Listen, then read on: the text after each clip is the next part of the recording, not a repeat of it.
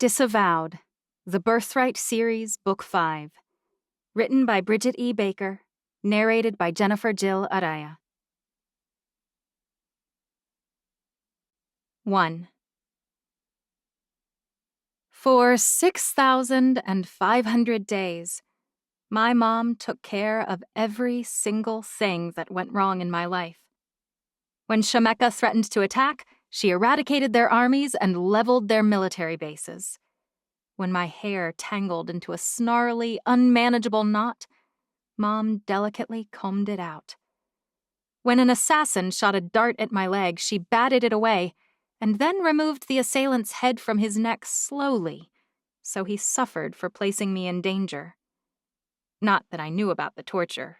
That would have distressed me. When I was hungry, Mom handed me a bag of goldfish.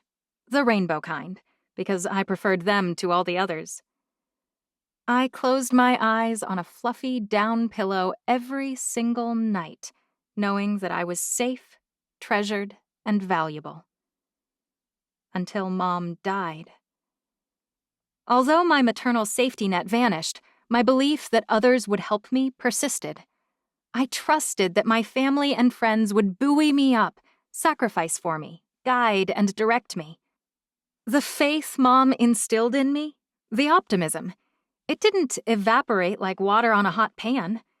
So I relied on my sisters, my friends, Mom's confidants, and on an ancient prophecy. I was a total chump. One of her allies poisoned Mom right here in our palace. That should have been enough to cure me of my desire to trust right there, but I hoped that he or she fled.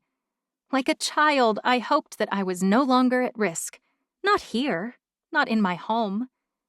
Thanks to my optimistic stupidity, the same villain abducted my older sister Melina right out from under my nose, after butchering every one of her guards. How can we have no idea who did this? I ask. Balthazar runs a hand through his hair. I can give you a list of who it isn't. A huge contingent of us weren't even on the island when this happened, and many more had only just returned.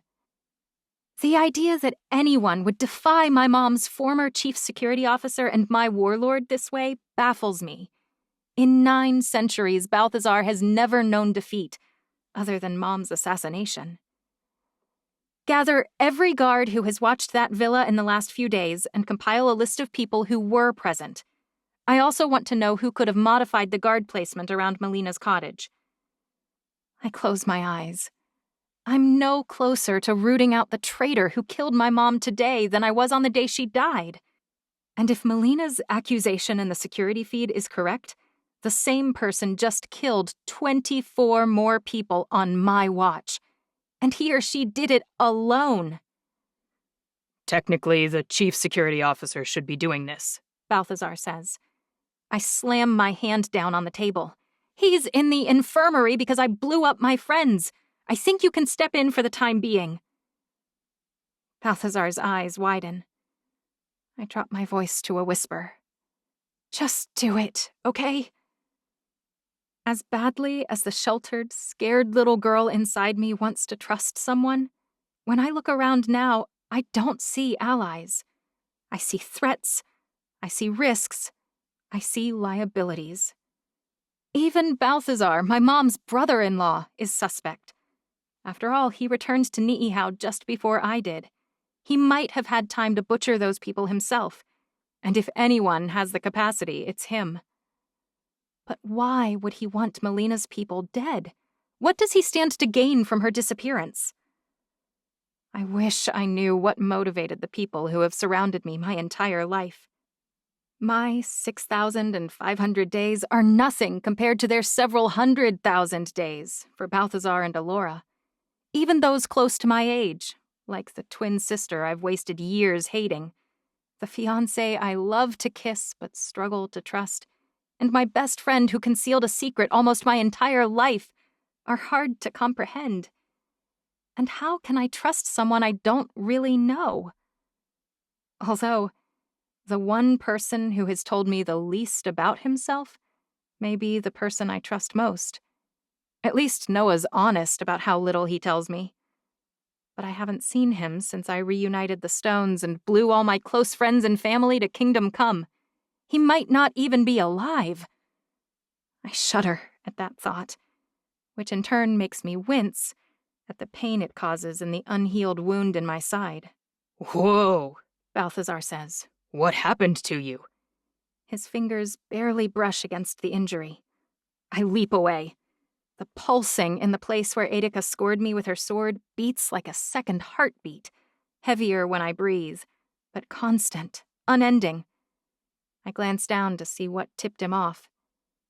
There's a hole through my shirt and my pants, showing the wound itself. Both things were completely fine when I flopped out of the ocean and onto the sand, because they kept clinging to the gash just above my hip. With a little effort, I don't grit my teeth when I cover it with my hand. My side is sticky with a mixture of blood and something else. It's no big deal. Wait. His eyes widen as he takes me in. You're still injured from the blast? Why hasn't it healed? I shake my head. It's not a big deal, I repeat. And it's not from the blast. When I was fighting Edika, she sliced me. There must have been something on her blade, or that's what Edom thinks. Edom! Balthazar bellows. That idiot is lying in bed in the infirmary while I do his job for him. Meanwhile, Job's hovering at his bedside for a little blunt force trauma to the head, and his queen is actively bleeding from a wound she received yesterday? It barely even hurts. As long as I don't breathe, or move, or think about it. And I meant to see Job about it immediately before... I gesture at the screen where we just watched my sister being hauled away by someone who is likely also Mom's killer. You just took a little break to destroy a chunk of the island first. He grunts. And then this load of bricks fell on your head. I get it. It's one thing after another lately. Well, now you've seen the video and you're headed straight to the infirmary. Balthazar takes my forearm in his hand. March, Missy. He tugs me out of security headquarters and into the main hallway. The motherless who found me on the beach straighten up and fall into step behind us. I practically stumble along behind him, my feet pumping to keep up with his much longer stride. You should have told me right away, Balthazar says. Your health always comes first. Compared to the 24 people who just lost their heads, this really isn't that big of a deal, I say. Edika doused her blade in some kind of poison that prevents blood from clotting, probably. Balthazar's head ducks lower, his voice low in my ear. It has been quite some time. No matter what she used, it should have healed. And I'm guessing by the look on your face, the holes in your clothing are new. He's right, but I can't handle any more terrifying admissions right now. Are you okay to walk? I yank my arm away. I'm perfectly fine, and I won't have you creating some kind of panic. Your Majesty. Frederick jogs down the hall, the motherless parting like curtains welcoming the morning sun. Frederick, I say, good to see you. Except, I can't help wondering whether he might be Nereus.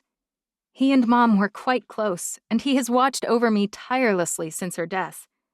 But what if he killed her and this whole devoted act is just a cover-up? He certainly could have poisoned Mom. He had access. He also remained behind on Ni'ihau while I flew to Europe. And 3 minutes ago, I was suspicious of Balthazar. Frederick frowns. Because I'm standing like a statue in the hallway, glancing from Frederick to Balthazar and back again. We're going to the infirmary to check on Edom, I say, silently pleading with Balthazar to concur. Right. The security chief needs to be up and running, Balthazar says. Of course. Frederick motions me forward and falls into step beside me, but on the opposite side of Balthazar. Oh, good. My entourage is growing. I'll be fine in my own palace. But even I don't believe that lie. Mom, then Melina? Who's next? We're simply happy you've returned triumphant, Frederick says with a smile. Lorena wanted me to let you know that Gregor will be visiting your room shortly to find out what kind of setting you'd like for the stones. I hear the two of them have merged into one? I nod tightly. That's correct. Tell him I'll return there as soon as possible. Frederick bows. I'll leave you in Balthazar's care then. He turns to face the 6 motherless trailing me. Hayden, Porter, you two will report to Robert immediately. He'll dispatch the proper attendants per the schedule. The rest of you will stay with her until the assigned guards arrive. I appreciate your help until we've properly integrated her return. As impatient as I am, I do appreciate that he's paying attention to details. They might keep me alive, if I can figure out what's wrong with me. Edom's voice carries so well that I hear him several yards before we walk through the door to the infirmary. As usual, he's strong and confident. But abnormally, he's also acutely irritated. You can't keep me here, Edom says. I need to find Chancery. She's with Balthazar, Job says, with almost no inflection in his voice, as if he's said the same thing 100 times. She's fine, and I'm almost done with my final check. You sustained a pretty severe... Actually, she's not fine, Balthazar says. And that idiot should have been telling you that. Edom's eyes meet mine, and my heart flips. You're not fine? His brow furrows. The poisoned blade? Job chokes. What's this about poison? He's probably a little gun-shy about it, what with Mom being poisoned. We don't know what's wrong, exactly, I say. Edom stands up, brushing Job away. It's still not better? I shake my head. Edom crosses the room in a few steps, sliding effortlessly past Balthazar and sweeps me upward. His arms slide under my back and knees, and he carries me to the bed he just vacated. Something on Aedica's blade has prevented Chancery from healing. His steady hands carefully shift the edge of my shirt that I tugged down out of the way, pausing when he notices the hole in my shirt and pants. What happened here? He leans closer, his eyes intent. Job clears his throat. Unless you've been studying Evian anatomy in your free time instead of, say, lifting weights, I think I might be better qualified to figure this one out. Edom startles. Right. He steps to the left, allowing Job to examine me, but staying close enough to touch me. His fingers brush my cheekbone. I'm sorry. I'm not sure why he could possibly be apologizing. Yeah, Balthazar says. You're both so terribly in love, blah, blah. If you have this in hand, Job, I'm going to return to the security office and start doing this lovesick puppy's job. He points at the motherless. You 4 wait outside. They jump and file out in front of him. Edom doesn't even huff when his former boss leaves. I'm proud of him for ignoring first Job's and now Balthazar's jabs. What does he mean, doing your job? Job asks. I shake my head. Let's just say there's been a lot going on, and I need to catch Edom up on some things. Job prods at something, and my insides contract. Ouch, I say. Careful. He shakes his head. I've never seen anything like this. It happened yesterday, right? I nod. It should have healed. I'm going to need a few samples. I sigh. That's fine. Do a better job than you did with her mother. Edom's voice practically bristles. Job frowns. This is a topical injury. Inara ingested something that caused her harm. Potato. Figure out what it is and fix it, Edom says. Are we going to have a problem? Job asks. Edom laughs then. I'm sorry. I get snarly when she's hurt, apparently. He squeezes my hand. I'll try to be less hostile. It's kind of your default setting, I say. Edom smiles. I suppose it is. That's okay, I say. You're kind of hot when you're prickly. Actually, he's hot all the time, but I'm not about to say that in front of Job. From what I hear, you two haven't even set a date yet. It's easy to get ahead of yourself when you're young and in love, so maybe simmer down a little. Since he's the only physician for the Alameca royal family, he'd be the first to know if I got pregnant, which I definitely do not have planned for a while. I open my mouth to tell him not to worry, when it hits me. I've been focused on who might have known about Mom transferring the throne to me, and I've contemplated who might have been upset about my reaction to the stone. But I've been ignoring a huge clue. Job crosses the room with a small set of tweezers, a needle, and several specimen containers. I'm going to have to take a few samples. It won't be comfortable. It's fine, I say. Go ahead. He's right. It's not fun. But it's nothing to a stab, slice, or whack with a sword, and that's standard fare for me. After he closes the last container and sets it on the counter, I pounce. Job, Mom was pregnant when she died. He turns toward me slowly. And I know you did the autopsy. Okay. But I don't recall ever seeing a report on the identity of the father. Job's mouth drops open. And for the first time, I wonder whether it's him. Can you tell me who it is? He shakes his head. I don't know. How can you not know? Wouldn't you have identified paternity of the child, if only to notify the father? If he knew she was pregnant, he says, he'd have known the baby perished with the mother. And if he didn't know, it's because she hadn't told him. I prefer not to violate her trust by disclosing anything she wouldn't want shared. But I need to know. What if that had to do with her murder? His eyes widen further. Why didn't we look into this sooner? Edom asks. I shake my head. There's been a lot going on, but I should have thought of it before. I feel terrible that Mom's investigation has taken the back burner to this stupid prophecy. Your mother didn't think the prophecy was stupid. She changed her airship because of it. I'm positive. And Job is the one who told me about her last words, reinforcing her actions with the airship documents and selecting me over Judica. But what if Job didn't test Mom's baby because he already knew it was his? I shake my head. I hate to do this, but we're going to need to— I'm not entirely sure that a test will reveal the paternity at this point, Job says. But even if there's enough tissue from the small fetus left to test, we would also need to have the father's DNA on file, or we won't be able to identify a match. I'll make every single person on the entire island submit to a DNA test if that's what it takes, I say, because I will have my answers. Patience and lax investigation may have cost me another family member. I'm done waiting and hoping like a dope. Job nods. Let me send these samples off to be analyzed. I have a few ideas, but I need answers on this ASAP. He steps out of the room and I hear him talking to his apprentice, Tristan. Could he be putting me off? Delaying to make time to plan a way out of the paternity test? My nostrils flare. Job as Mom's secret boyfriend? Could it be? When he steps back inside, he motions for me to get up. No time like the present. Let's go down to the family crypt. Or maybe he's not delaying.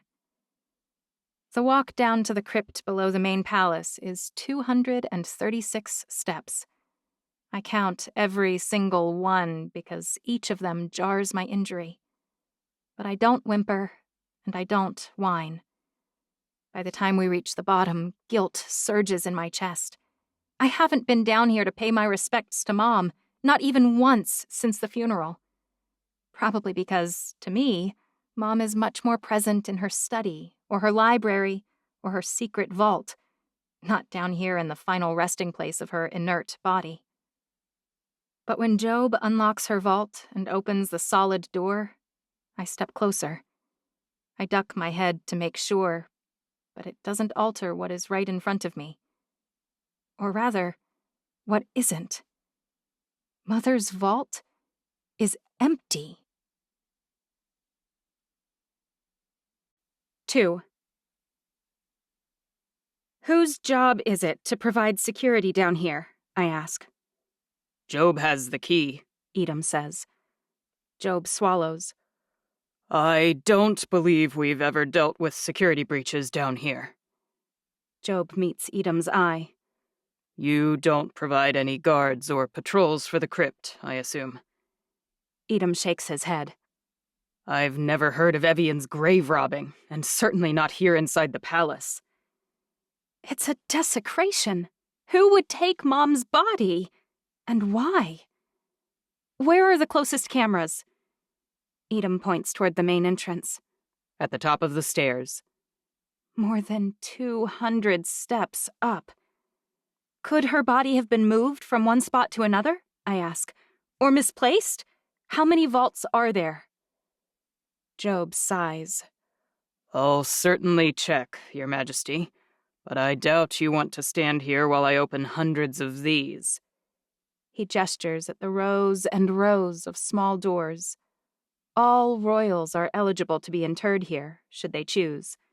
Many of them want to be placed alongside the monarchs of Alameka, which means there are a lot of vaults to open. It's certainly worth a look, however. If I were trying to hide the body, moving it into another vault, especially an occupied one, would be the simplest way to do that. The wound in my side throbs. No, I don't, or at least not right this minute. Edom puts a hand on my shoulder. You both have other things to deal with that may be more pressing. Job's eyes dart to my injury. Locating your mother's body will be my top priority, the second we've solved your persistent injury, Your Majesty. Certainly your present health is more urgent. When Job closes Mom's vault, it clangs with an eerie echo. Also, he drops his voice to a whisper, as if the dead might be listening. I think we need to assume that Inara wasn't misplaced. I think this makes it much more likely that the identity of the father of her child might be linked to her death. A chill runs down my spine. Other than our quest to identify the paternity of her baby, why would we come looking for the body again? Nereus, or someone else, knows the paternity, and they're working against us. It could be Job, who would have had an easy time moving Mom's body since he has all the keys. The fact that he didn't think about pulling a sample to determine the father of Mom's baby when she was murdered seems negligent at best, guilty at worst. He and Mom were close. He could be the father, in which case I shouldn't allow him to conduct the search, and he certainly can't be allowed to look through any of these vaults alone. Although, most anyone could have worked around the lack of a key. I squat down and look at the keyhole, searching for scratches or any indication it has been tampered with, the motion tugging on the wound in my hip painfully.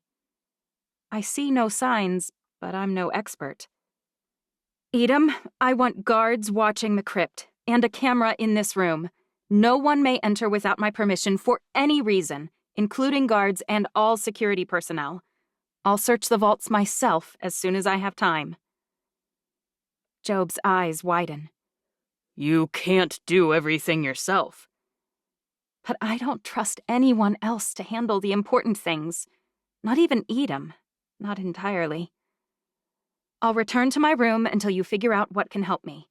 While I'm waiting, I'll focus on a problem I can fix, securely mounting this new stone. You don't trust me. Job blinks. You think I moved Inora's body. I fold my arms. You might be the father of her baby for all I know. Job's face hardens. I'm sorry you think I might hide information from you like that, but I understand. I march up the stairs, Job and Edom on my heels, each step sending a stabbing pain into my side.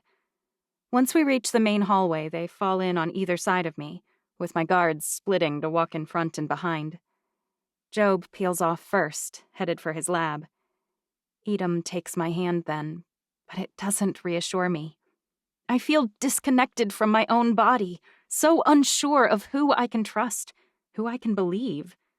Unsure even of my own feelings.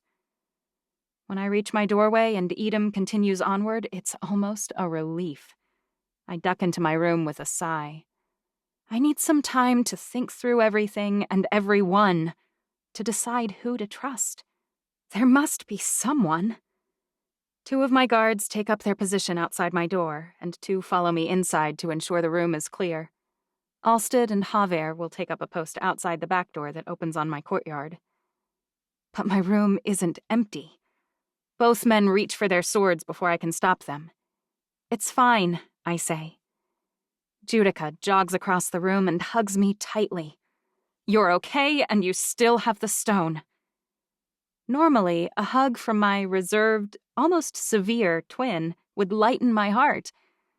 But today, pain lances from my hip down my thigh, and I bite down on a groan. "What's wrong?" Judica pulls back. "Are you hurt?" I wave the guards through the back door before I shake my head. Not really, just an injury from Edica that hasn't quite cleared up yet. Judica's brow furrows. "From Edica?" "She coated her sword with something. Maybe I should call Moses."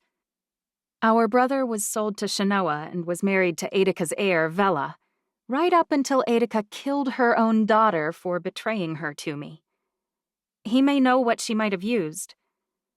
I pick up the phone in my room and dial. While I wait for him to answer, I explain. Even if Moses knows nothing, Job's looking into it. I'm sure he'll have an answer on what's delaying my healing soon. My call goes to voicemail, probably because it's the middle of the night there.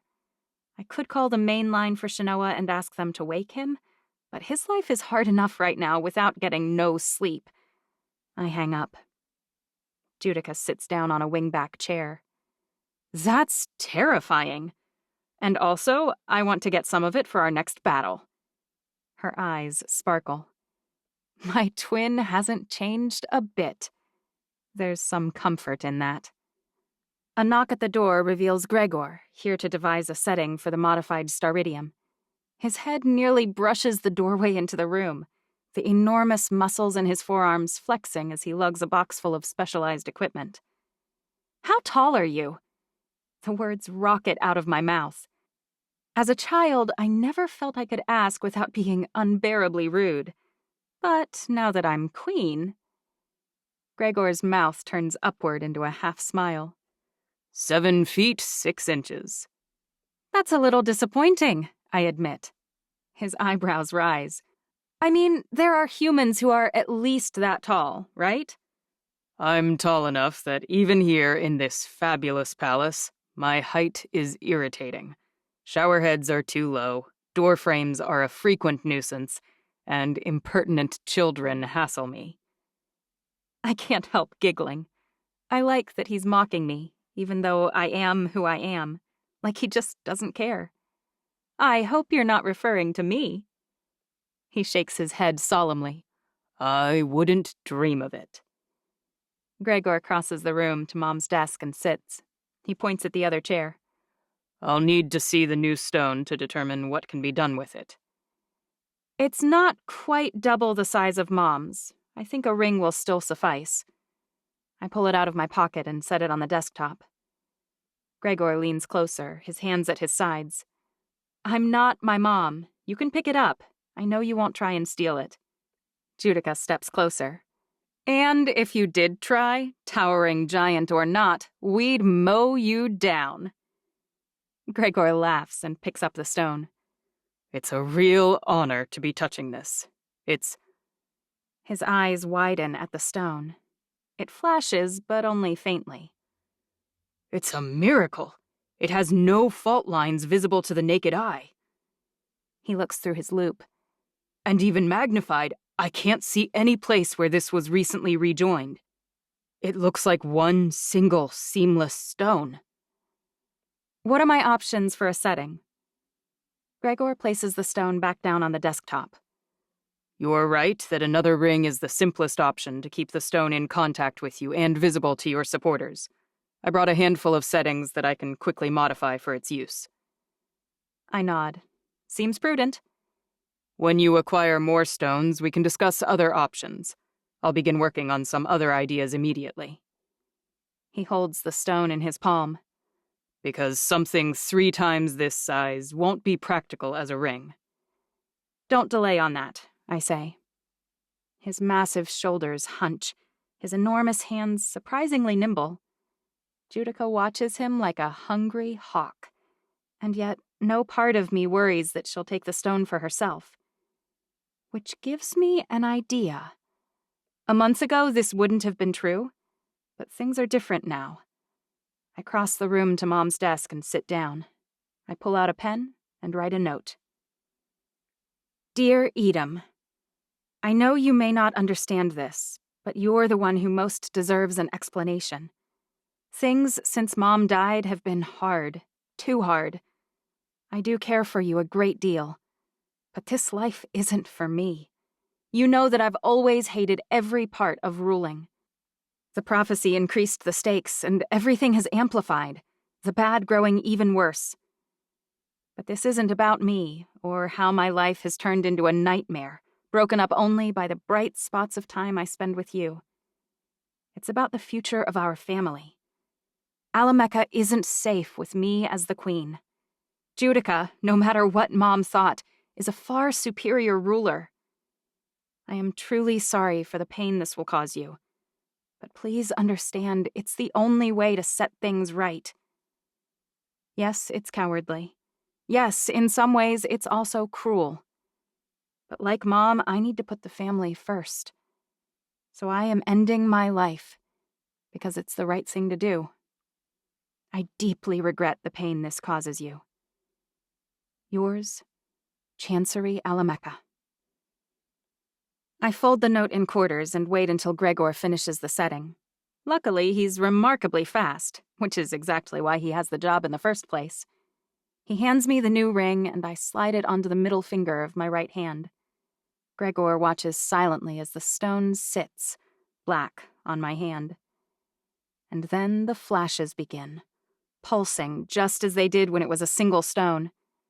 2 separate wells in my brain begin to fill, the power trickling into each of them at disparate speeds. Thank you, Gregor. You have done a beautiful job, as ever. Your service is appreciated. He bows out, and I waste no time before crossing the room and handing the note to Judica. She glances over it, her eyes widening, and leaps to her feet. What's wrong with you? Is this supposed to be funny? I shake my head. I've realized something in the past few hours. Since Mom died, it feels like I've faced one urgent obstacle after another. I've had no time to really focus on her killer, pressed as I have been with other issues. But that failure of justice has proven to be much more critical than I hoped it would be. Her killer has a plan, something we don't yet comprehend, at least not fully. Because we don't understand it, we can't predict it. It's assuredly someone, or more than one person, who's very close to me. He or she moves freely among the palace, has security clearance, is adept and clever and dangerous. It's someone I'm too blind to have caught. Judica swallows. Which means that I suspect every single person in my inner circle. Her eyelids flutter, because she understands that I suspect her, too. But I can't operate. I can't possibly succeed, not if I suspect everyone I rely upon. I must have allies. I must have family I believe in, and friends, too. I can't do this alone. So I need to take a leap, and then place someone in charge of ferreting out the information I need. Mom had a lifetime to develop relationships and contacts. I didn't even try until a few weeks ago, and now I don't have time to spare. In my heart of hearts, I think I was wrong about you the day she died. I think you loved Mom too, and I don't believe you had a hand in her death. I sit on the edge of Mom's bed and pat the spot next to me. She sits. I'm sorry, Judica, for accusing you, for driving the initial wedge between us when she died. Judica shakes her head. I was mad with grief and beyond sense with jealousy. As I would have been in your place. I fold my hand over hers, smashing the letter inside her fingers. This is your chance. I must trust someone to always be with me, to be on my side 100% honest. I want that to be you. You understand me, and you knew Mom, so I've given you a get-out-of-jail-free card. It's hard for an Evian to commit suicide, but it can be done. Poison, explosion, carefully prepared beheading. If you want to kill me, you can. In some ways, it would be a relief, and you could step into the role you've prepared your whole life to fill. Judica crumples the letter. You're ridiculous. I can't kill you right now. No one would believe this handwritten note. And if I was the one working against you, I'd wait to move until you had gathered all the stones. That makes my failure to take this... what did you call it? A get out of jail... It's from a human game Lark and I used to... I shake my head. Never mind. Then I'll offer this instead.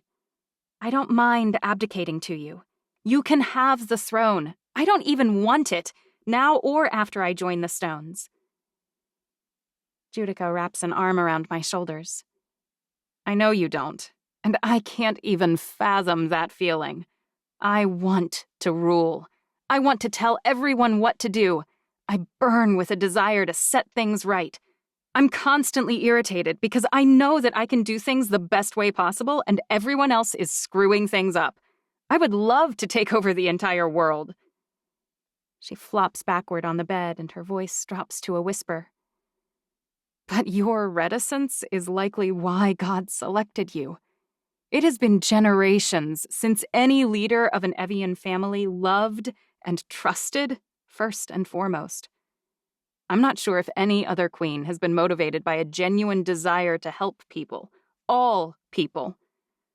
And perhaps he placed me here with you by design as well, to watch your back. Mom thought so. Well, she was a very smart lady. Judica bites her lip and blinks repeatedly. I miss her too. Desperately. Judica sits up and clenches her hands by her thighs, my dumb letter dropping to the floor. I don't need your jail card, and I don't need to kill you or have you abdicate so I can take the throne. I've learned a lot about myself in the past month. I'm so proud of you, Chancy. She clears her throat. And you can trust me, because I know I can trust you. Any other monarch, mother included, would have ordered me to take Melisania's deal the second she offered it. I'll have 100 years with Roman, if I even want them all, and then I can do my duty to the family. It's a small price to pay for peace. My hand in marriage, in exchange for you ruling another family? She clears her throat. But you have always worried about the people you love.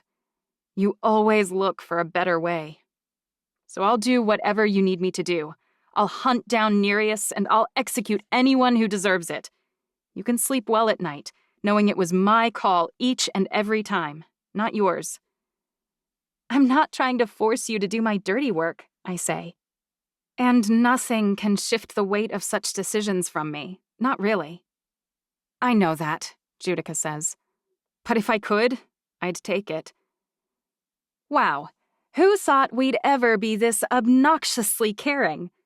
I punch her arm. I mean, the last time we shared breakfast, you stabbed my hand with your fork. You were unbelievably smug, Judica says. You deserved it. She might even be right.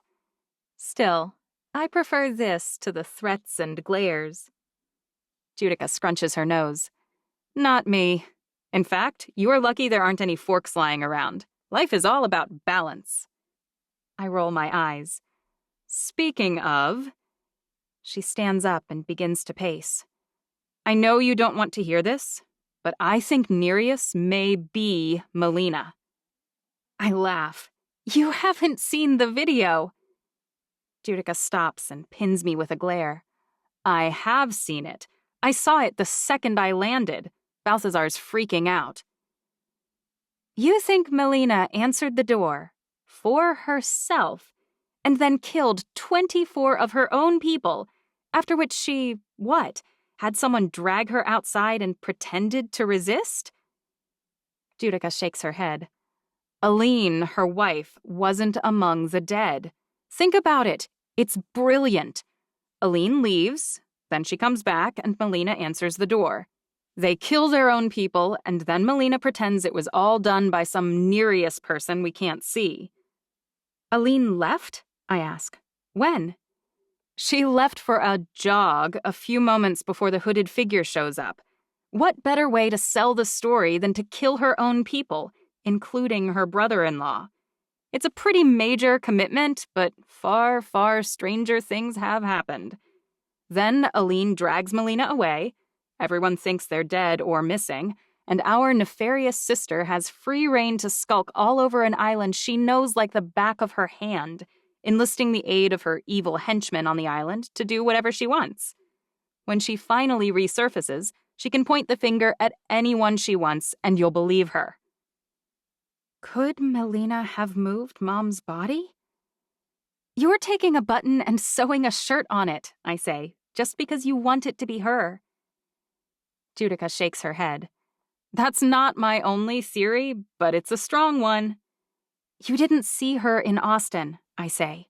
She cares about her brother-in-law and her people. She wasn't desperate. I was meeting with her when I returned.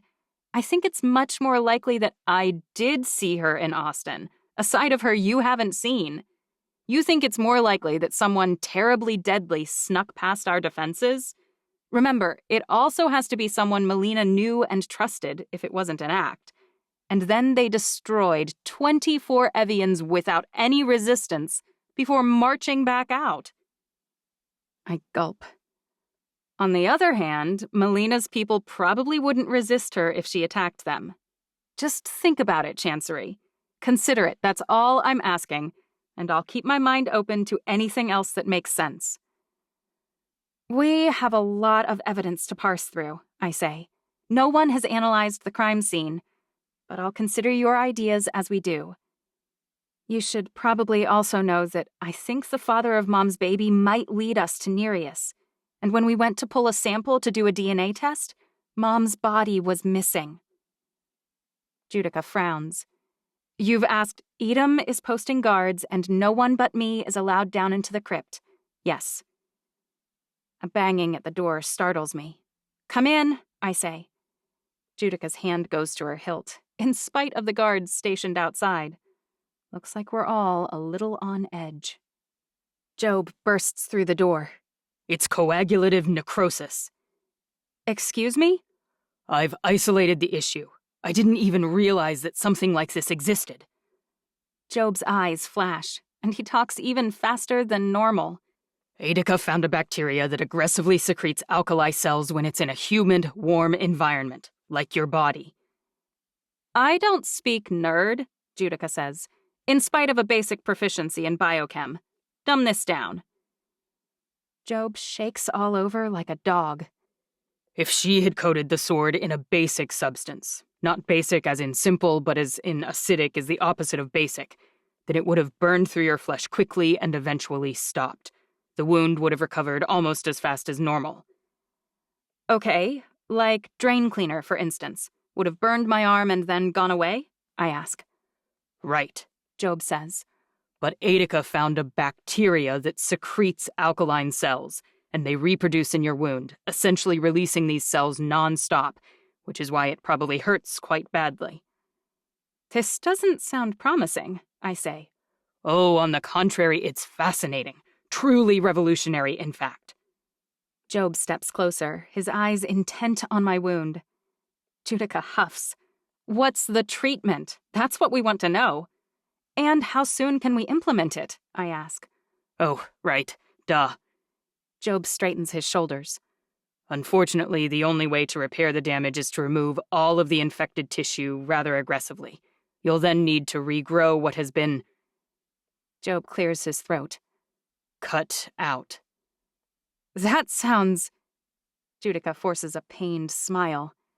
Absolutely awful. I would strongly recommend that Your Majesty allow me to put you into a medically induced coma for this procedure, and we shouldn't delay. The longer we wait, the further the bacteria will burrow. I think about the time I cut off my own nose and shudder. A coma sounds better than simply biting my lip while Job saws on the side of my body. I'll need someone I trust absolutely by my side to watch over me during the coma. Job certainly isn't that person. I sent for Edom, Job says. I figured you'd want him. As if on cue, my fiancé flies through the door, his eyes wide. Balthazar says Job needs to put you into a coma? I nod. Job just explained that to me, but you have a lot to do. Melina is missing, and apparently Aline, too. I shouldn't keep you from that search. Also, I hope Balthazar conveyed that locating Noah is a top priority. Edom steps closer. Troops are searching for them right now, but you're my priority always. Guarding my physical body isn't as important as making sure the entire palace is safe. I'll take Judica with me. She's more than capable of ensuring no one stabs me while I take a forced nap. Edom's eyes betray the truth. I trust Judica more than him, and he knows it. And, while we're discussing tasks, I need you to issue and begin execution of a new decree. Every citizen of Alameka will be required to provide a sample of their DNA. It can be provided any time during the course of the next week. I'll be forming a database so that we can determine who may be involved in recent criminal events. Submission to this testing isn't optional. Anyone who objects or stands in the way of the collection will be arrested. And along the same lines, Judica has another title to add to her growing list. She's my new Inquisitor, with the attendant power to follow any and all leads to Mom's murder and Melina's disappearance in my name. Edom doesn't argue. He simply bows and exits. His lack of any objection tells me he knows that I could only choose one person for this task, the person I trust most. And it's not him. 3.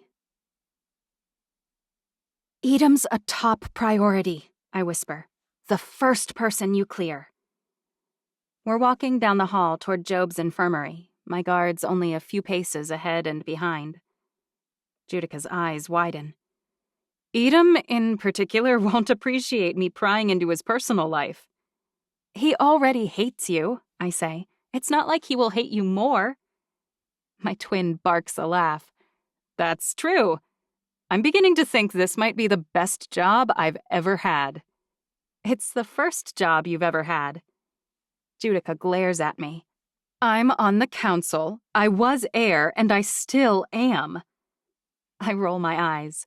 Fine, you're highly experienced for this brand new position which has never before existed. The idea of having the power to do whatever I need to do in order to locate information with zero concern about upsetting people for the first time in my life? I choke. You were concerned about upsetting people before? Because I did not see that. If pre-Mom's death Judica was considering public relations ramifications, I wonder what an off-the-leash Judica will look like. Try not to get too carried away. We don't want people gunning to take us both out.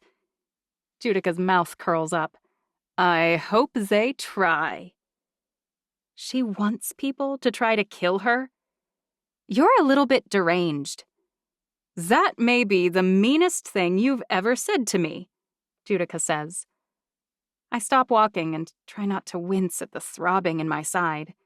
It's probably all in my head, but now that Job told me what's going on, I can feel bugs burrowing into my flesh. I was kidding. She beams. Only a little bit deranged? So she knew it was a joke. I slug her arm, which pulls on my side painfully. Fine, you're exceptionally deranged, as you're exceptional at all your endeavors. We finally reach the door to the infirmary. The front two guards assume a position on either side of the door, and I reach for the handle. Wait, Judica says softly. What? Her eyes are wide, and she blinks once, twice, a third time. Is Judica nervous about something? What's wrong? Are you sure you trust Job? She swallows. I can keep you safe. She looks over her shoulder quickly. Against most anyone. But he's going to be using some kind of drugs to put you under, and... I think of Job's concern for Mom. I replay every interaction we've had over the years. He's been a part of my life for 18 years, and he's never failed me. But Mom was poisoned on his watch, and now her body is missing. He's about to remove a huge chunk of my body to eliminate the foreign bacteria or whatever it is that's excreting the caustic agent that's harming me. But he's the only one who says that it even exists. Could he be making it up? Could he be Nereus? I want to take the simpler way, the pain-free way. Heaven already knows exactly how much pain I've endured. But I have obligations. I can't take the risk. Judica's right. I open the door and walk through. You can ask him to test whatever he's using on me first, one of the guards says from behind me. I turn back and meet Javer's eye. My job is your safety, he says. If I can provide that in any way, I'll do it. I don't want you suffering when I might prevent it. Let him put me to sleep and bring me back, and then Judica can ensure that he uses the same thing on you. I think about the web of people on whom I rely. Job stands up and walks toward us. I will make this as quick as I possibly can. We need to get you back up to 100% health. I swallow and meet Job's eyes. Not everyone is working against me. Not everyone has betrayed me. The reason I chose Judica was so that I could do what needed to be done without wallowing, and without constantly looking over my shoulder.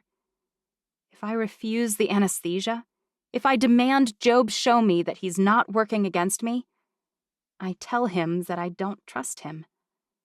And I can't live my life in constant fear. That's the reason I delegated the job of distrust to Judica. I'm not that person. I'm not someone who questions everyone and everything. I see the good. It's who I am, for better or worse. Job came to me after Mom died, and he told me her last words. I will believe he is as good as he seems to be, until Judica proves otherwise. I'm ready. I shake my head slightly at Javer, and when Judica opens her mouth to argue, I quickly catch her eye and do it again. Judica will root out the traitors, but until she does, I will trust my support system to do their jobs. Let's do it! I cross the room to the bed he has set up in the center. The tall metal stand next to it has 2 bags of fluid hung on it, tubes dangling from each. Humans are regularly put on IV drips, Job says. But your body will require a far higher dose than a human's would to keep you under. Luckily, this isn't the first time we've needed to sedate an Evian, so the numbers for this are pretty well established based on your weight. He points at a scale. I dutifully stand while Tristan tinkers with the top of the scale to assess my weight. Why don't we have digital scales? Job shrugs. I prefer to use the old school ones. Power goes out, equipment malfunctions, but the weights always work. Fair enough. Judica hovers next to me. I'm almost surprised she's not wringing her hands. You were just trying to see my weight, I joke. She inhales quickly. Not at all. She frowns. But you weigh less than I expected. Gee, thanks. We'll have to work on her sense of humor. Good to know. I'll talk to Edom about modifying your weight training to increase muscle capacity. Perhaps that can be a segue into the questions and investigation you tasked me to complete. Oh my goodness, she's serious. We can discuss it afterward. Are you ready? Job asks. I climb onto the bed and lie down. He takes my arm and shifts it slightly before plunging a small needle into a vein on the inside of my elbow. He tapes it down carefully. I'm going to begin the flow of a medicine in your arm that will put you to sleep. You may be confused or disoriented at first, since you're accustomed to being in complete control of your body. Rest assured that you're in good hands, and Judica and I will take good care of you. I hope he's right. I hope his are good hands. He pushes on a small clamp wheel on the tubing, and cold liquid flows into my arm. I sit up, and Job shakes his head and gently presses me back. The medicine is strong and will work quickly. Please sit back for me. I'll need to place a tube down your throat once it takes effect so that you won't stop breathing during the procedure. It's not pleasant, so I'd rather do it once you're asleep. Okay. Job leans closer. You should be out by the time I count to. His words grow fuzzy, and I blink. But the room still darkens. And then, nothing. It feels as if only seconds have passed when I awaken. But the room looks entirely different. Judica isn't around, and neither is Job. Edom stands at my side. I clear my throat and shift in the bed. I realize his strong hand is in mine, our fingers interlaced. Why are you— Men are out looking for Noah, Edom says. Judica's forcing everyone to submit to a DNA test, but she cleared me first and assigned me to keep an eye on you while you recover. I sit up abruptly and yank the tube out of my arm. Why was that still in? Job said extra fluids and nutrients would help your body heal more quickly. I pull my hand out of his and press my fingers to my side. Nothing but smooth skin. I collapse back against the pillows on the bed with relief. It worked! Edom smiles large enough to create dimples on both sides of his mouth. I slide my hand back into his and squeeze. I have been counting the seconds until you woke up, watching as your body incrementally regenerated. He shakes his head. There was something almost soothing about it, an Evian body at work. But even so, let's agree never to do this again. Totally. I smile this time. Did you know Job kept the parts of you he removed? Edom's breathing hitches. He wants to recreate those little beasties. Says it would be a good line of defense in battle. Sneaky and underhanded, I say. No, thank you. I'll make him dispose of them. I told him that already, and he said he would at least need to work up a better solution, in case anyone else pursues the same biotech. I sigh. Being a scientist must be horrible. Edom shrugs. He chose it. He did? My eyebrows lift. When? Job was your mother's executioner for 6 centuries, the best she'd ever had. You didn't know that? Evian executioners don't simply axe traitors. They're frequently sent to locate and return with the sentenced individual first. It's a respected and demanding job, but I doubt if it's a very sought-after one. I had no idea. He hated it, but Inara needed him. I don't know the details, but I know he finally did something for her that was hard enough that she released him and allowed him to pursue the scientific studies he always preferred. But he's got quite a talent for finding people, and for thinking like a villain to do it. So many things I don't know, even for the people I know well. At least I wasn't wrong to trust him to heal me, apparently. I swing my legs off the bed and stand. Not a twitch, not a twinge. I'm as good as new. You know, Edom says, there's no reason for us to be in such a hurry. My heart speeds up. I've reworked the guard rotation. I've got men looking for Noah. Judica's doing her job. You mentioned that. Guards are watching the catacombs. He steps closer and I sit down again.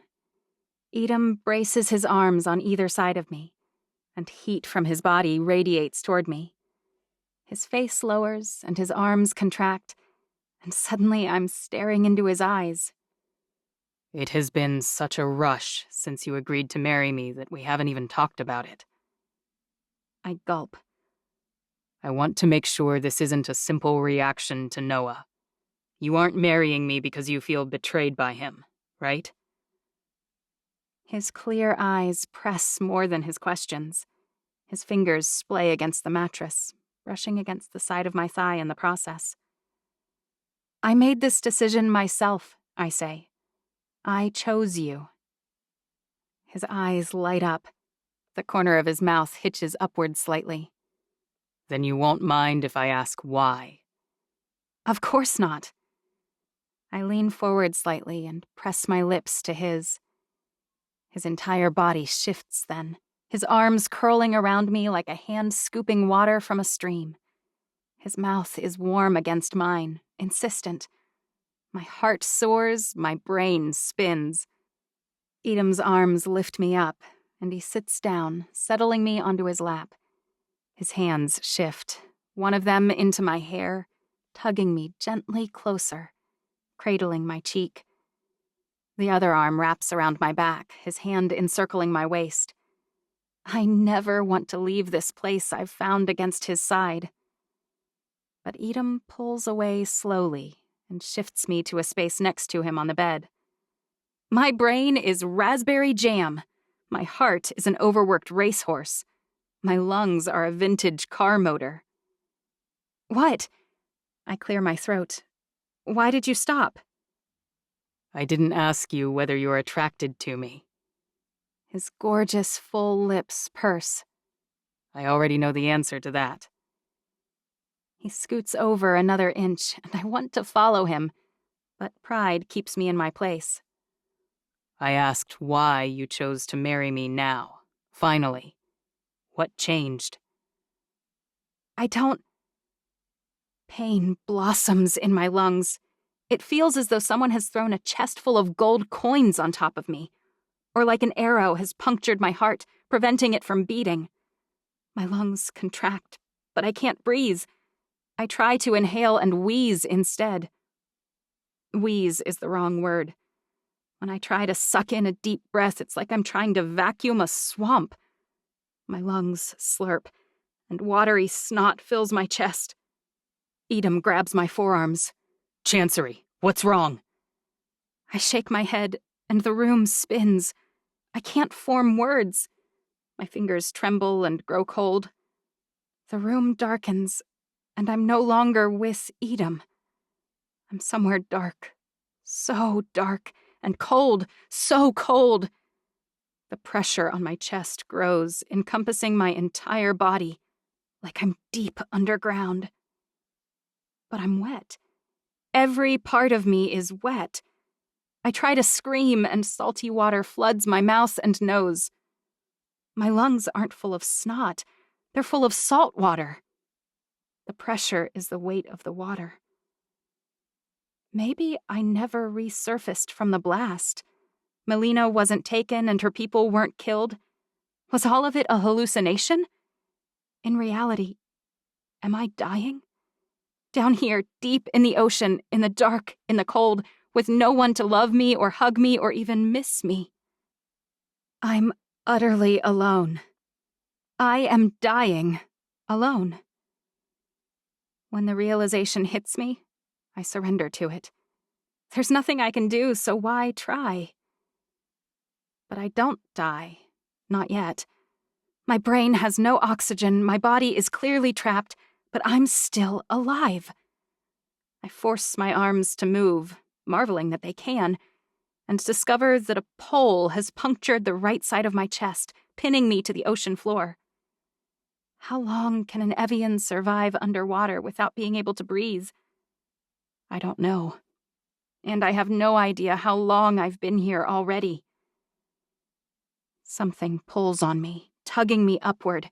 I'm being saved. Someone has come for me. As I float toward the surface, the pressure lessens. The pain abates. No, don't leave me. Don't leave me alone. I'm sorry, so sorry. As I'm pulled upward, I realize the plea is distinct from my own thoughts. It's distinct from my mind and desires. And then light slaps me in the face. Bright, blinding light. Sounds, so many, many sounds. People saying my name. I expect ocean waves and sand and the setting rays of the sun. Should she be this groggy? Judica asks. Maybe we should have waited until everything had regrown. As if her words call it into being, fire burns along my side, where Edica's monstrous little bacteria were eating at me. My hands spasm, curling into fists, my nails biting into my palms. but eventually I regain control and bring them against my side. A huge chunk of my body is missing. Her major organs have regrown and are intact, and the rest will heal up faster once she can eat and focus on healing them, Job says. My mind spins out, stray thoughts spraying the walls of my skull. Edom and our conversation, being trapped underwater, the panic, the dread, and then this agony. What's going on? Where are we? I groan. Job reaches behind me and shifts the bed, lifting the top of it and raising me 8 inches. I blink and look around. I'm in the infirmary, just where I was when he stuck the tube in my arm. You did the procedure? Of course I did, Job says. And it went as well as we could have hoped. I had to remove more of you. Judica coughs. Doesn't matter. It's all healed, and once the muscle and skin of your side has regrown, you'll be as good as new.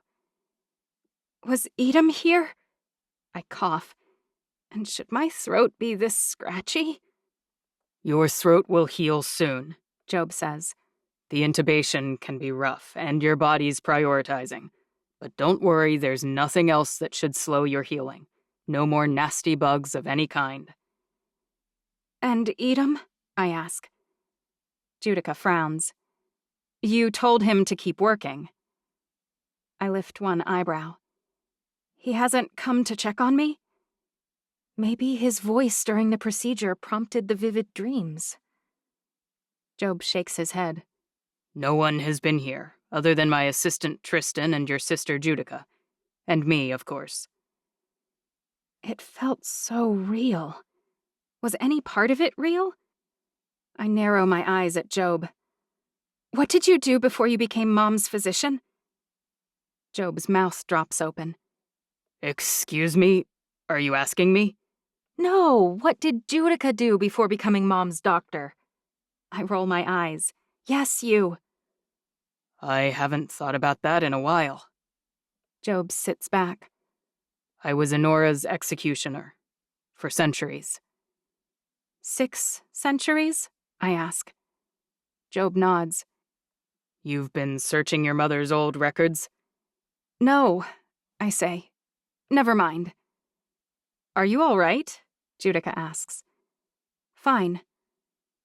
I sit up the rest of the way and focus all my attention on the wound in my side. The wound that didn't bother me in the slightest while I slept in Job's medical coma. It takes several agonizing minutes, but the skin regrows and all evidence of the ongoing misery disappears. I can't even imagine being human and taking weeks and weeks to recover from a simple slice or break. My side now looks exactly as it did in my dream, when Edom was at my side, asking me uncomfortable questions. About Noah. Has anyone found Noah? I ask, while I've been asleep. Job shrugs. We haven't heard anything. How long did this take? Job stands. No more than an hour, from when we put you under until now. I swing my legs off the bed and yank my poor, devastated, hole-ridden shirt down over my healed torso. You should probably incinerate that shirt immediately, Job says. It probably can't do you any harm. Without an open wound, I doubt the bacteria can reproduce. But you never know. Right. I will. I walk toward the door, Judica following quietly. Before I leave, I spin on my heel. How long could an Evian last on the bottom of the ocean? Let's assume they're deep, like way down where it's very, very cold and the pressure on their body was significant. Job's eyes widen. Why? I shrug. Do you know? He grunts. Not precisely. We certainly haven't tested it. But I've heard reports of recoveries after considerable time without oxygen, when the body is kept cool enough. So the temperature might actually help extend life. Don't leave me. I'm sorry. Noah isn't the only person who owes me a major apology, but he's missing, And something about that plea made me think of him. I can't explain it, but it sounded like him. Noah may be stuck on the bottom of the ocean. I open the door. And if he is, I mean to find him before it's too late. 4. You think he's on the bottom of the ocean? Balthazar's voice isn't incredulous. He doesn't raise his eyebrows. He doesn't even tilt his head. But his eyes dart toward Edom's, and I know. He thinks I've lost touch with reality. I don't even blame him. If I hadn't had that vivid... dream doesn't seem like the right word. Vision? I wouldn't believe me either.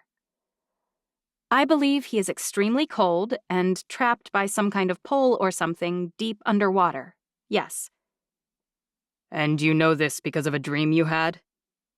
Edom shows not a scintilla of the frustration he must feel. I exhale.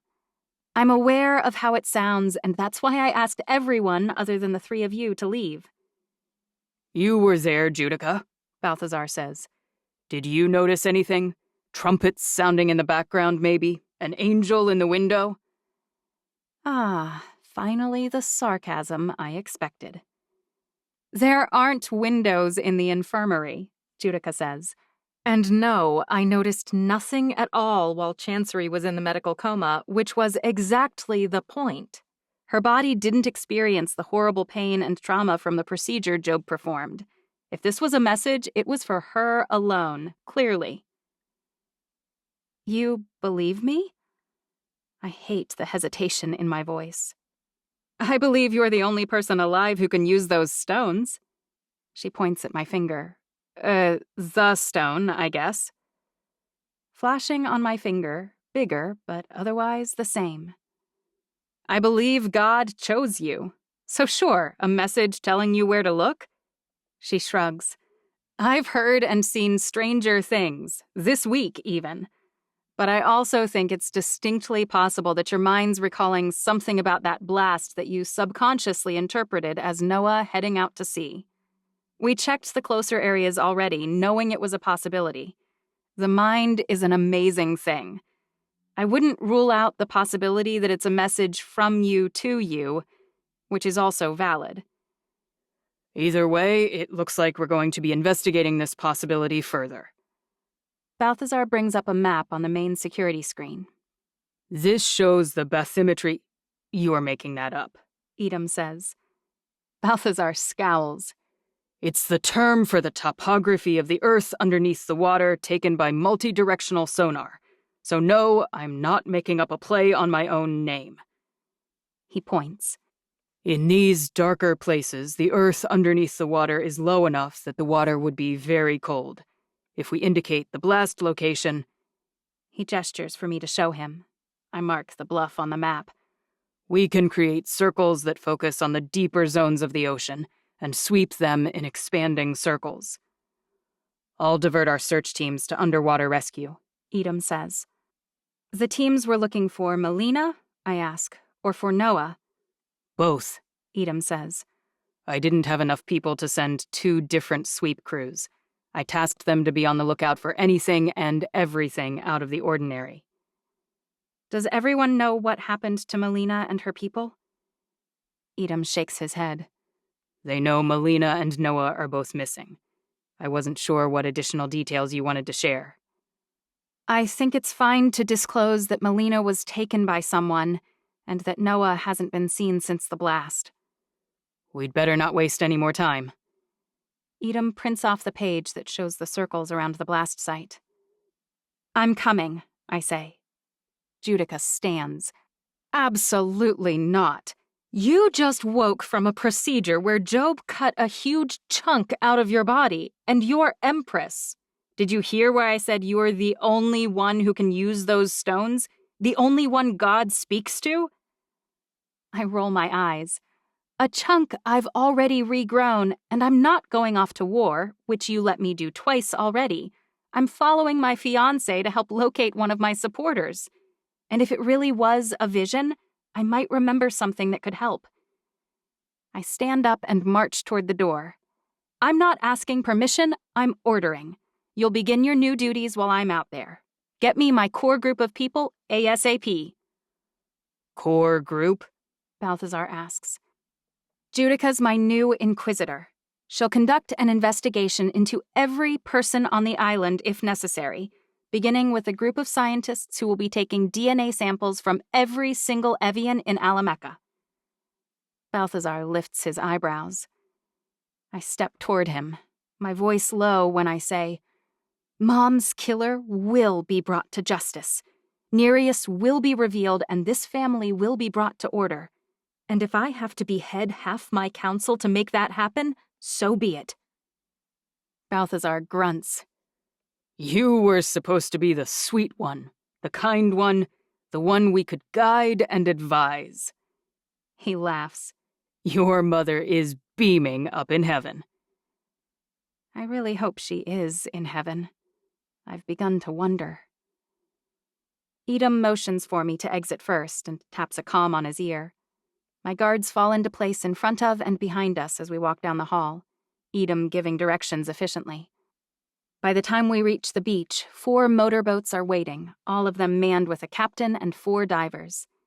Edom and I climb into one, and he raises his voice and says, 4 boats to handle the 4 quarters I've divided. We will start at the closest spot and work out in uniform sweeps. You've each been given the largest underwater lamps we have. You have gear for me? I ask. Edom frowns.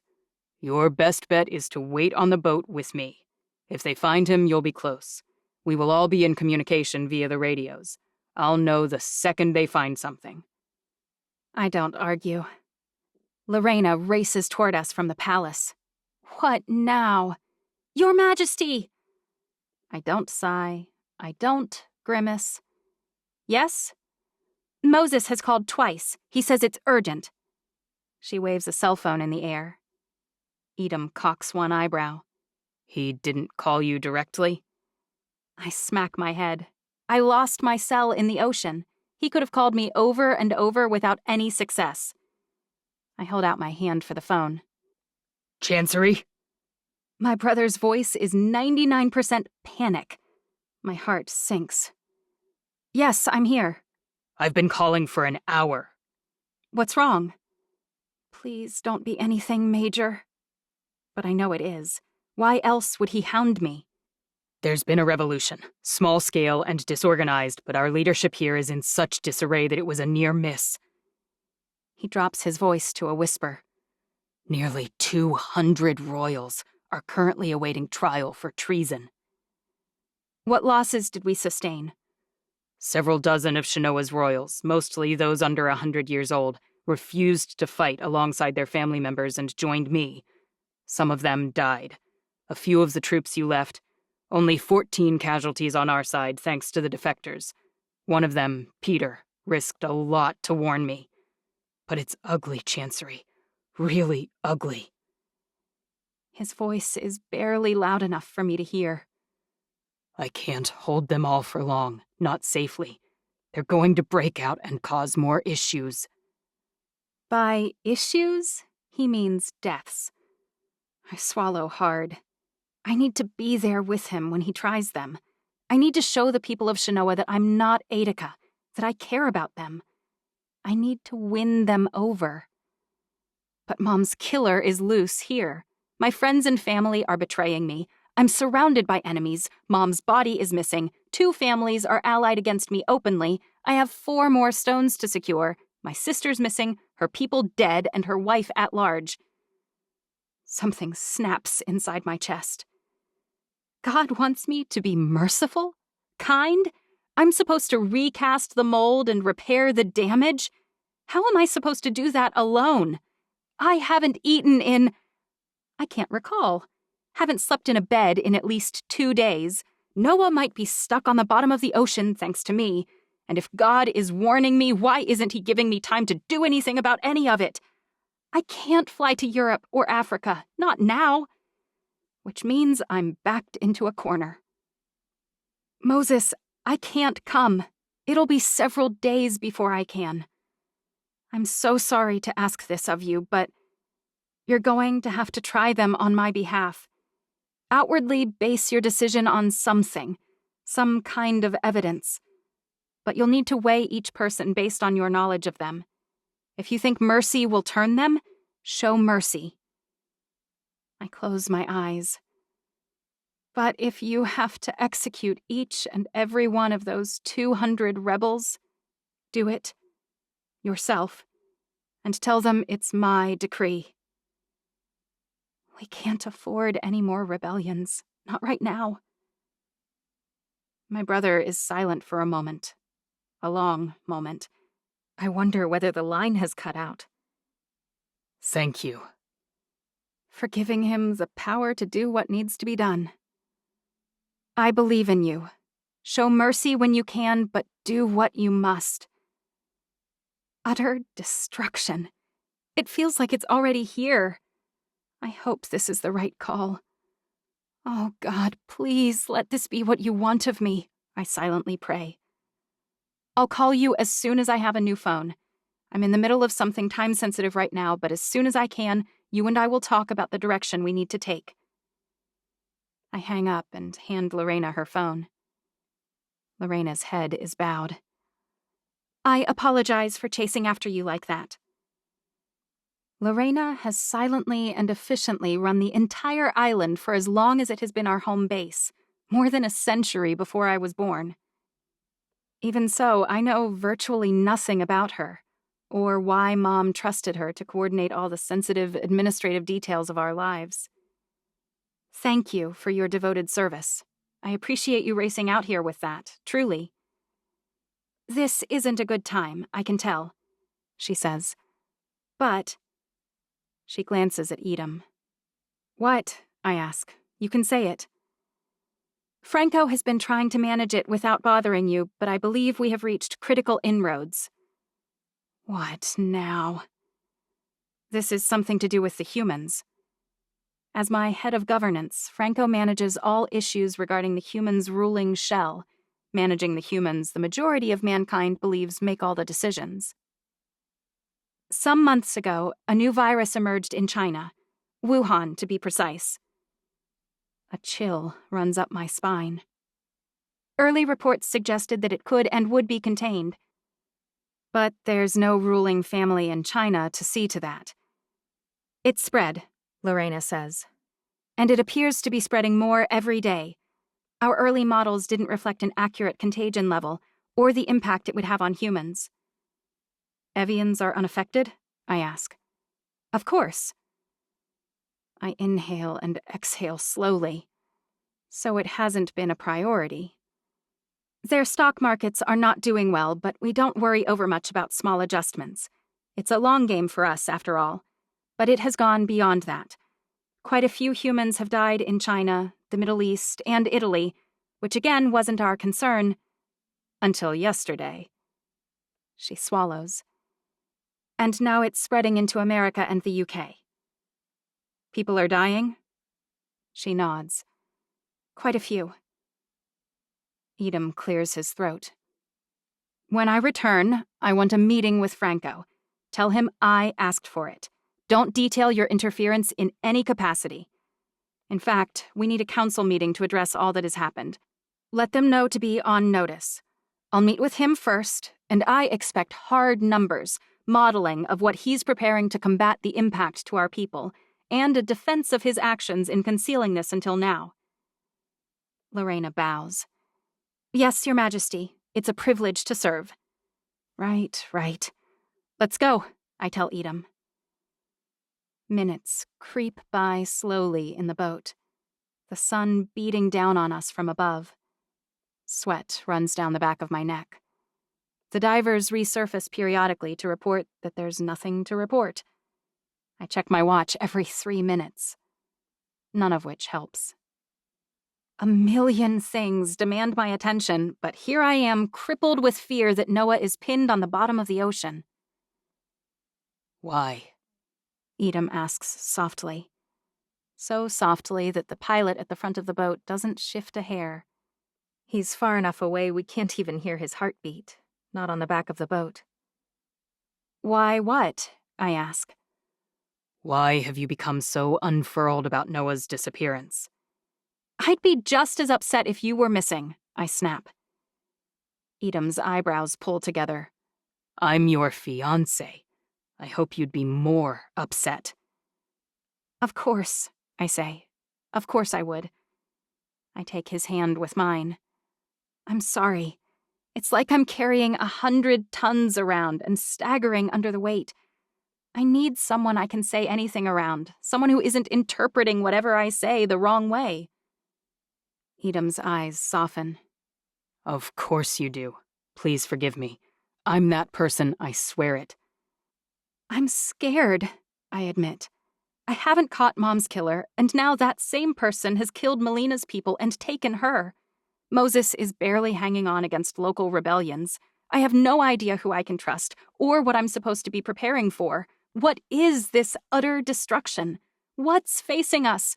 Why did the stones react to me? My throat closes off and tears threaten.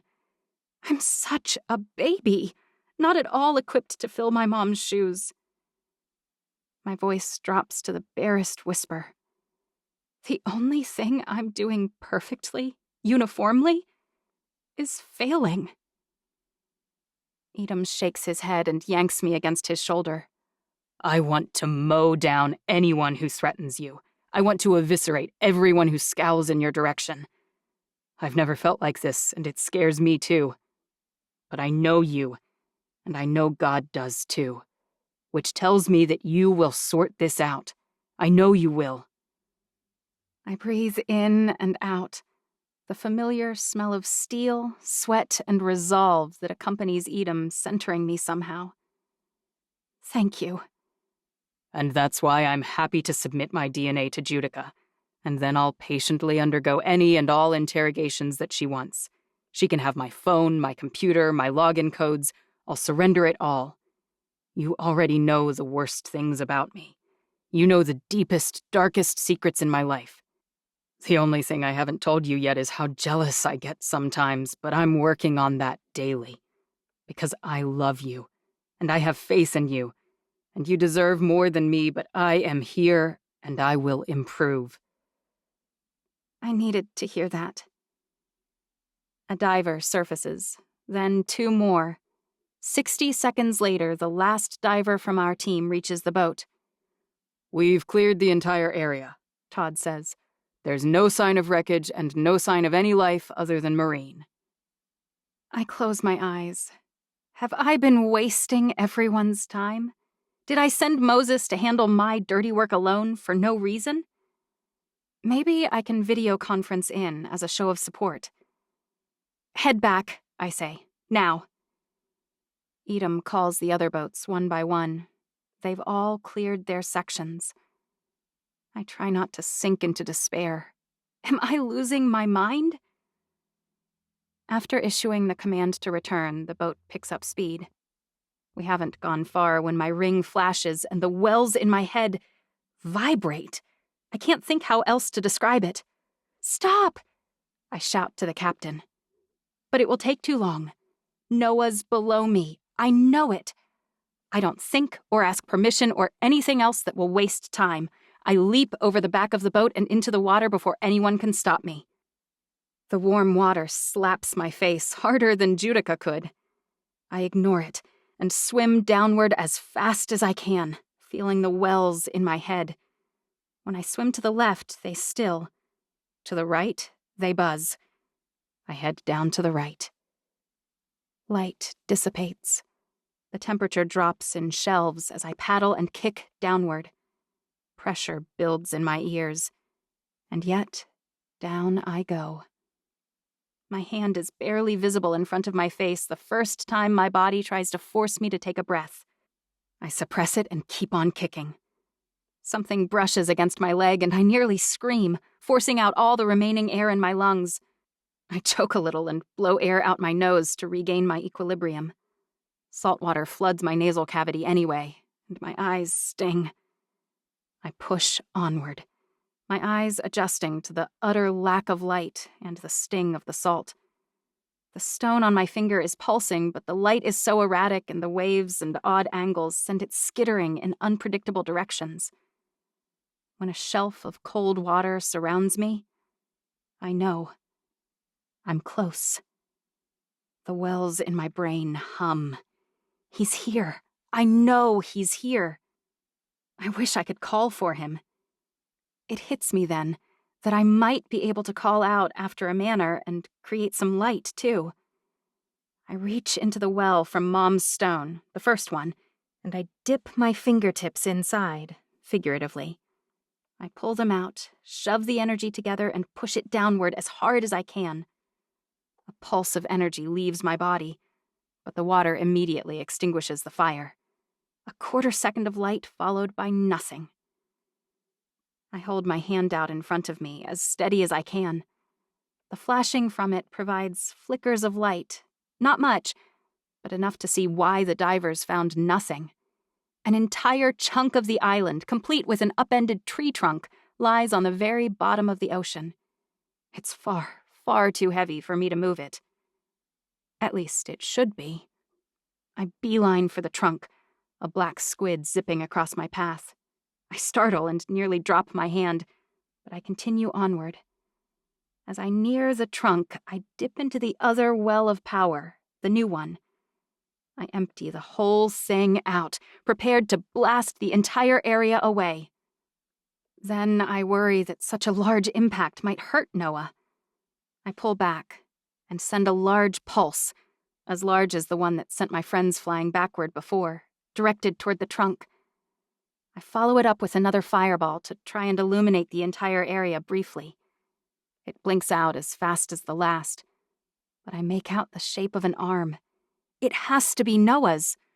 I paddle toward it as quickly as I can, squinting and blinking rapidly to try and make it out in the brief flashes that punctuate the seawater. But when I reach for it, my hand circles something squishy that burns. I release the anemone and fumble along further, my legs barely pumping anymore. My head pounds, my ears scream for relief, and my hands shake. Evian or not, I was clearly not made to withstand this depth without equipment to aid me. Finally, I reach Noah. My hands fasten on his arm. I tug as hard as I can, but he doesn't budge. I'm sure he has long since passed out. I'm headed there fast myself. I force my hands forward until they encounter resistance and realize that while I shifted the pile of rubble to the side, much of it fell back downward. He's still pinned. I prepare another blast and center my hands over Noah's torso, shoving downward with as much force as I can muster. We shift again, and my body begins to float upward, dragging Noah up with me. Black dots begin on the edge of my vision. My body demands I take a breath. I can't do it. I can't. But I do anyway. I'm racked with coughs, salt water flooding my desperate lungs.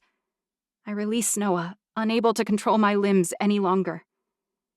Before I pass out entirely, I pull out every last speck of strength, all the power in Mom's well, and release the biggest fireball I can, upward. Please eat him. Please see it. The entire world disappears in a blink. 5. Roaring in my ears, warmth against my cheek, painful chafing of my hands. I sit up abruptly and open my eyes, blinking rapidly at the blinding light. My throat is too raw to talk, and my eyes burn. But my heart pumps steadily. The pounding in my head and the roaring in my ears abates, slowly. After a few more blinks, the stinging of my ears subsides, and they focus on the deep cerulean blue of the eyes a few inches from mine. They're full of concern. Dark golden eyebrows arch over them. Powerful hands stop rubbing mine and squeeze instead. The tension in Edom's shoulders relaxes. His voice is deep, husky almost. You're trying to kill me. My voice is scratchy, almost alien-sounding to my ears. Not at all. I never have to worry about my warrior. I squeeze his hand back. I was trying to save poor Noah. I straighten and look around. Did I succeed? He's alive, we think, Edom says. We dragged that poor guy up from the hole you blasted him out of. I have no idea how you knew he was there. A tree branch punched through his chest cavity. He had crabs in places you don't want to know about. My heart stalls. He's injured and oxygen-deprived? Edom stands and helps me up, wrapping an arm around me so the swaying of the boat doesn't knock me over. You were only out 2 or 3 minutes. Not much damage to you, it appears. We're powering toward Job as quickly as we can, but even in those minutes, look. I finally process the image before me.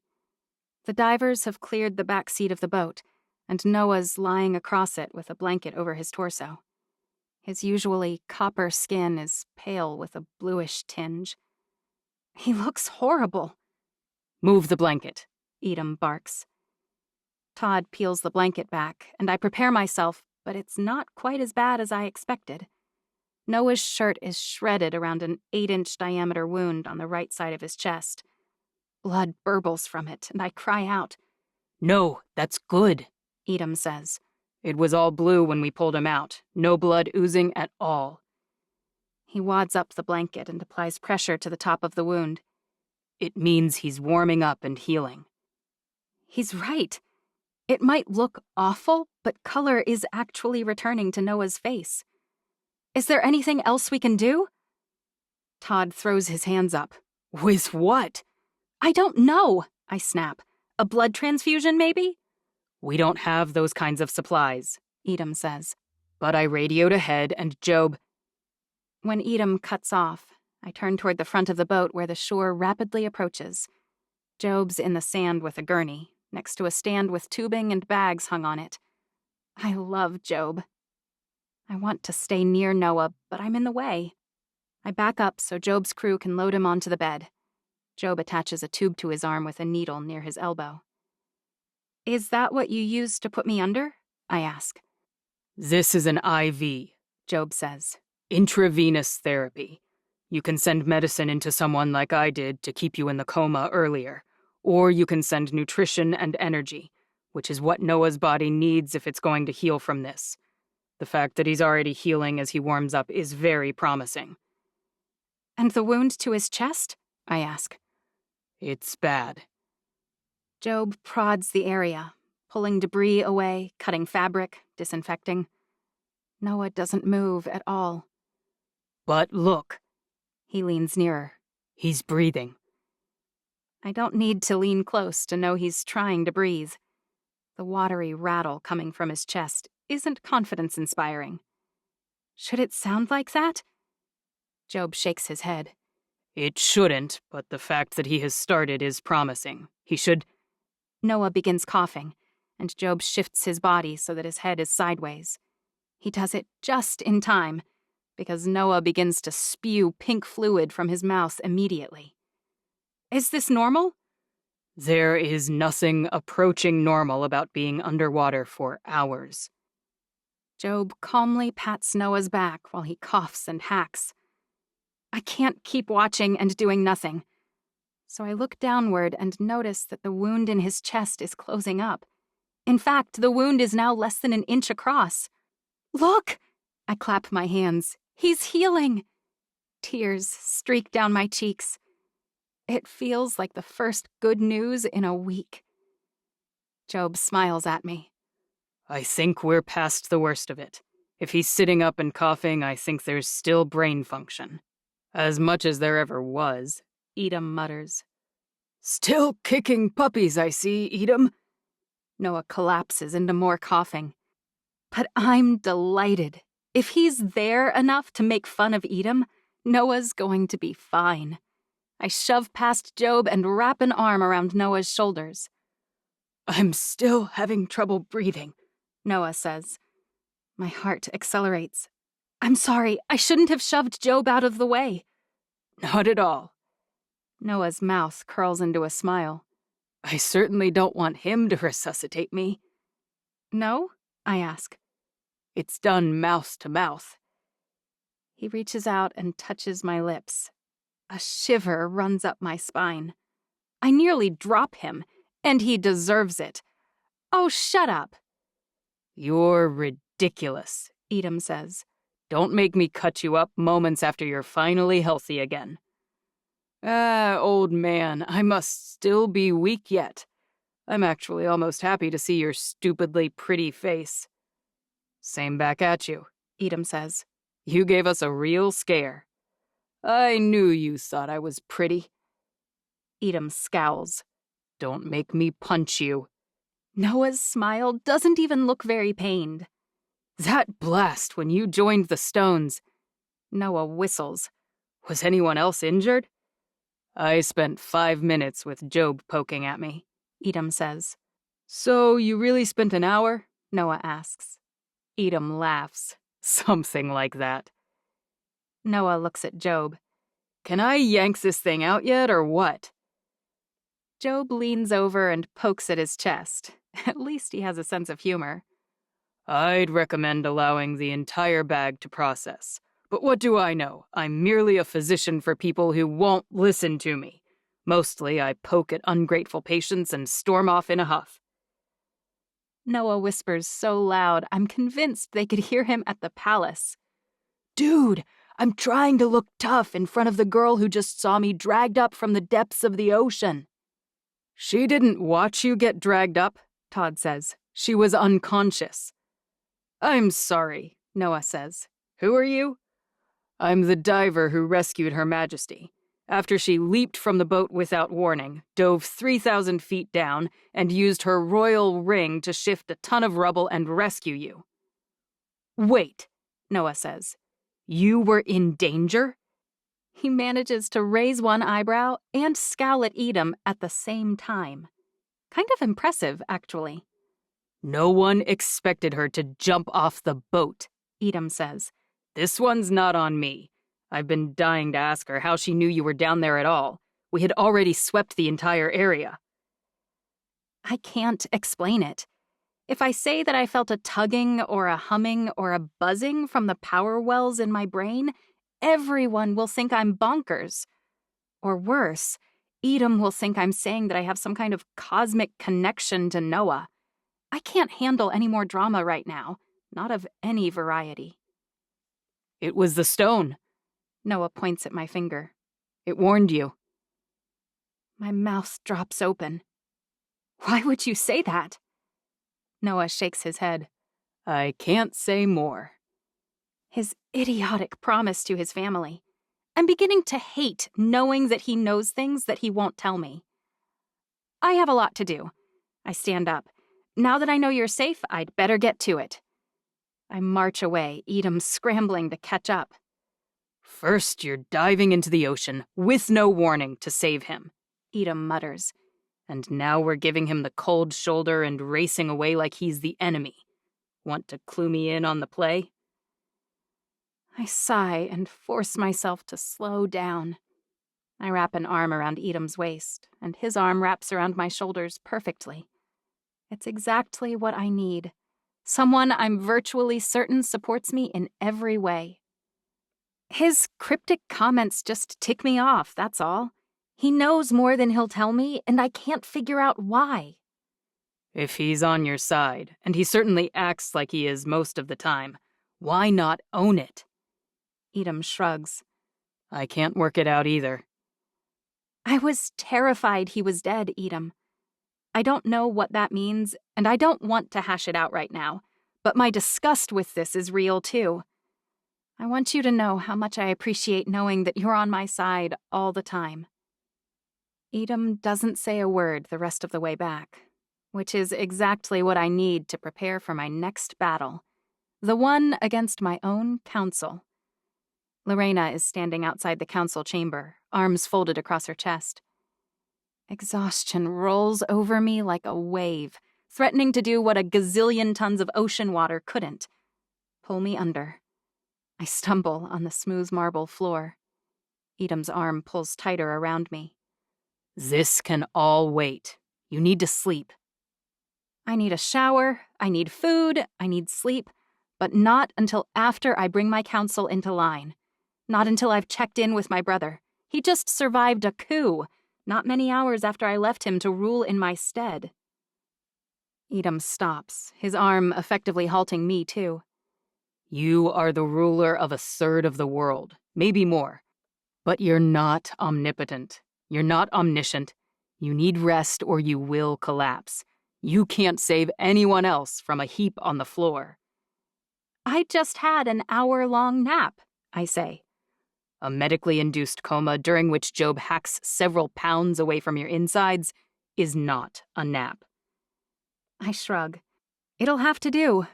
Please, help me accomplish these last things so I can sleep longer. Edom scowls, but he doesn't argue. I'm going to shower, I tell Lorena when we reach her. Send Franco to my rooms in 5 minutes. She hands me a thick file, bobs her head, and says, Yes, Your Majesty. I'll gather the others here when I send him. Actually, I gauge the weight of the file. Make it 15 minutes. Thank you. I trot down the hall. The faster I move, the less exhausted I feel. I can't quit now, no matter how badly I want to lie down and close my eyes. Edom takes up a position outside with my guards. I shake my head. You can come inside. His eyes widen, but he doesn't argue. Before I shower, I sit down at Mom's desk and look over the file. Edom, look at these. He leans over my shoulder, but doesn't say a word. It's grim. 400,000 cases tested positive in the United States alone, and it has been notably behind the curve on testing. Over 80,000 humans have died so far worldwide.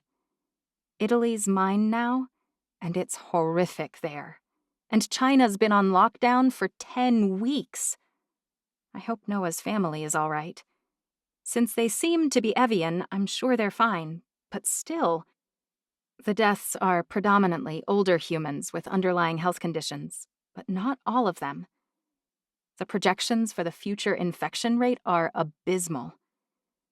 I stand up and drop the file.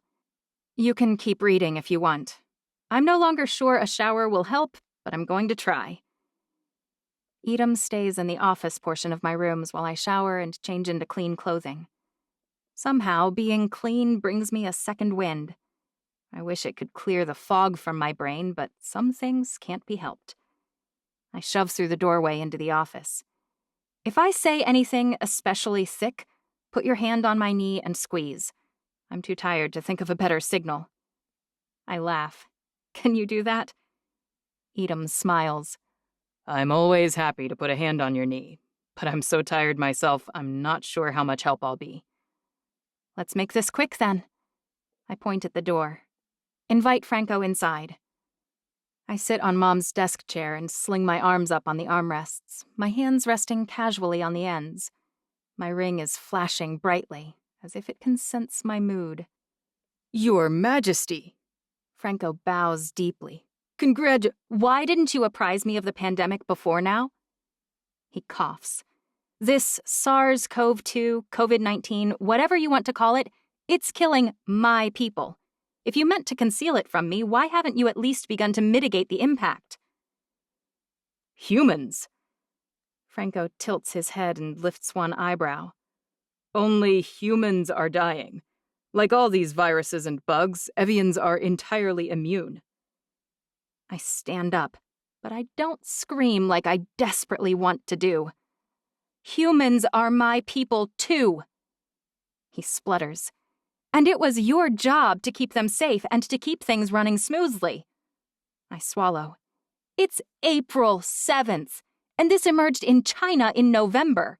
It didn't occur to you, when you took over this position more than 2 weeks ago, to let me know that it's a problem? It was already in the United States when your mother passed away, he says. 1,000 or so cases and 30 deaths, I think. She knew about it.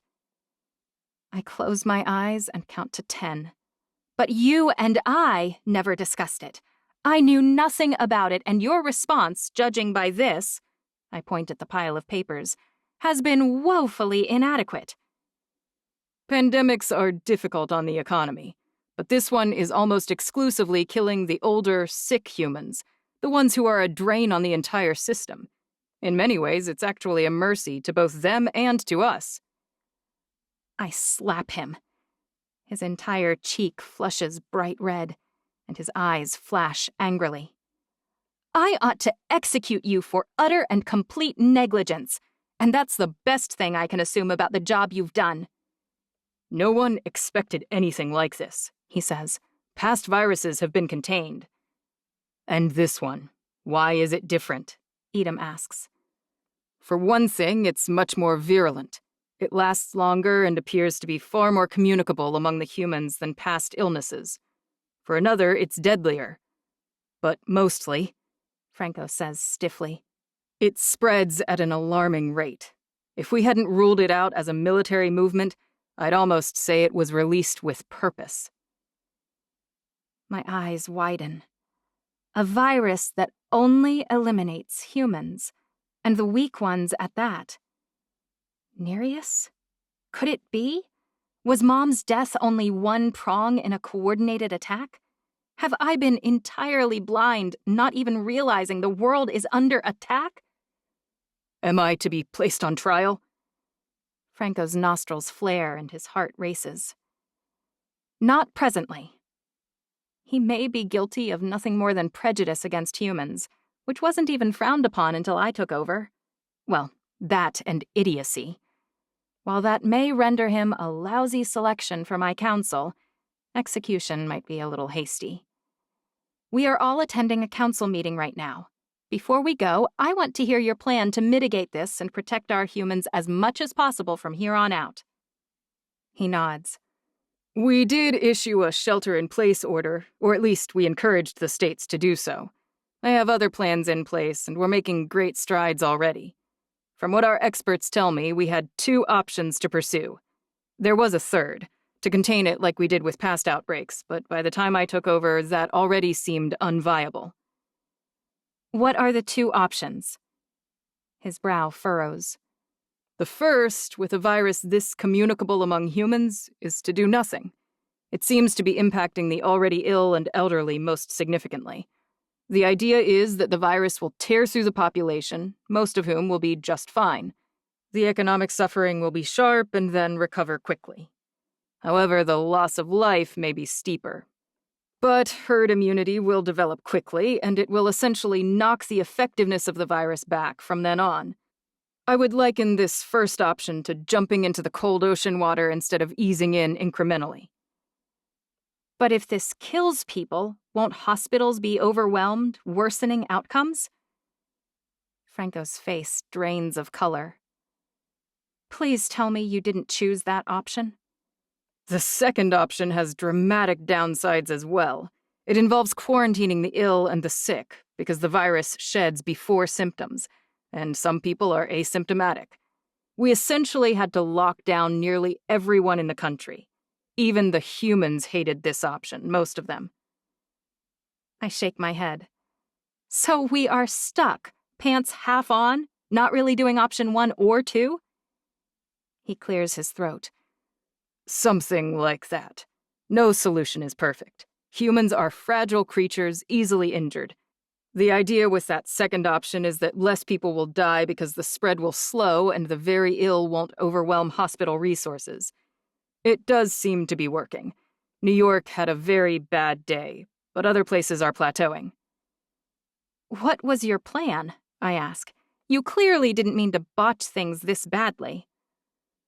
I planned to split the difference. His mouth hardens into a grim line. What does that mean?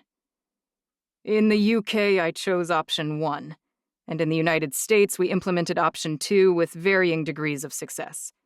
The other impediment I didn't contemplate was how selfish humans are. Sick humans went to bars and parties knowing they would infect others. Some reported to work at jobs where they cared for the elderly, knowing they had been exposed because they needed the money. The results were bad across the board.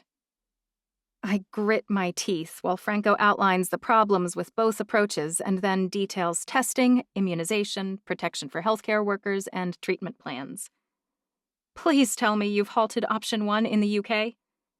He nods. The cost was determined to be too steep. Also, insulating the at-risk segments of the population proved more difficult than expected. And what are we doing to help the humans who are suffering from the impact of staying home? I assume their job losses are impacting their families and the local economies. I put together a stimulus package over a week ago to ease the burden in the worst segments, but it will take time to distribute it. His heart slows a bit, but not by much. You may keep your job for the time being. We'll readdress this in a week. If I don't see significant progress, you may yet be on trial. Edom, can you oversee this for me? Edom nods. Of course. It's not exactly security, but I doubt anyone else wants to deal with it. And roll Alora into all of this as Exchequer General. Right. Edom steps toward the door. I follow Edom out, Franco at my heels. The entire council is waiting when we arrive. Even Noah, who I didn't expect. He can't possibly be my human liaison anymore. I don't bother dickering over his presence or extending the usual pleasantries either. We have a lot to discuss, and I'm exhausted. We need to select a date for the celebration. Alora beams. For your engagement, as well as your successful attack against Shanoa. My mouth drops. A party? I shake my head. You think I'm here to discuss the details of a party? Eyes shift around the table. No one willing to meet mine other than Judica, Edom, Noah, and Lorena. Moses called me not even an hour ago to inform me that there has been a revolution. He put it down, barely, and is trying and executing those who orchestrated it right now while we stand here. Nereus has captured Melina after killing her entire contingent. My mom's body is missing. Noah was buried under a ton of rubble 3,000 feet under sea level. It's a miracle he's here at all. And if that's not reason enough, there's a virus raging through the world we're supposed to be governing. Our citizens cower in their homes, hoping they won't die from something they can't even see, while their alleged leaders are mostly entirely oblivious. What would our theme for the party be? Shrouds? Coffins? Perhaps blinged face masks? I'm sorry, Alora says. I didn't mean to. Actually, there's something we can do about that. We can begin to help out. Why didn't it occur to me before? Help out with what? Franco asks. I square my shoulders. A member of my inner circle has betrayed me. Likely one of you. I intend to find out who it is and remove their head from their neck. You're kind of bouncing from one thing to the next. Inara stands up, her palms flat on the table. Did you call us here to yell at us? Not at all. I point at Judica. I called you here to announce to you, before the rest of the world hears the news, our new normal. I glance at my twin. Did you suitably vet anyone who can perform the tests? She nods tightly. Perfect. Then invite them inside. No time like the present to begin. Every citizen of Alameka will donate a quart of blood. A tiny portion of that will be used for DNA testing. We will keep the DNA of every one of you on file so that when we begin analyzing our evidence, we won't have trouble identifying Nereus and taking him or her down. The rest will be donated to the humans to help cure those afflicted of this SARS-CoV-2. It's the least we can do. Judica is... Wait, what? Suddenly, the members of my council are stumbling all over themselves to explain why this is a terrible idea. I hold up my hand. A small donation of blood is inconsequential. You'll all recover quickly. And Judica is my new Inquisitor. Effective immediately, this gives her the same power I have to do literally anything she deems necessary to pursue Nereus and anyone else who stands against me. She will investigate and execute whatever she needs with my full approval and support. We will not live in fear any longer. We will not be paralyzed by a desire to keep everyone happy. You will submit, or you will leave Alameka immediately, never to return. Am I clear?" "Is that all?" Lorena asks, lips pursed. "Oh, not even close," I say. "I need to keep this quick since I have trials and executions to attend yet. But before I do, a few housekeeping issues. First, set up the idiotic party for 1 week from today in Rome." Franco chokes. "What's wrong now?" I ask. "Italy is one of the places hardest hit with the virus." "For the love. Where would you recommend? I promised Moses I would return within the week to set up a regent and establish a core group of leadership within Shinoa. Would San Marino be better?" Balthazar and Edom lock eyes and both shake their head in unison. I throw my hands up in the air. "Where then?" "We can't secure any location within Shinoa that quickly," Balthazar says. "Not with any reasonable level of comfort." I sigh. "Fine. We'll let Moses know it will have to take place here. We'll call it a joint engagement/Shinoa and Alameka family merger party. We should have plenty of blood to inoculate any humans impacted by this decision, and we'll have Job coordinate with Franco to distribute the rest to the worst cases in New York, Rome, and wherever else the outbreak is bad. We'll invite all the royals from each of the families, and when we send the invite, we may as well send out a formal declaration of Alameka's updated demands. Or we can call it a decree from the Queen of Queens. I don't much care." "Queen of Queens?" Balthazar asks. "Even so." I look at Lorena. Better take this down. When she doesn't move to grab a pen or pencil, I turn slowly to face my older sister. "Or would it be you, Inara, who handles this? You're steward." I shrug. I don't much care. Everyone stares at me blankly. Rage burns through me. Perhaps my own council has forgotten why they're here. I grab a fistful of ink pens from a cup in the middle of the table, then I toss them in the air and shove with the power from Shinoa's ring, sending them all flying outward toward a dozen startled Evians. "Write this down!" Everyone scrambles for paper.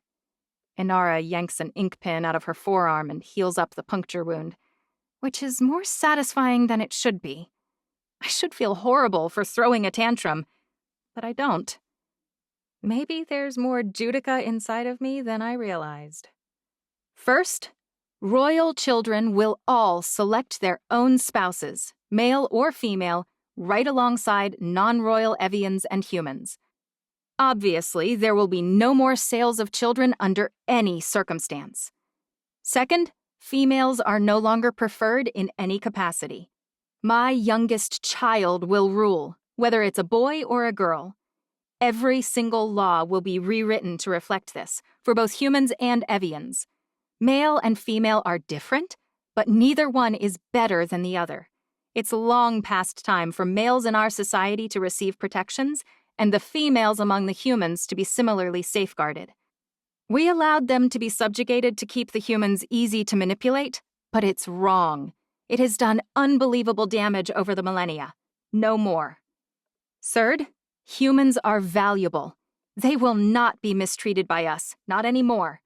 A Bill of Rights for all subjects, Evians and humans, will be constructed. Lark will work with me on this. Humans and half-humans are every bit as valuable as Evians. All laws governing jobs and positions will now be based on performance criterion, not genetic profiles. And finally, all citizens of Alameka and Shinoa will join in the search for the Garden of Eden. It's beyond time that it is located. My entire council is scribbling down what I've said, but I wonder how many are doing it to avoid making eye contact with me. Only one person boldly meets my gaze. Noah. What am I going to do with him? He smiles at me. "You grow more magnificent every day." And that's my cue to leave. I need to make an appearance at Shinoa's court. 6. My brother picks up on the first ring. "Chancery, I don't know how long I can stay awake, I say, but I want to support you. Can you patch me through to some kind of screen or something? We're prepared. Can you switch to a video feed? Moses asks. Leia, one of our IT experts, nods, and I tap the buttons on my phone that transfer the call to a video input. Is it working? I ask. Moses' face appears on the large computer screen on Mom's desk. My desk. It's very strange, with the way the video feed works, that I'm able to watch most of the room, including the screen on which my own face is displayed. Thank you. Leia leaves. Thank you, Your Majesty, Moses says, for making an appearance at these proceedings. He steps backward and turns to face the gathered crowd. Your Empress, Chancery Alameka, is live with us. She will pass judgment on the next few cases herself, for as long as she can spare. My throat tightens, but I don't flinch. Proceed. Moses gestures, and two motherless bring a short, heavily muscled Evian forward, metal cuffs binding his hands and feet. This is Boris Neadora ex-Shanoa. He is married to Kadika Shanoa, 3rd daughter of Hera, 11th daughter of Sithora, 9 generations removed from Eve. Kadika has been named by 4 of the rebels with spearheading the revolution. Moses extends his sword toward Boris, whose shoulders tighten. You are charged with high treason against your Empress, Chancery Alameka. It is further charged that you killed 2 individuals who stood to defend her rule here in San Marino, Ileana Shanoa, who bravely stood against her own cousin's uprising, and Clinton Naelenora ex Alameka, a motherless, a sworn servant of Chancery herself. Boris lifts his chin. Do you deny the charges? I ask. Boris spits at the screen on which my face is displayed. I'll take that as a no, Moses says. Before I have time to reply, Moses swings his mighty broadsword around in a circle that removes Boris's head from his shoulders. Red spray arcs across the room and splatters on the video recorder, covering my screen with a crimson haze. My jaw drops, and I can't breathe. Who's next? Moses' sword arm lowers and hangs at his side. My eyes take in something they hadn't processed before, thanks to my complete exhaustion and the nature of the tiny video screen. He's covered in gore. I think it's about time we had Kadika up here. His eyes blaze. Because it's my sister who she tried to take down. My sister, who is the first and only Evian ruler I've ever been proud to serve. The first ruler the Staridium Stones have ever reacted to. The first ruler who has ever ruled by right. I ordered every single Shanoa citizen present in this city to be at these proceedings because I want you to see the consequences of standing in opposition to Chancery Divinity Alameka. Oh no. He's losing it. I'm not even sure I blame him. He was handed the reins to the 6th family, a family he had recently fled after his wife was murdered by her own mother. And then he had to put down a bloody revolution. I should never have left him in charge. This is my fault. The same 2 motherless who held Boris tug the chains attached to the hands and feet of a small, dark-haired woman until she stumbles into the center of the throne room. They haven't even cleared the corpse of her husband. The pool of blood from his body expands at an alarming rate. Her wide eyes stare blankly at Moses. I don't recall her calling out when he died. Perhaps she wasn't yet in the room. Kadika Shanoa, 3rd daughter of Hera, 11th daughter of Sithora, 9 generations removed from Eve, you are charged with high treason for killing 4 members of Chancery Alameka's government, and for planning and spearheading the attack against me, against my sister's rule, and against the New World Order. How do you plead? Her voice is as blank as her gaze. Does it matter? It matters to me, I say quickly. How do you plead, Kadika? Her head whips toward the screen. Your brother has slaughtered 23 of my supporters, Your Majesty. I beg mercy. Moses' lip curls. You ask for mercy? Your mother knew Chancery was the Empress of Prophecy. She had every chance to relent. She employed terrorist tactics, in which she slaughtered thousands of humans. She murdered my wife in front of me. She then tried to kill my sister, which would have resulted in the utter destruction of the world prophesied by Eve herself. And now, after the balance has been restored, after your great aunt has been deposed, you saw an opportunity for a power grab and you took it, unconcerned about the cost, unconcerned about the impact on your people. You killed 23 of your own people. Don't lay that at my feet. This isn't a trial, Kautika says. This is a massacre. We aren't a merciful people, I say. Every voice in the room falls silent. They all swivel to face the screen. My mom taught me that from a very early age. Every mistake is met with an equal or even occasionally disproportionate response. My brother is absolutely right that Aedica declared war on me, but it only took place after I threatened her birthright. Moses frowns. Aedica acted in the way I expected her to behave, based on her training, her history, and her past experience. I pause and meet the eye of as many of the audience as I can in this bizarre medium. I am nothing like Aedica, I say slowly. In fact, I am nothing like the ideal many of you believe Evians should be. My goal is not to dominate. It's not to destroy. I lift up the ring on my hand so that they can all see the new stone. You know I took Aedica's Steridium stone.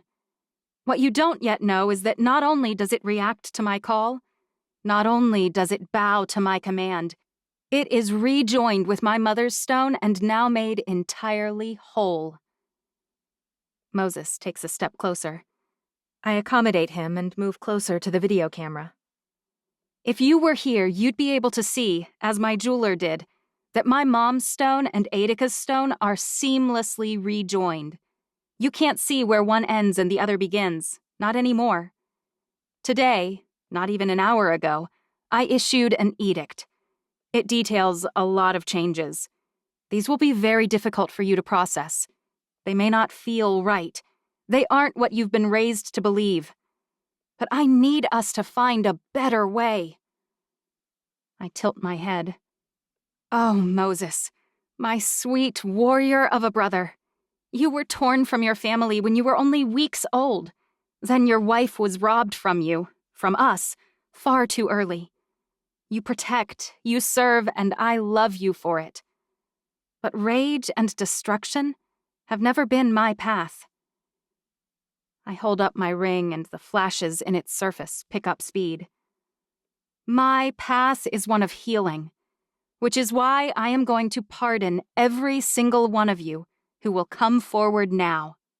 Bow, apologize to me and to Moses and to his strong, dedicated, devoted men. Swear you will protect and serve. Swear it on my name, on my ring, and as citizens of neither Alameka nor Shinoa. Swear it to me as a descendant of Eve. We all have that in common. Kautika's shoulders square, and she doesn't hesitate in dropping to her knees. I am sorry, Your Majesty. I wish I had met you. I wish I understood. Tears well in her eyes. I am sorry for what I have done to Moses as well. You will never regret pardoning me or my people. I very well may regret every single thing I'm doing right now. I may simply be exhausted and delirious. I hate how Moses is looking at me, as though he's a puppy and I've just yelled at him for peeing on the carpet.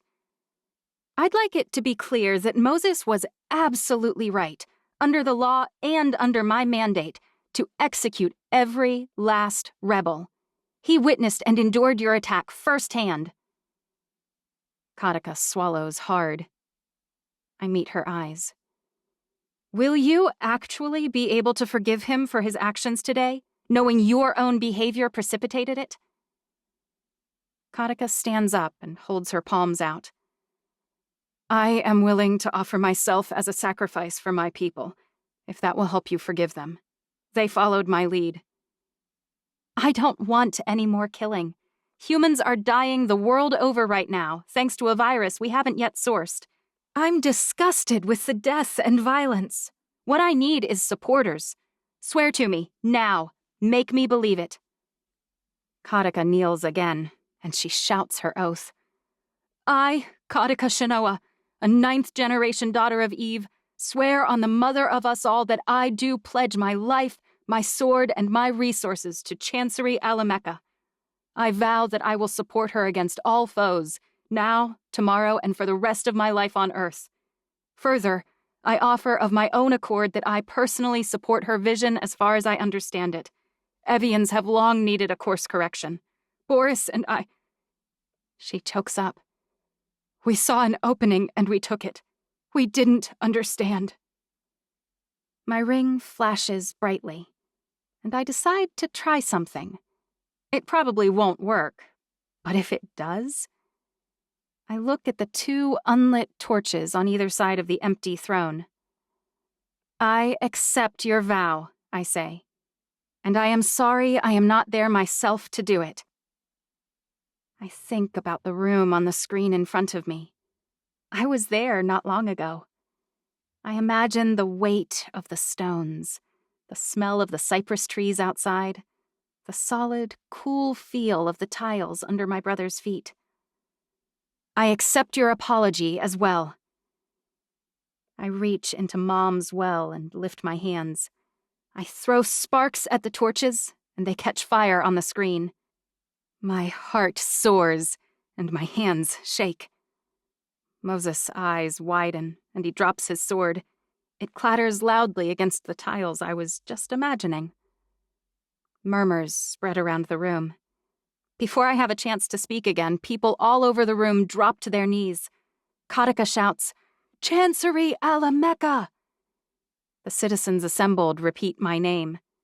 Karika says, I, Karika Shanoa. Hundreds of citizens shout their names. Karika says, I swear on Eve herself. In unison, the kneeling citizens repeat her words again. To pledge my life, my sword, and my resources to Chancery Alameka. I'm utterly exhausted. That's probably why tears well up in my eyes. I wipe them away as quickly as I possibly can. I vow to support her against all foes now, tomorrow, and for the rest of my life, Karika shouts. Hundreds of voices shout together. We will follow your brother's commands, Karika says. 100 voices shout that, too. Karika's laugh is shrill. No, idiots. That's not part of the vow. That's my promise to Her Majesty.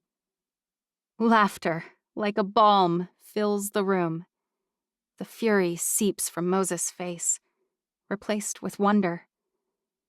And when you're able to come here, Karika says, we will make our vows to you personally. I nod. I need to sleep now, desperately. But I am planning to celebrate the joining of our families next week. My steward will communicate the details. I believe we will be hosting all of you who are able to travel here in Ni'ihau. I would be honored to come, Karika says. Or if your regent prefers, I'll stay here, locked up, if he prefers that. Moses shakes his head. I think this concludes today's trials. I'll call you shortly, Chancey. I nod and wave, and end on the video call. The screen goes black. I sit down in Mom's desk chair and lean back, my eyelids heavy. I could go to sleep right here, sitting up. A sharp rap on the door feels 100 miles away. Your Majesty? Inara asks. I'm tired, I say. There are reports that you're in San Marino right now. I can't quite suppress a laugh. I'm right here, Inara. I drag myself up and walk across the room. When I open the door, Inara's face is more perplexed than I've ever seen it. One of my agents just called to tell me that hundreds of Shinoa citizens just vowed to serve you, and you lit 2 sconces with fireballs? Edam's head pokes around from the other side of Inara. Fireballs? I shrug. That's all true. I yawn. But I'm right here. I did that on a video call. And now I need to sleep. Can someone else take Red Bull so he doesn't wake me up? Inara grabs him by the collar. Thanks. I slam the door in both their faces and barely get my tattered shirt and boots off before dropping onto Mom's bed.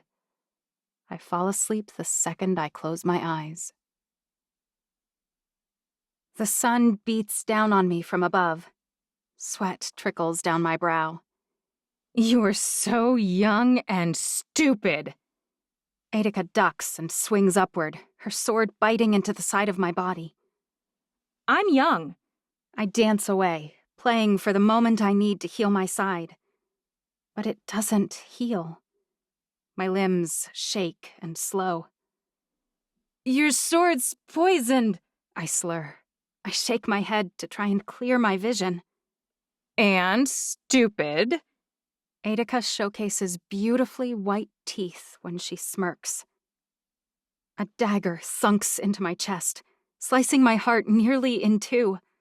I stumble backward and fall onto the ground on my backside, air fleeing my lungs. Etika stalks me. I don't play fair. I never have. Expecting justice from the world and taking unnecessary risks is the province of the innocent. Kirabo jumps to the top of the wall above me and to the left. She threw that dagger. 2 minutes ago, I was saving Edam and Balthazar. I was winning. Now, I'm about to die, and Edam and Balthazar may already be dead. But wait, I'm not alone. Noah's here. I know he is. Something tells me he will save me. I cry out, "Noah, help me!" But no matter where I look, I'm alone. Etika's sword cycles around, the blade connecting with my neck. And worst of all, when I die, the world dies with me. I sit upright in bed, sweat covering me head to toe. The world is dark outside, only a few stars winking at me through the window. I cross the room to my bathroom and take a quick shower. I'll sleep better now that I'm clean. I pull on white training gear, clean and soft, and climb back into bed. I'm not sure how long I slept, but it wasn't nearly long enough. But every time I close my eyes, Etika's there, laughing at me, sword held overhead. I finally walk across the room to the door and throw it open. Edam? He's asleep, Frederick whispers. He tosses his head toward my fiancé, asleep on the marble floor. My heart contracts. I kneel down and shake him awake. He leaps to his feet faster than I'd have thought possible, whipping a dagger from his boot. What's wrong? I place a hand on his shoulder. I need you. His eyes soften immediately, thawing from DEFCON 3. What? My words are the barest whisper. I can't sleep. Muscles in Edam's jaw work. Judica hasn't cleared me yet. And that's when I realize that I don't care. I thought I only trusted her, but maybe that wasn't quite true. It's fine. His lips part slightly, and I want to touch them, run my finger across his bottom lip. I want to pull him against me. With 4 guards watching us, I don't. I simply step back. But Edam comes along, tugged into my room by an invisible connection. Once he has stepped past the threshold, he slams the door shut behind him without looking. His eyes never leave mine. Can't sleep? I shake my head. Nightmares? I nod. His hands cup my face, pulling me toward him, his lips covering mine roughly, claiming me. I spiral downward, collapsing entirely against his hard angles. I am melting ice cream. His mouth is warm and hard against mine, somehow centering me and disintegrating me at the same time.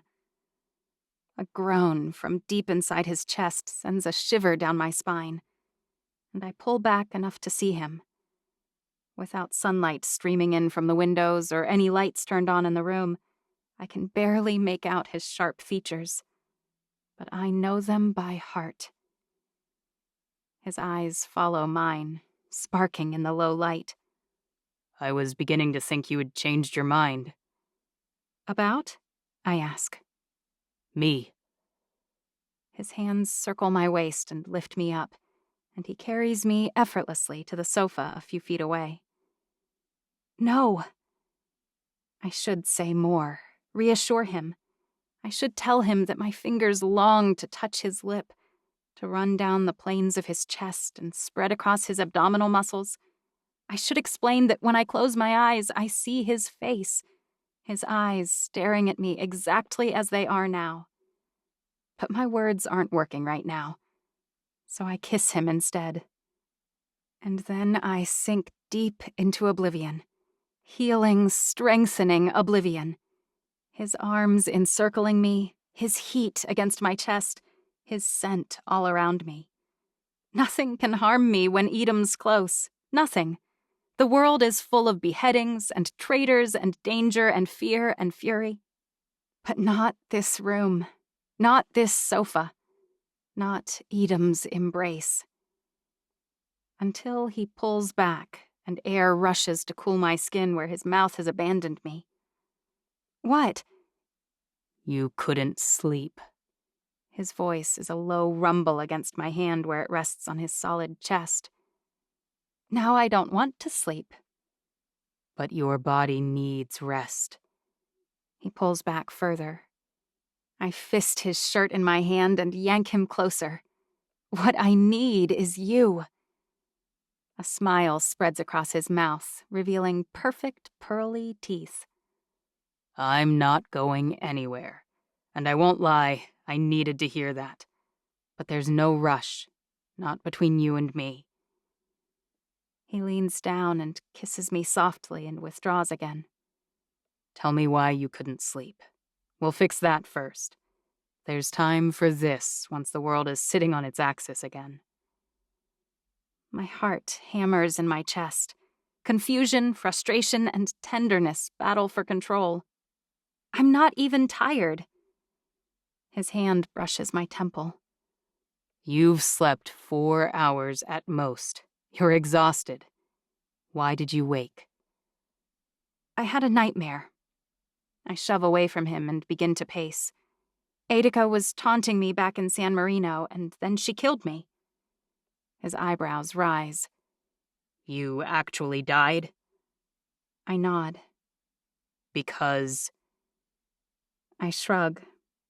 I couldn't stop her. But you didn't stop her. Edom's voice is soft. I shake my head. I didn't. Noah did. I keep my heart steady, but it's hard. That's true, but in my nightmare he wasn't there. Was I there? Edom's body is frozen, not shifting a hair, his voice carefully modulated. No. But you didn't miss me. You missed him. I shake my head a little too hard. I didn't miss him. He wasn't there when I needed him. You always are. But not in this dream I wasn't. No. He crosses the room to the enormous bed in the center. He points at the pile of pillows. Lie down. I'm here now and I'm not going anywhere. A wave of exhaustion rolls over me, and I don't argue with him. I pad across the floor to the bed and climb in. He throws the blankets over me and tucks me in. Wait, I say. Where are you going? I'll be right here, he says. on the carpeted floor. It's a huge step up from marble, believe me. I laugh and sit up halfway. Please sleep right here, by me. So he does. And when I fall asleep this time, I don't dream of anything at all. 7. When the first rays of the sun wake me, a heavily muscled arm is wrapped around my waist. Butterfly flutters in my chest mirror the fluttering of my lashes as I snuggle deeper into the blankets. When Edom shifts, I realize he's already awake. Morning. And he knows I'm awake. My mom would flip out. I shift around until I'm facing him. At the sight of his achingly square jaw, sprinkled with golden stubble, I can't suppress the smile that steals across my face. But I rather like the sight of you right here with me when I open my eyes. You're not bad either. Edom props himself on one elbow and touches my face reverently. I could do this for 1,000 years and never tire of your smile. I turn my face into his hand and close my eyes. No more nightmares? I shake my head. You? I'm only really afraid of one thing, he says. And when you're right next to me, my brain knows it. I shift back and shove a pillow behind my head. You have nightmares? Edom laughs. Not really. I'm not sure what it says about me, but my dreams tend more toward delusions of grandeur. My eyebrows draw together. You're king? He shakes his head. I'm mowing down anyone who attacks you, effortlessly, and you're watching with a doting smile on your face. So your dreams are basically your everyday life? I smirk. That actually is funny. Or, sometimes when I sleep, I'm doing this. Edom pushes himself up easily, the muscles in his arms rippling, and lowers his face slowly toward mine. As his deep sky-blue eyes near mine, the world around me fuzzes. He becomes everything. My heart stutters as his mouth meets mine. My arms wrap around his neck and pull him even closer. I'm not tired at all this morning. A guttural purr from deep inside his chest sends a shiver from my toes to my nose. But he doesn't kiss me. His lips hover just a hair's breadth away from mine. Chancery divinity Alameka. Something crawls its way up my spine, a burning desire I've never experienced in my life. Edom.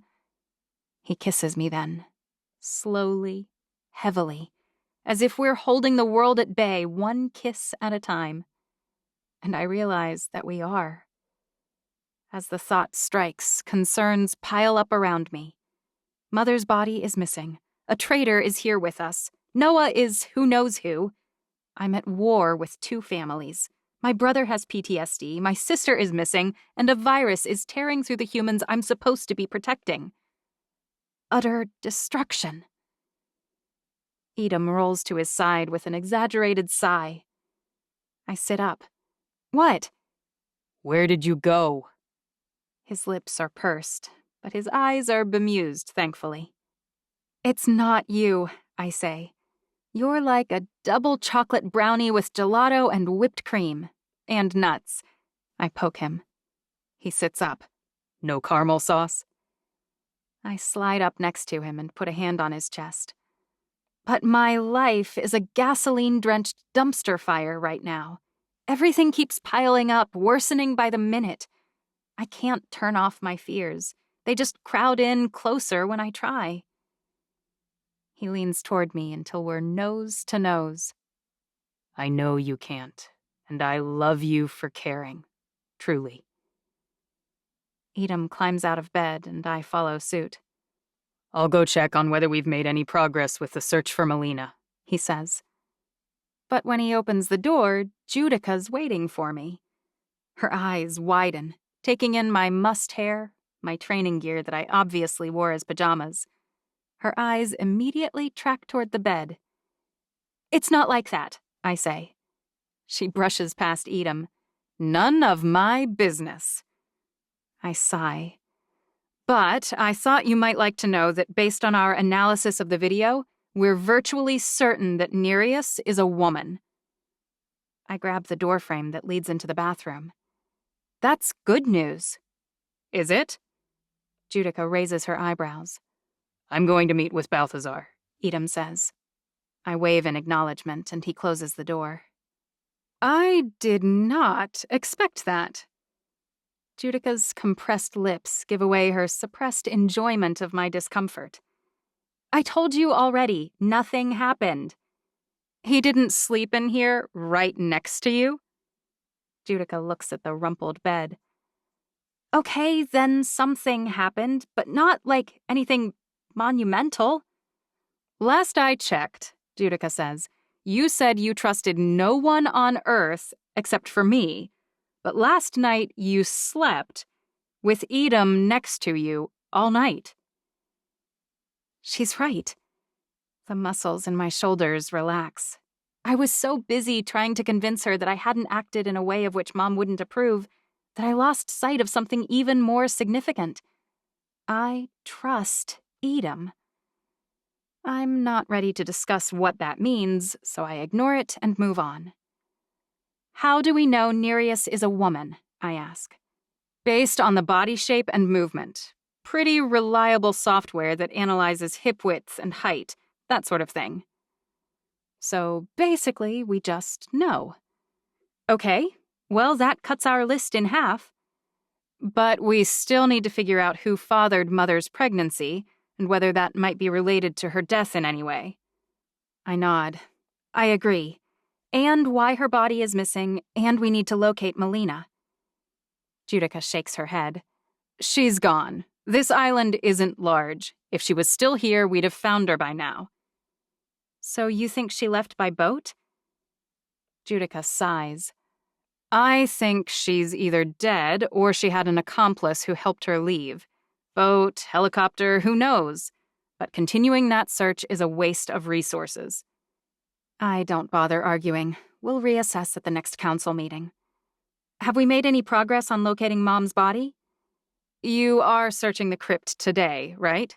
Judica asks. I nod. Balthazar says they'll be tracking other avenues in case it left the area entirely. The incinerator has a log, for instance. Clearly, if someone was burning Mom's body to destroy evidence, they wouldn't log it, I say. But if there are more ashes than are accounted for by the bodies and weight... Judica's face is pale. Ugh.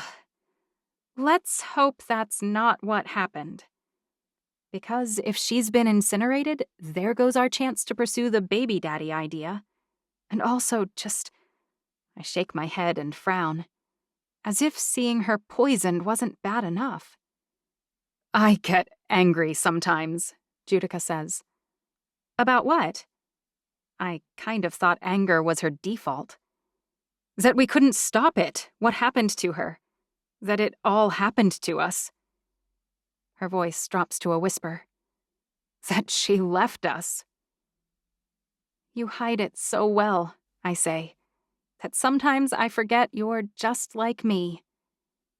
I hug my twin, and she doesn't even resist. Judica straightens and clears her throat, clearly uncomfortable about the show of affection. Also, I've been thinking. The individual outside Melina's door was female. But for all we know, Melina was misleading us. As I mentioned before, I think it might have been Aline. That means I need to systematically dig through the background and motivations of every Alameca citizen, just as I planned to do before. We've tested 111 individuals in the past 12 hours while you slept. And let me tell you, they are not delighted to be donating blood for humans. It's not even an inconvenience to them, I say. How selfish are we that we can't give up a little time? Speaking of time, did you say while I slept? You've been testing people? Did you sleep at all? I was planning to check the crypt next for Mother's body. The guards won't admit me. They said you gave specific orders that only you are to be allowed. I smile. I did. I'm glad someone listens to me. We could go now. Except you didn't answer me. Have you slept at all? I slept the entire plane ride, which was at least 20 hours ago now. I put one hand on my hip. I will check the crypt. You will sleep. And if you don't, you'll sick your odd little puppy on me? Oh, nothing like that. Red Bull is adorable. That would be a reward. Then what? Judica asks. I'll tell Roman. She gulps. I can handle searching for Mom's body alone. You go sleep now. I'm not asking. If you don't need me for that, I was talking to Marcel about Judica. She scowls. Fine. 3 hours. 4. Noise outside my door distracts us both, and we turn. The door is so well soundproofed that it's hard to make out what's going on. Judica waves me back and opens the door, one hand on her sword hilt. She'll want to talk to me, Balthazar says. She's not to be disturbed by anyone who hasn't been cleared yet, Frederick says. And I suppose that's you? Balthazar's eyes flash. I have cleared Frederick, Judica says, after taking his blood sample and noting his DNA in our system without any objection. I also interviewed him for the better part of 4 hours. You have? I ask. That's great news. Well, you can bloody well clear me next, Balthazar says, because I need access to Chancery, Her Royal Majesty, Frederick says. Balthazar rolls his eyes. None of that matters. What does matter? Just tell me, I say. What's wrong now? 1 minute I'm analyzing the video, Balthazar says. The next, it's gone. What video? But a sinking feeling in my stomach tells me I already know. The one of Melina being dragged away. Balthazar's hands curl into fists. It makes no sense. I had watched it a few moments before, searching for micro-clues. It can't be gone. Judica pushes past me and storms into the hall. You're not exactly a tech guru. You probably cleared your cache. It's gone, Lorena says behind him. We called in McGregor, Hessian, and Corinna. None of them could find any record of it in any part of the server. Someone wiped it utterly clean, and they did it right under our noses. Still think I need a nap? Judica mutters. More than ever, I say, my words sharper than I intended. You need to be at the top of your game. Frederick will follow me to the crypt, and we will search for this clue and hope it's not too late. Marcel jogs down the hall toward the impromptu gathering that's taking place in far too open a spot for my liking. I don't groan or shout. Instead, I set off for the crypt. Everyone back to work. Marcel can share her newest revelation with me as I move. Frederick leaps into place next to me, 2 of his guards falling in behind us. Judica practically spits fire at me with her eyes, but she stomps away toward her room. I don't know or care where Balthazar and Lorena go next. I do hope Judica makes Balthazar the top of her list when she wakes. Your Majesty. Marcel's words are barely louder than a whisper. I slow slightly so she can match my steps. What is it? She purses her lips. Angel has been spotted. My heart accelerates. Where? Near the same marketplace where Nereus acquired the poison that killed your mother. I stop dead in the hallway, my bare feet squeaking on the marble. I look ridiculous, padding around barefoot in rumpled training gear, but I don't even care. Not right now. Not while we're finally getting somewhere. She must have realized she missed something. She's trying to cover her error. What could it be? I'm not sure yet, Marcel says. There must be something from before, something that gives away her identity conclusively, Frederick says. We missed something? I ask. Marcel's mouth looks grim. Maybe. She evaded my scout, but I've sent 5 teams to search for whatever we might have missed. What about apprehending her? I ask. And when was it? Could Angel have gone from here to there? Marcel shakes her head. She was spotted days ago, but the scout who saw her was killed. We only know from a recording. Marcel snaps her mouth shut. Doesn't matter. She was there several days ago, and we are only now hearing about it. But we're working the lead to her and searching for anything we might have missed. I close my eyes and exhale. It's too late. If she went and left unapprehended, she's already corrected whatever she went to do. Not necessarily, Marcel says. She was interrupted by the presence of my operative. We didn't catch her, and it has been some time, but she may not have finished. We may yet discover whatever she was trying to hide.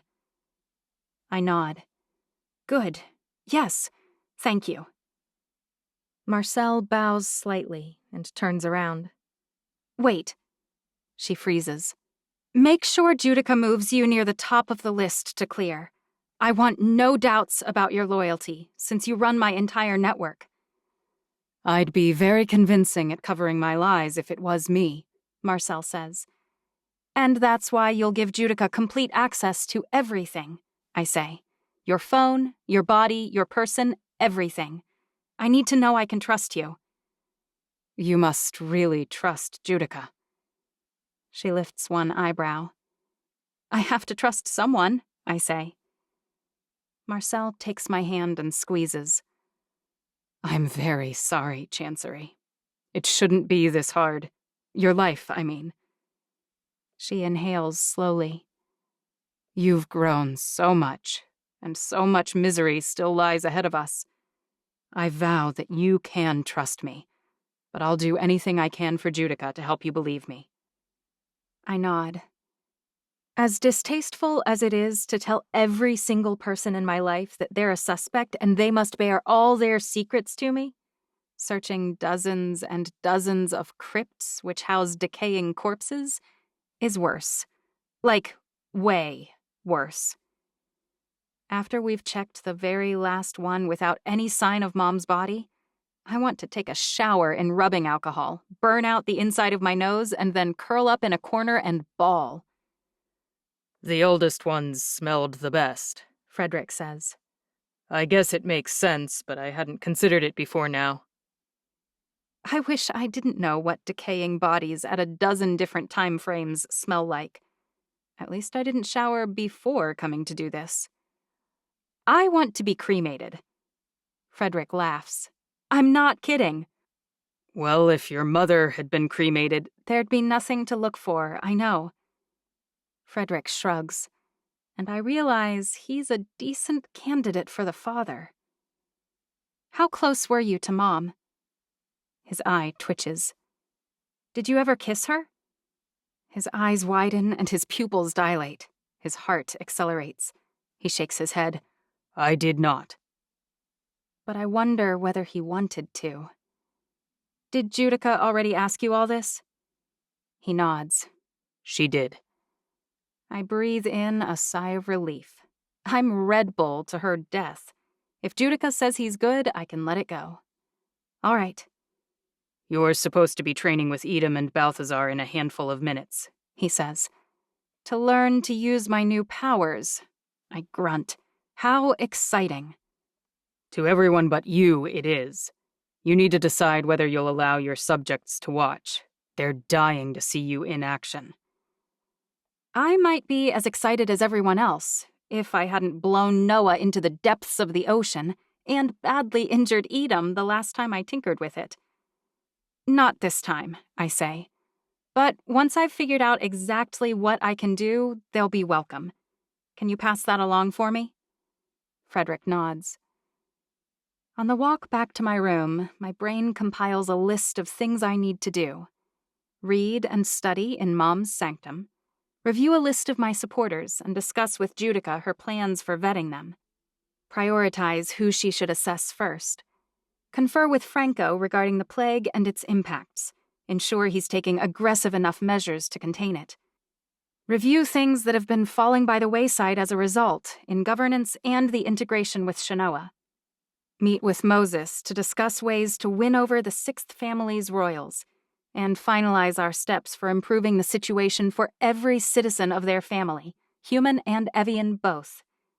Work with Franco and Inara and Maximilian to discuss the implementation of the new decree, codifying the equality of humans and the rights of the motherless. Continue the hunt for Nereus and Mom's missing body. Develop a plan for subduing or convincing Melameca and Lionina. Hammer out the details of Melisania and Annalesa's surrenders. Figure out exactly what the utter destruction is and how to prevent it. And those are just the highlights. By the time I reach my room, I want to shower and then dive under the covers to hide for the next 10 years. I settle for the shower and putting on clean, pressed training gear. I'm headed for the door when a ringing begins on my desk. I pull up short and spin around. My phone died in the ocean.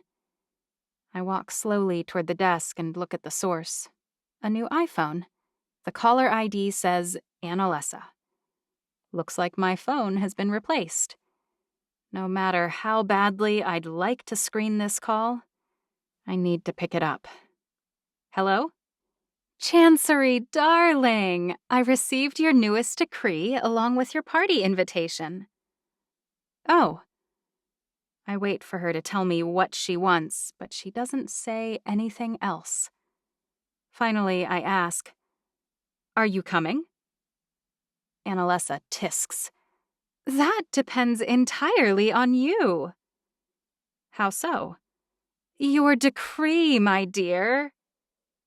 If she doesn't quit calling me darling and dear, I'm going to jump through the phone and strangle her. I wonder whether I could shoot a fireball into her room. I don't know what you mean. Perhaps she's going to demand I rescind it. Her voice is flat, all charm and teasing gone. You declared that the heirs of empresses may be male or female, the youngest child. Oh. My heart picks up speed. My palms begin to sweat. Because Edom is younger than her, by a fair margin. My decree makes him the emperor of Melessa. I consider the ramifications for a split second before deciding it's not worth the fight, the casualties, and the fallout. I see your confusion. Obviously, this would be going forward, so as not to destabilize the current power structure.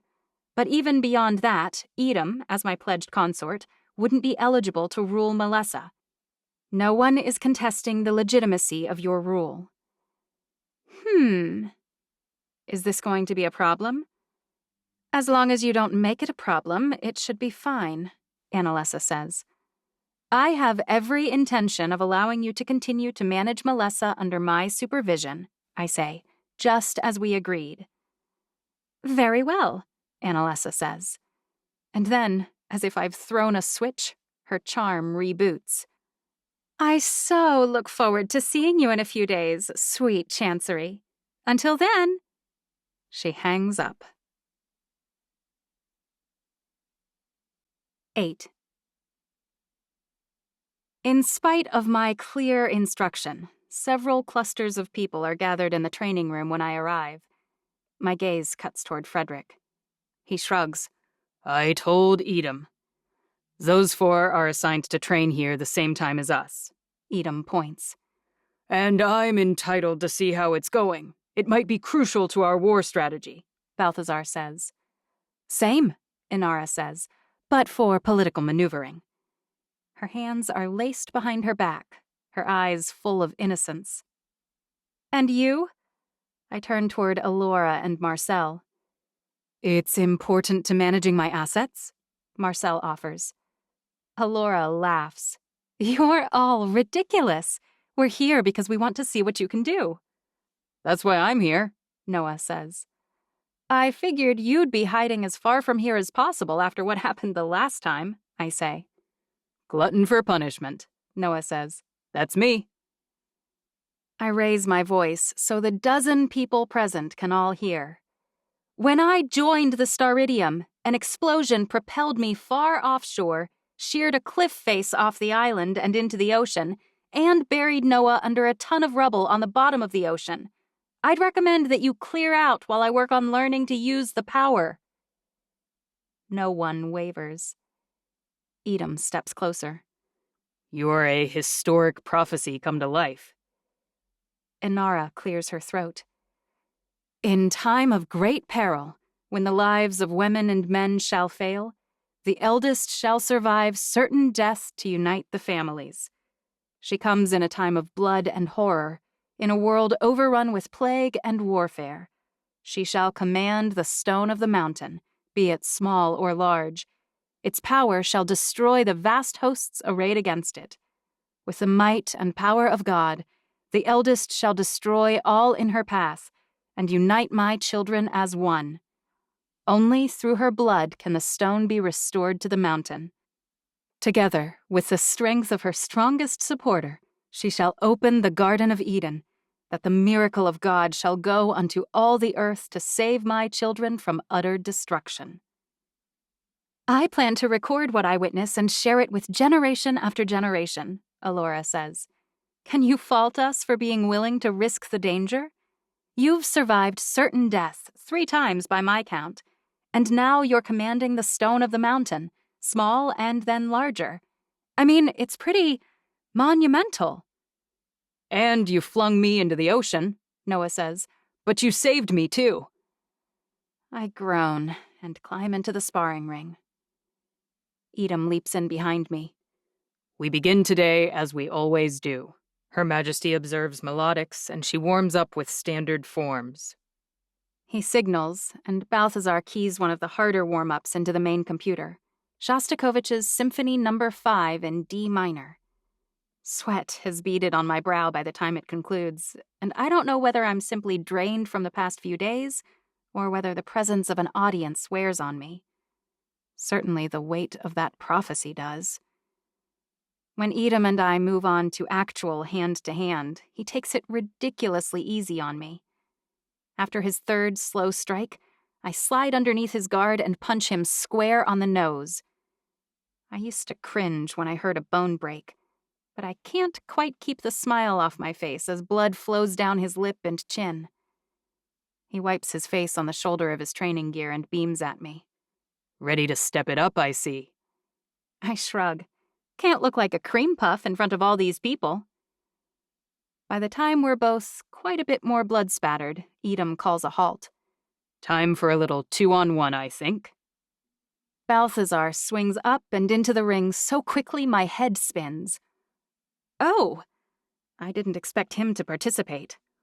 I think it's time I take a more active role in your training, Balthazar says, when time permits. Perfect. Because one intense, semi-sadistic perfectionist directing my combat skills wasn't enough. Sure, great. Balthazar trained Edom, and they worked together for so long I'm not even surprised when they operate like a 4-armed, 4-legged war machine. After a sequence of punishing blows to my face, I snap. Enough!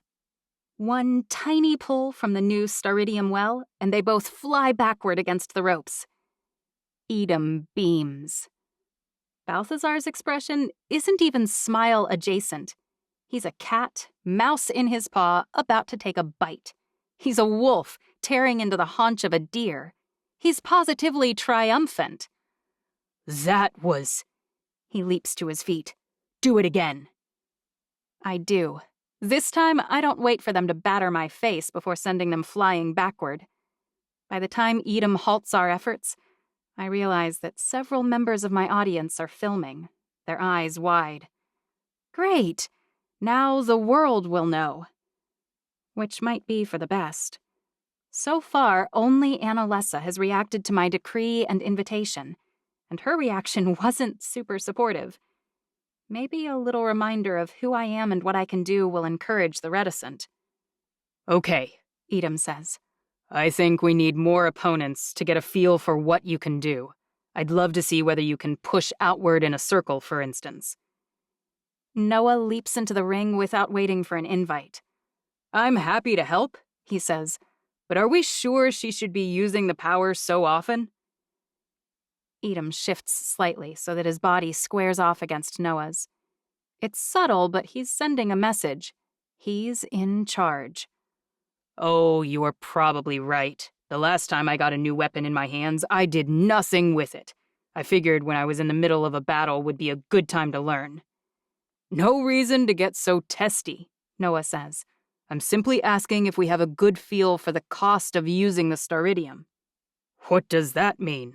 Balthazar asks. The cost. Noah tilts his head, just like our calculus teacher at Trinity did.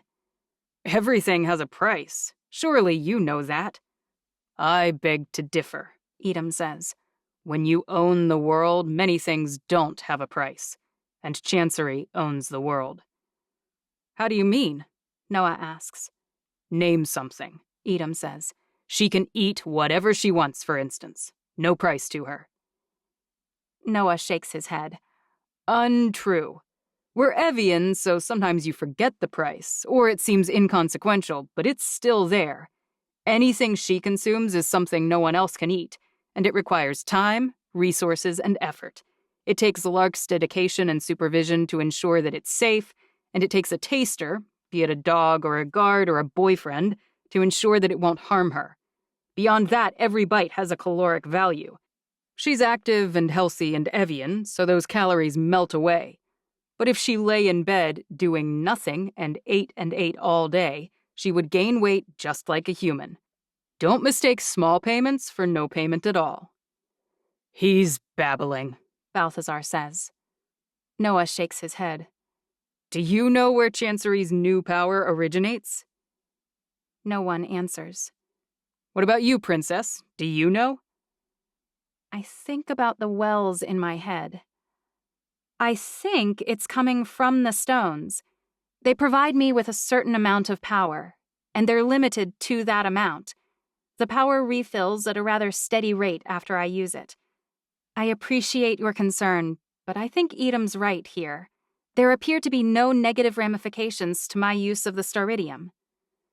You're training in order to prepare to use them in a larger capacity, Noah says. Is that a fair assessment? I shrug. Maybe. And let's assume that as your skill, your ability increases, you'll use them more and more. Take my analogy.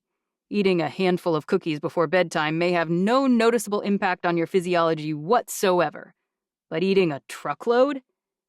He shrugs. That amount of lard in your system, the lack of protein as you gorge on sweets in large quantities, it might have significant consequences. That's all I'm saying. You don't think the power comes from the stones? Noah shakes his head. Actually, I don't. If it was the rocks themselves, they would gift power to everyone who touched them. No, I think it's your power somehow, Princess, and they're mere focal points or something akin to that. They may amplify the power inside of you, but I believe that ultimately comes from you. Which means using it more and more without any real understanding of where it's coming from could be problematic, dangerous even.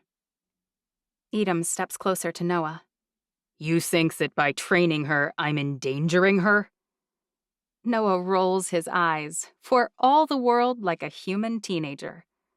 I'm saying, genius, that you might want to do a little more testing than just try to fling us in a circle before you start amping up her usage.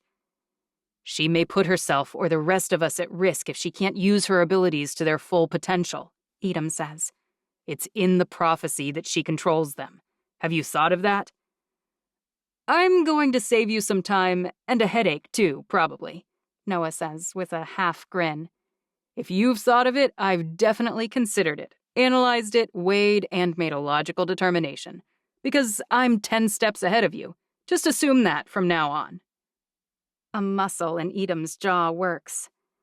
Okay, well, if you've thought of it, I say, then what was your analysis? Because I am with Edom here. I think that preparation now, determining what I can do, is worth whatever nebulous threat of excess lard looms in the future, at least without more information. Noah inhales deeply and opens his mouth. No words come out. He swallows and opens his mouth again, but still nothing. Finally, he coughs. Look, think about the past. You figured it out on that jet, Princess. And then again when we were headed over to save this one in Europe. He jerks his thumb toward Edom. When you've needed the special brand of power from the staridium, We've figured out how to get you to do what was necessary. We? Edom asks. Noah smirks. Oh, that's right. You haven't been there during any of those dire times. It's been just me and the princess, saving the world twice over. Maybe if you'd been there, you'd realize she doesn't need your help in doing what she was born to do. I don't need help from anyone else to save the world from the plague of Noah's non-stop mouth, Edom says. I can do that without any stones at all. Okay, I say. This is devolving quickly. I think he was— Your boyfriend is challenging me, Noah says, and I accept. I should have hidden in my room. This isn't a good idea. I see no reason to wait, Edom says. I'm ready now. Look, I say. But Balthazar grabs my arm and shakes his head. They need to get it out of their system. Let them. First blood, I say. Edom laughs. First major. I march across the ring until I'm standing inches away from my fiancé. Do not kill him, I whisper. Do you hear me? Edom's eyes sparkle. I make no promises. I put my hand on his chest. I want you to make me a promise. Do not get carried away. Make your point, and then stop. He groans. Fine. Good. I climb out of the ring and stand next to Balthazar. It hasn't escaped my notice that citizens are streaming through the doorway, their eyes eager, their fingers tapping out more texts. Good grief. I'll count you off, Balthazar says, and then he does. Everything moves far faster than it does when I'm in the ring. Time seems to slow when I fight, as if every second has multiplied somehow. But this fight? It's like it's in fast forward. And why is this challenge hand to hand? Oh, because they're men, and that's the most agonizing way to reach first major.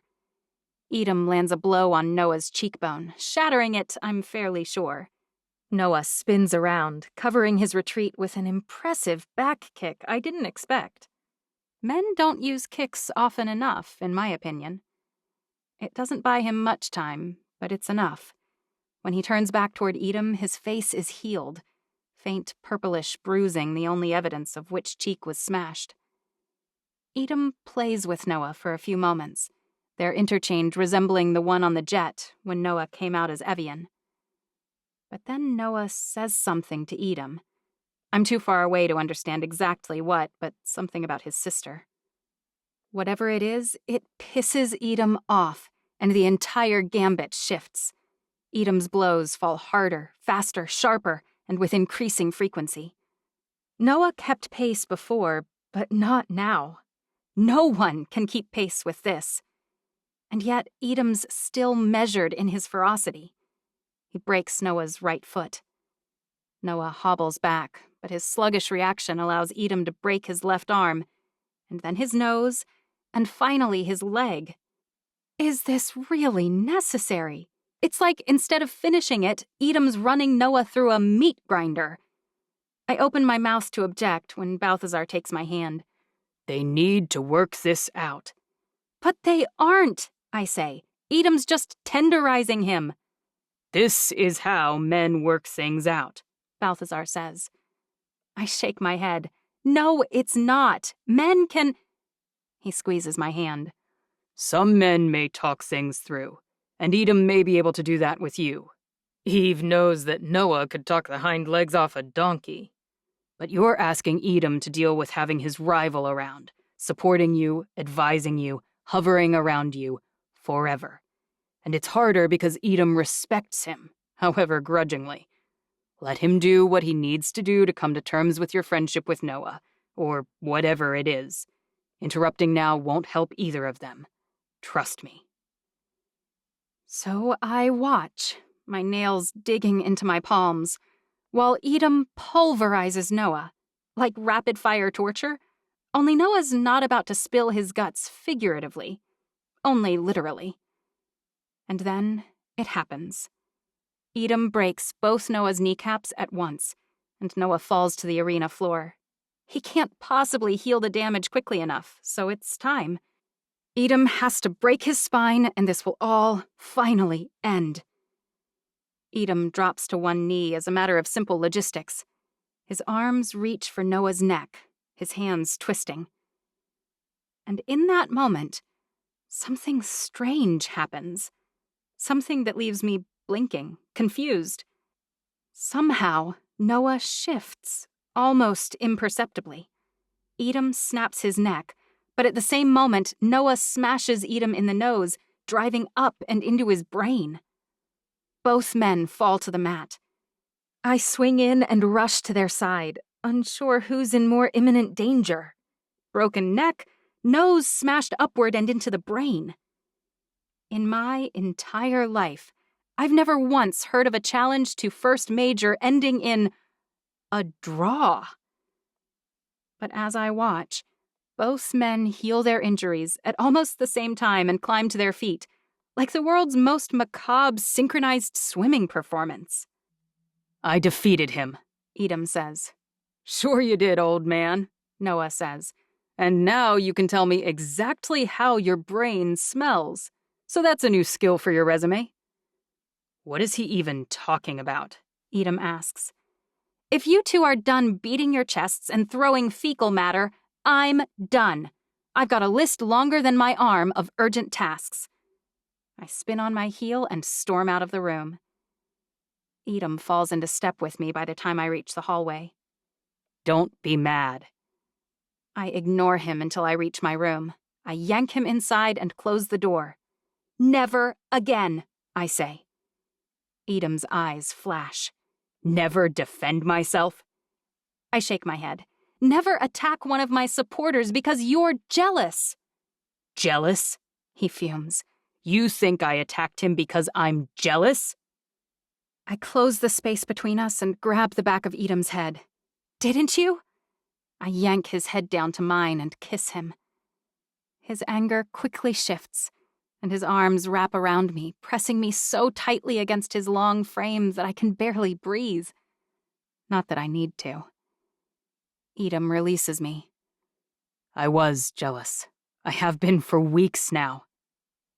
My hand slides down from behind his neck, to his shoulder, and down his arm to his hand. I lace our fingers together and look at them clasped in front of us. We're getting married. His voice is as small as I've ever heard it. You sensed him, leagues under the ocean.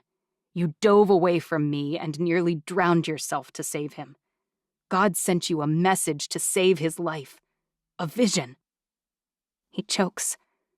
I can't compete with that. I didn't pick any of that, I say. He doesn't say the words, but I know he's thinking the same thing as me. I didn't choose to marry him either. It was forced upon us both, and as much as I care about him, I may never know how things would have gone down without Annalisa and her entire family hanging over our heads. But I can't change that, and I won't risk another war. Not when all I have to do to prevent it is marry someone I clearly care for deeply. I can't tell him what he wants to hear. So when Lark knocks at the door, Edom makes an excuse and leaves. What's wrong? I ask the second we're alone.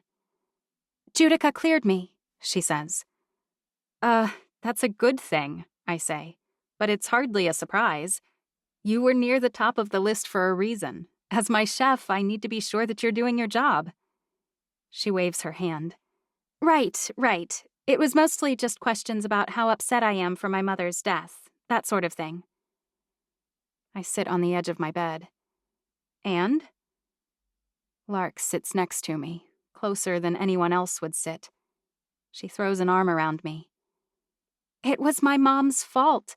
She should have trusted her friend, like I trust you. Life sucks all around right now, I say. And we both need our moms, but they aren't here. I sigh. Yeah, we're all alone. It's totally unfair. I lean my head against her shoulder. Did you know that for a while there, I wondered if you might hate me? Her arm drops. Why? It would be normal for you to blame me for Lissa's death. I mean, I kind of forced the fight, and then my mom killed yours. Inara didn't have much of a choice, she says. I see that now.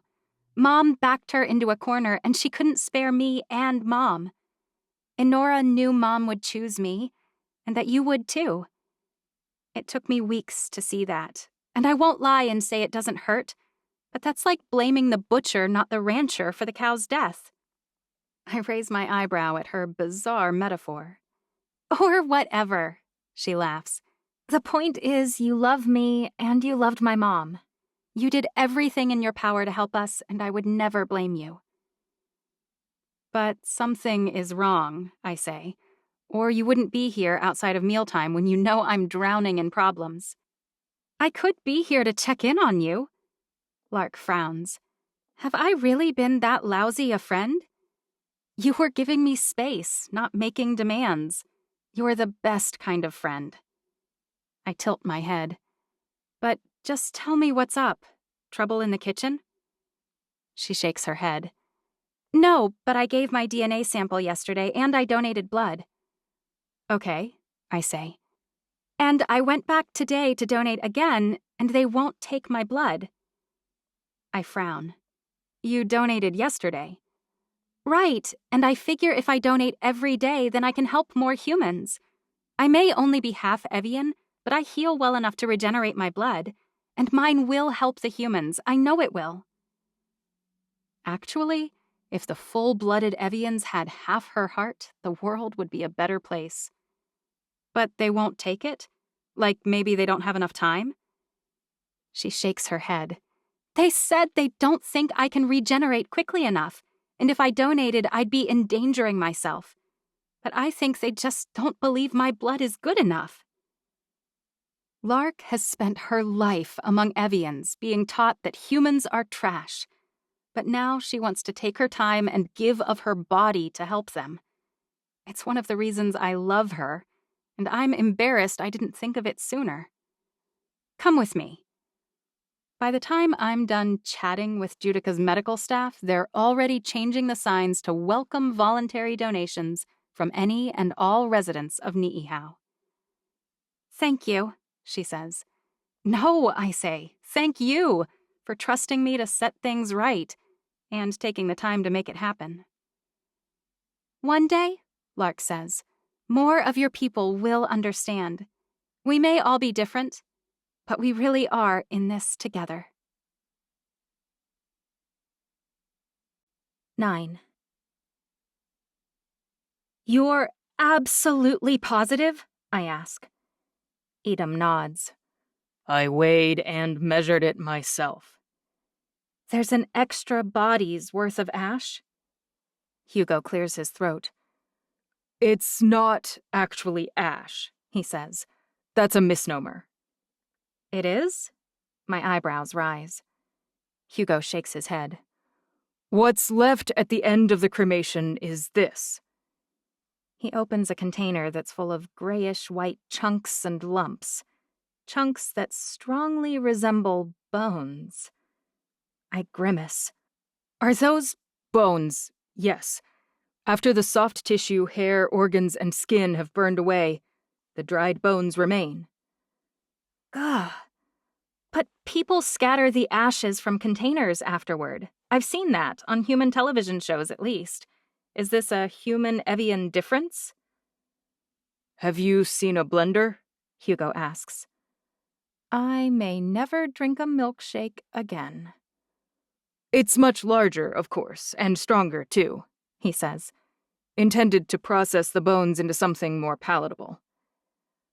I really did not need another food comparison. And you're saying that you didn't notice that an entire body had been processed and blended right here? It only takes 2 to 3 hours to cremate a body, Hugo says. And as you can see, we have a number of empty tubs that are not monitored. There's usually very little call to supervise or secure remains.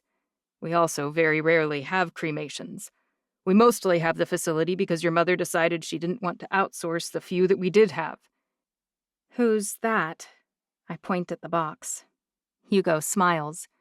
"These bones are false, used to show someone who's considering the course they choose to take for their relative, if they request to see the process of what we do." He offers the box to me. I shake my head. "So, how many cremations have taken place here in the last month?" "There would only have been 2, Hugo says. Lissa, who was executed for treason and not entitled to a typical burial, and Niles, whom Judica killed while you were, during a training." His eyes dart from me to Edom and back again. "Would have been?" "In the past few days, I've been tasked to perform cremations on nearly all the individuals killed in conjunction with your sister Melina's disappearance." 20-something then? I ask. 17. As I understand it, Lorena did her best to contact the families of everyone who passed, and she asked if they'd like the bodies shipped or if they'd prefer that cremated remains be sent. Most opted for cremation. "What about evidence?" Edom asks. "Wouldn't they have kept them around in cold storage for that?" Hugo shrugs. "I'm not consulted about—" "I approved the disposal," I say, 2 days ago. We did keep several of them in cold storage, but it seemed unlikely we'd gain a lot from retaining all of them. Not enough to justify delaying their families from grieving. "And when did you notice that the weights were off?" I ask. "Edom came yesterday," he says. "He started asking about the process, and I explained that the remains usually vary from 6 to 8 pounds after they've been processed." "Blended?" I scrunch my nose. "Yes." Hugo gulps.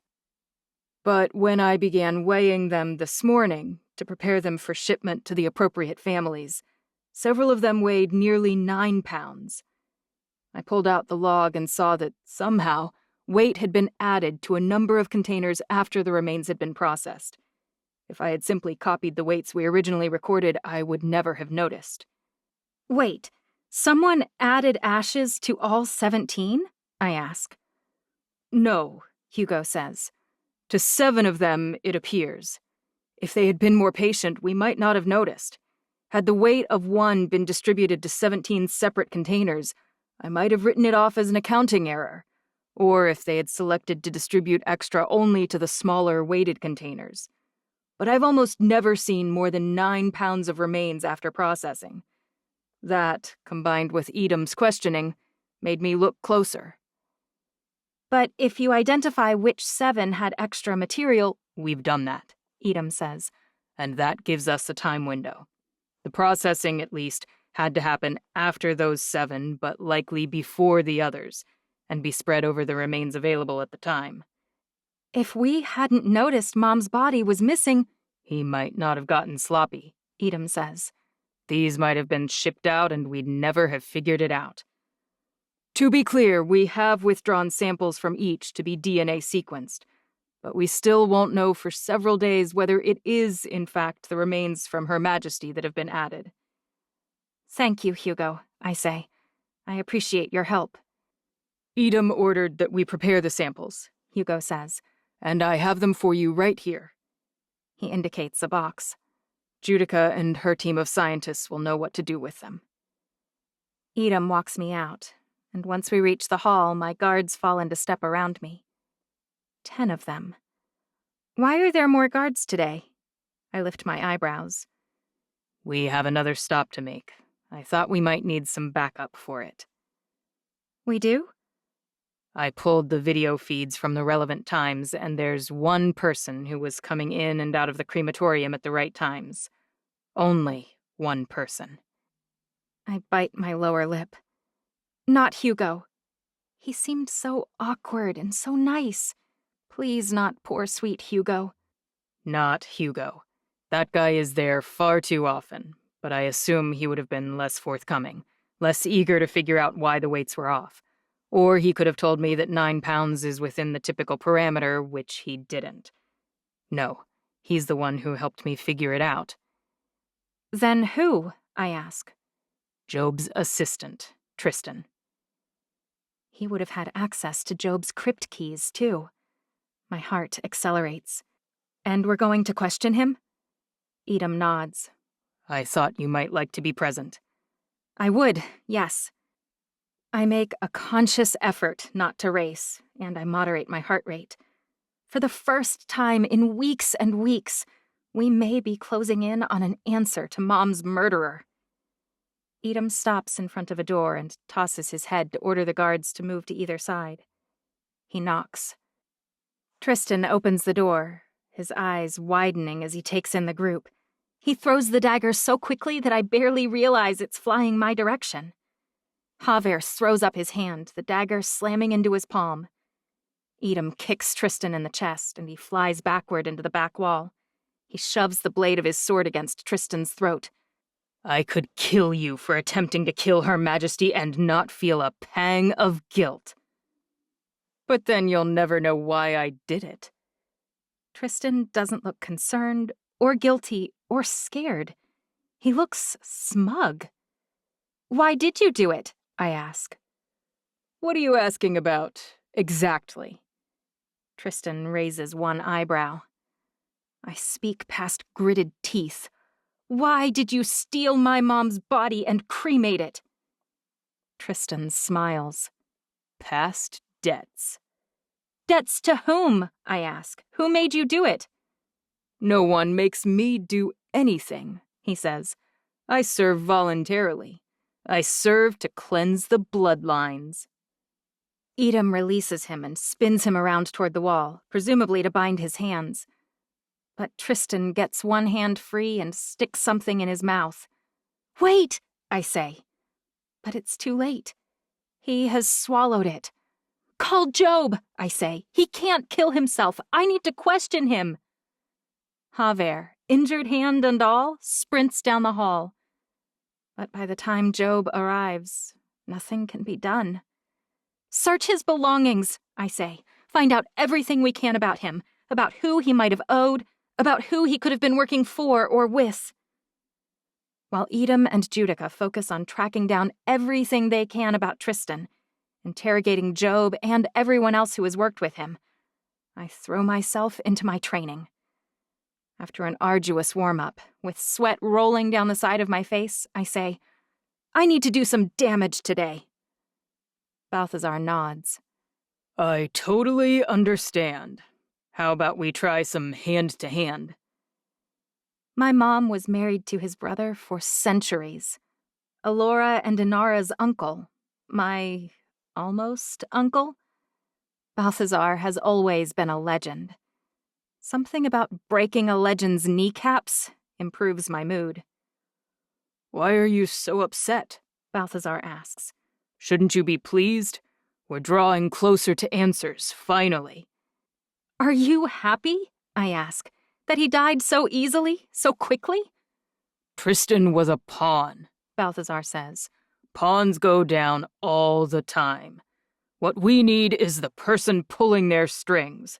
That's the person I want to draw and quarter, and then heal up and repeat, over and over. Something about his musing distracts him, which is how I land a solid shot to the face, shattering his nose. I freeze. Will it make you feel better, do you think? What? Balthazar asks. Healing this? I hope so. I shake my head. Inflicting pain on the one who took her from us. He frowns. I don't know. Maybe. Somehow I doubt it. Your Majesty, Javier says. I spin on my heel. What? One of the patrols found something you might want to see. Javier gestures. A tall guard with a hooked nose and dark hair steps forward. His arm is wrapped in a towel. I spotted a tiger shark feeding near the north shore. This was floating next to him in the water. He jerks his head. Javier holds up a hooded sweatshirt. It's shredded in places, but it's still easy to make out what it was. A dark hoodie with bright fluorescent orange bands around the wrists and neckline. I've seen it before. It's part of the video feed that wasn't deleted leading up to Nereus attacking Melina's people. Aline was wearing it when she left for a jog. I swing off of the platform and cross the room. Are you all right? I stare pointedly at the guard's wrapped arm. I will be fine soon enough. We decided to capture the shark, he says. We weren't really prepared to do that, and we had to kill it. Why? I ask. The guard swallows. It was eating something. I close my eyes. And when we cut open its belly, we found remnants of what it was eating. The guard looks back, and another guard steps forward. I think her name is Cinna. She holds up a bag with something in it. I step closer and squint. It's a finger. Do we know whose finger that is? Not yet, the guard says. Well, we better figure it out. I march with the finger and the sweatshirt all the way to Job's lab. He's being interrogated by Judica and Edom, but they stop mid-sentence when I walk into the room. Do you think Job had anything to do with Tristan? I ask. Judica frowns. We haven't finished yet. Right, I get that. And you can finish, but I have something urgent and I'd rather not wait until you're done. Do you have any reason to believe that Job knew what Tristan was up to? Judica shakes her head. I fill them in on what we've found. I should have Aline's DNA sequence on file, Job says. Inara kept close tabs on Aline and Melina both, especially since Aline did most of the traveling. Since Mom banned Melina from going anywhere, I say. Job nods. Test it. How long does that take? Days, Job says. And that's actually only if we fast-track it. I assume you want this bumped to the top of the list. You don't want all the other DNA sequencing on samples we've collected to be done first? I sigh. Why does everything take so much time? Yes, I say. Bump this to the top. You should prepare yourself, Judica says. For what? I ask. It might be Aline's, she says. Or it might be Melina's. I know. 10. No attacks anywhere, I ask. I know we threw the party together fast, but it has been 4 days. They could have done something by now. Balthazar shakes his head. I expected at least one of them to strike before the party. So did I. Maybe they're reconsidering their position.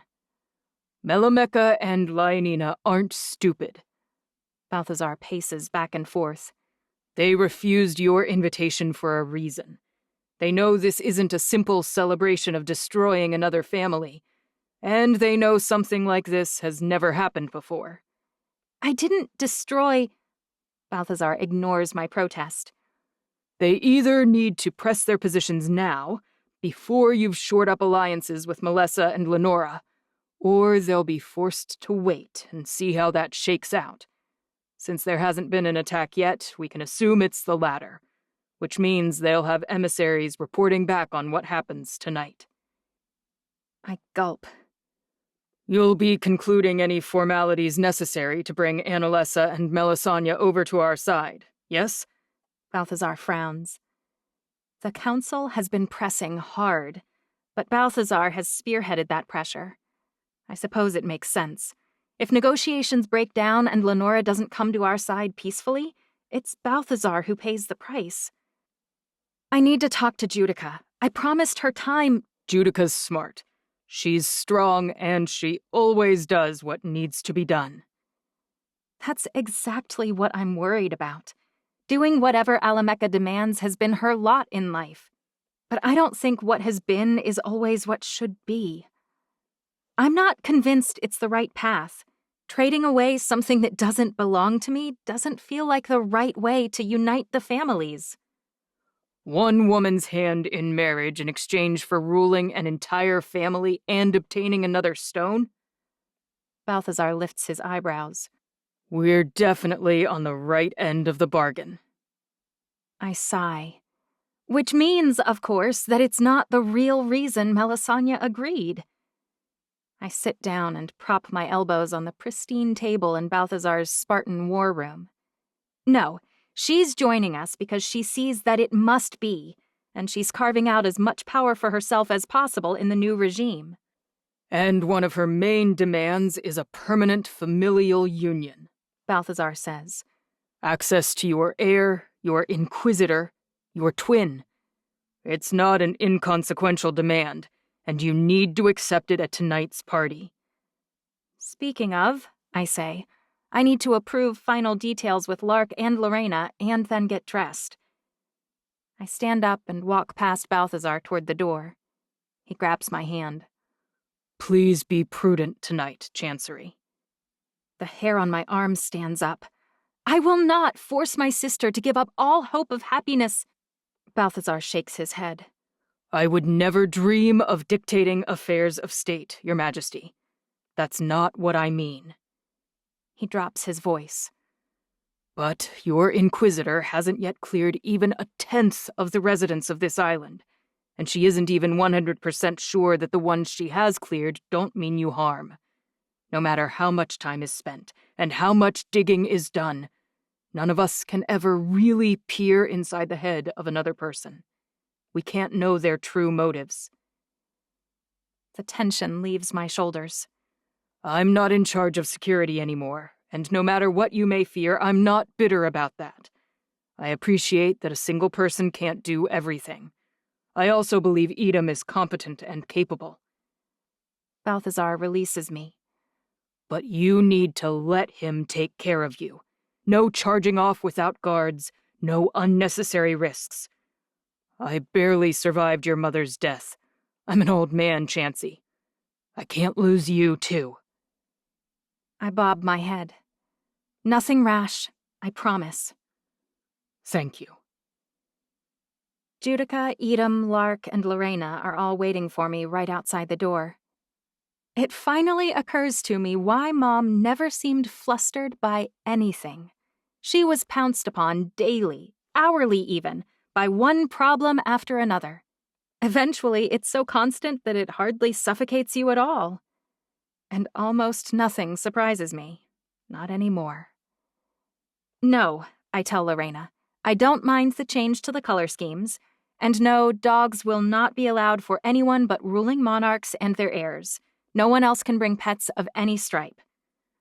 I absolutely will not allow my guards to be temporarily bumped to 12. 6 is fine, I tell Edom. Yes, if you're worried, change the menu to cooked oysters, I tell Lark. No sense in the weaker bloodlines complaining that the raw oysters were some kind of litmus test to determine worthiness. After I've resolved all the other issues, only Judica remains. What? I lean against my doorframe. I'm frankly surprised Judica waited so patiently. She usually insists I address her first. There's been a mix-up, she whispers. Excuse me? She glances around, her eyes pausing on the guards within earshot. I push through the door and wave her inside. Come inside. It's not like I need 14 seconds of privacy, after all. Once the door is closed, I put my hands on my hips. What's wrong? I think your gown was delivered to my room. I cross the room to my closet and peek inside. Varvara left my gown in the very front, on a mannequin. The skirt of the stunning Marchesa is made of a cross between crepe and tulle. The gown a stunning mix of cream and pink fabric combined. It cinches at the waist, and flowers climb from the bust on the right upward to the single sleeve on my left shoulder. The flowers vary from a dark burgundy to the palest pink, and there's a similar bunch of flowers on my left hip as well, which perfectly imbalances the one shoulder. To tie it all together, burgundy ties cross in an X over the waist and not in the back. It draws the eye and offsets what would otherwise have been too much pink. I turn back to face Judica. Nope, mine's here. The one delivered to my room is pink. Judica's eyes are wide. Right, I say. Maybe you misheard me. Judica clears her throat and raises her voice. The dress Varvara left for me is pink, as in a watered-down feminine version of red. I laugh. I know it is. Her eyes widen further, impossibly. You hate it. Her eye twitches. That's fine, I say. I chose it out of deference to Mom, since she couldn't be here. And then I forced them to make a second gown exactly the same as mine. For you. Again, as a nod to Mom, who always wished we would have any desire to match whatsoever. Apparently, we still don't. Judica blinks rapidly. But if you'd rather wear something else, it doesn't hurt my feelings. You wanted me to match you? Judica's hands are clenched into fists at her side. I shake my head. I don't want to upset you, truly. It's totally fine. Is this to confuse anyone who might try to kill you? Are we not telling anyone which of us is which? Huh? I ask. I'm supposed to be your double? I laugh. What's wrong with you? Did your brain go haywire? I shake my head. No, look, I'm not trying to use you as a meat shield. Mom and I used to match all the time, but I knew that wasn't really your thing. It was a stupid idea, okay? Forgive me. I should have realized you'd never want that. Judica inhales quickly and rushes toward me, pulling me against her chest for a hug. Oh! My breath catches in my throat. Thank you, she says. You're my sister, I say. I love you, and I always will. I miss her every day, Judica says into my hair. But some days I feel so guilty. Why? I pull back so that I can see her face. Because I am so much happier now that she's gone. Her death... She shudders. I thought it broke me. But maybe it really just broke the ice around my heart. Oh, Judica. I take her hands in mine and squeeze. I'm so happy that you've found joy, and Mom's just as delighted as me. She's smiling down on us from heaven, and that won't change, even if you don't want to wear pink. I do, she says. I mean, I don't, but for tonight, I really do.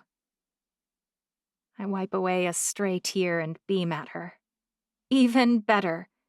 And listen, I've looked at this from every direction.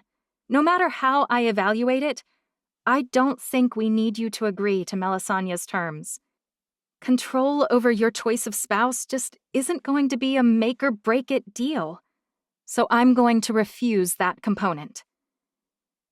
I recognize the light in her eyes. It's hope. Don't ever feel guilty for finding happiness. Not around me. She steps back and bites her lip. Go get dressed. I'm going to be doing the same. She bobs her head and shoots out the door. Varvara arrives less than 5 minutes later to do my hair. We opt for piling it high, with a few matching flowers interspersed to tie it in with my gown. Finally, she places Mom's favorite tiara into the tumble of curls above my head. Edam's waiting for me outside in a black tux with a burgundy tie. He looks as handsome as always, my heart skipping a beat when I see him. When he lifts his hands and smiles in appreciation at my gown, I notice that topazes wink in his cufflinks. Nice touch, I say. He tosses his head at the ring on my hand. Not quite the same as the staridium, but at least people will know I tried. I hold out my hand and he takes it, shifting so that our fingers interlock. You always try. It's one of the things I adore about you. Adore? Edam quirks one eyebrow. I had an idea. I breeze past him and into the hall. He follows me out and offers me his arm. Maybe we should announce a date for our wedding tonight. Edam stumbles and stops. I beam. For next week. He shakes his head. Are you serious? I shrug. We need to lock down that ring. Edam frowns. I swat his arm. If you like me, then you really should put a ring on me, after all. Excuse me? Never mind, it's just a song. But why wait, right? I guess. He starts walking again. You're excited, right? After the number of times he's told me he can't wait to marry me, I expected a little more joy. I've been talking to Varvara about dresses. We've got it narrowed down to 2. Edom stops and spins me around until I'm facing him. I'm not excited. I'm ecstatic. I would marry you tonight. On the beach, on a plane, in the dungeon. I'd marry you in board shorts or training gear or a straitjacket. He shakes his head. I don't care where and I don't care when. I do, however, care about why. I don't like feeling that you've been forced. Does it really matter how we got here? I guess not, Edom says. I decided to dispense with the formal entry and announcement for tonight, since we'll be having a formal dinner with plenty of announcements near the end. Even so, when Edom and I walk through the ballroom doors, conversations halt, heads turn, and everyone already present stares. Welcome, I say. I'm delighted you could all make it. I scan the room, meeting the eyes of everyone in turn. Lark's moving toward me from the back right, looking more concerned than I had hoped. In the back of the room, I notice Moses, arm in arm with a very beautiful woman. Widow. The very beautiful widow whose husband Moses decapitated last week. I'll need to look into that more as soon as possible. I was hoping they could find a way to work together, but I did not expect them to get along quite this well. As if he can read my thoughts, Moses catches my eye. We need to talk, he mouths. I nod. Soon, I mouth back. He bobs his head. Hopefully he can't see that I'm dreading the conversation. After all, he wouldn't ask to talk to me about something great, so it's bound to be bad news. Lark reaches my side. Chancy, she says, we may have a problem. I lift my eyebrows. We have over 100 guests who didn't RSVP, and I only made enough extra food for 50. Angel's notes suggested that figure. A food shortage?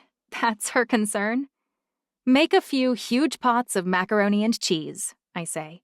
It's delicious, and it's quick, and that'll teach them to be rude. Her eyes widen.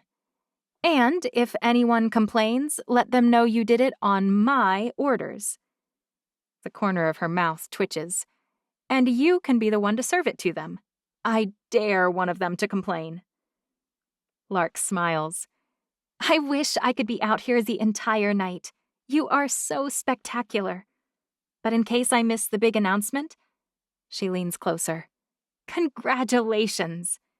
Can you even imagine what you'd have said about all this a year ago? Even 2 months ago, I was gushing to Lark about Edom with no real belief I'd ever spend more than 5 minutes talking to him. If only we hadn't waded through so much heartache to get here. Lark's smile slips off. We've both lost our mothers, our paths, and our future. But we've done all right with what life threw at us. I couldn't be more proud of you. She glances at the masses of people who have milled this direction, all of them eager to chat with me. I'd better get to the kitchen. It takes a while to boil that much water. You've come a long way, too, I say. I'm positive your mother is bursting with pride up in heaven. 2 hours for mingling before dinner felt excessive to me, but Inara, Lorena, and Alora all agreed. It won't be nearly enough time, Alora said. And they were right. I don't have a single second's break. But Alora intervenes about an hour into the pre-dinner block. Her Majesty needs to drink something. She gestures for me to follow her toward the edge of the room where there's a drink station. Edom's debating the merits of a war strategy I've never heard of, but the second I shift away, he stops mid-sentence. Clearly, he's my chief security officer right now, not my fiancé. You're going? I shake my head. Only right there. I point 24 feet away. I'll be back in 3 minutes. He eyes me, and then Alora, and then the guards who shift and glance his direction, obnoxiously mirroring my every move. Finally, he nods. I do not widen or roll my eyes. Too many people are watching. Alora says, "He's just doing his job. Admirably, in fact." I know that, of course, but I swear everyone acts like I'm a monstrous weakling, utterly incapable of defending myself from a paper cut. Alora laughs. Or they act like you're surrounded by enemies, the subject of a prophecy, and the only individual alive who can prevent utter destruction. Sure, I say, or that. I order a glass of watermelon juice and wait patiently while 2 of my guards taste it. You don't have to wait as long if you have your dog taste it, Alora says. I glance down at Duchess, sitting politely by my feet. Red Bull is too big a mess to behave himself in company, I say. And if I'm being honest, I haven't been able to use either Mom's dog or mine for tasting. Not since Cookie. I swallow. I'm sick of other people being punished for me, abused for me, dying for me. Life certainly isn't fair, Alora says. But if you had overheard some of the conversations I just did, you'd realize that people already love that about you. Your subjects feel that you care about them and their well-being. You may be the most beloved ruler Alameka has ever had. And if Judica can't find Nereus soon, perhaps the shortest lived as well. Thanks for the reprieve, but I'd better dive back into the fray, I say. Wait, a male voice behind me says. I spin around. Moses. His arms wrap around me, and I sink my face against his chest. I'm so sorry I left you there. I shouldn't have asked that of you, especially since I knew how much you were hurting after Vela. I choke. So much pain, so much death. So many people gone since I touched that stupid stone. I should never have put so much on you. Moses releases me. He sits down in a chair near the wall and pulls one out for me. Alora touches my arm. I'll reassure Edom that you'll be back the second you've finished talking. Thanks. I take the seat next to Moses. I have about 4 options for your replacement. I think we should discuss the pros and cons and select one sometime tomorrow. Moses frowns. Oh, no. Or tonight. We can decide tonight if you need that. I saw Kautica with you, and I can only imagine how hard that must be. Actually, he sighs. I can't explain it, but Kautica and I have been grieving together. Wait, together? Moses's eyes widen. No, nothing like that. I know it sounds strange, but we both lost a loved one by force, in a way out of our control, but also in part due to our own decisions, our own gambles. He pauses and looks at the wall. I think she understands how I feel, and why I did what I did. I don't think she blames me. And something about seeing you on the phone, watching what you're capable of, well, she's nearly a zealot, Chancery. I think she'd burn her own hair off before speaking a single word against you. That's a little horrifying.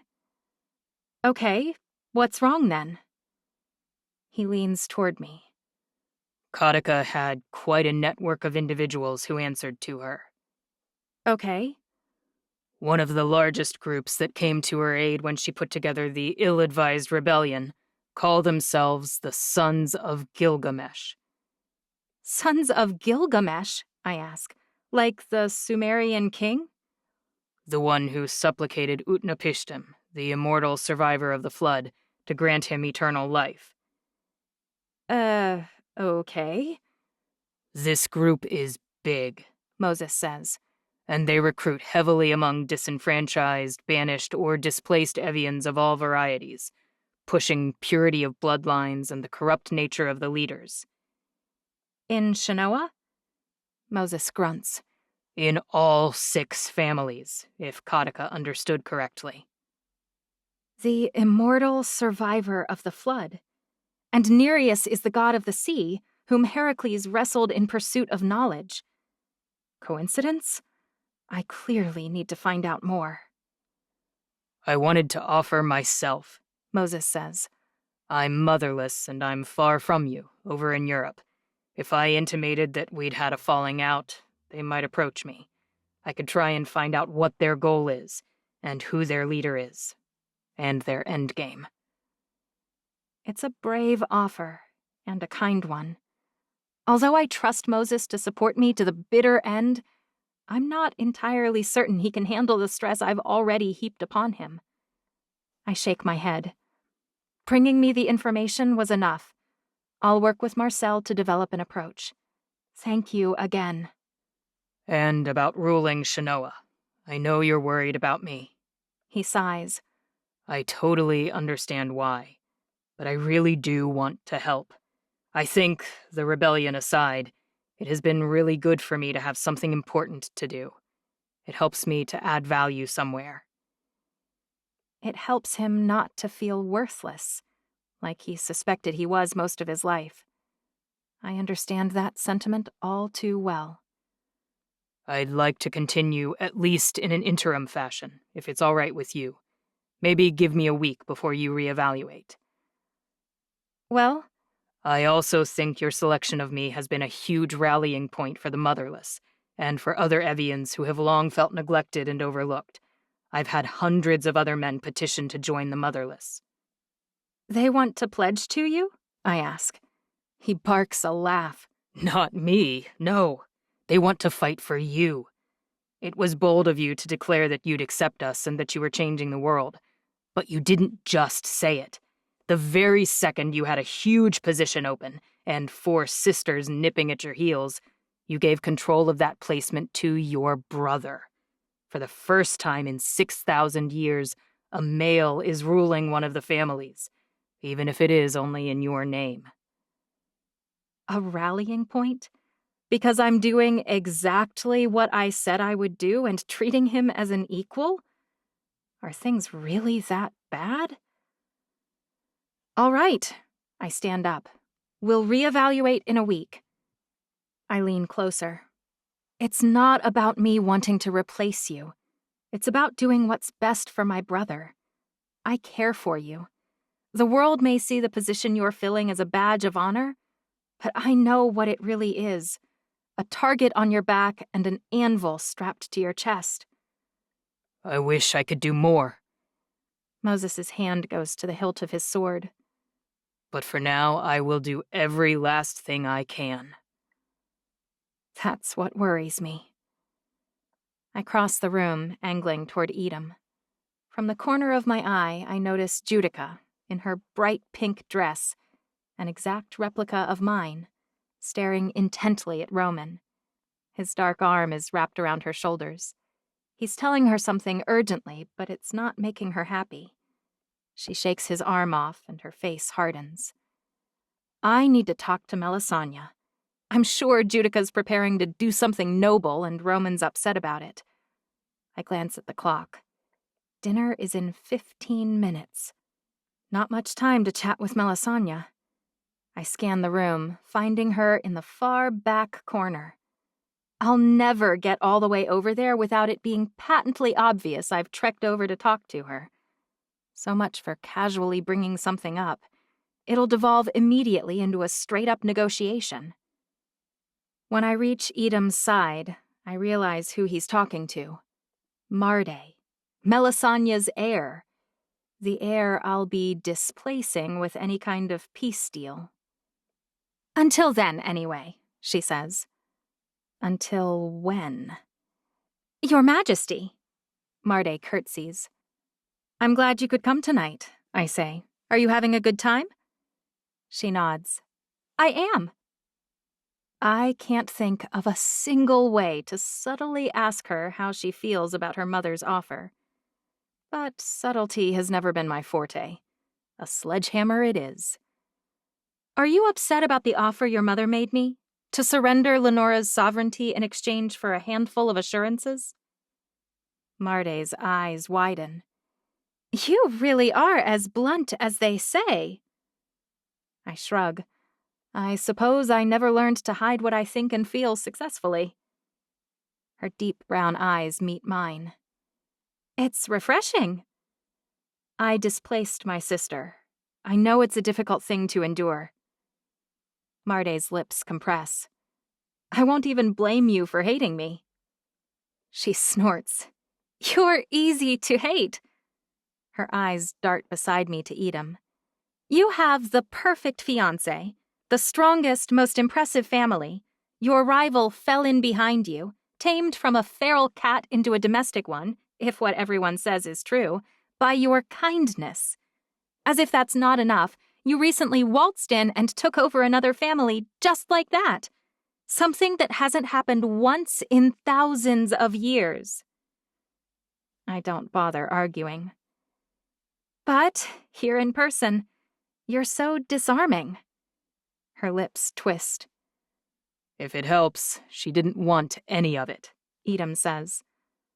Well, I take his hand in mine. Except, perhaps, the fiancé. I wanted it, Marday says. I still do. But I'm not deluded. Mother's barely 100 years old. I won't be her youngest heir, and I was always going to be displaced, barring some horrible catastrophe I would never want. Mother has been a good parent, and she's a good ruler. If you can do even 2/3 of the job that she's done, and you prevent the destruction that's coming, then... She shrugs. I promise not to hate you forever. Fair enough, I say. I'm sure that's a huge relief to you, she says. I bob my head. It is, actually. It's hard to make enemies everywhere I go just by breathing. Mother has been very impressed, Marday says. It's all I hear about, really. I was surprised she brought you, I admit. Typically, the Empress and heir don't both attend large events outside of their control. Unless the Empress no longer needs the heir because she's about to be replaced, for all intents and purposes, by your twin. Marday shrugs. And at least I can attend parties, and soon my life will be my own for once, to do what I choose. It's my opportunity to ask, finally. How would your mother react if Judica didn't agree to marry a member of your family? Marday's eyebrow arches. Mother spoke to Judica herself and didn't feel that she objected to the idea. Was she wrong? I open my mouth, but before I can speak, a motion to our left draws my attention. Judica has drawn a sword and it's resting against some guy's throat. I say, excuse me for a moment. I just love your twin, Marday whispers. I trot across the room, Edom at my side. What's going on? I ask. Horatio Lenora, Melisania's nephew, swallows slowly. He eases backward, putting half an inch between his throat and Judica's sword. Judica! My tone is a little sharper this time, since she hasn't answered me yet. Her head swivels in my direction, and the end of her sword wavers, nicking Horatio's skin. Are you planning to release him? While he's still breathing? I ask. He insulted me, she says. I lift my eyebrows. Did he? Horatio clears his throat, his eyes so wide they're making mine hurt. I told her... Hush, you, Judica says. He gulps. Release him, I say firmly. Judica blinks and looks around, seemingly only just taking in the number of people watching her. She lowers her sword, thankfully. We will not be fighting any challenges tonight, I whisper, certainly not over some alleged insult. He said I looked... She drops her voice. Lovelier than the most breathtaking flower. Her hiss carries. Laughter spreads across the room, erupting in small pockets. I hardly think that qualifies. He knew I wouldn't want to be compared to a useless... I put my hand on her arm. Put the sword away. She does, slowly, glaring at everyone around us. Do you think there's any chance you're a little overly sensitive, seeing as I'm giving Melisania my answer tonight? He might have been trying to express interest, or even horror of horrors, pay you a compliment. Her lips purse. For many women, myself among them, a compliment regarding our appearance isn't an insult. It makes us happy. Most women are idiots. I did nothing to obtain the face I have. Saying it's beautiful tells me nothing about who I am. Not to mention that comparing my features to a flower makes no sense. He did say lovelier than a flower, not similar to a flower. You know what? Never mind. She's even more of a porcupine than usual. All right, at least make me this promise. She cocks one eyebrow. No more swords across any more throats tonight. Can you do that, do you think? I swear, sometimes I feel like I'm tutoring a toddler. She folds her arms across her chest. Did you talk to Melisania? Is she going to drop the requirement that I marry her son? I haven't actually. It's fine if she doesn't, Judica says. Truly. A jingling bell. Dinner time. Which means my time to prepare Melisania for my partial refusal is gone. 11. I glide from the ballroom into the dining hall, my eyes taking in the final product. A dozen long rectangular tables, each with seats for 40, and all adorned with floral arrangements that complement the blooms on my dress. Pale pink hedge roses drip and trail, with sprays of white, cream, and ivory roses, lilies, and plumeria, and enormous, deep burgundy roses punctuating each arrangement at odd intervals. I walk up the middle of the room, toward the front. None of the long tables have seats on the end, except the 13th. It rests at the very front of the room, and there's a massive throne placed at the head of it. My motto is carved into the back, and the center of the letters has been stained much darker than the rest. The smallest light still vanquishes darkness. I sit on it reluctantly, and Edom sits to my right. Annalessa wastes no time settling on my left, her consort Daniel next to her. I try to think of a single word he's ever said in my presence, and can't think of one. Not that he has much chance with Annalessa around. Melisania and her consort Albert settle just past Edom. She smiles and inclines her head. What a beautiful spread, Chancery, and on such short notice. I can hardly wait to taste dinner. With Angel unaccounted for and a half-human in the kitchen, I wouldn't get my hopes up, Annalessa says. I wish I could tell Lark to serve her macaroni and cheese. Human chefs are as good as avian ones, I say, and possibly much more trustworthy. You still haven't caught your mother's killer? Annalessa feigns innocence. He or she is proving to be quite adept at subterfuge, I say, and I'm the first to admit that's not my strength. What exactly are your strengths? Annalessa asks, other than reacting to staridium rings. Being chosen by God, you mean? Melisania asks. Annalessa clears her throat. Exactly, I misspoke. As her ally, I'd think you'd already have compiled quite a list of her strengths. I certainly did before I drew up my offer of surrender. Melisania sips her bubbly apple juice. Oh, Annalessa asks, is that what took you so long? Melisania sets the delicate flute on the table. I don't take bait, as you should know by now. But back to the list you need to hear, it's quite lengthy.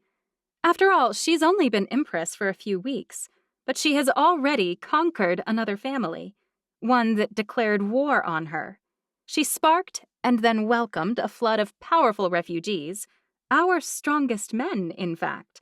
They fled our courts and joined hers, after which they pledged themselves, sua sponte, I might add, to guard and protect her personally. She has turned whole contingents of my people toward her way of thinking. When I loaded up to leave, my jet flew over hundreds of gathered citizens expressing to me their agreement with her sweeping measures regarding gender and genetic equality via large signs. I've had more missives and calls and visits on the matter than I could possibly share. Your own brother never leaves her side. At a baseline, that level of support and follow-through evidences that she's bold, consistent, and has an uncommon level of integrity. I think those are undervalued qualities that have been lacking for quite some time, which is likely why our people are surging forward in support. Surging forward? Annalisa meets Melisania's eyes for a moment, before she raises her glass and surveys the entire room.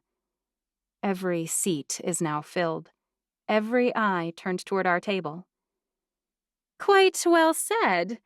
I propose a toast to Chancery Alameka, Queen of Queens, wielder of the Stone of Eve.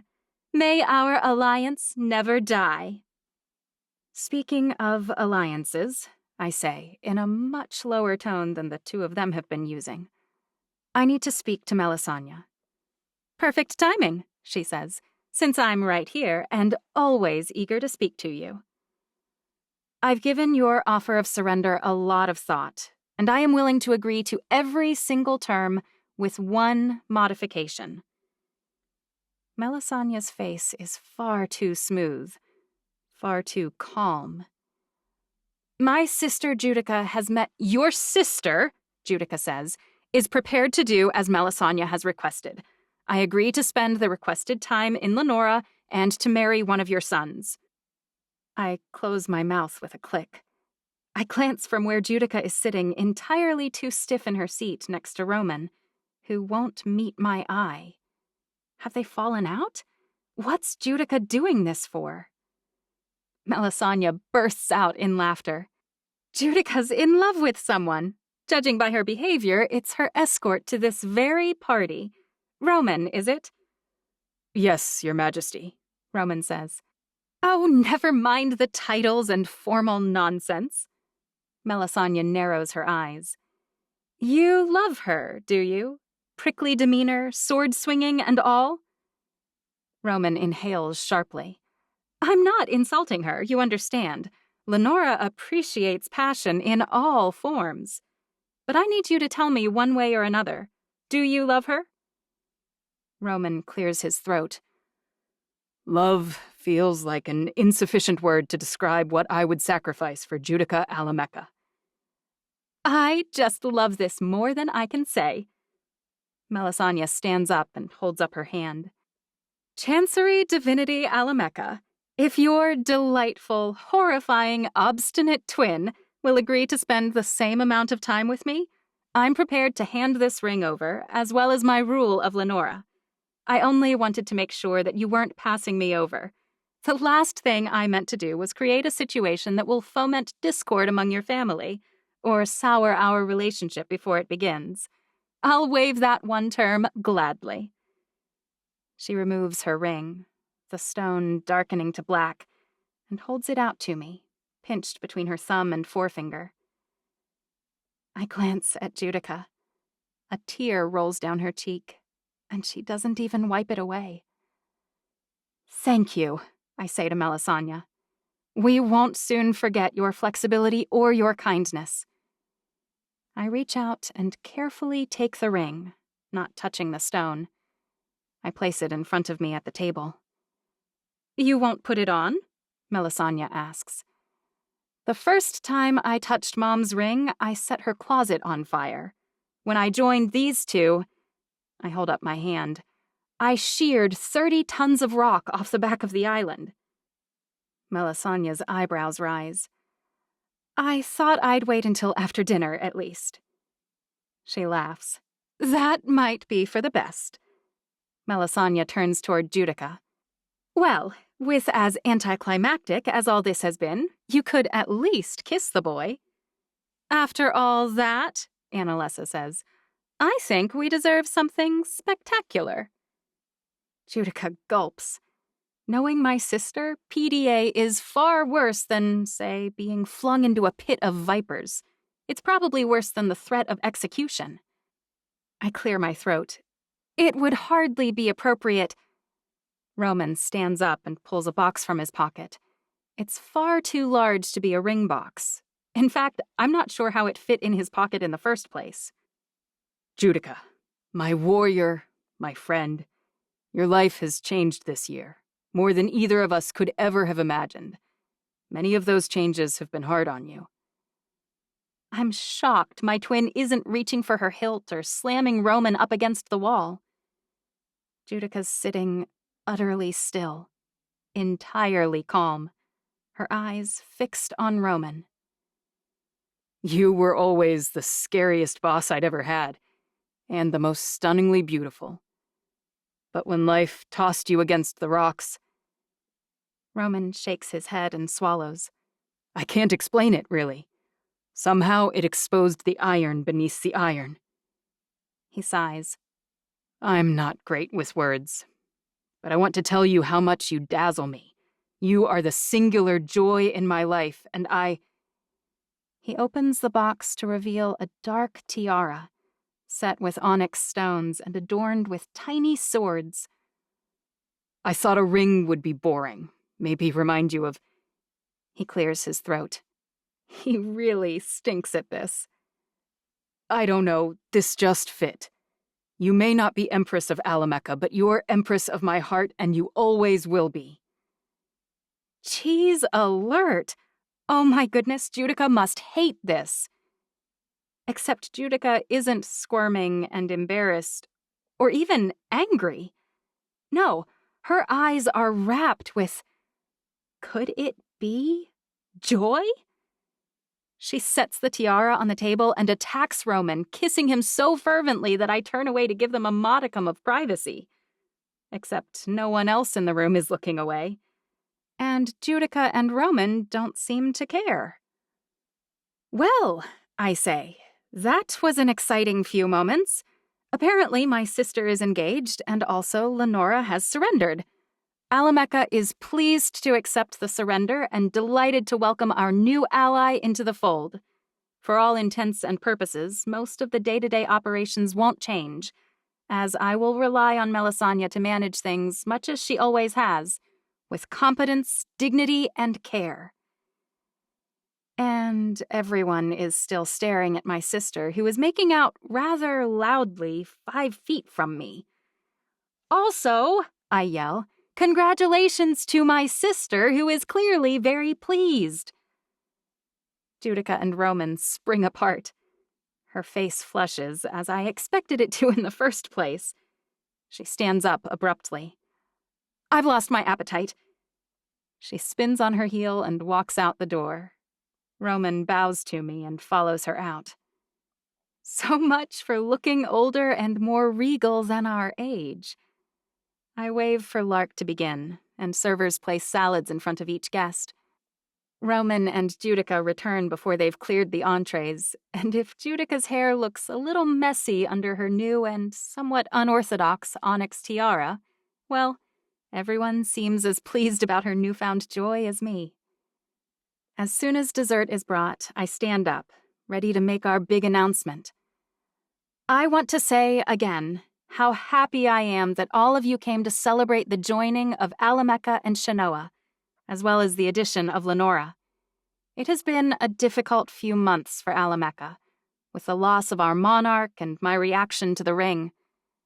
I never sought for more power, but sometimes the best things in life are not something you choose on your own. I glance at Edom. I may not have chosen to marry him like this, at this time, on my own, but the thought brings me joy anyway. So it is with great excitement that I announce... Edom stands so abruptly that his chair scrapes across the marble and clatters to the ground. What's wrong now? I whisper. Edom shakes his head slightly. All of you will have seen my queen's recent proclamation. As the Queen of Queens who was prophesied, she has begun gathering the families. She will prepare us for what is coming and protect us all from utter destruction. My sister Annalessa has offered to surrender to Chancery, but one of her requirements is that Chancery marry me. Low murmuring doesn't surprise me. If the people gathered didn't already know that, they aren't very well connected. However, Chancery Alameka has no need to accept the offer tendered by Annalessa Melessa. Excuse me? Annalessa asks. She has no authority to bind Melessa at all. Edom crosses his arms. Because, as the youngest child of Senna Melessa, I am the rightful ruler of the entire family, and I surrender to Chancery without condition, without requirement, and without delay.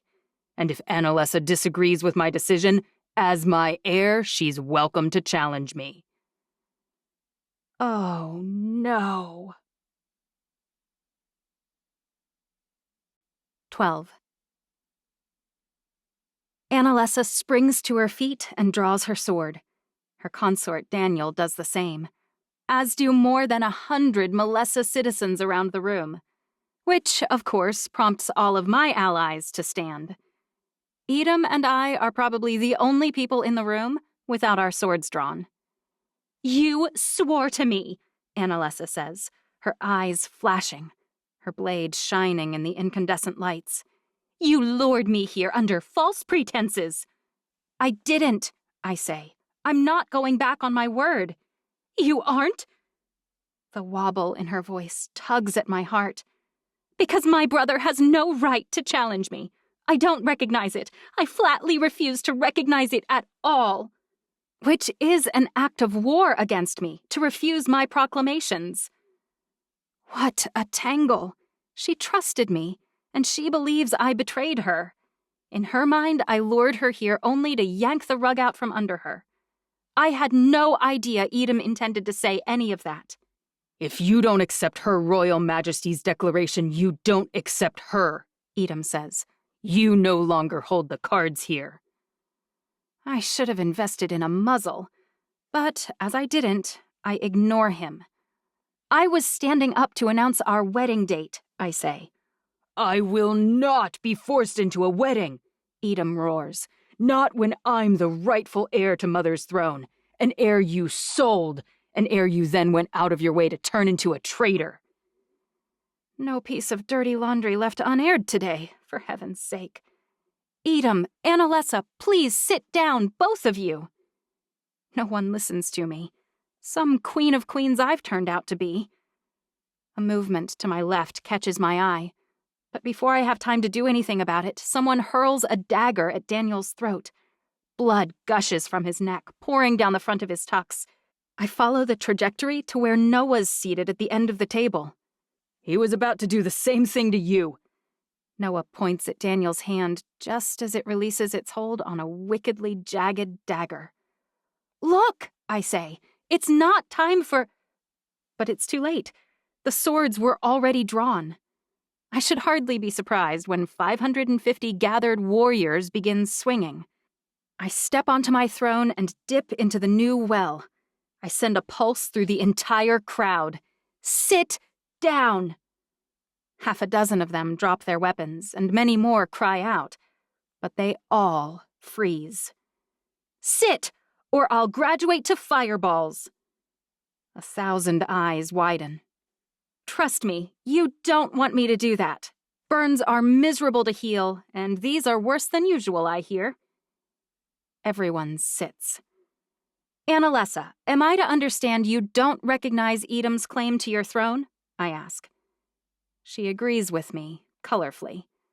Fine, and there's no chance I'll surrender to you now, she says, since I can't trust a word you say. It pains me, but there's no other way. She won't surrender, she won't fight Edom. Any other path leads to a skirmish here in the palace, a slaughter of my people and hers. Annalessa Melessa, As far as I know, you don't challenge my claim to Alameka's throne. That means I have a right to challenge you to a duel to the death, monarch to monarch. Should you win, you will rule Alameka, Shanoa, and Lenora. However, if you kill me, you can cut this ring from my finger. Even so, I say. I won't agree unless you remove that first. She glares at the staridium on my finger. Melisania makes a choking sound. You can hardly expect... Annalesa's face contorts. I'm a good fighter, but I can't deflect fireballs or kinetic blasts. If she keeps it on, I may as well kill myself now. If I'm doing that, I'll take as many of you as I can with me, thank you very much. She's too upset to notice her people's heads swiveling toward her. She's losing their support. I could probably press the issue, and they wouldn't fight us long. But the death toll would still far exceed 1. And 1 is all that's at risk if I fight her. Plus, at a certain point, I either believe God wants me here or I don't. If he doesn't care, then my life matters no more than any other's. If he does, he can do his part to keep me safe. I agree. I pull the ring from my finger. Judica and Inara fall in on either side of me. Here. I hand my joined staridium to Judica. And you take this one. I snatch the band of Melisania's ring from the table and hand it to Inara. Don't stand too close to one another or anywhere near Melessa's people. No one else argues with me. Not even Edom. I choose pointed melee weapons, Annalesa says quietly. What? I whisper. What does that mean, pointed melee weapons? Judica groans. Spears, Inara says. Or pikes, I suppose. And you also get to choose a shield. Isn't a pike like 15 feet long? Why would anyone choose that? Unless she's exceptionally good with them. Or maybe she's chosen this madness because I have no idea what to do with them. When my hand begins to tremble, I still it. No sense in showing anyone else that I've made a tremendous mistake. I'll go to change now. Balthazar catches my eye. Prepare the arena. I expect a substantial audience. He meets my eye for a moment, and I can't tear mine away. Be careful, he mouths. Please. Then he salutes me and says, I'll see it done, Your Majesty. I never knew my dad, but Balthazar is probably the closest thing I've had. An uncle to Inara and Alora, and a dear friend to Mom until the end. I wish I could talk to him briefly, if only to find out whether he has tips. And why can't I? Actually, belay that order. Edom, you prepare the arena.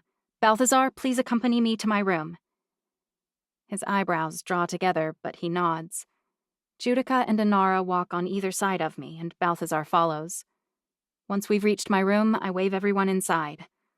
I'll change in the bathroom, but tell me, Balthazar, anything you can think to tell me about spear fighting. I grab my clothes and duck into the bathroom stall, pulling the door nearly closed. It's primarily a weapon used by beginners, Balthazar says. It develops upper body strength, but it's a stabbing weapon. That means the kill shots are to the face, I say, throat and groin. Right, Balthazar says. But since you'll have shields... Focus on the head, I say, because she can't block that and see me at the same time. She'll try to disarm you by breaking your spear with her shield, Balthazar says. Good to know, I say. Do you have any recommendations for weapons, or am I going to be stuck using general practice gear? I have a beautiful shield. Inara frowns. Not like a pretty shield. What I mean is, it's lightweight and extremely hard. I can substitute a dagger for a shield, can I not? I walk out of the bathroom, ready to go. Balthazar shakes his head. It's permitted, but that's a bad idea. The shield is as important as the spear, maybe more. The amount of damage a stab from the spear can do is tremendous. And with the length of the spear, you want to force her to try and attack your face. I also want at least one weapon that I know how to use. The longest daggers allowed are how long? Balthazar smiles now. That's the Inara in you. 11 inches is the longest. Any bigger and it's considered a short sword. She's accustomed to attacking others with spears and shields. But will she know how to fight against a dagger and a spear? I shrug. Maybe it'll even the playing field. Judica's face is tight, her eyes stormy. This isn't a game. It's not a playing field. It's a dying field. And you have no idea how badly I wish you could take my place, I say. Marry Edom right now, Balthazar says. He'll destroy his sister. White-hot fury rises inside of me at the thought of marrying him. I shove it away. No time to contemplate my reaction or my avoidance of him. Not right now. I need to do this myself. Okay, Mini Inara. Balthazar pulls a long, black metal dagger from his boot. The hilt is 2 men, both of whom have their hands on the other's throat. Here, take this. It has served me well for a very long time. I touch the edge, and it slices my finger without a hint of pain, which tells me it's deliciously sharp. Thank you. I have a spear, Judica says. It's nothing special, but it's weighted well. You got it on your 14th birthday, I say. She smiles. I did. You got your horse, and I got a new spear. I got a pony, and she got a weapon. And here we are, me fighting to the death for the family throne, and Judica engaged to the man of her dreams. I would never have believed this 6 months ago. I'll meet you all at the arena. Balthazar, go with Judica so no one can jump her and steal that stone. Why'd you pass it off so early? Judica asks. It felt like the right move to defuse the impending fight, I say. Did you see how many people were trying to kill each other? We would have destroyed them. Balthazar doesn't even look smug. But how many would have died, I ask. None of them are you, Inara says. You need to learn that you're valuable. You can't keep acting like a pawn when you're the queen. Not you, too, I say. I can't handle more insubordination. Her smile is crooked. It's not insubordination when I offer my opinion in private. She has a point. Duly noted. And now it's time for me to go. Judica, go grab that spear double quick. Streams of citizens clear out of my way as I walk toward the arena. Edom is there, and Noah, too. In fact, my entire council is there except Balthazar and Judica. Are you ready? Annalisa asks. Are you sure we need to do this? I ask. I already told you that I had no idea Edom would claim that. Will you rescind your order that all children, male and female, can inherit? Annalisa asks. I shake my head. I'll make it clear that it only applies going forward, as I should have clarified to begin with. Annalisa tilts her head. I meant to wait to kill you until you'd gathered the other families for me. She sighs heavily. But I may as well do it now. Taking out 2 won't be a problem when I control 4. What about the prophecy? I ask. She laughs. What about it? It could be interpreted a million different ways. Those things have always been useless. Could it be any more vague? So she never meant to honor her word. I should have guessed. I move toward the arena, stopping to examine the spears in the weapons rack. Hurry up, Judica! I finally settle on a pale wooden spear with a shiny, stainless head when Judica bursts through the back door. She strides toward me, spear clasped in her right hand, the stiridium susurrating on her hand. Once she's only a few feet away, she tosses it to me. I swing up and into the arena, spear in one hand, dagger in the other. No shield? Annalessa scoffs. I shrug. Some of us are more bulletproof than others. She lifts one eyebrow. I suppose we'll find out. Edom jumps onto the side of the ring. I worry Annalessa will stab him, but she doesn't. Her lip does curl as though she's smelled rotten eggs. He counts us down, and we're off. Annalessa wastes no time stabbing at me, her 6.5-foot spear shooting toward my ribs. I deflect it clumsily with the shaft of mine, but it takes a chunk out of the side. Whoops. Annalessa circles and jabs again. I deflect better this time, without weakening my own weapon. I consider what she knows of me. My youth, my inexperience, my reticence to harm others. What's her plan? She probably intends to either eliminate my spear or my dagger, or both, and then close in. I inhale through my nose and exhale slowly through my mouth, quieting the chaos around me. The murmurs, the shouts, the shifting, the nervous laughter, the sound of weapons and posturing and threats. The crowd is restless, unhappy, on edge. None of that matters, not in this moment, not to me. I relegate the white noise to the background and I listen for Annalessa. Not her jabs and her parries, but her emotions. She's walled them off, apparently. She's young, relatively speaking, 200 years old, but she's only been ruling for 20 or so years. She exudes confidence like a natural musk. But is it real, or is she posturing? Is she scared? She will die, or I will. She has to be terrified. So why can't I see it? I listen for her melody, and finally I begin to make it out. Staccato, sharp, disjointed. But not worried. You're not afraid of me. I don't bother asking. I can tell, absolutely. You can't even control your own people. Annalessa smirks. Melisania called you bold. She said you inspired dedication. But you promised me one thing and your fiancé reneged on your behalf without your knowledge, much less your permission. I grit my teeth.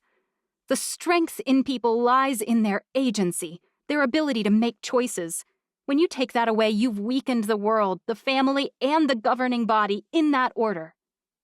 Annalessa pulls back. A body can't survive with 15 heads, much less 500. Not everyone can rule. And if you try and hold everyone equal, you'll quickly learn that's a fool's attempt as well. No one is equal. I disagree, I say. You're faster. You're smarter. You're better. Annalessa stabs at me again. But at the last minute, she snaps her knee and jabs upward, stabbing me between my lower ribs and pressing her advantage. I bring my dagger downward as fast and as hard as I can, taking full advantage of this chance. Balthazar didn't fail me. The dagger blade tears through the spearhead. It doesn't snap it entirely, but it shears a chunk off the edge. Annalessa yanks it back like I dealt her a flesh wound instead of the other way around. I lift my spear and press on her while she's retreating. She bats me away easily. And I hear it. In the dismissiveness of her gaze, the carelessness of her defense, the relaxed posture of her feet. She's not afraid of me because she doesn't think I can possibly bring myself to kill her. Even if I am able, she doesn't think I'm able to do it. Maybe she's right. I heal the wound she dealt me quickly, but I can't shake the fear that her confidence has ignited in my chest. Judica. I spared her, and I have been so grateful that I did it. It was the right call, no matter how wrong it seemed to the world. And then Noah, he betrayed me, but I couldn't force him away. And Melina, and then Aedica. The list goes on and on. I've spared them all. Am I merciful? Or just not strong enough for this kind of life? Does it matter if I can't do what must be done? If I can't wrest the ring from Annalesa's hand, will my mercy mean anything? Do I even want to kill her? She won't stay her hand like Judica did. She won't serve me like Noah or Melina. Like Aedica, she wants to end me. Her spear jabs at me, and it's like time slows and warps around me. I've shattered the left side of her spearhead.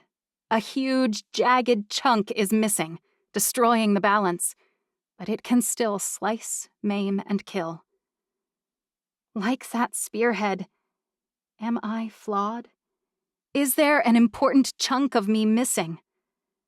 A burning feeling floods my body, like lava, but lighter, brighter. It strengthens my limbs, it bolsters my resolve, and it eases my horror at the task that lies before me. I would never have killed Annalesa, never. But it has been forced upon me. I can hate everything about it, but there is no other path. And I can do what it takes, just as the jagged, broken spear can fulfill its task, imperfect or no. We may not all have the same skills, I say, but we all have value.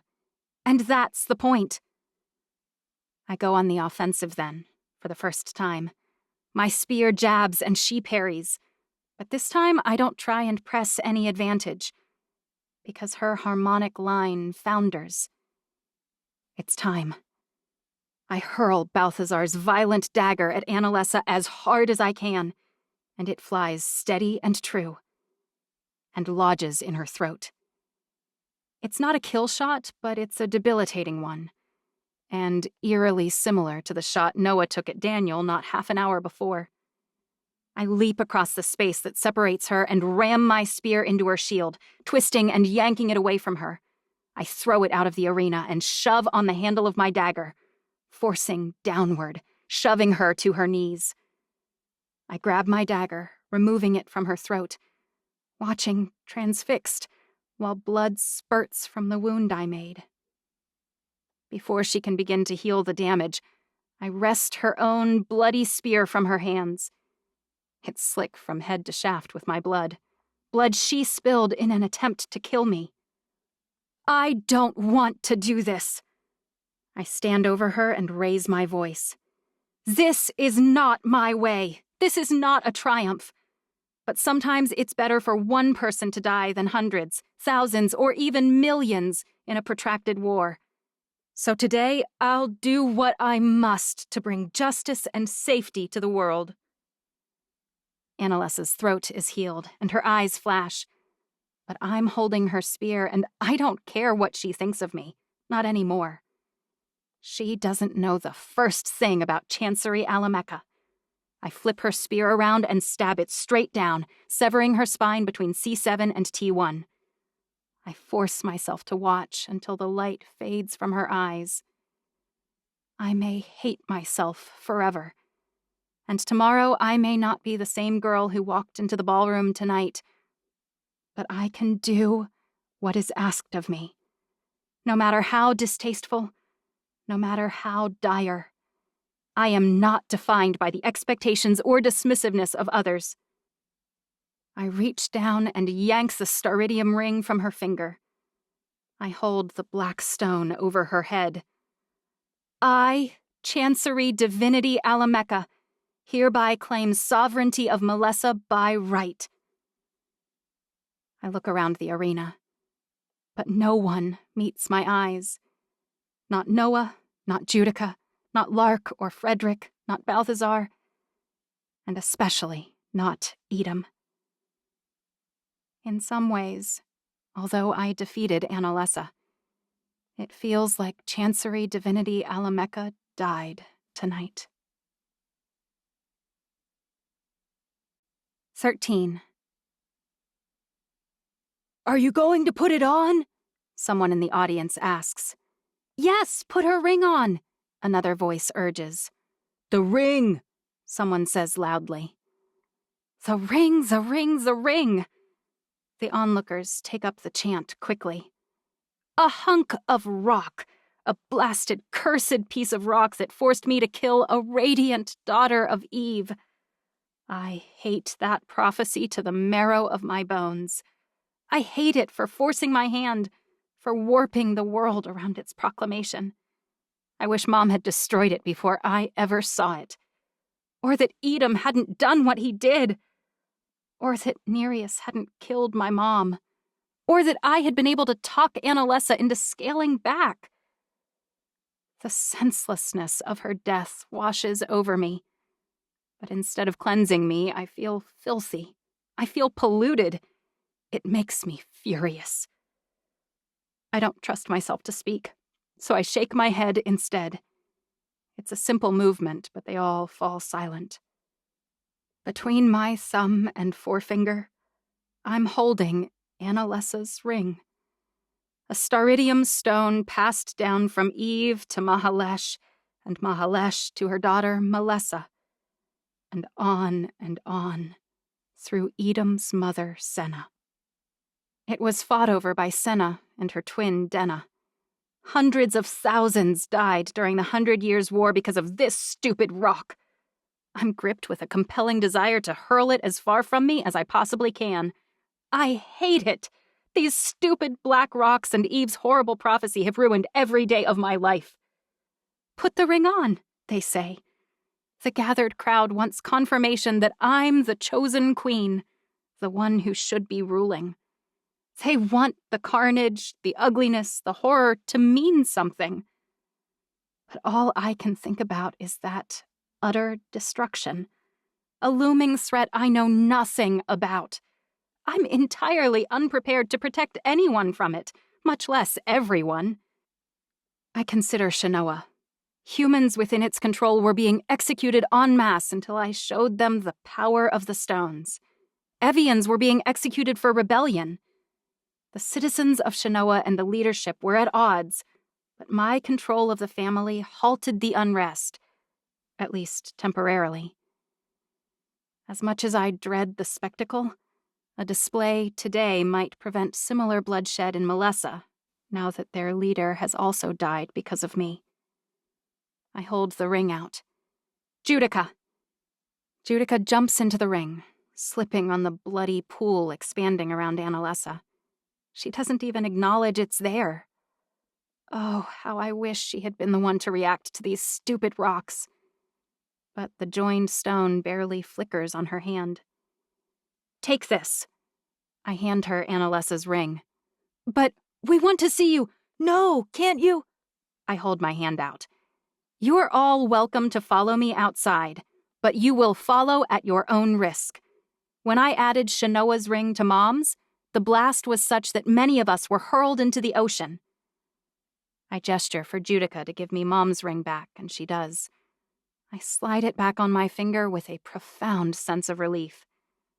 The wells in my head refill, and I'm prepared for any outside attacks again. I will join these new stones at the far north edge on Lehua Overlook Beach. I don't take time to change my clothing. Perhaps the image of the blood of their justly defeated monarch will dissuade the people of Melessa from attacking or protesting. I swing down from the raised platform and walk toward the exit, the gathered Evians scrambling to clear a path. It could be to avoid bloodstains on their fancy clothing, but I doubt it. By the time I reach the door, Judica's walking on one side of me, and Inara has fallen in on the other. She tries to hand me Melisania's ring. I shake my head. Not until we reach the far end of the beach. I don't want to risk crumbling the entire palace down around our ears. Balthazar, Edom, Noah, Frederick, Ibrahim, and Gregory all fall in step around me, on top of my assigned 6 guards. As if they've heard some kind of whistle the rest of us can't, more motherless turn corners and evacuate doorways. By the time I exit the palace to the north and begin the path toward the beach, I've accumulated dozens of guards. And hundreds of other Evians are moving toward the beach. Many of them are my own family. Many, many more are not. I recognize nearly every one, including Moses, Marde, Lark, and Marcel. All people I care about. It's no surprise my heart races. My hands tremble, and the angry pulsing of Mom's stone intensifies. as if it can sense my agitation, my anxiety. Or maybe it merely senses the presence of 2 more compatriots. Melisania's ring on Inara's finger and Annalessa's on Judica's hand both pulse slowly, calmly, reassuringly. Finally, my feet hit sand, the millions of grains churning underneath me. It's so dark that I can't see Lehua, but I know exactly where it rests. I keep walking until I'm a few feet from the water. I kick off my shoes and proceed until my toes are hit by a wave. I finally stop and turn around. Chains of people walking toward me stretch from where I stand all the way back to the palace. There's no way they'll all be able to see, much less hear. But they'll be able to tell their children and grandchildren that they were present. I extend my hand to Judica. She removes the Melessa ring from her finger and holds it toward me. I glance slowly from the left to the right. Then I take it from her hand and slide it onto my left hand. I sense the new power immediately. It's cleaner, somehow, brighter, like sunshine in liquid form, shimmering in the corner of my mind. I close my eyes and focus on it entirely. I dip into it and inhale, throwing my head back. It feels as though a pulse of menthol shoots through my entire body, cleansing me of exhaustion, residual combat aches, everything. But nothing else happens. When I tap into the power and push outward, still nothing. "It's flashing," Judica says. I shrug. I can feel it, but it doesn't seem to do anything. "Maybe move along," Judica says, "since there's not much to see." I laugh. I didn't promise a performance. "You did say that the last time you blasted everyone into the ocean," Inara says. "That was a warning," I say. "Or for a whole society that has been uniformly taught that there's no magic in the world," Inara says. "It was the promise of a miracle." I hold out my hand impatiently. "Fine." Inara bites her lip. For the space between one heartbeat and the next, I worry she'll refuse to return the Lenora ring. But it's just paranoia. She slides it off her finger and drops it into my palm. "I hope you can deliver on your promise." I lift one eyebrow. "To provide a miracle?" "To save the world." "Right. Nothing major, just, everything. And I need to do it without even knowing the source of the threat. An overwhelming urge to slap Inara courses through my entire body. I suppress it, of course. It's not her fault this has been dumped in my lap. It's not even really her demanding this impossible task. She's merely giving voice to the pressure I've felt for weeks and weeks. I slide the ring on my index finger, glad that Melisania's fingers are thicker than mine so that it fits on a less conventional finger. I close my eyes and wait for the feeling of a new well of power. It never comes. But slowly, consistently, the other pulsing spots in my head grow. I slide the ring off. They immediately shrink back down. "What's wrong?" Judica asks. I slide the ring back on and pivot on my heel so that I'm facing toward the water. I squint until I can barely make out the form of Lehua in the distance. It's less than a mile from here, a barren, rocky eruption formed from the dormant Ni'ihau volcano. I gather up the entire contents of my, now larger, first energy well, and I throw my hand outward. Somehow the motion helps me focus. The fireball that explodes out of my body tears through the sky, flooding the sky with bright red light. It pulses as it courses through the air, and my heart pounds in my chest. In the dark, I didn't aim it very well. I meant to hit the center of the water and the crescent in front of it. The enormous fireball slams into the Lehua rock light, incinerating it instantly. I shudder at the damage I've done to the gorgeous lava rock island. But the idea of harnessing this much boosted power to level an attack at an enemy? The disgust I felt at killing Annalisa is nothing compared to the recoil I feel at the idea of unleashing this. The damage I could inflict with this is catastrophic. I wonder, not for the first time, whether I might be the utter destruction. The world might be better off if someone like me, someone who can use these stones, doesn't exist at all. I turn around to face the gathered audience. I blink twice, 3 times, to give my retinas time to heal from the blinding light. Once I open them wide enough, I notice that, starting a few rows back, the people gathered in front of me are kneeling. And in another second, the row behind them kneels. In a bizarre, rolling motion away from me, more and more Evians drop to their knees. "Oh, stand up," I say. "Don't be ridiculous." None of them respond. They don't even move. "Stand up!" I tug the Malessa ring from my finger and remove the black dagger I borrowed from Balthazar from my waistband. I hold them up above my head. The real danger last time came from combining the stones. You need to be standing, eyes on me, prepared for whatever may happen. I drop my hands and pry the stone loose from the simple setting. It pulses where it sits on my palm. The closer I move Annalisa's stone toward my larger ring, the more furiously it pulses. "Like last time," Noah says. I meet his eyes and nod. Just like that. When I blew him to Kingdom Come and he spent hours underwater. "It's fine," he says. "It won't be exactly the same." "How do you know?" I ask. He shrugs.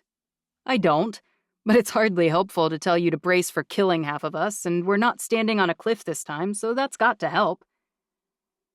I slip the Malessa stone into my pocket. My heart hammers in my chest as I pry out the Lenora stone and slide it into the pocket on the other side of my pants. Finally, I pry the last stone out, the large one. I examine it carefully. It's roughly the size of a large grape, but it's not round or smooth-sided either. On one edge, there's a jagged line, like the edge of a serrated blade. On another, there's a curve and a dip, like a roller coaster with a lip at the bottom. Across the top, it's totally smooth, like the glass pane of a window. I pocket it and examine the other 2 stones, one in each hand. I don't want to join the 2 new ones first and then combine the 2. That would risk 2 cataclysmic events. Maybe I should simply keep them all separate. But as I bring my hands closer, the stones pulse frenetically, and a racing, soaring, limb-tingling feeling surges in my chest. They must be joined. Which is when I realize that there's a part on the edge of the Malessa stone, a bump that juts out like the top of a Lego. It would just fit inside a hole on the back of the Lenora stone. And if I did, the 2 pieces would exactly fit inside the roller coaster curve. I place each stone carefully on my palm, only a tiny space separating them. With my free hand, I remove the first stone from my pocket. I rotate it until I've located the curve. And before I have time to contemplate or fret or worry, I shove them all together. This time, unlike the last, no pulse erupts. No one is sent flying to the ground. But I feel something, a pounding that begins at the base of my skull. Careful to maintain my grip on the stone, I grab the back of my head with both hands and fold inward. "What's wrong?" Judica asks. "Are you in pain?" Inara asks. "What's going on?" Noah asks. Before I can answer, it's like the wells inside of my head explode, power spraying all over the inside of my brain. My arms begin to shake, and then my legs. I can't explode anyone. I can't shear off chunks of the island. So I send the power down, down, down. I funnel it all as deep as I can. So many people around me, so much danger. I must keep them safe, and I can't drop the stone. Even when I curl up on my side, my arms gathered around my knees, the stone remains clasped in my hands. But from the side of my body, I feel it, a thrumming underneath me, underneath us all. I freeze. Can you feel that? Inara, Judica, Alora, they all crouch down by my side. Feel what? Edom asks. It's beneath us. My eyes widen, and the pain dissipates. The power wells forming again, but larger this time. Larger even than they were when I was simply wearing the Lenora stone. The first well is connected to the fireball EMP power from Mom's stone. The next well is the kinetic power I haven't used much, from the Shinoa stone. And the third is, I don't know what. 4 stones and only 3 wells of power. But bigger ones. Maybe the Lenora stone boosts the others somehow. I shake my head and shove to my feet, the stones still firmly clutched in my right hand. A rumble, high above and behind us all, followed by a sound like 100 tree trunks snapping, forces everyone's head around behind them. Toward Mount Paniao. A bright red flash, followed by a plume of black smoke, has me sprinting toward the palace, which stands between us and the newly active shield volcano. As they did after the challenge with Annalessa ended, Evians melt out of my way. Edom and Noah and Balthazar vie with Frederick, Gregory, and Moses for a position at my side. I don't pay any attention to that. I have to keep this volcano from wiping out the palace and all the people inside. I'm nearly to the palace when a plume of smoke explodes from the top, followed by a red streak of lava pouring down the side of the mountain. It's not directly headed for the palace, but far too close for comfort. Instead of ducking inside, I circle around the west end and head for the mountain itself. Strong hands grab my forearms. We should be evacuating, Edom says, his voice low and urgent. I have to shift this flow. I yank one arm out of Edom's grip. With what, princess? A few fireballs? Noah's skepticism stings. Because of all people, he has always supported me. I shake my head. This is happening because of this! I shake the staridium lump in my hand. And it's going to stop it too, just like I used it to save Noah before. I wrench my other arm free and stumble forward, toward the lava. Balthazar clears his throat. I hate to argue, especially in light of your extreme confidence. But what if you're wrong? You'll have placed yourself right next to a threat from which we cannot protect you. Balthazar trained me by forcing me to walk on hot coals. Judica bumps my side as she passes me. I'll walk with you as far as I think we can safely go, and I'll haul your stubborn butt back if you try to go further. I gulp. Fine.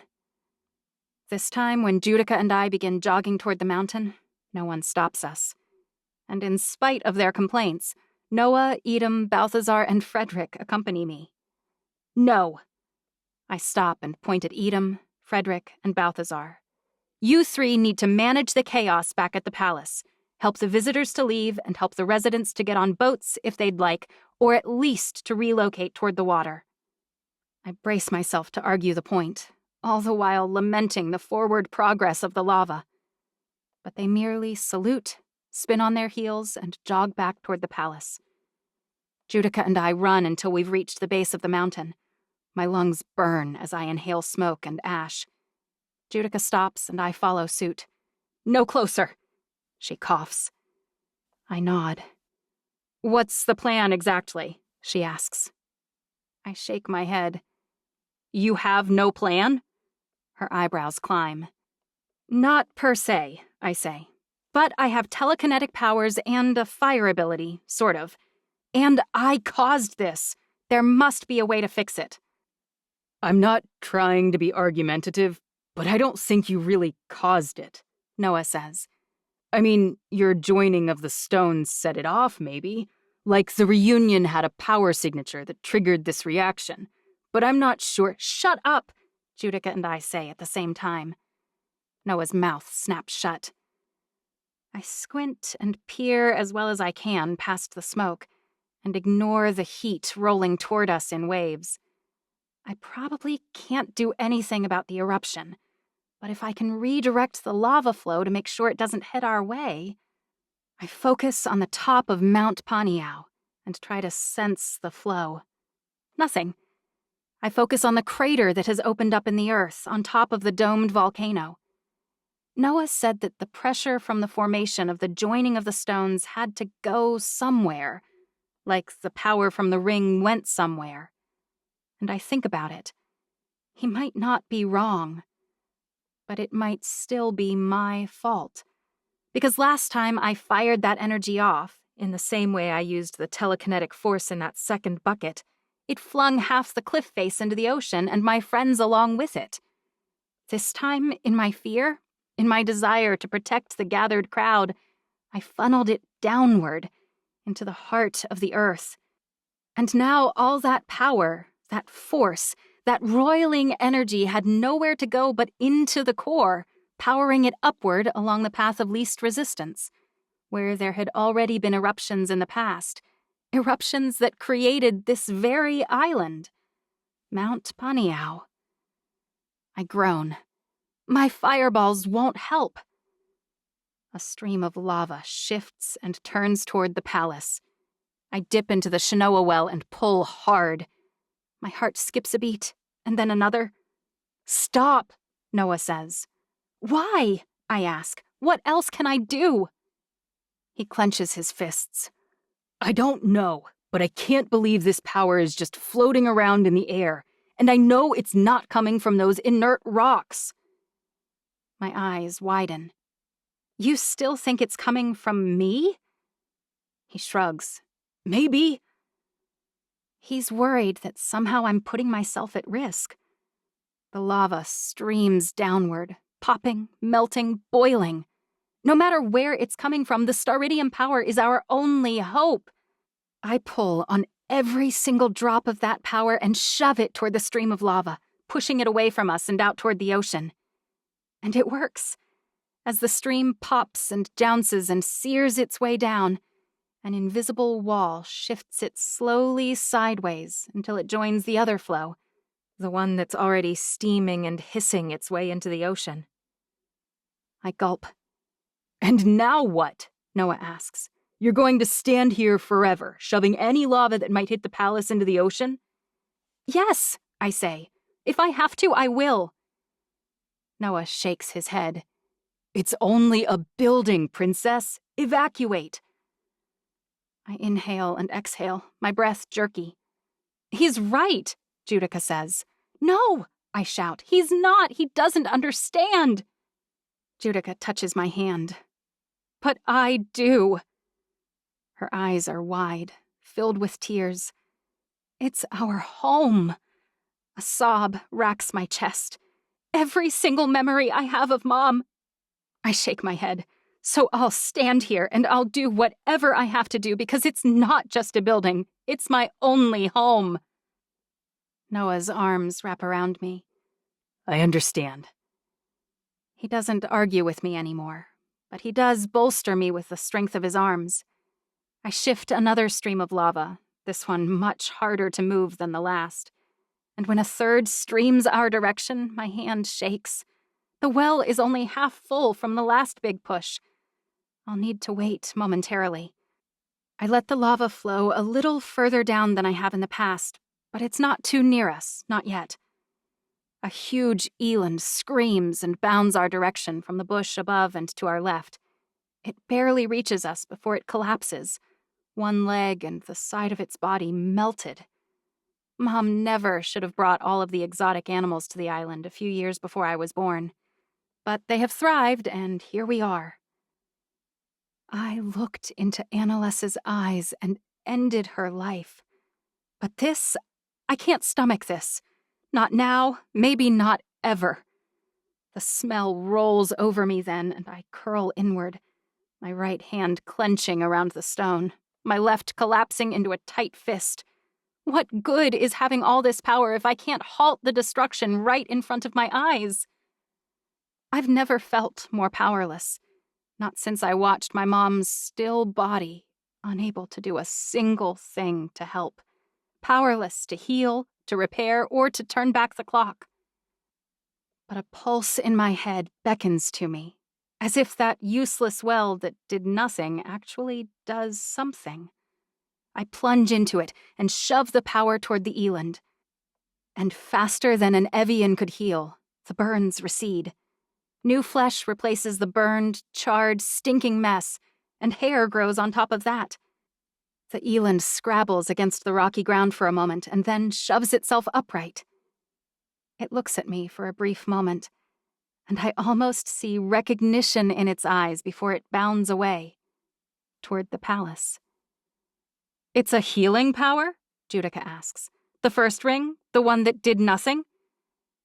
I shake my head. "It's not healing." I struggle to explain. Healing is something I can do with it, but it's not what it does, not precisely. As an Evian, I can already push on parts of my body and they repair. This was different. "Because you can heal other things," Judica says. "That would feel different." "It's not that," I say, or I don't think it is. Before I can stop her, Judica removes a knife from her thigh sheath and slashes her arm. "Try." Oh my word, she really is only half sane. I focus on her forearm and scoop a bit of power. I salve it over her arm, and the wound closes, faster even than she could have healed it. "See?" She lifts one eyebrow. "It's more than that," I say. "It's like I'm setting things right again. Broken things, damaged things." And that thought hits me like a sprinting eland to the face. Setting things right. Like a huge, uncontrolled bolt of energy that has unsettled the Earth's core. A power blast I should have sent outward toward the ocean or upward into the sky. A bolt I caused to destroy the integrity of the Earth's core in my ignorance. I set my feet and swallow. No. Noah's eyes flash. He shakes his head vehemently. You don't know if it will work, and you could hurt yourself badly. Don't do this. You can build a new home anywhere. You can buy time to allow them to remove your most precious possessions, but let this play out on its own. How does he always know what I'm planning before I plan it? I stopped the missiles. You supported me then. I defeated Adica. I was always there to help, he says, but I can't do anything for this. If you released enough energy to cause a volcano, how are you ever going to set that right? And who's to say it won't just shift, causing something worse, somewhere we can't just leave? I gulp. Mom, lecturing me over a bite of eggs. Mom, patting the sofa next to her. Mom, brushing my hair, brandishing a sword, cutting me a slice of cake, tossing her head back and laughing. I'll never see her again. I'll never touch her arm or hear her voice. But I won't just flee from the home she made for me. I won't just throw in the towel on saving our island. I have to try, I whisper. A tear rolls down Noah's cheek. Promise me that if it's too much, you'll stop. You'll let me carry you off this island and evacuate. I bite my lip. It won't be too much. Promise, Judica demands. Fine. I turn toward the point of Mount Paniao. I pull on the well, the much larger well thanks to Melisania's stone, the booster. And I let the well refill while I hold all that power in my mind, my eyes watering, my mouth dry, and I pull again, draining it down to the very last drop. And I focus on the center of the volcano. I focus on removing the anger, the heat, the fury that I funneled downward. I must cool the livid core. It works. Somehow, I absorb the heat, I consume the fury, and the volcanic activity recedes. It's almost enough. I just need a little bit more. I pull the last tiny bit that drags at the bottom of that well of power and smooth them over the wound in the surface of the earth. And the world blinks out. 14. There's a machine beeping next to me when I wake. I blink against the light, adjusting slowly.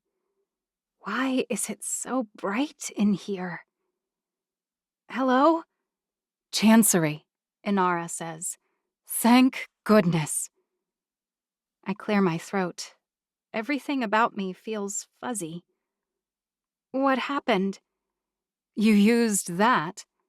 Inara points at the rock still clutched in my hand. And you single-handedly sent a volcano dormant. I never let it go? My eyebrows ache. Inara laughs. Even unconscious, you had such a death grip on that rock that we decided to let you hang on to it. Here, let me tell Job and Judica that you're awake. I grab at her with my free arm, catching nothing but air. What? She smiles at me. It stopped? Really? No more lava? Her smile grows until it's practically brighter than the overhead fluorescent lights. You were absolutely unbelievable. I think you can rest easy knowing that no one else will be attacking us anytime soon. Or at least, I wouldn't pick a fight with a supernova. Judica and Noah are both fine? Inara's eyebrow cocks. Both fine, yes. And you appear to have recovered too. But I'll feel better once Job can confirm that. I sink back against the pillows. Right, of course, sure. My big sister brushes my hair from my face and leaves the room. I glance around and realize the beeping is coming from a machine, and a tube is going from my arm to the machine. Like when Job put me into a coma. I yank the tube out and watch as my skin heals up immediately. Good to know I still heal, at least. 200 people burst through the door, all of them talking.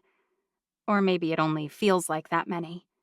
8 or 10 pour through, at least, surrounding my bed. My poor, tired brain struggles to make sense of them while they're all talking over one another. Chancery, you're awake, Edom says. You went way too far, Noah says. That was the most amazing thing I've ever seen, Judica says. Mom would be so upset with you passing out like that, Alora says. You need to be more careful.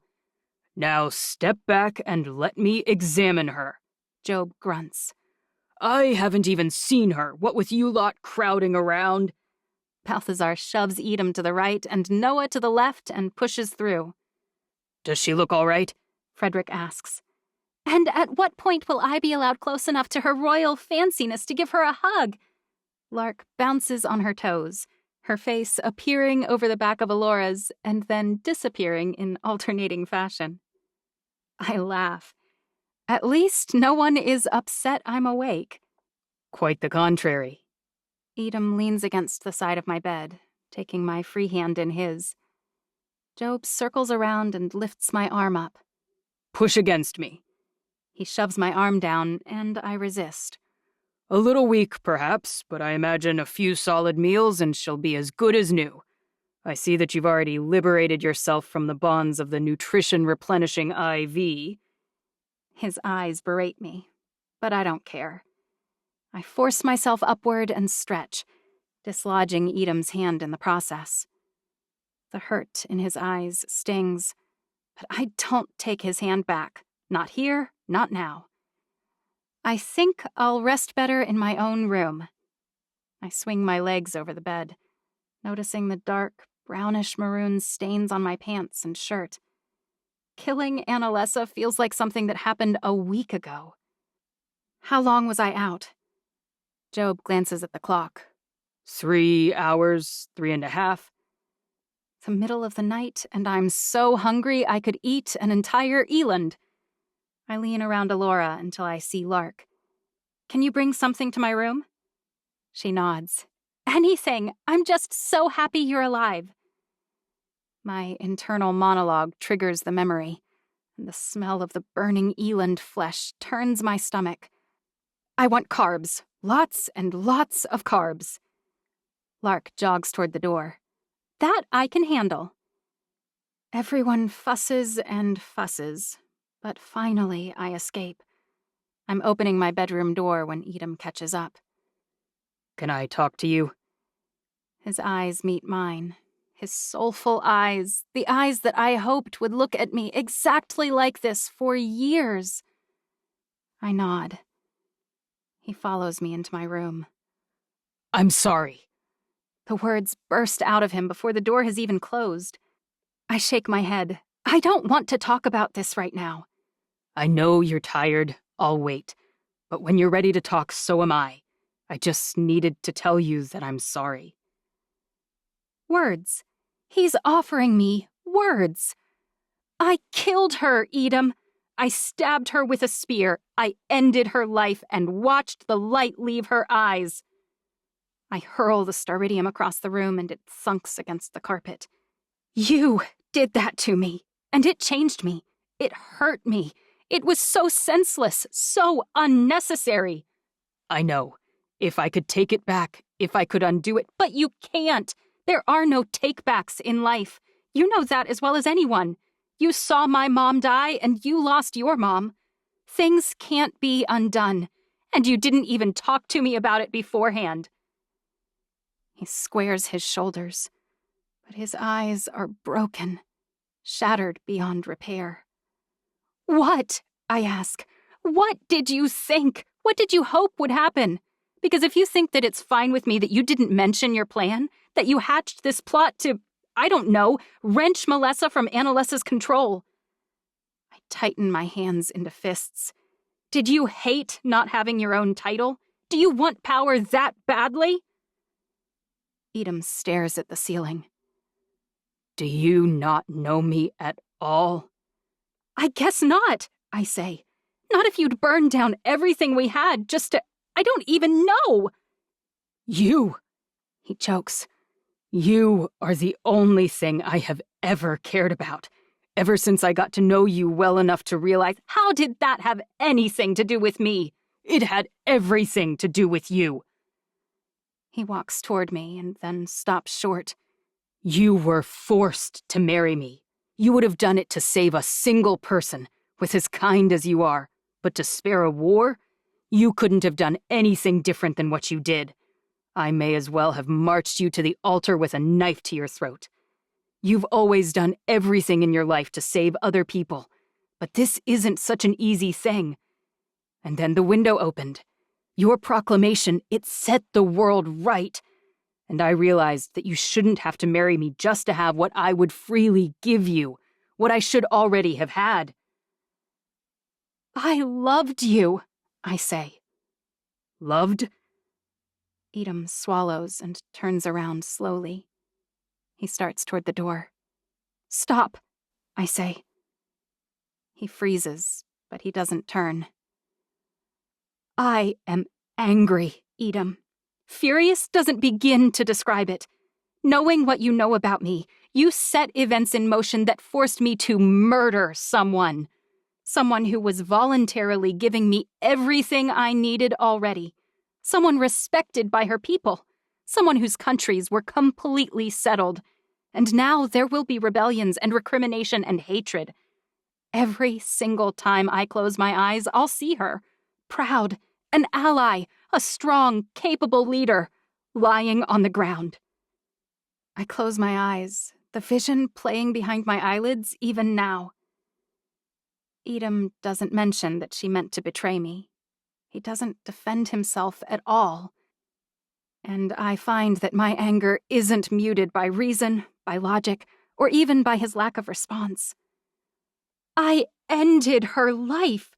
I speared her, severing her spine. I can never erase that memory thanks to my perfect Evian recall. I can't surgically remove it, and even if I could, I wouldn't. The hatred I feel for myself, the disgust, The fear of who I've become? It's all earned. I did it. I own it.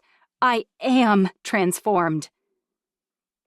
I am sorry, Edom says softly. What?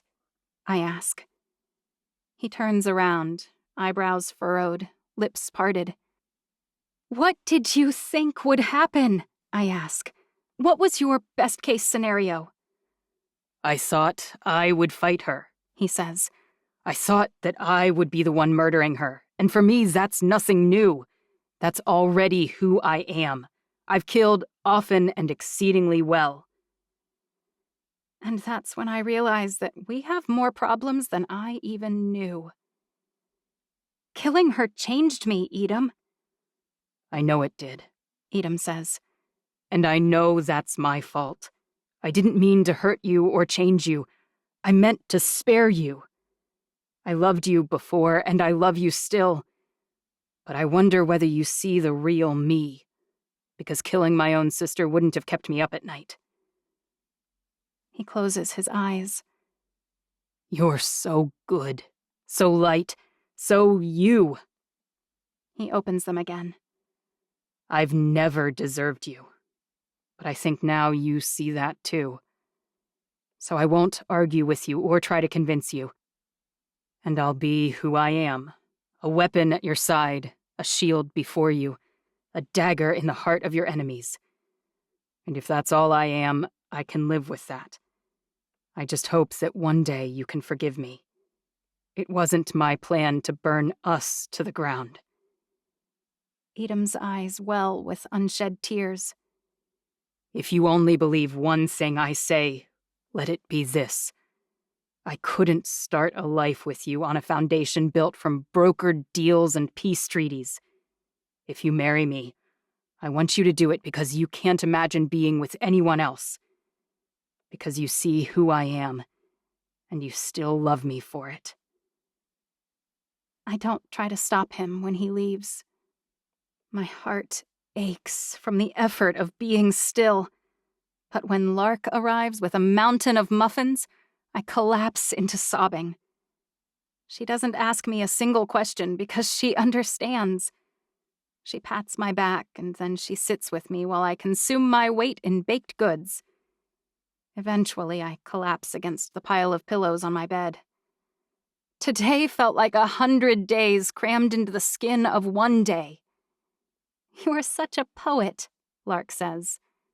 I lob a pillow at her. Poets are overrated. I prefer clarity. Oh? Like, for instance, if I were writing a prophecy, there would be no chosen this, eldest that. Lark smirks. What would you write? I'd say 4,002 years after I die, a year being 365 days, a girl named Chancery Divinity Alameka will be born. Her mom will love her so much upon sight that she'll decide not to kill her after all. And then this rock her mom has will set off a fire when she touches it, and she will be tasked to take all the stones from the other greedy rulers. If she doesn't, ants will turn against humans and destroy them on the winter solstice in the year 2020. Ants? Lark laughs. That's the best you've got? What do you think? Solar flare, nuclear bomb, famine, and now I suppose volcano, too. Also, maybe dragons. Dragons? I ask. Seriously? It's more likely than swarms of killer ants. We actually have ants on Earth, I say. Geez. I know we do, because I step on them out there in your courtyard. In fact, I had to squish a bunch that have built a huge pile near that really long root under the banyan tree. You know, the one in your mom's courtyard? She grimaces. Or, I guess it's your courtyard now.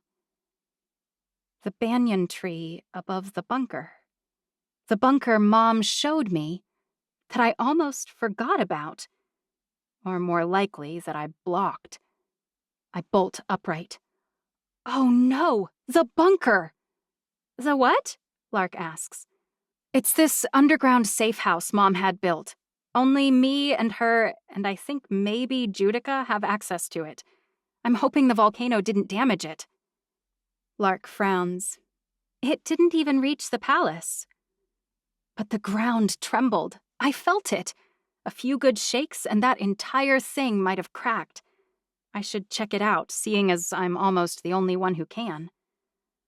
Like an arrow to the eye, it hits me. Melina! Excuse me? Lark asks. I shake my head. Judica thought all along that Melina set the entire thing up.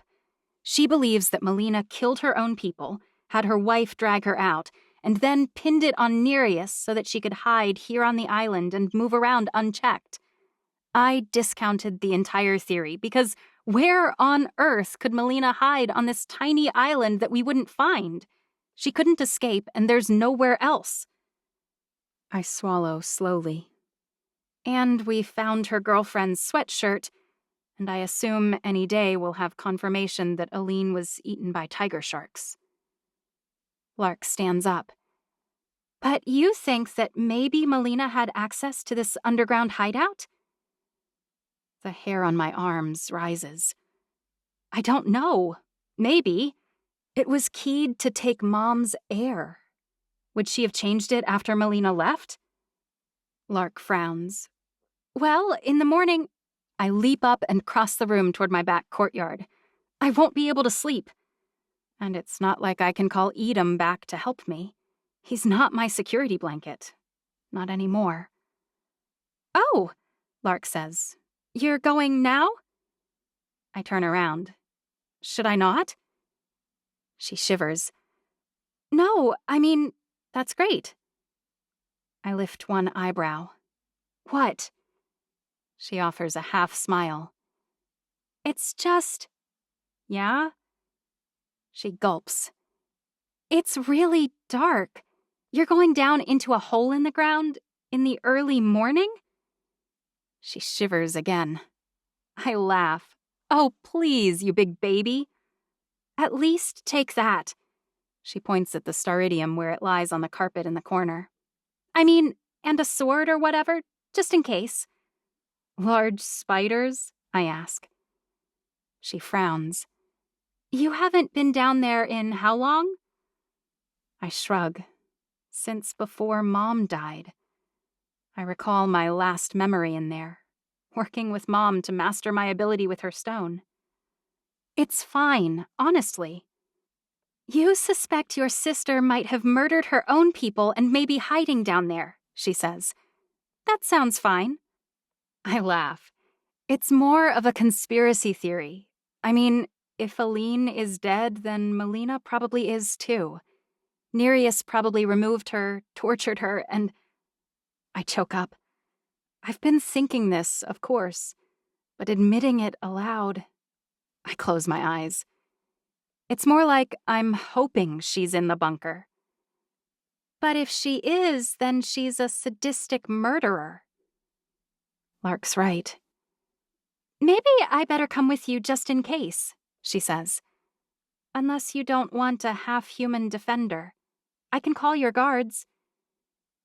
If it's dangerous, and if Lark was injured, I can't deal with losing her. You have to work again soon, right? It's... I glance at the clock. Nearly 4 a.m. She rubs her eyes. I'll take guards with me, I promise. I squeeze her hand. But it has nothing to do with my faith in you and everything to do with your work schedule and the likelihood that I'm being paranoid. She sighs. The more you do, the closer you get to uniting the stones, the more dangerous things become. Can you feel it? Like there's an axe dangling over our heads just waiting to drop? I know exactly what she's feeling. I was kidding about the tsunami, solar flare, nuclear bomb thing, but Chancery, something is coming. If we just knew what it was, I would feel better. I think about Moses's intel on Gilgamesh. That might give us more information on what's coming. If they have any idea. But who to send? Someone I trust, but someone who they would believe could stand against me.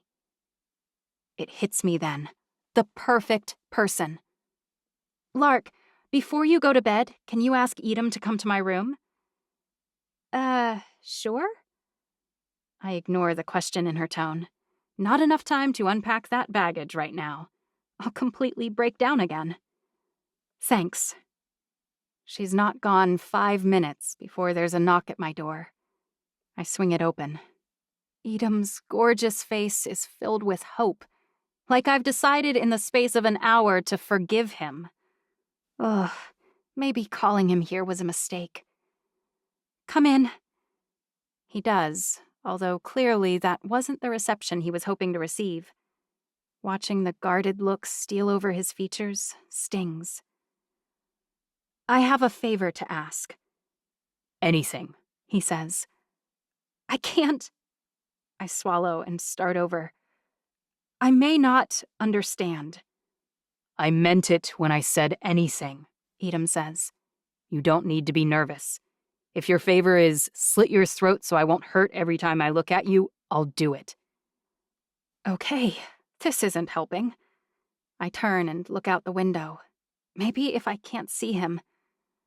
I need you to act like you're angry with me. Like you're upset at our breakup. Our breakup. My heart shudders. Our breakup. Is that what this is? I don't know what I want right now, I say.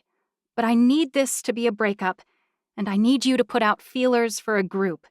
It's working against me, or at least it helped organize the rebellion in Shinoa. It's apparently present in every family, mostly from people who support the purity of the Evian line. They call themselves the Sons of Gilgamesh. I spin around. Edom's eyes are wide, his shoulders slumped. I'd rather slit my throat, he says, than act like I hate you. Oh, Edom. I know. His mouth turns downward, like he's tasting something terrible.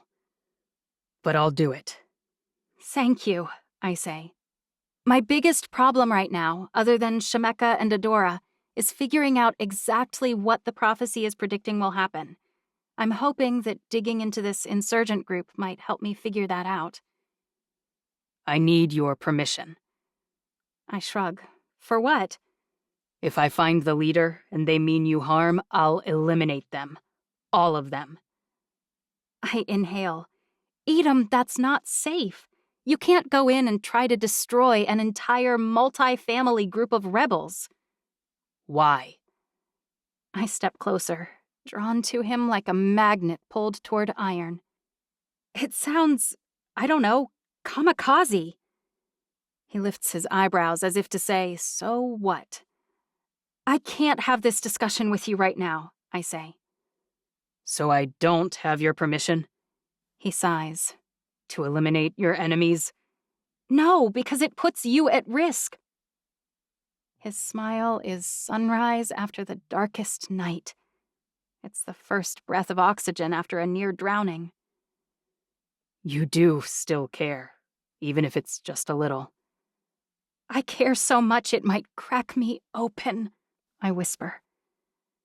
A muscle works in his jaw, and his hand reaches toward my face. If he touches me, I'll crumple. I'll disintegrate.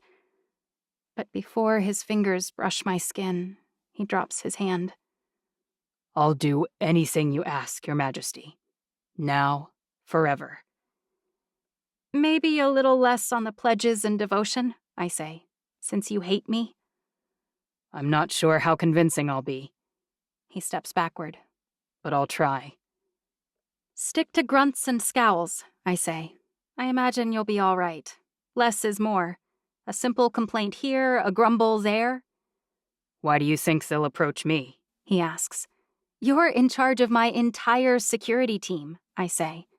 If they really are working against me, they'd be stupid not to snatch up the bait. He nods. I will miss you. You'll still see me every day, I say. It won't be the same. He's right. I'll miss you, too. After he leaves, it feels like a good time to shower, and once I'm clean, I feel more than ready to walk down into the darkest depths of the earth. It matches the state of my heart. I grab the staridium hunk and pocket it. I don't grab my sword, but I do strap on a thigh dagger. Then I sneak through the back door of my courtyard. Of course, there are 2 guards stationed there, guards I told Lark I would bring with me. I swear under my breath. "I'll be here in my courtyard," I say. "No reason to be alarmed." Linus looks at Giorgio. "Just follow me." I purse my lips. "And keep anything you see quiet." At least Judica cleared them both a few days ago. They both follow me without a single word of complaint. I approach the banyan tree, its roots a tangle of spaghetti noodles. Viney limbs dangle from the canopy. I shift the large rock that covers the keypad as quietly as I can, and then key in Mom's password. Once the door slides out of the way, I motion for the guards to follow and climb down the steep ladder to face the main entry screen. After a retinal scan and a password re-entry, I access the main security profile. Only 2 users are currently validated: Inara and me. I should delete Mom's access. After all, she hardly needs it. My finger hovers over the Remove User button, but I can't bring myself to do it.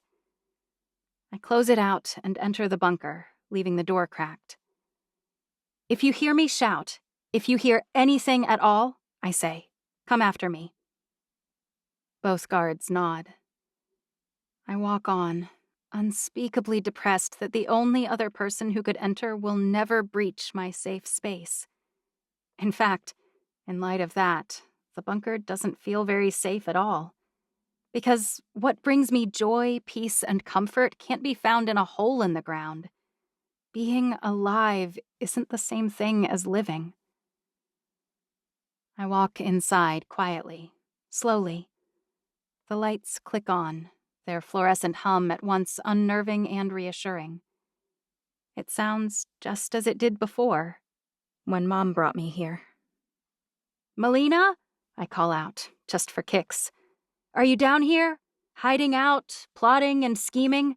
Are you a murderous villain?" I've rarely felt as ridiculous as I do right now, calling for my probably dead sister in a hole in the ground, a place no one else can even enter. I sit down on a chair in the entryway and open up all my senses. I can't hear any heartbeats. I can't sense anyone else. And nothing looks cracked, damaged, or destroyed in any way. Utterly undisturbed by the drama from earlier. I turn to leave, noticing the pile of discarded devices. 2 flip phones and an iPod. Mom and I brought them here and worked with them, trying to hone my ability to destroy only targeted electronics. Working to perfect my abilities, because Mom believed I was destined for greatness. And now I've killed 2 empresses and made 1 single ally.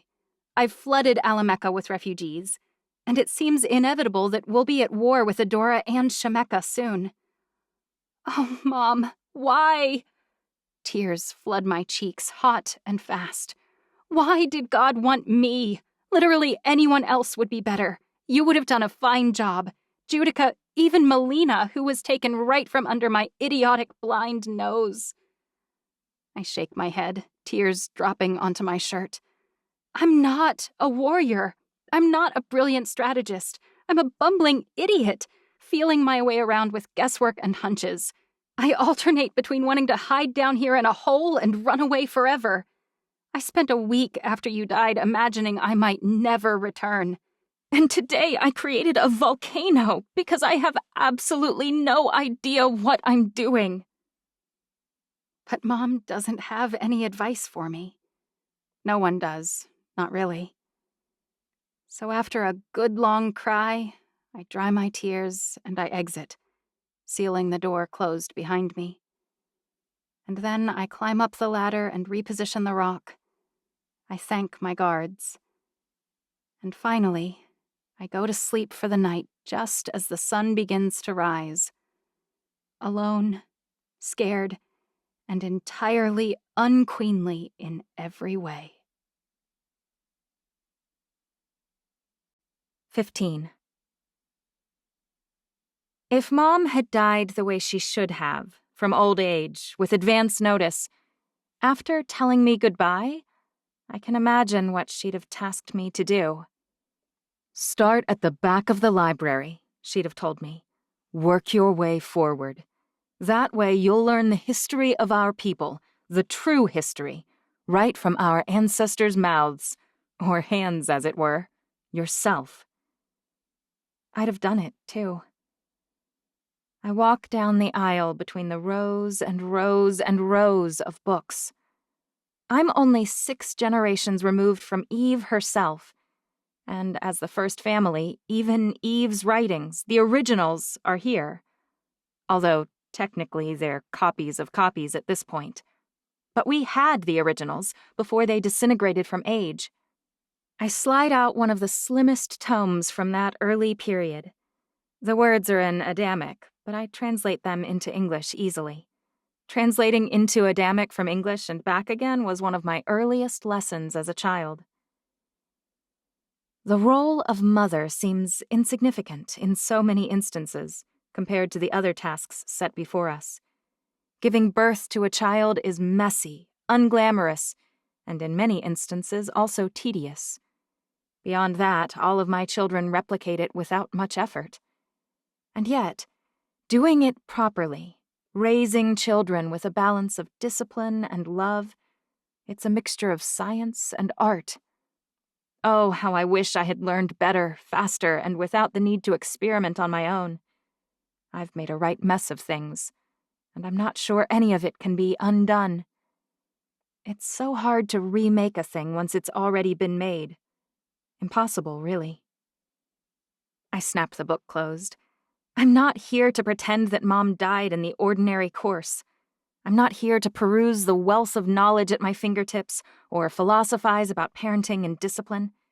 Even the thought of raising a child makes me shiver with unease. I have no idea what it takes to be a good parent. My mother had all this knowledge, and even she managed to pit Judica and me against one another and banish our older sister. No, I'm here for answers to the pressing questions before me, the questions that threaten the world. The sons of Gilgamesh, utter destruction, a plague tearing its way through the population of humans. Utter destruction. The threat posed to me by Nereus. Utter destruction. How to rule all Eve's children, not just those we've separated out as worthy. How to change the minds of the most bigoted people in the world. How to shape our surroundings into a place that's worth saving. I spend an hour digging through journals, and I learn a lot, but none of it is eminently relevant. I slump in the corner and drop my head in my hands. Think, Chancery, think! Nereus, god of water. Gilgamesh allegedly sought immortality from a survivor of the flood, the greatest precipitation event in history, but not quite as world-encompassing as the religious humans believe. Mom mentioned it occasionally. It took place not long before Mahalesh died. I scan along her journals for the last few recorded. It takes me a good half an hour, but I find it. The passages describing the months leading up to the flood. It hardly seems possible that in only 1,600 years, Mother's blood has become so corrupted, but it's undeniable. It saddens me, as it does many others, to see the children of Eve so degraded. It takes them weeks to heal from a simple slice of a sword. They die in childbirth, of all things. They struggle to understand basic languages, simple mathematical concepts. They can't run quickly or lift things adeptly. My heart sorrows for them, for what they could have been. But they've squandered their strength. They've had children and children and children without any thought to what would happen to successive generations. I abhor their method thoroughly, but even I can see that we might be better if the sons of Gilgamesh have their way. I drop the book. The sons of Gilgamesh. I swallow. What have I sent Edom to pursue? How long has this group been around? I crouch to the ground and pick it up again. But I won't allow them to do it lightly. I await a sign from God. Without his approval, I will not move against the degraded and diminished children of Eve, no matter how debased, no matter how low they have fallen. The journal ends, and I scrabble to grab the next. The flooding hasn't been limited to certain regions. No, nearly every city and nation across the globe has been subjected to deluge after deluge, as if God himself wishes to wash the earth clean of the unworthy. It's the sign I've waited for. I hope I am not misreading it. They're so insistent, and I find that I struggle to know how to react in the face of such certainty. So I granted their request. They've released it, this illness they discovered. They say God placed it here, a disease that eliminates the weakened of mothers' children without touching those of us with pure blood. The degraded one can't withstand it, and it passes from one to the next like fleas on vermin. Within days, or even sometimes hours, the illness floods the organs of their bodies, much like the rain pouring down around us. Their organs rupture, their lungs fill with fluid, and they perish. Is it kinder to watch them all die together, to cleanse the earth in the way God seems to want? It will clear the path for those of us with pure blood to rule with a clean slate. But are our hands clean or stained beyond repair? I don't know anymore. But when I lay my head down at night, my mind is overrun with nightmares. The degraded children of Eve scream my name in 1,000 voices, 100,000. Am I never to have any peace? I hope it will end soon. And after the last one is gone, and I record the events that have taken place, I'll spare my ancestors the details of the misery, the disgusting mess of it all. No, if this was God's will, it hardly seems helpful to outline the many atrocities of it, the utter and complete destruction. The earth was cleansed as he intended. It has been renewed, and that's what our children will enjoy. It's my legacy. The account stops there. I snap the book closed. The flood was really a lot of rain and a plague? Why didn't Mom ever tell me that? Do the other empresses even know?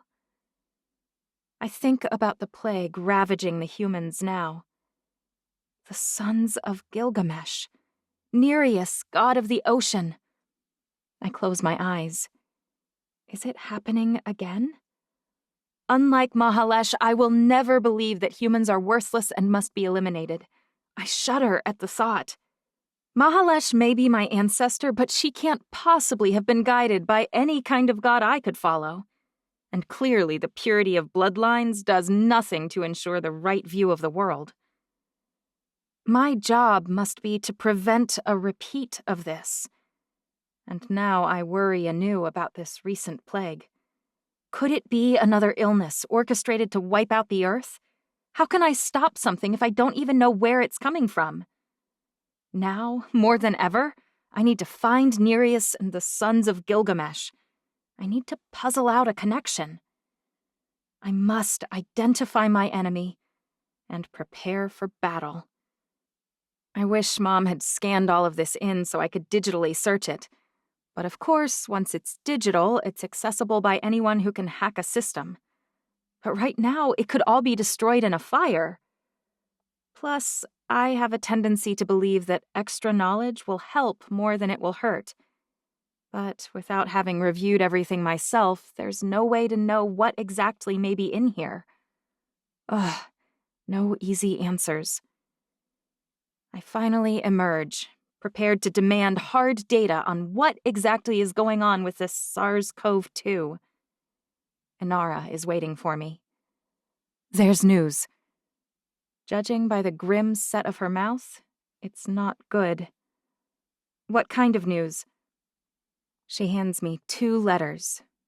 They're unopened. You can't even know what it is. I glance at the addresses. To Chancery Alameka, from Lainina Adora and Melameka Shemeka. I groan. No one surrenders via letter. She shakes her head. I tear them open. Identical declarations of war. Fantastic! But it's hardly a surprise, I say. Inara shrugs. Neither is the fact that there have been consistent waves of refugees flocking into Italy and into the United Kingdom, and even fleeing here. Wait, more motherless? Some of them, but many of them are merely opposed to your rivals for a variety of reasons, or they support your radical positions. I need to find someone I trust to oversee their integration into the various communities into which they are traveling. Or, Inara says, you could turn them away. It's a dangerous precedent to set, caring for people, easing them into their new situation. If you take on a monumental task like this, you may never be free of it. Dangerous or not, war creates refugees, and I've set this in motion. I won't turn them away. Very well, Inara says. I'll compile a list of people I believe would be up to the task. Thanks, I say. And now I better get over to my training session. Inara frowns. About that. Yeah? Edom asked Balthazar to take over your training for a while. I blink. I think he's... Inara looks at the toes of her dark brown boots. Breakups are hard. She looks up sharply. He offered to help Judica, which makes sense. He's pretty good at interrogating people. Judica? He's working with my twin, whom he hates, rather than training me? But then I consider what I asked him to do. What better way to signal that we're on the outs, so that someone might approach him? He's still got a seat on my council. He's still working hand in hand with top brass, the Inquisitor even. So he still has influence and power, but we aren't together. Maybe it's part of his plan. Or maybe he's actually avoiding me. I hate it either way, but I understand both. That's fine, I say. I'll meet Balthazar there. Inara leaves, and I change, my enormous ring catching on my shirt when I pull it down over my head. I suppose I'll get used to it, but every single time I look at it, wider now than my finger, taking up far, far too much space on my hand, it reminds me how much things have changed since I tried on Mom's ring, that day in her bedroom. I scrawl out a note to Franco, demanding a number of technical details about the virus, as well as my daily update, and hand it to a guard before heading for the arena. I've barely gone 10 steps when I hear my name. Chancery, Balthazar says. I turn around. What now? Our session is going to have to wait. He frowns. Why? It's best if you come with me. I fall into step beside him, and we continue past the training arena. His steps are larger than mine, but he shortens them so he's not rushing me. We've been incrementally processing the evidence in the... He clears his throat. In the cottage. The devastation, he means. Okay. Job has been coordinating the efforts, given his unique background. What does that mean? Balthazar freezes. He acted as your mother's executioner for hundreds of years. I nod. Those were all performed as beheadings, Your Majesty. Ah, so he would be familiar with the power required, the resistance that might exist, and the speed at which it could be performed. And combined with his medical knowledge, Balthazar nods. And Judica had preliminarily cleared him. Wait, I say. Preliminarily? Balthazar shrugs. All her clearances have been preliminary. She said her investigation is ongoing and she's clearing people to work, but she hasn't yet cleared anyone 100%. I snort. That sounds exactly like something she'd say. Go on. As you know, Job cleared the bodies one by one, sending them to be disposed of and remains sent to their families. But after he finished with the bodies, determining the same individual had killed them all in exactly the same way, he began to direct the analysis of the crime scene. He shut the entire investigation down this morning when he found something strange. And it is? Balthazar shrugs. He won't tell me. Apparently, I haven't yet been preliminarily cleared. I laugh. He shakes his head. It's not funny to me. 1,000 years of service almost, and here I am, as likely a candidate to have... His entire face twists. Killed Inara. He chokes. If Judica's investigation turns up the murderer... When, I say firmly. Fine. When we find the murderer, I request... He stops and turns to face me fully. Not request. I beg your permission to carry out the punishment. I have several creative ideas of ways to prepare them for death. His eyes cloud over. Judica may not have cleared him yet, but I can't imagine a world where Balthazar killed Mom. I doubt Frederick could have done it either. They're actually, along with Job, my top contenders for the role of Sotiris' father. Did you and Mom ever... Balthazar coughs until his face turns red. Are you asking if I ever kissed Inara? I open my mouth. Kiss? Yes, I guess that's what I'm asking. He swallows. She was married to my brother for centuries. They are the two people I loved more than anyone else on Earth. I'm going to note that as a no. Okay. Also, Judica is not getting enough credit for interrogating these ancient people. They have history upon history that I can't even imagine. Balthazar has been alive, I do the mental math, more than 52 of my lifetimes. I don't ask him anything else on the walk over to the cottage. He takes my silence as an opportunity to grill my guards. Apparently, he doesn't believe they've been trained to appropriate standards and is holding extra sessions for them after their assigned hours. The cottage comes into sight, but I stop a few dozen yards away. Balthazar. Your Majesty? I sigh. You don't need to call me that, as I've repeatedly mentioned. You seem to be working extremely hard to make sure that my guards are twice as capable as they need to be. He opens his mouth to talk, but I'm not done. I appreciate everything you're doing, more than you know, but I wonder whether this fervor is motivated by the wrong thing. He folds his arms across his chest. And what do you think inspires me? Mom's death wasn't your fault. His hands drop to his sides. His pupils dilate. It wasn't your fault Inara died. It feels like it might bear repeating. It took me a long time to accept it wasn't my fault, and even now I still struggle occasionally with the same guilt. But it will eat at you until you let it go, and it will consume you if you allow it. Balthazar swallows heavily. Fine. Don't kill yourself because she died, I whisper. I still need you. He wraps one arm around my shoulders and begins walking toward the cottage. I'm not going anywhere.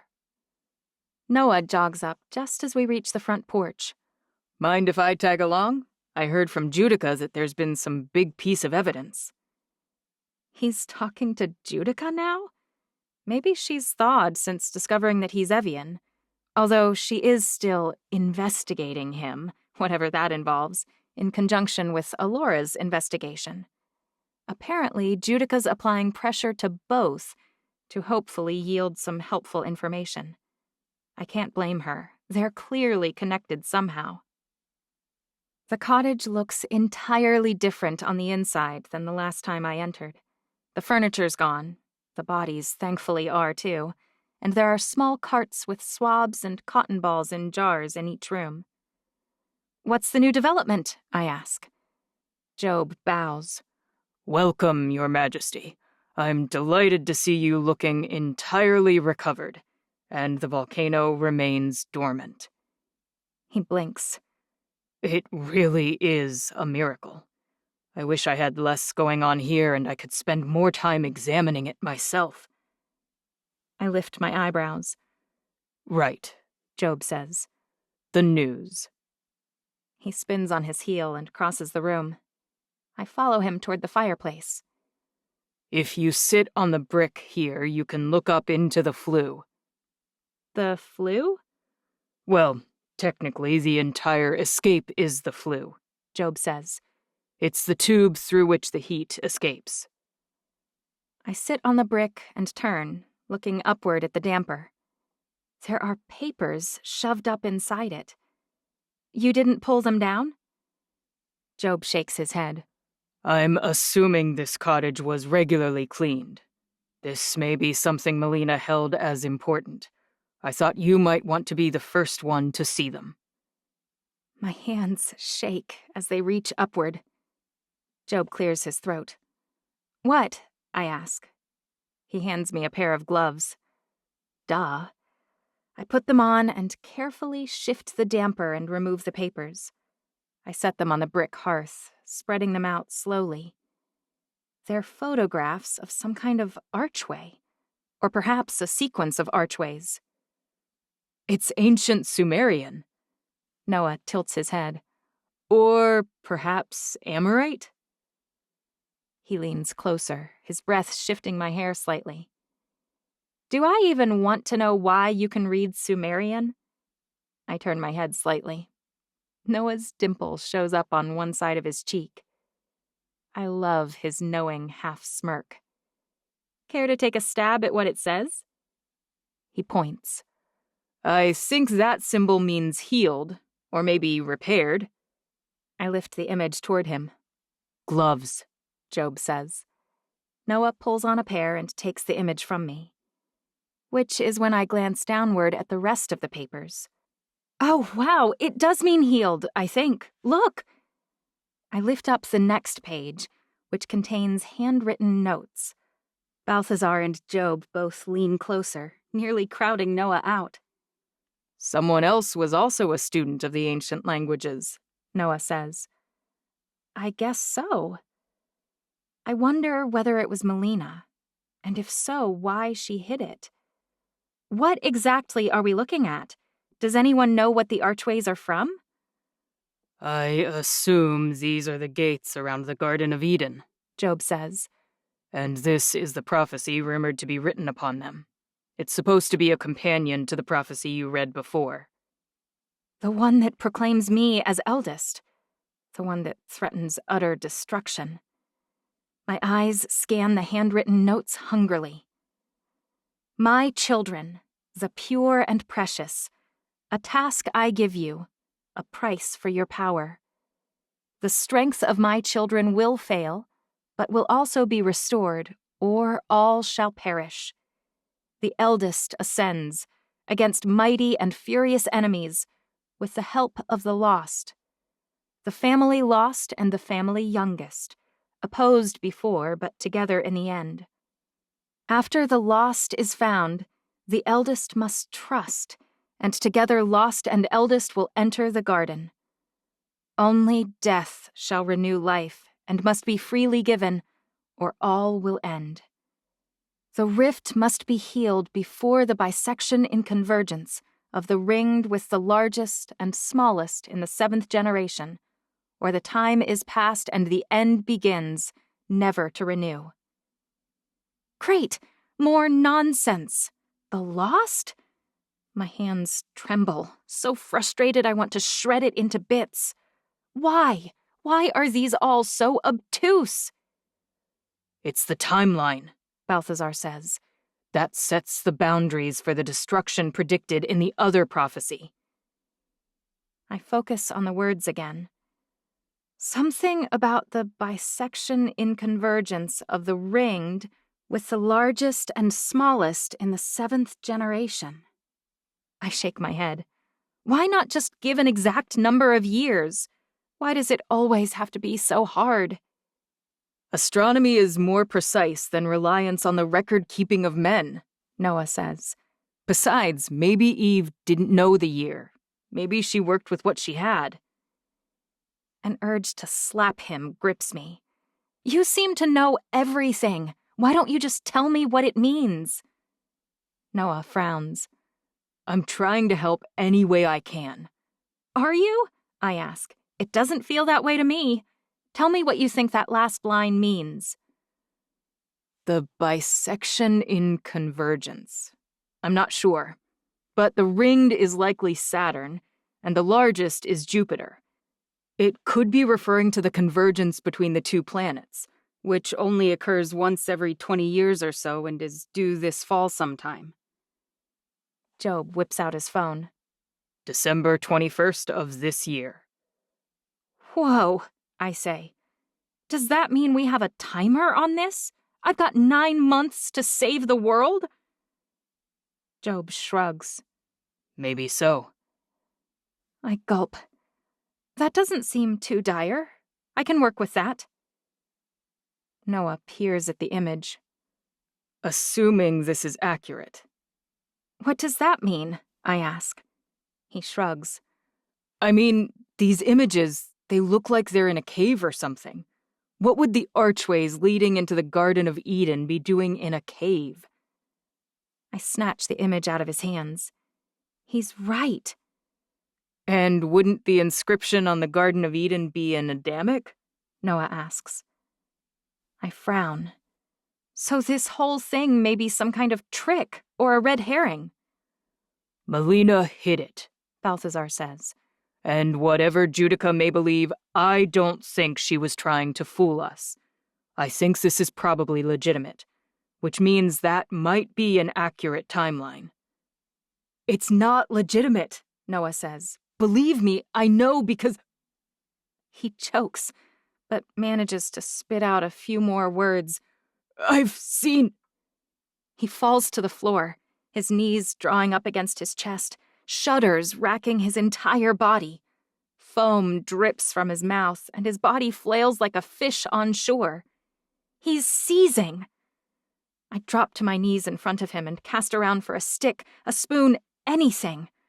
I've never seen an Evian seize, but I've seen plenty of humans on television shows and movies. We need to protect his tongue. Or, I guess we would if he couldn't heal any damage to it immediately.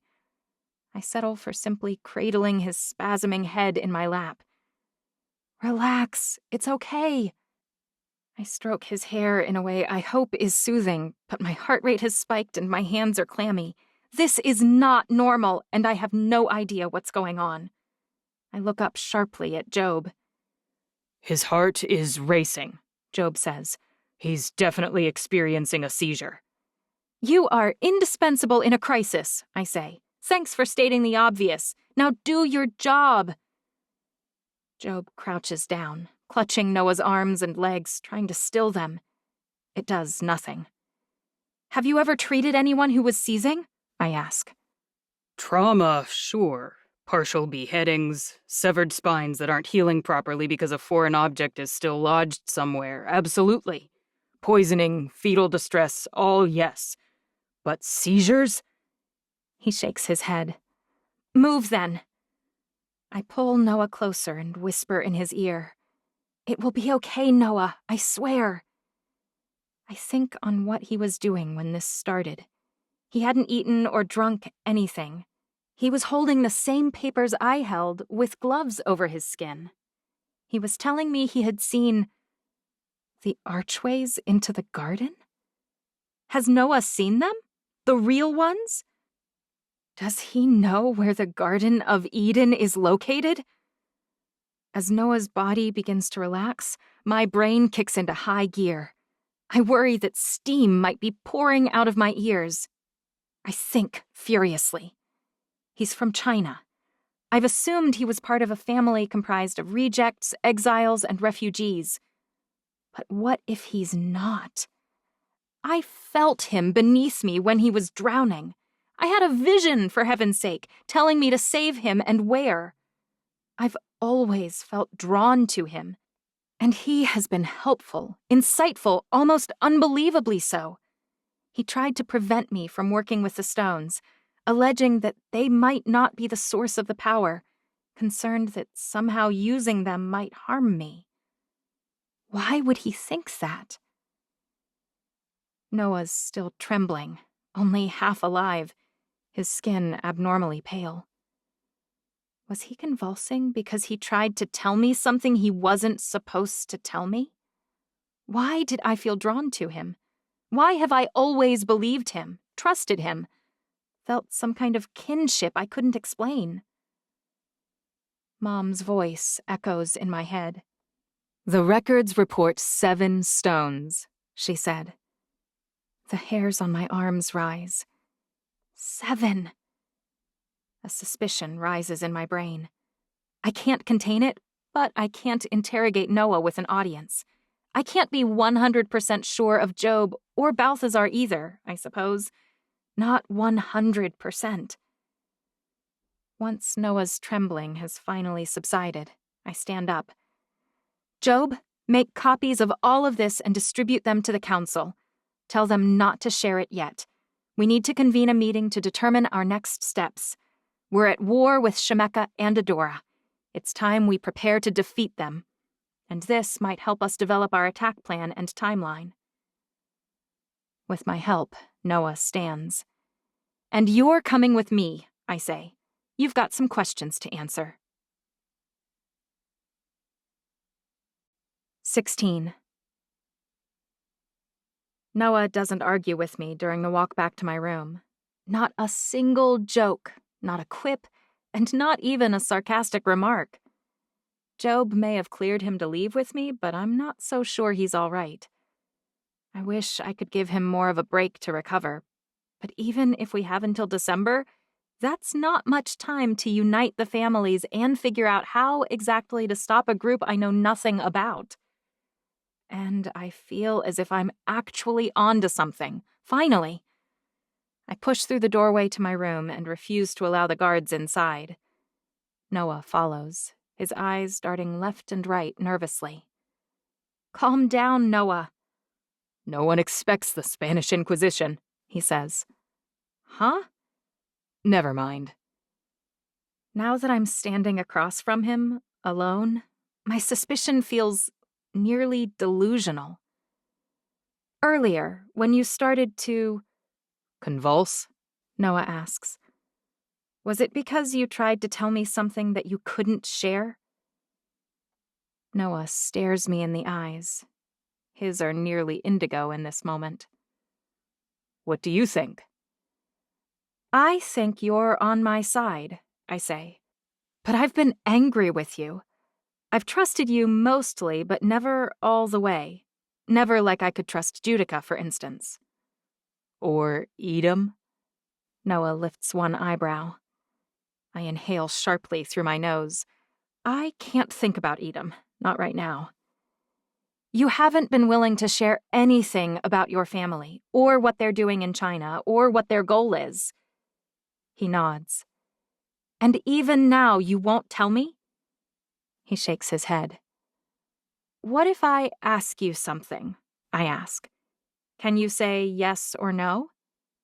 He shrugs. You can try. I think your family isn't a bunch of misfits, I say. He swallows. I think they've been hiding for a very long time. Hiding from whom? Noah asks. From all of us, I say. From Mahalesh's daughters, from Shanoa, from everyone who matters. Noah doesn't answer. And? You didn't ask me a question. I sigh. Is your family a bunch of refugees? I ask. Are they comprised of Evians who have left other families or been banished or escaped? Noah smiles. Yes. I swear under my breath. Really? Really, he says. They are. But his smile. He's not defending, he's not posturing. Did your family form solely from outcasts, exiles, escapees, and refugees? No. A smile spreads broadly across Noah's face. Hey, that worked! My heart takes wing. They've been around for thousands of years. Is that a statement? Noah asks. I groan. Have they been around for thousands of years? Noah bobs his head. My hands begin to tremble. I step closer, my heart accelerating. Has Noah truly been on my side all along? Is he bound by something I don't understand? Are you unable to tell me anything? I tell you a lot of things. Noah steps closer still, his eyes darkening. I never really paid attention to how much taller Noah is than me. He seemed so fragile, so breakable even, before I knew he was Evian.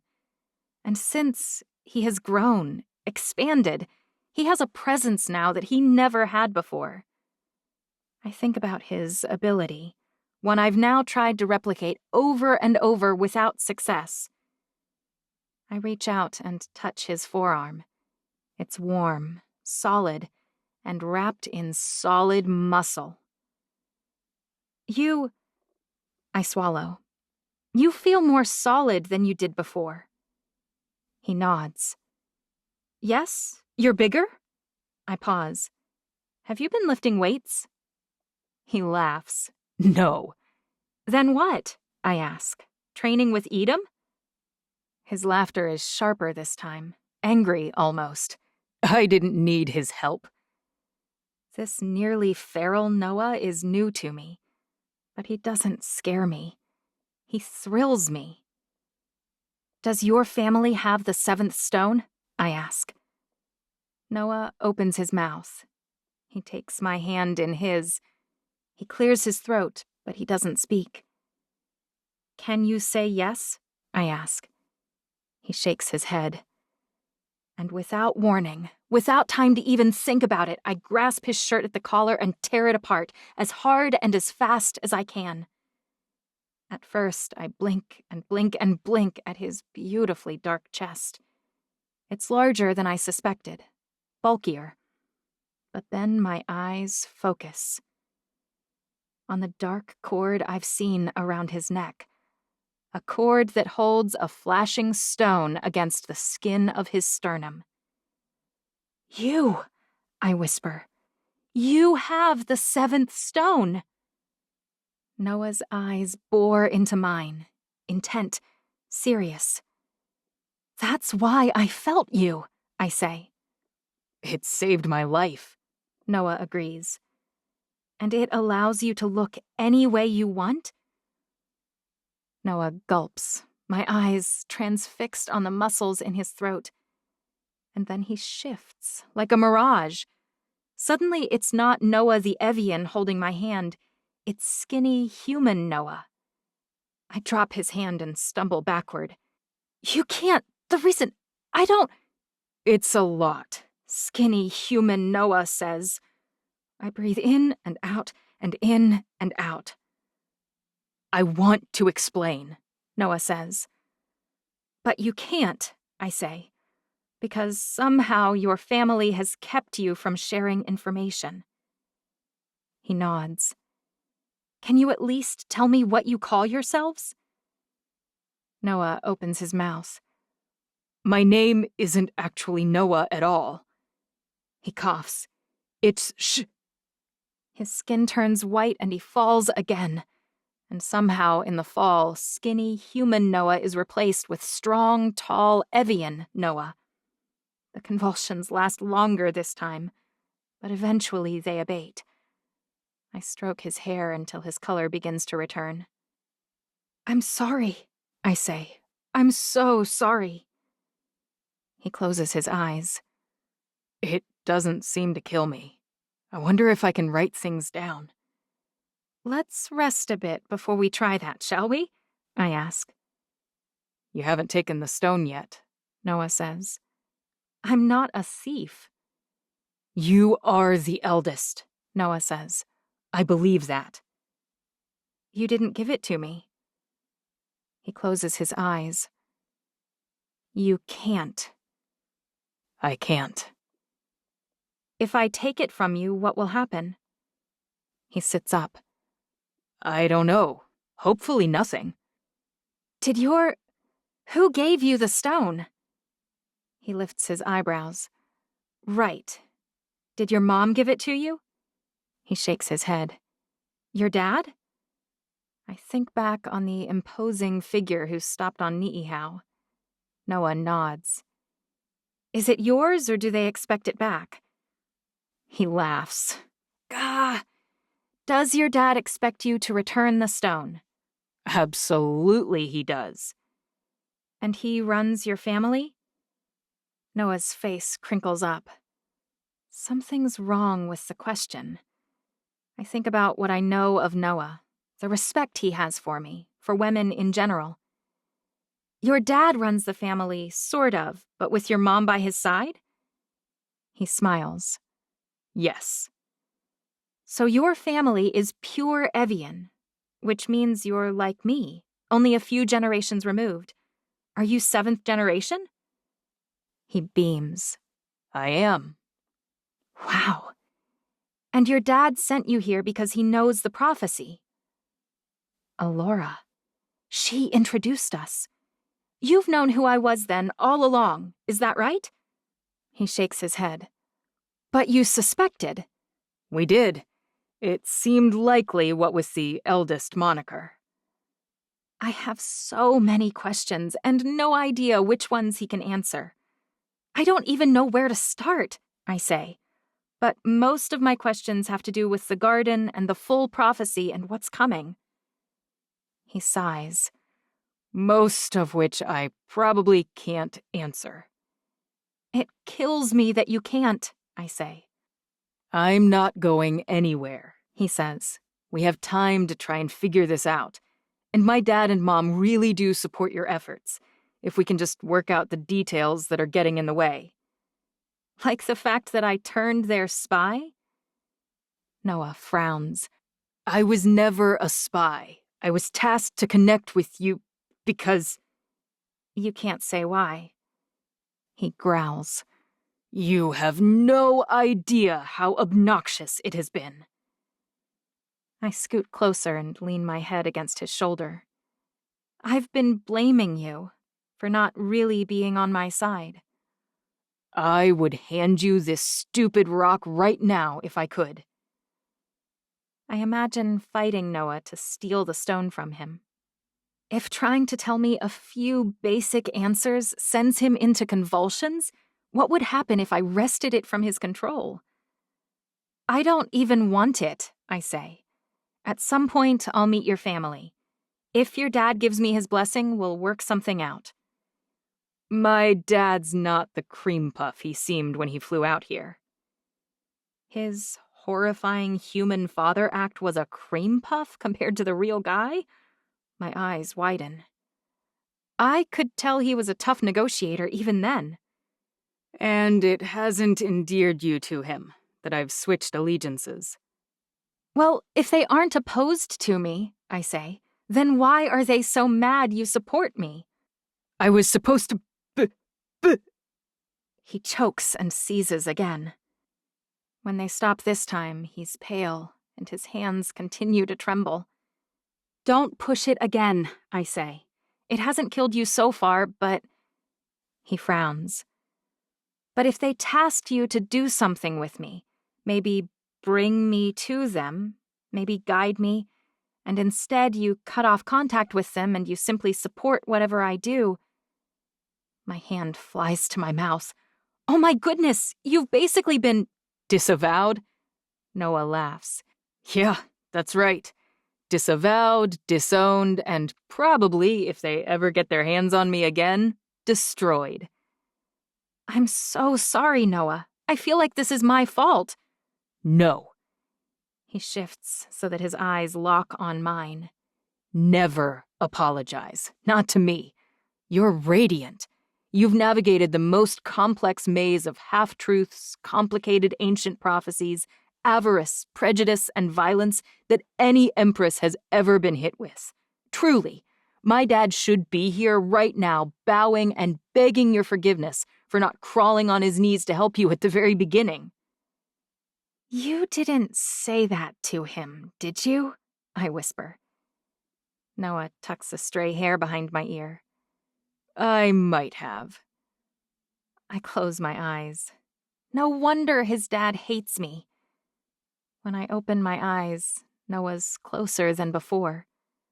Close enough that the heat from his breath warms my cheeks. Close enough that I can see tiny flecks of silvery gray in his eyes. Close enough that with one little shift, I could kiss him. Which is no big deal. I mean, I've kissed him before. Several times, in fact. But it's different somehow. This isn't skinny human Noah. This isn't a game, pretending that I could care for someone different. This isn't flirting with the enemy, with a possible spy. This isn't a gangly, somewhat awkward and unsure teenager.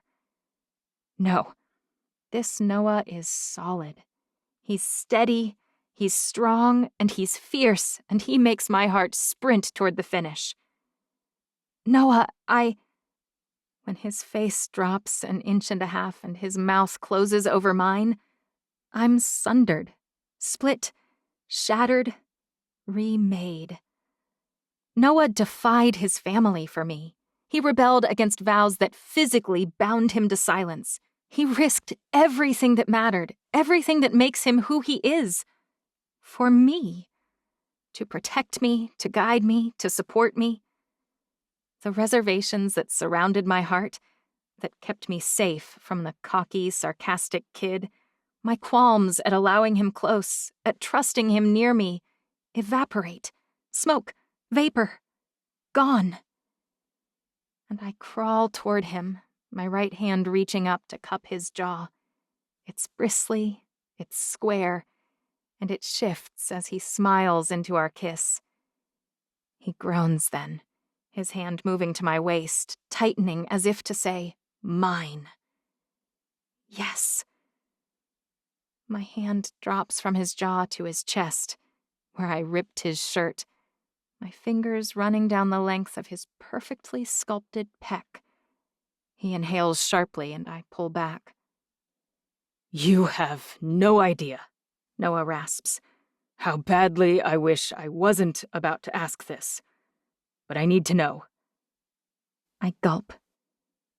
Did you and Edom really break up? His eyes are wide, vulnerable. I've tried to stay light. His breathing is shallow. I haven't been demanding. I understand that your life is hard enough. And I actually like the guy. Not that I'll ever admit that to anyone else. Yes, I say. Noah's smile cannot be contained. His head dips down, his lips lowering to mine again. I block them with my index finger. And no. A wrinkle appears between his eyebrows. I want to smooth it away, but he deserves to know. And Edom? Well, I don't know what he deserves. We did. I am angry with him. I wince. Unreasonably angry, perhaps. Noah collapses back to the floor. He betrayed your trust. I lay next to him, and our fingers intertwine. He did. I know that sounds a little silly, but if we're supposed to be a team, he should have told you that he intended to challenge Annalisa, not spring it on you. He had a right, considering your decree, but I could tell you were shocked. And Annalisa.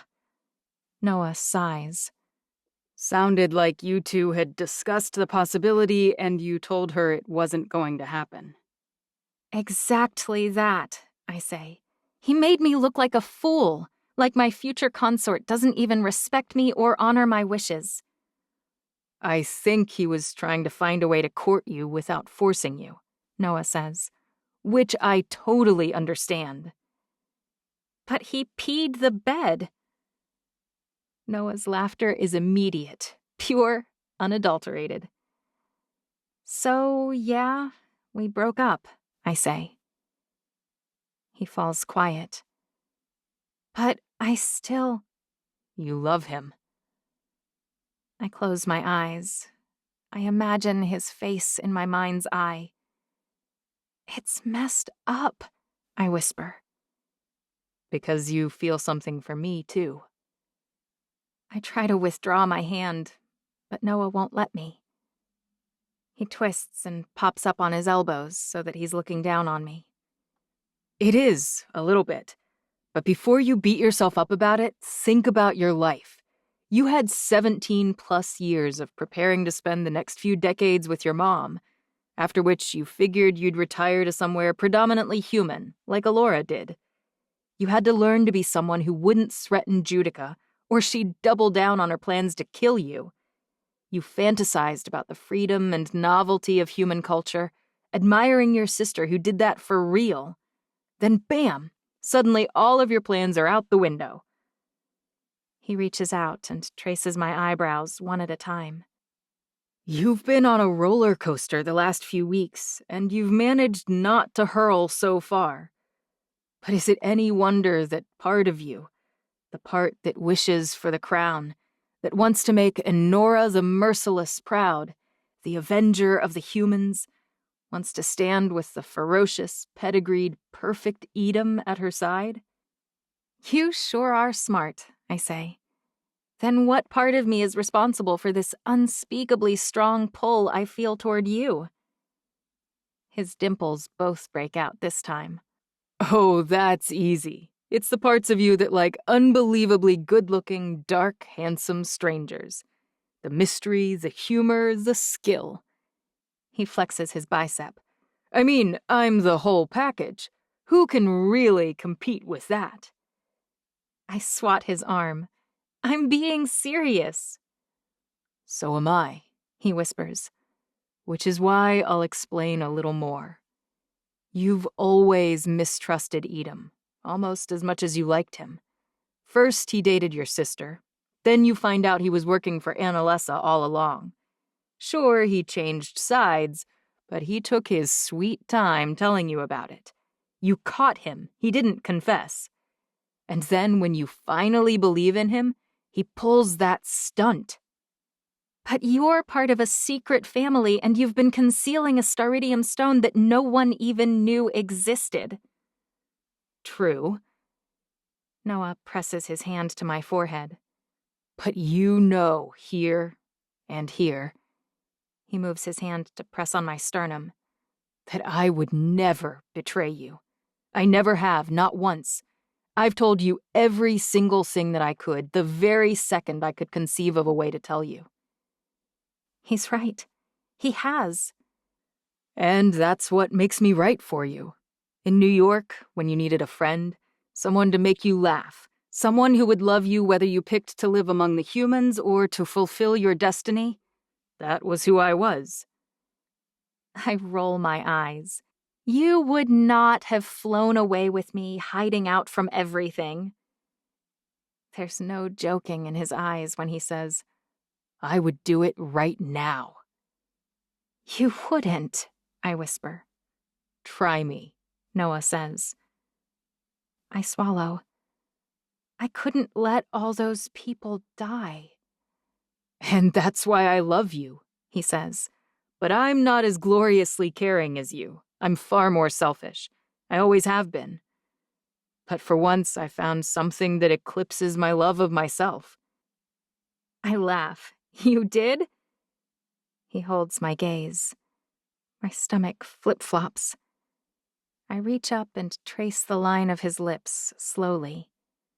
His heart skips a beat, and he bites my finger. Ouch, I say. You liked it. He's right.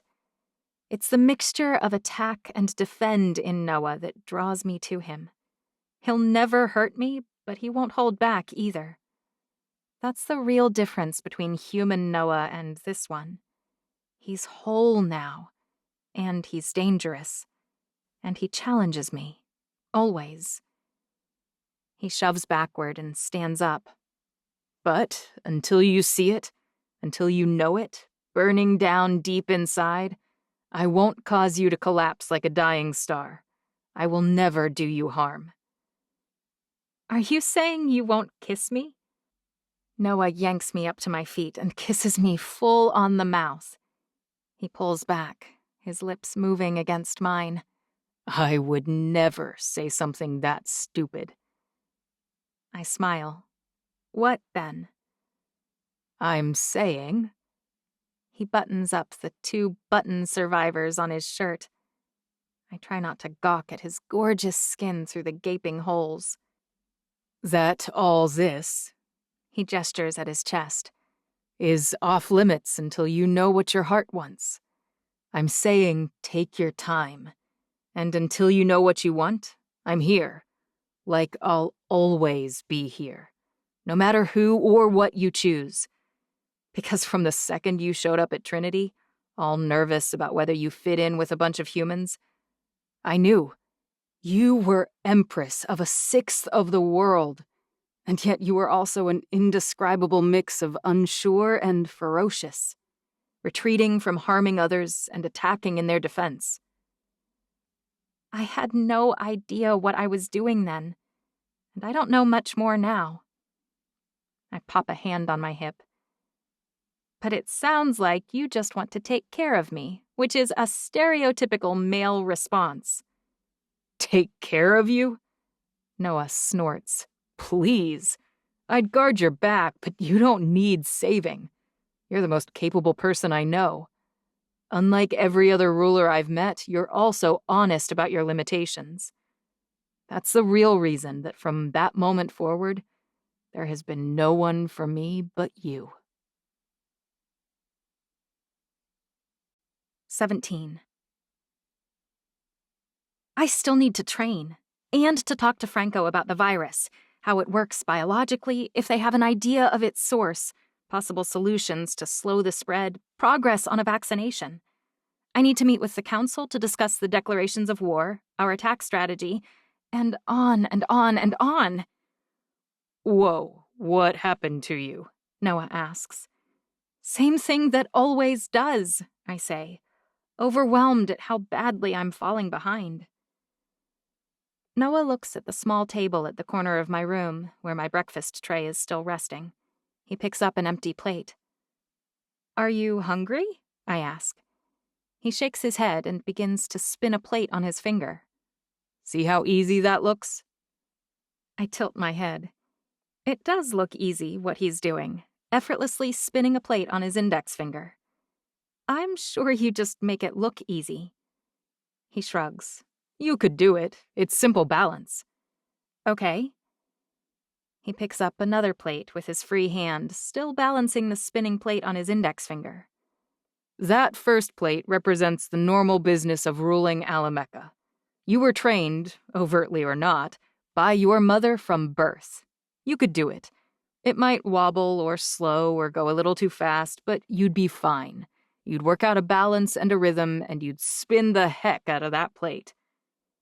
He flicks the fingers of his left hand to set the second plate spinning on the index finger of his left hand. Now he's got 2 plates spinning on 2 different hands. They're not moving the same speed, but he keeps them moving on his index fingers with small, quick movements from his other fingers. Now that second plate, that's Shanoa. You took it over recently with no Evian precedent to do something like that. No one has ever tried to rule 2 huge, disparate families at the same time. And you're doing the best you can. When one plate wobbles, you adjust. You're doing great. I shake my head. It's not only that. He grins. No, it's not. I wish I had the skill that one of my dad's friends has. Or, some of his props. He sets one plate down on the table and then the other. But for our discussion, imagine that I had sticks in my hand, and I had plates spinning on a few of them.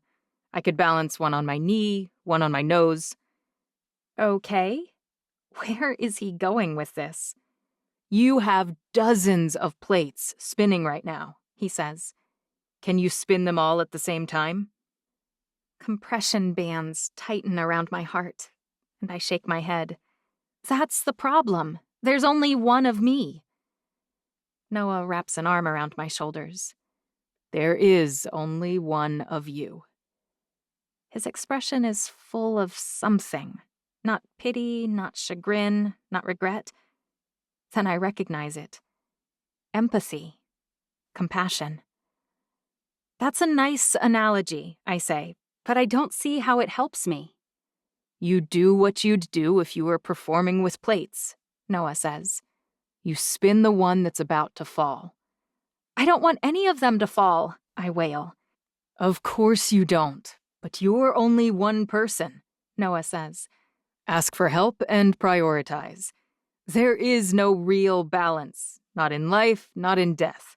Life takes and takes and takes, and then it's over. So until then, you spin and spin and spin. He lifts my chin. And you point me and Judica and Edom and Moses and Alora and Balthazar and Marcel and Inara at any wobbly plates, and we'll spin them for you. I can't. You can, he says. So let's start listing plates. I'll help you figure out who can spin them. He sits down in the wing chair near the window. I take the one next to it. Fine. So we need to decide what to tell everyone about you. What do you want to tell them about me? You act like it's so simple, I say. Like I can tell them anything I want. He smiles. Chancery, you can. You're Empress. I'm your subject by my choice. I leap to my feet and start pacing. But there are consequences. Your dad, if I out his family, will be furious. Noah shrugs. Or maybe he'll be relieved. My heart seizes. Or maybe he'll have you executed. Noah crosses the space between us in one step. He won't, he says. He's hard and scary and powerful, and he loves me.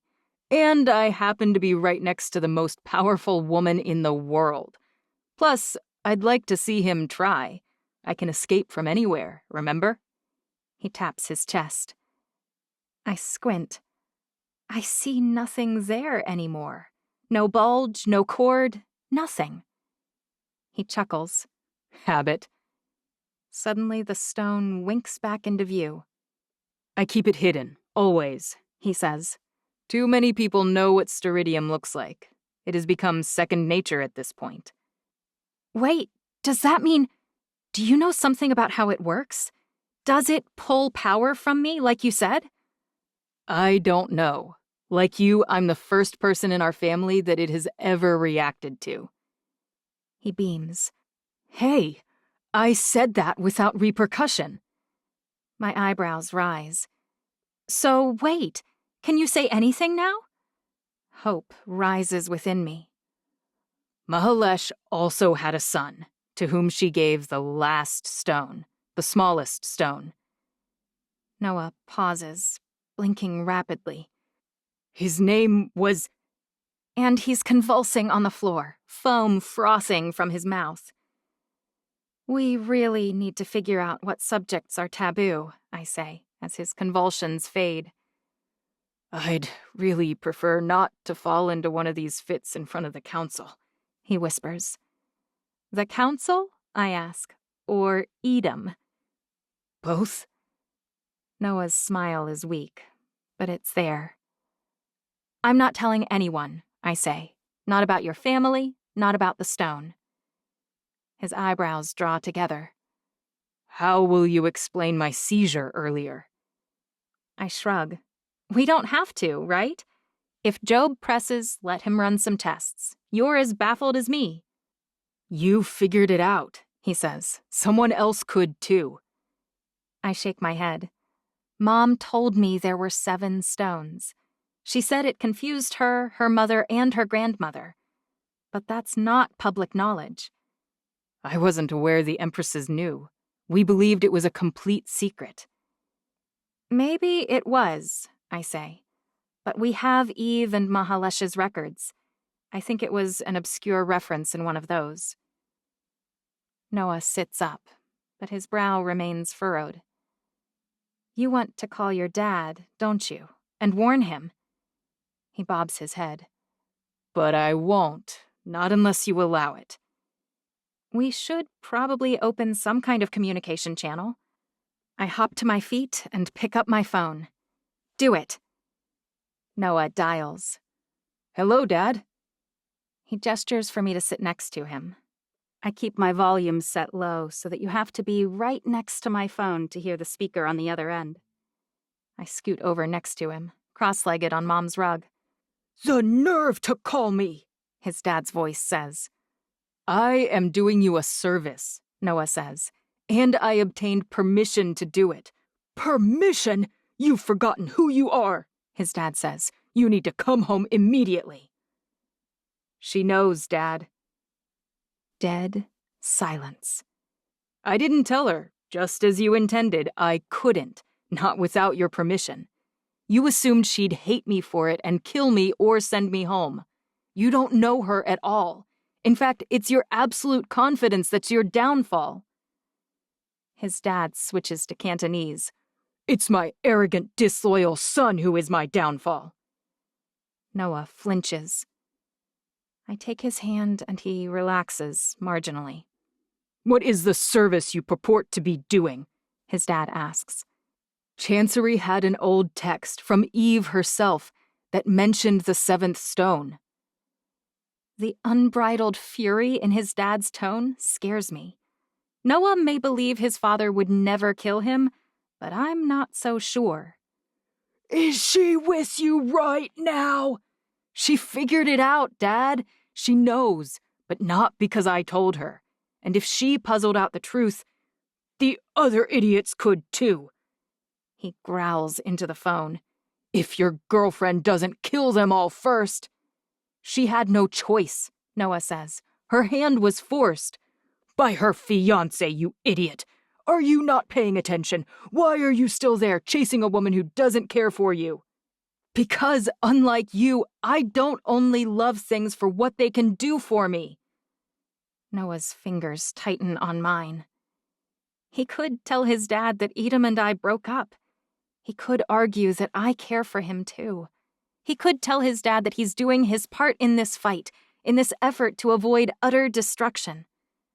But he doesn't say any of those things. I called to warn you, but nothing else has changed. I chose my side. You chose the wrong side, his dad says. It broke your mother's heart, you know. Noah freezes, his entire body completely still. You broke your promise to her. You betrayed her, which is worse than betraying your family. You'll never be forgiven. Never. One day, Noah whispers, one day you'll thank me for seeing what you were too blind to accept. He hangs up. I don't ask about his mom, and he doesn't offer anything. There's no way for me to even know whether he can share. I'd hate to shove him back into convulsions on the floor. Noah stares out the window for several moments. Then he shakes all over, like a dog that has been playing in the ocean. What's the next plate? He asks. Together, we work out a plan of attack, a 10-prong order for how to address the things that plague my efforts at sleep, that leave me unable to breathe in the middle of the night. And for what it's worth, he says, I have heard the same about the flood, that it was flooding but that it hit the same time as a deadly virus. The two together eliminated the non-Evian population of the Earth. I don't think I've ever heard that it was intentionally spread. Have you heard of the Sons of Gilgamesh? I ask. Don't answer if it will cause seizures. He laughs. I haven't, but I'm willing to go hunting if you'd like. I shake my head. Actually, I already sent someone after it. He closes his eyes. Edom. Yes. He catches my gaze. That was brilliant, truly. With what people had seen, but given that you do still trust him not to betray you, I couldn't have advised better. And your assessment has nothing to do with the fact that his subterfuge requires us to not interact. Nothing whatsoever, Noah says with a straight face, but his eyes sparkle. I think it's time we share these plans with the council. When I open the door into the hall, Marcel is standing in front of it, her hand raised to knock. Is everything okay? I ask. I was about to call for a meeting.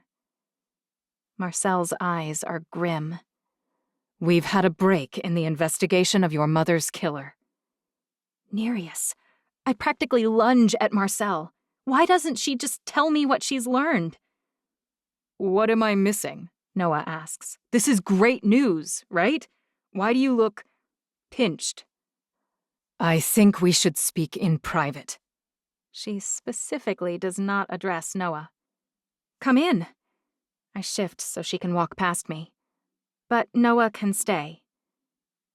Marcel frowns, but she walks past me. I close the door behind her.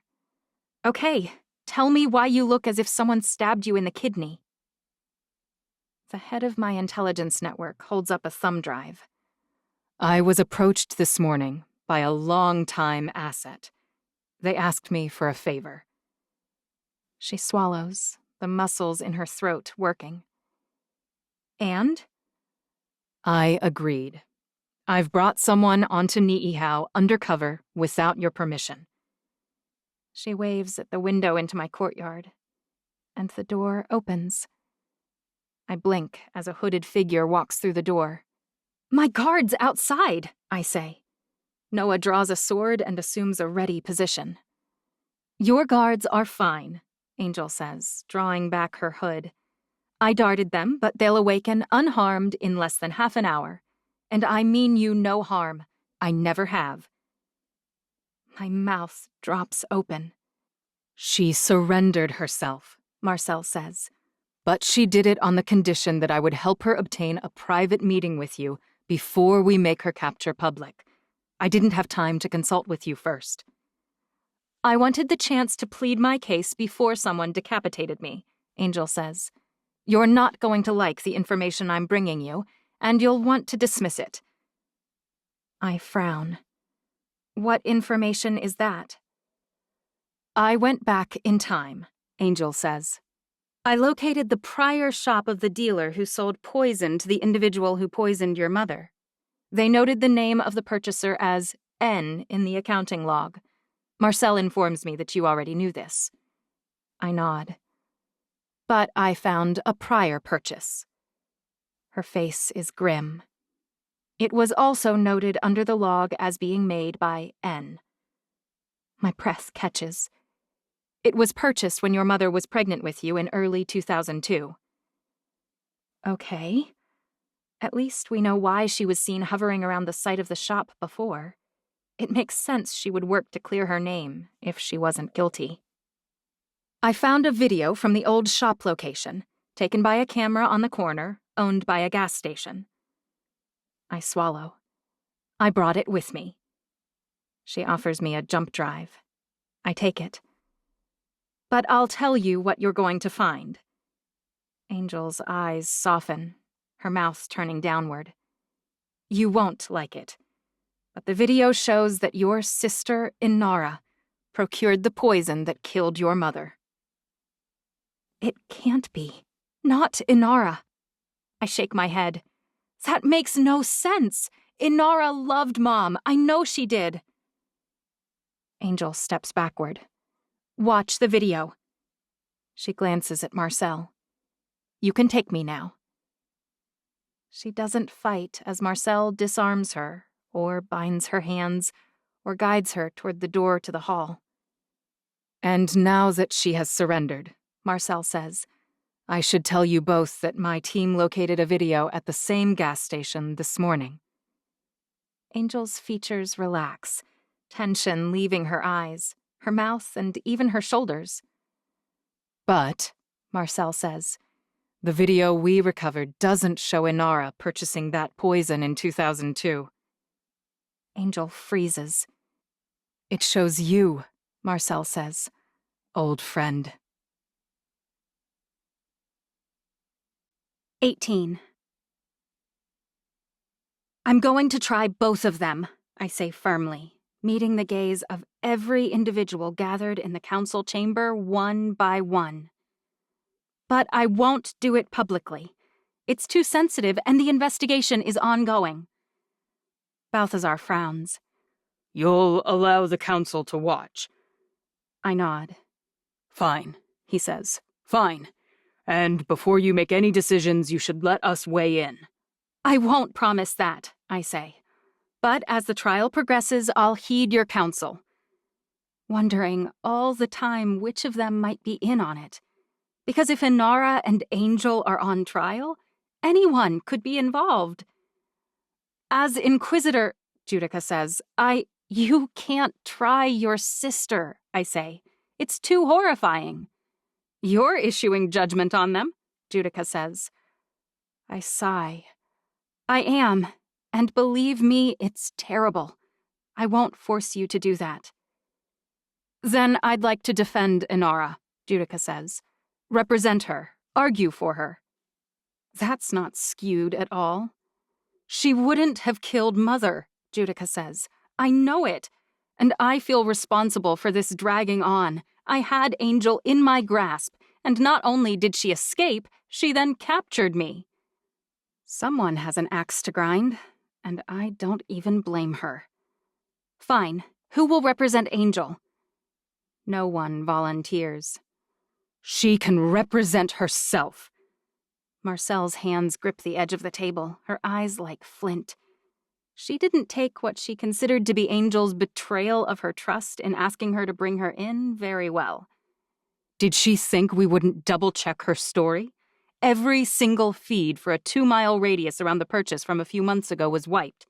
But she didn't think to go back, and she thought I was too incompetent to pursue that lead. 2 videos from 20 years ago, Noah says, both showing a different purchaser. The same video, I say, but one was tampered with and one is real. So either, Judica says, Angel brought us a doctored video and Marcel's people recovered the real one. Or, I say, Angel brought the real one and Inara planted the fake after realizing it might exist. My agent said the main file was corrupted, Marcel said, probably by Angel. How did she recover the file then? Edom asks. There was a backup system in place, Marcel says. My people scared Angel and she didn't have time to look for a backup, clearly. She put together the fake video and came here, hoping it didn't exist, or that if it did, we wouldn't find it. Can't we tell which one is real and which isn't? Judica asks. Don't we have tech people for just that issue? I push a button and turn on the video. You should all see them, at least. Every head turns toward the screen on the side wall of the council chamber. A woman approaches the front door of a shop. I squint to try and make out details. The lighting isn't great, and the video's a little grainy. It appears to be a shop for holistic medicines. I've seen this dozens of times, but my heart still accelerates. Nothing here will change Mom's death. Nothing can bring her back, I remind myself. The screen shows a timestamp in the bottom right. February 14th, 2002. The woman who approaches the front door of the shop makes no effort to hide her face. Angel walks toward the shop and opens the door, disappearing inside. To buy something that she hoped would kill me in utero. A dear family friend, a mentor, a trusted confidant for my mother. She joked with Mom, berated Mom, chided me, and taught me cooking basics. Angel was always smiling. She made Mom laugh and smile and roll her eyes more than anyone else we knew. And the world is such a twisted place that I hope, right down to my toes, that this old friend murdered our mother. because when the second video plays, the face that approaches the shop door is Inara's. And that's even worse. We clearly need to analyze these 2 videos, Noah says. Someone who is an expert with technology, someone you trust. Our top candidate for analysis has a strong bias, Marcel says. Pateris has been instrumental in a number of instances, noticing the slightest details that flag a fake. He makes our fakes when we need them for other families. Oh, geez. And? He worked directly under Angel for the last 100 years, Marcel says. I'm not sure whether he'd be honest with us. I close my eyes and pinch the bridge of my nose. Fine. I lick my lips. Select your top 3, Pateris among them, and we'll hear testimony from each. While they confer, Judica says, I'll find out whether we have any information on the finger and on the ashes, Judica says. I should probably tell you all this right now, Edom says. I followed the leads on Tristan as they came in over the past few days. But one of the most obvious things in his history was that he was slated for execution for an inappropriate relationship with an operative from Shemeka. And, I ask, why wasn't he executed? Angel gave testimony that spared him. She convinced Inara to spare his life, Edom says. He told us he incinerated and hid Inora's body, if it was Inora's, to repay past debts. Did he feel he owed his life to Angel after that? Was he working for her all along? He was part of the team that conducted the autopsy on her in the first place. What other evidence did he destroy? Was it at Angel's direction? Bring Angel here in 2 hours, I say, and the rest of you gather whatever you can in that time frame. Everyone stands up. Marcel, I say. She turns toward me. You'll be representing Angel. You brought her here. You felt some affection for her, at least as recently as earlier today, and she deserves an advocate. Her lips compress. Fine. Judica returns with DNA evidence on both issues. The sequencing was only 96% complete on the ashes and 91% on the finger, she says. But they're virtually certain that the ashes are from Mother, and the finger is Aline's. I close my eyes. Melina still might be alive. I wish the interrogation of Angel went as well. I did not kill Inara, Angel says, and I would never have killed Melina either, if she's dead. She chokes. I felt that banishing her daughter was the worst mistake Inara ever made. Melina loved Inara, and she was banished for doing what was right. I would never have harmed either of them. Never. Where were you on February 14th, 2002? I ask. Angel frowns. I was in the United States, dealing with details of the Olympics in Utah. Do you have evidence of that? I ask. She throws her hands up in the air. Of course there are records on the jets taken, and the pilot, Ignacio, could corroborate. Salt Lake City is how far from Las Vegas? Judica's voice is a little more aggressive than necessary. It's a few hours by car, Angel says. She was a few hours from the shop where the poison was purchased on the day it was purchased. She could have driven out there, and unless the pilot was also her bodyguard, he would never know. So, unsurprisingly, Judica asks, you deny killing either of them. You further deny hiding Mother's body? Why would I hide Inora's body? Angel shakes her hands, rattling her bindings. I loved her as I loved Alameka. Why do you think Inara would have killed Mom? I ask. I believe she loved Alameka too. Angel shakes her head. I can't figure that out either. I never suspected her, not for a moment. And she loved Melina. I wish I knew something I could tell you that would help. Could there be another video? I ask. One that shows the real murderer? Because Inara can't even inherit the throne, not without killing me and Judica too. Angel shakes her head. I recovered that video feed myself. The equipment hadn't been touched in years. We were lucky it was even there. I have no idea why, Chancery, but Inara killed Inara.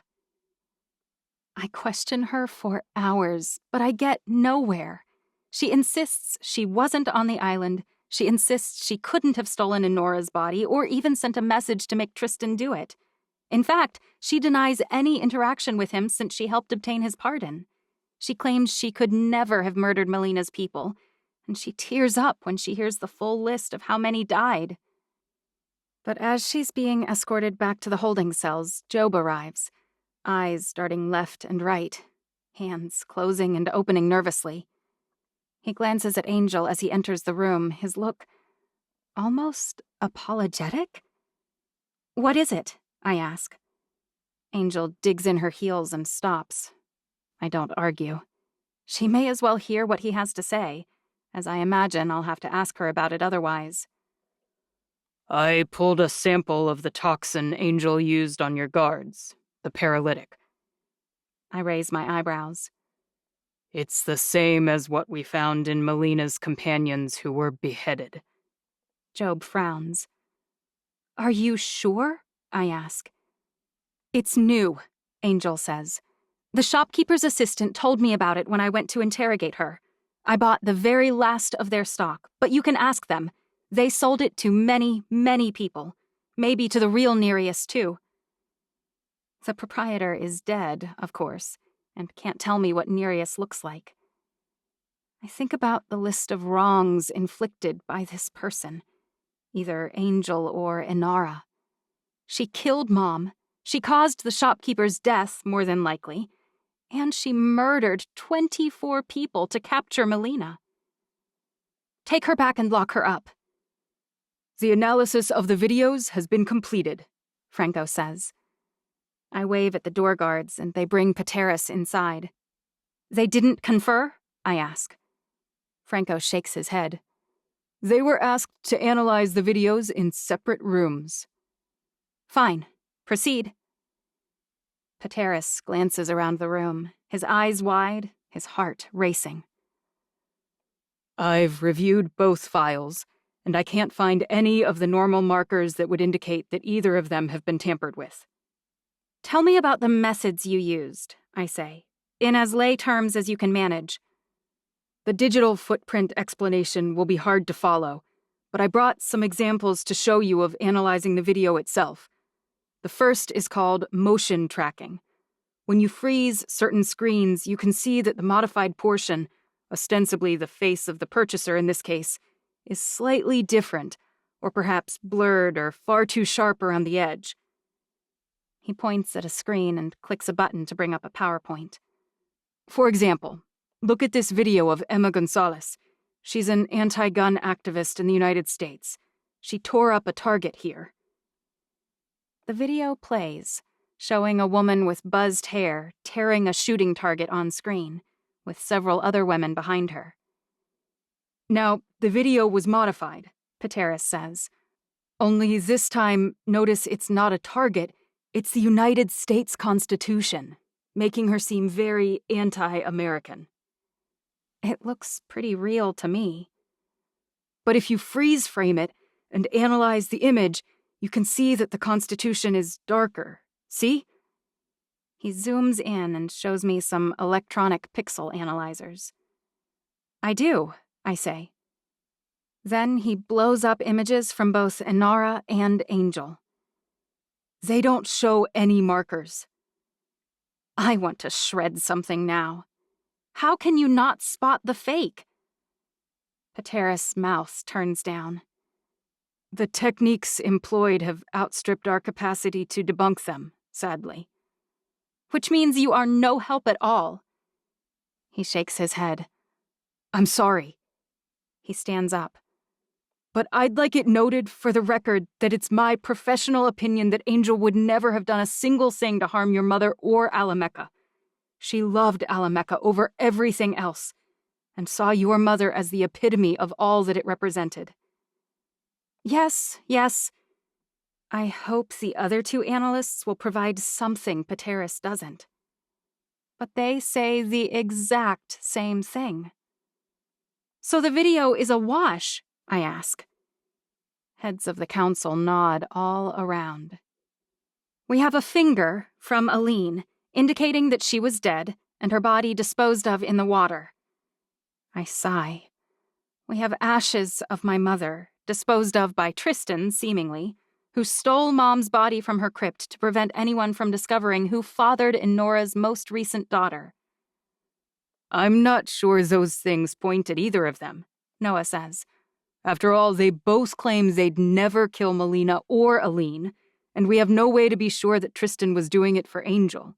At least, as far as we know, she can't have been the father of your mother's unborn child.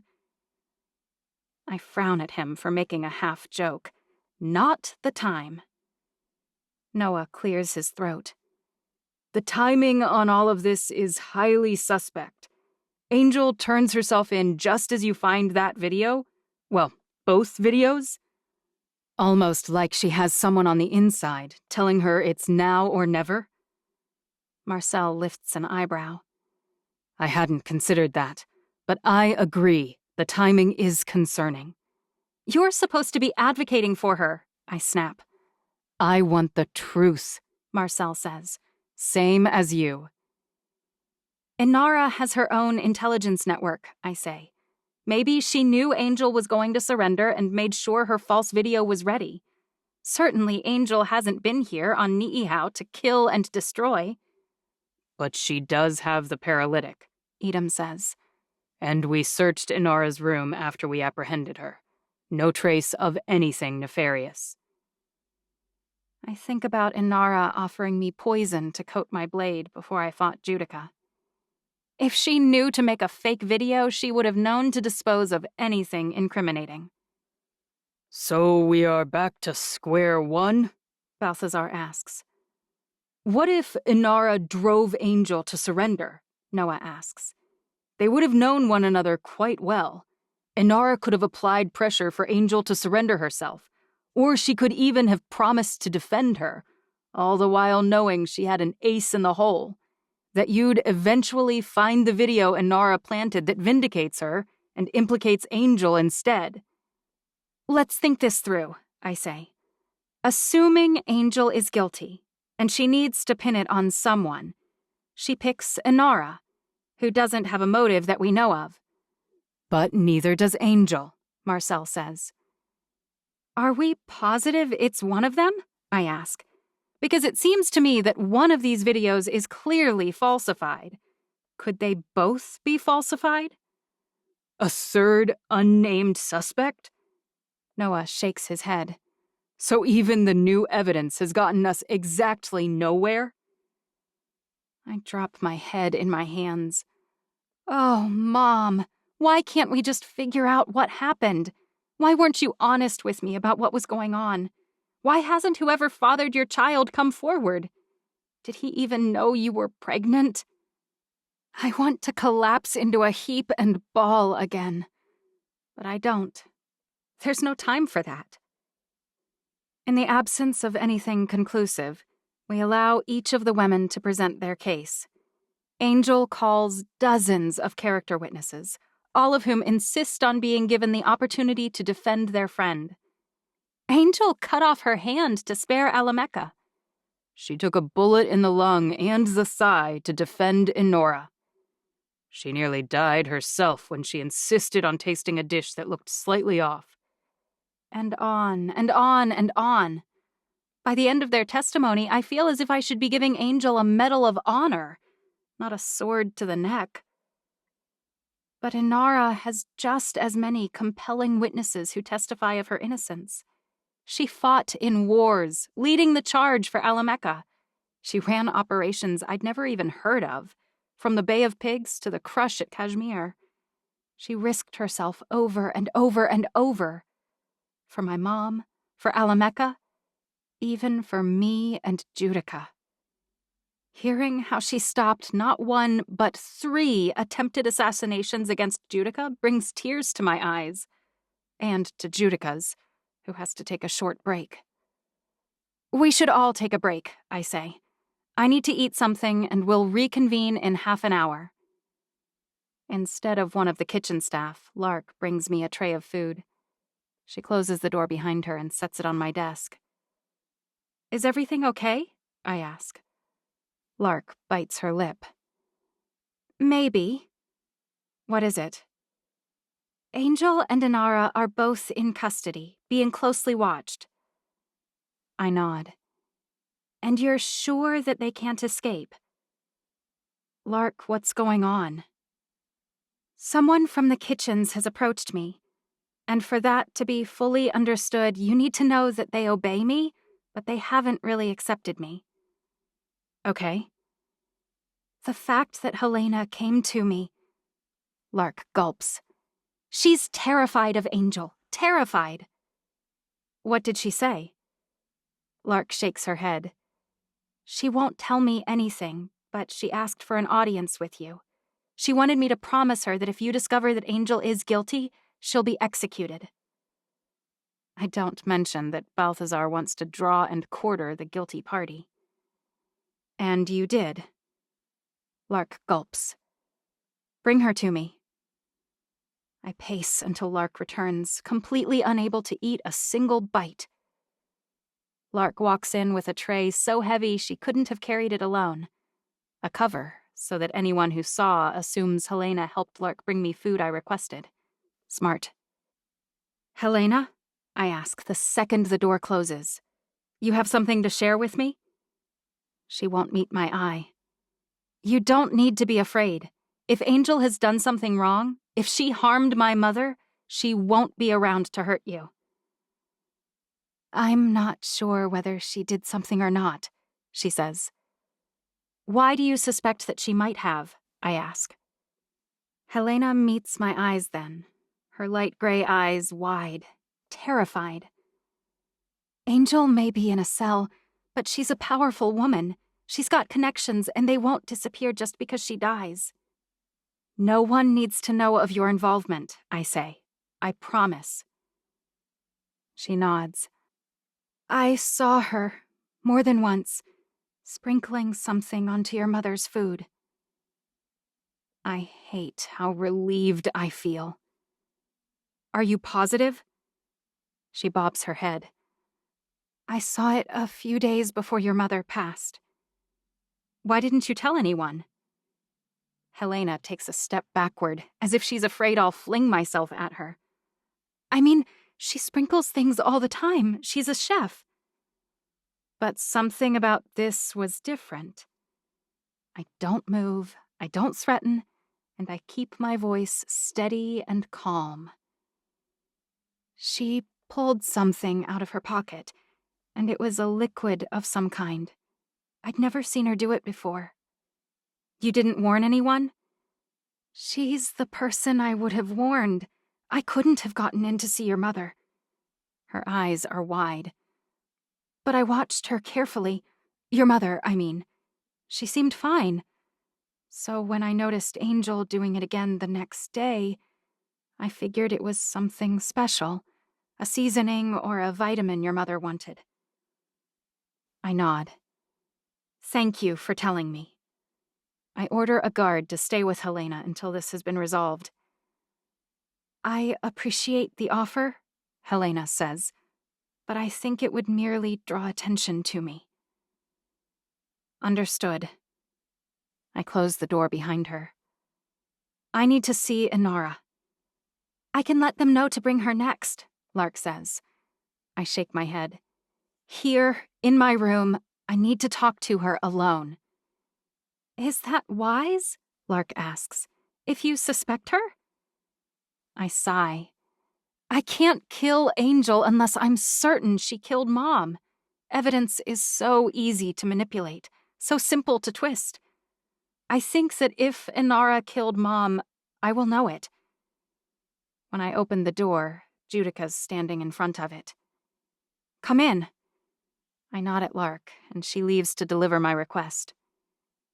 Judica shoots through my door and starts pacing right away. I've been thinking. Okay. What if Angel found out Mother was pregnant, and she felt that Enora's pregnancy would throw things into turmoil again? What if Inara told her you reacted to the stone and confessed she was pregnant? Would Angel have worried Sotiris would derail the prophecy? Would she have killed Mother to protect you or the whole world? I tell Judica about Helena. Judica swears. You could execute them both, if you're as conflicted as me. My mouth drops open. Would you really advocate that course of action? Of course not, Judica says. Not under normal circumstances. But these aren't normal, and we can't have a traitor sneaking around behind us. Her words send a shiver down my spine. Could she really decapitate our older sister on the chance that she might have been involved in Mom's death? Would Mom even want that? It's like that shell and pea game right now, Judica says. Only we haven't been able to figure out where the pea is trapped, and we can't lift the cups to find it. So we may as well smash all of them. May as well. Casual. Easy. At least we've narrowed it down to 2, she whispers. Inara is coming to see me. Aren't you worried she might kill you? Judica's eyes are wide. Because if it was her, only you and I stand between her and the throne. That's a motive Angel doesn't share. I don't burst into tears. I don't scream at her either. She's giving voice to my own fears, to the deep, ashamed part of me that suspects Inara, in spite of all the happy memories, the moments, the history we share. If Inara killed Mom, if she has been hiding it all this time, then I don't know her at all. I might prefer death to that discovery. I owe it to her to ask her face to face before I make my decision. I owe it to Angel, too. Judica doesn't argue. She merely opens the door. I'll be right outside. Inara arrives a few moments later. Her face was the 3rd one I ever saw. It hasn't changed, not a bit. She has always been there for me, right behind Mom, protecting me from the world. When Melina challenged Mom to kill me, Inara protected me. She rocked me and she changed my diapers. She fed me whenever Mom was caught up with something else, never annoyed at the prospect. She stood up to Judica on my behalf when the world collapsed. She has advised me and supported me and loved me. Was it all some kind of elaborate lie? Why? Chancy, Inara says. Is it true? I ask. Are you Nereus? My voice cracks on the name. A tear rolls down my cheek, unconcerned about my efforts to remain impartial. I am not Nereus, Inara says, and I did not kill Melina. I did not ever want Mother to die. You were here, on the island, I say. Angel wasn't here when Melina went missing. And I know Melina, Inara says. She'd have opened the door to me and welcomed me inside. My heart cracks. Why isn't she poking holes in the defense Angel built? But that's the precise reason I could never kill her. Inara's eyes well with tears this time. I raised Melina. I love her, as much as I love you, as much as I ever loved our mother. I would never have destroyed her. What would I stand to gain? I shake my head. Melina and Angel were close. Angel says she told Melina about the video, and that's when she disappeared. And every single one of Melina's retinue was slaughtered, so they can't confirm or deny that story. Angel did call her right before, I say. She has phone records to show that. Which could easily have been doctored, Inara says. Or she could have called to threaten her or to say anything at all. Those things would be much simpler to fake than her video. And think about this. If she did realize that we were pursuing recovery of the video, which Marcel will confirm she was, even before Melina died, Angel might already have been playing cleanup. Where were you on February 14th, 2002? Oh, please, please be somewhere that makes a visit to Las Vegas impossible. Yosemite Park, she says, climbing El Capitan. I close my eyes. Within a few hours of Las Vegas. Inara swallows. I'd say you could talk to my pilot who went with me, but David died. I killed him, keeping the EMP from hitting China. Gah! I sit on the desk chair. Inara, I want to believe you. I love Angel. Like an aunt, maybe, or a close family friend. But you're my sister. Give me a reason to spare you, please. Inara kneels in front of me.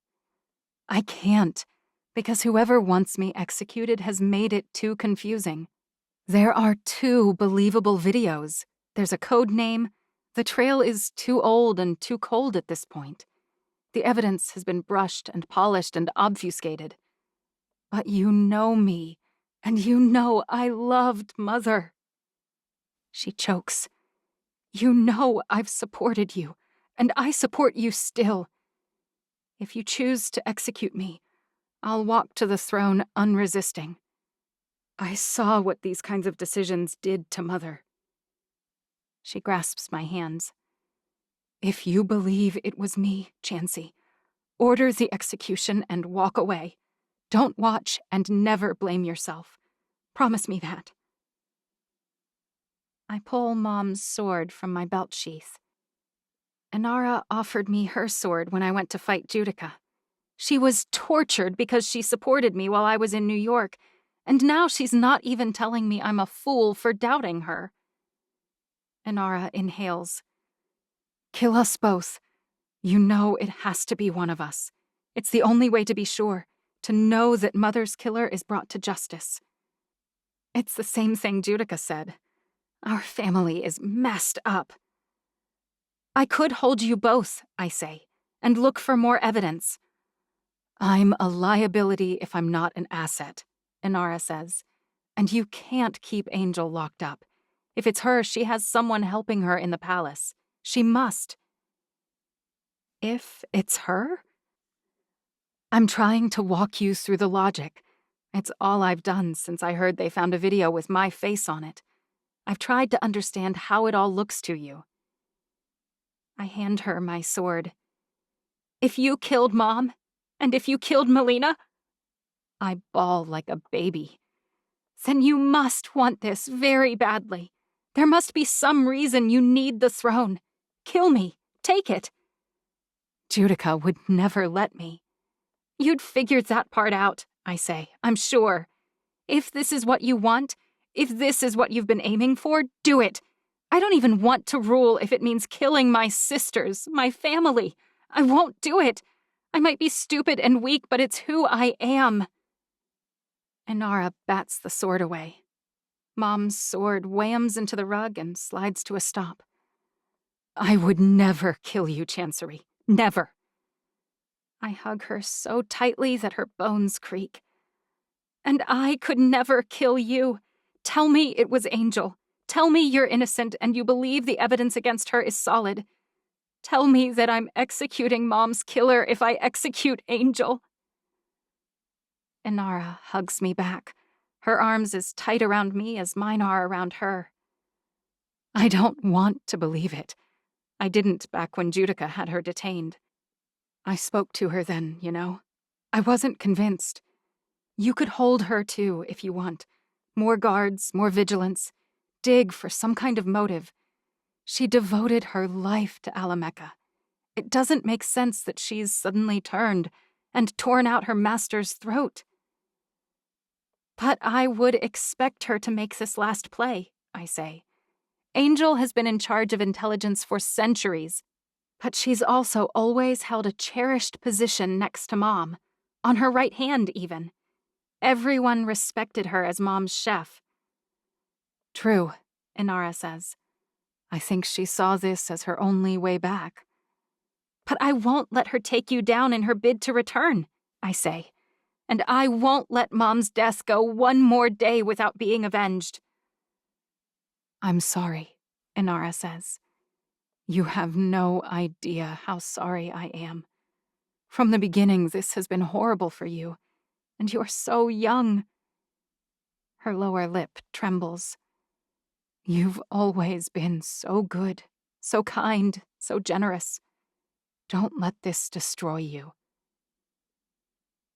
I hold my head high when Inara and I return to the throne room. Inara drops to her knee beside me. I don't sit. I stand in front of Mom's throne, the seat that will probably never really feel like it's mine. I am Chancery Divinity Alameka. It is my ruling, as Empress of Family Alameka, that Angel Alameka committed high treason by poisoning her monarch to death. It is my sentence that she will be executed immediately. Angel, to her credit, never wavers. She doesn't cry out. She never even drops her gaze. So be it. Mom carried out most of her own executions herself, at least on royalty. But I don't think I can do it. My hands shake at the thought. Zarson, I say, will you please do the honor? Balthazar clears his throat, and I recall that I told him he could do it. Fine, I say. Balthazar will do it. Zarson nods and steps back into his position, his axe still on his belt. Balthazar's eyes flash as he walks across the room, his boots striking the ground sharply, his pace never faltering. As I watch him move toward Angel, I scan the audience, noticing 6 young children. I wish I had asked for them to be removed, but Mom never did. It's our way. It's hard, but it's the truth. And as much as I love Inara, and as much as I usually heed her counsel, I ignore her this time. I stand and watch, not averting my eyes, not flinching, not sobbing or crying or screaming in horror, while Angel kneels before the throne, and Balthazar lifts his broadsword over his head and then removes Angel's head from her body with one clean stroke. Justice. I really believe that it is justice. It's finally done. But I don't feel better. I feel worse. Much, much worse. 19. There have been confirmed cases of SARS-CoV-2 on every continent, excluding Antarctica, Franco says. But in those over which we preside, we have taken efforts to... Is the death rate in Italy actually above 10%? I ask. Of those infected, Franco says. Yes. Frontline workers have been hit especially hard. What a way to start my rule. Is it possible this was something Aedica set up? I ask. Like the poisoned blade? Job shakes his head. It has been around since at least late fall. Perhaps slightly before. Long before your mother even contemplated changing her airship paperwork. At least as far as the world knew. Something that isn't my fault. That almost seems impossible. But of course, how we handle it from here forward, that is on me. Walk me through the numbers on each scenario. Widespread shutdowns versus herd immunity. As we previously discussed, we followed one approach in the United Kingdom, to delay any social distancing and shutdown protocols in favor of asking those most at risk to self-quarantine or shelter in place. And? At the same time, the United States began more aggressive social distancing in both California and Washington state. But not in New York City. I frown. I hear the numbers there are bad. To be fair, Franco says, the numbers would have always been far worse in New York. Social distancing in a city of its population without large numbers of grocery stores and humans living in such close contact. He shakes his head. Without public transit, cabs are your best option. And without that, you're looking at sidewalks, which don't allow for 6 inches between pedestrians sometimes, much less 6 feet. There were unique challenges, I admit. But what did you find? The economy suffers either way, Franco says. But the death toll spikes when contact and spread factors aren't suppressed. So we should have instituted the same protocols in the UK, I say. He shakes his head. There was no way to know that beforehand. And yet it seems Adora handled things better than we did without advanced knowledge. I stand up. What about a vaccine? Job grunts. He's not usually invited to council meetings, but we've made an exception when we discuss the virus. We're a year out, probably. Even with promising early candidates, you can't just test them on scores of humans. It must be carefully prepared and tested in advance. Then human testing. Then we advance to production and distribution. A year? I ask. We can't fast-track that? What about the Evian blood? What are we doing with that? Franco frowns. We tested it first in Germany, and it's very effective on infected members of the population. But we need quite a lot of it to make any difference. And the virus transmits so quickly, and many infected humans have no symptoms. They wander around, shedding the virus around anyone they see, completely oblivious to the chaos in their wake. Job sighs. Unless we can somehow share our DNA with the humans in general, it's a band-aid, not a fix. Think of it like this. The virus is a burrowing wasp. It can pierce the cells of the humans like the skin of an apple. It burrows in and destroys any resistance. But your cells aren't like an apple. They're like artillery shells. They repel the wasp without even trying. But my blood cures infected humans, I say. And all of your blood does the same. Job grunts. If we all donated blood every day... You will have a full-on revolt if you start making Evians donate blood daily to try and save sick humans, Job says. I scowl. Even the Evians who have tolerated your human sympathy so far would be incensed, Balthazar says. I'll revisit it once we're past the threat of war with 2 other families. We need more people on this, I say. Assemble more researchers, Job. More administrators, Franco. The whole reason a centralized leadership like this should be better is that we can expedite the solution. So do it. Even before we sent the blood I collected to Germany, I heard that Annalisa was brilliantly handling the spread. Figure out who was in charge of that and bring them in. I glance at Edom, scowling a little, as though I blame him for Annalisa not being here to contribute herself. Now that you have executed the individual responsible for your mother's death, Melisania asks from a screen on the wall, will you eliminate the position of Inquisitor and release Judica from her extra responsibilities? Melisania has been relatively quiet so far, only chiming in occasionally at the council meetings. And it has been a tremendous relief, not needing to be involved in the day-to-day administration of her holdings. I'll discuss it with her, but for now I am inclined to continue the process of vetting my people. Once I am satisfied with the royal court at Alameka, I'll likely send her to other families to continue there. Send her here first, Melisania says. Really? She wants us poking around? I have always been a fan of how your mind works. Melisania stares at Judica. It would be my honor to host you, and it would fulfill your obligation of time for this year. Right. She would, of course, also be welcome here, Moses says. I hate all the screens through which we are now conducting council meetings, but it can't be helped. We need boots on the ground in each place, and I haven't even sent anyone to manage Melessa yet. I have half a mind to send Edom. He might have more luck infiltrating the sons of Gilgamesh if he's not right next to me. But the thought of sending him away, I can't. Not now. Moses, how have— Sir! A bright-faced palace guard bursts through the door. Balthazar stands. What is it?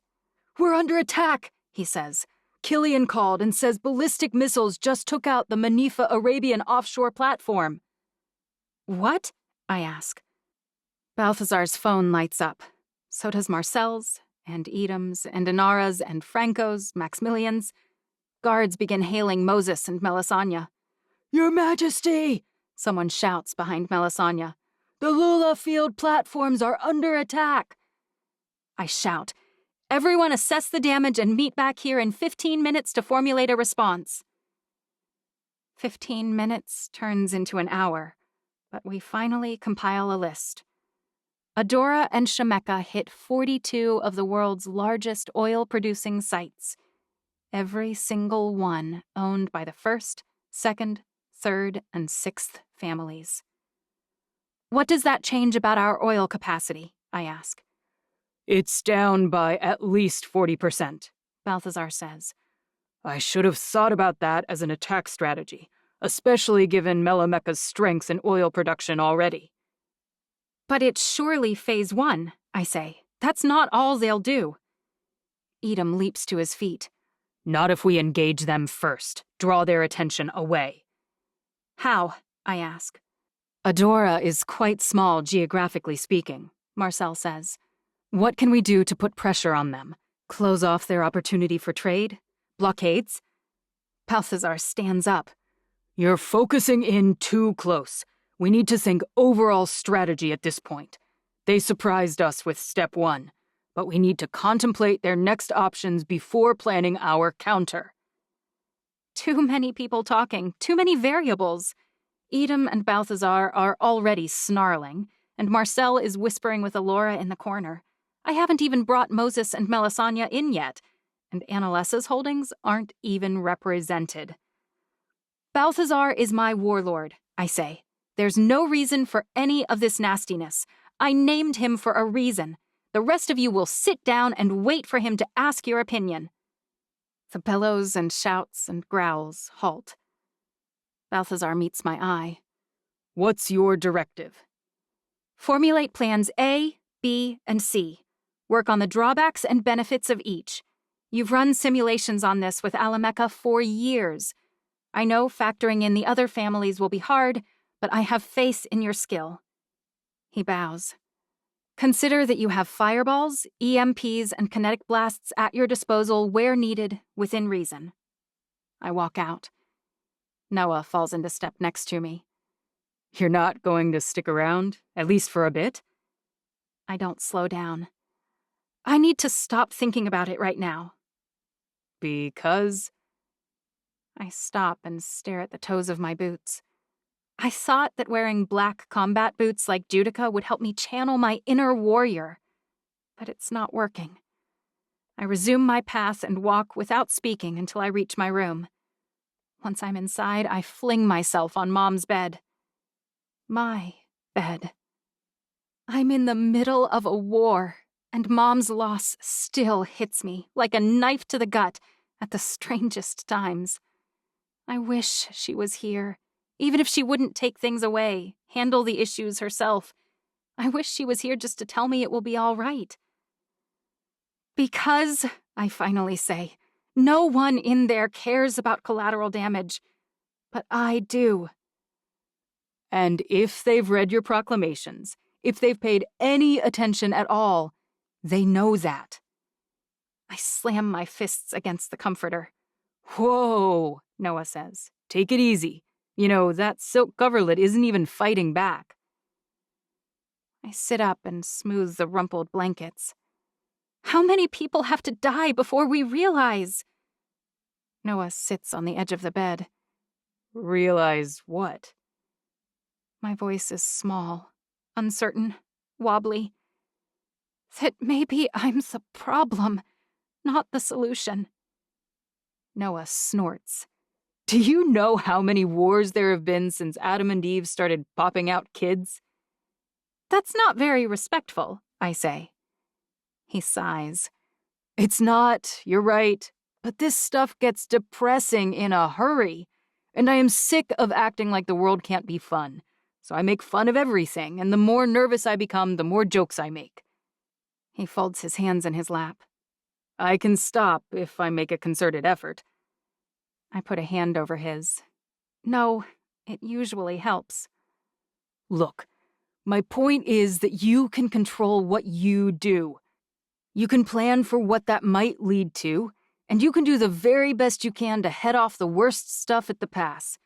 But these skirmishes would have happened whether you seized the stones or not. I actually think you've accomplished a tremendous amount with very little bloodshed so far. I haven't gotten a count on the lives lost today, but it won't be low. There are worse things than dying, I say. Noah lifts his eyebrows. Like what?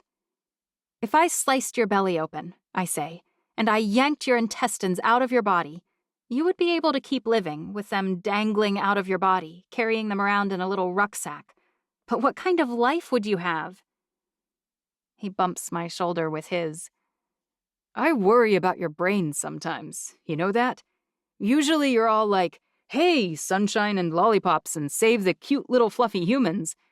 And then the next second you're like, I could yank your intestines through your nostrils and tie them in a bow on your head. That is not normal. I snort. No one has ever accused me of being normal. Not here, among the vicious hyenas at court, and not in New York. I don't fit anywhere. There's a reason God chose you, and a reason he shaped you as he did. Noah turns until he can look me in the eyes. I believe that, and I know that each death, each injury, each blow causes you pain. And I think that's what makes you right for this job. So when Balthazar comes back and he says, here's plan A, we blow up half the world with nukes, you will tell him no. And when he proposes a plan B that uses piles of humans as cover to smuggle in an Evian Trojan horse, you'll turn that one down too. And when his plans C, D, and E are even worse, well, you'll think of something. I can help too. That's what we do.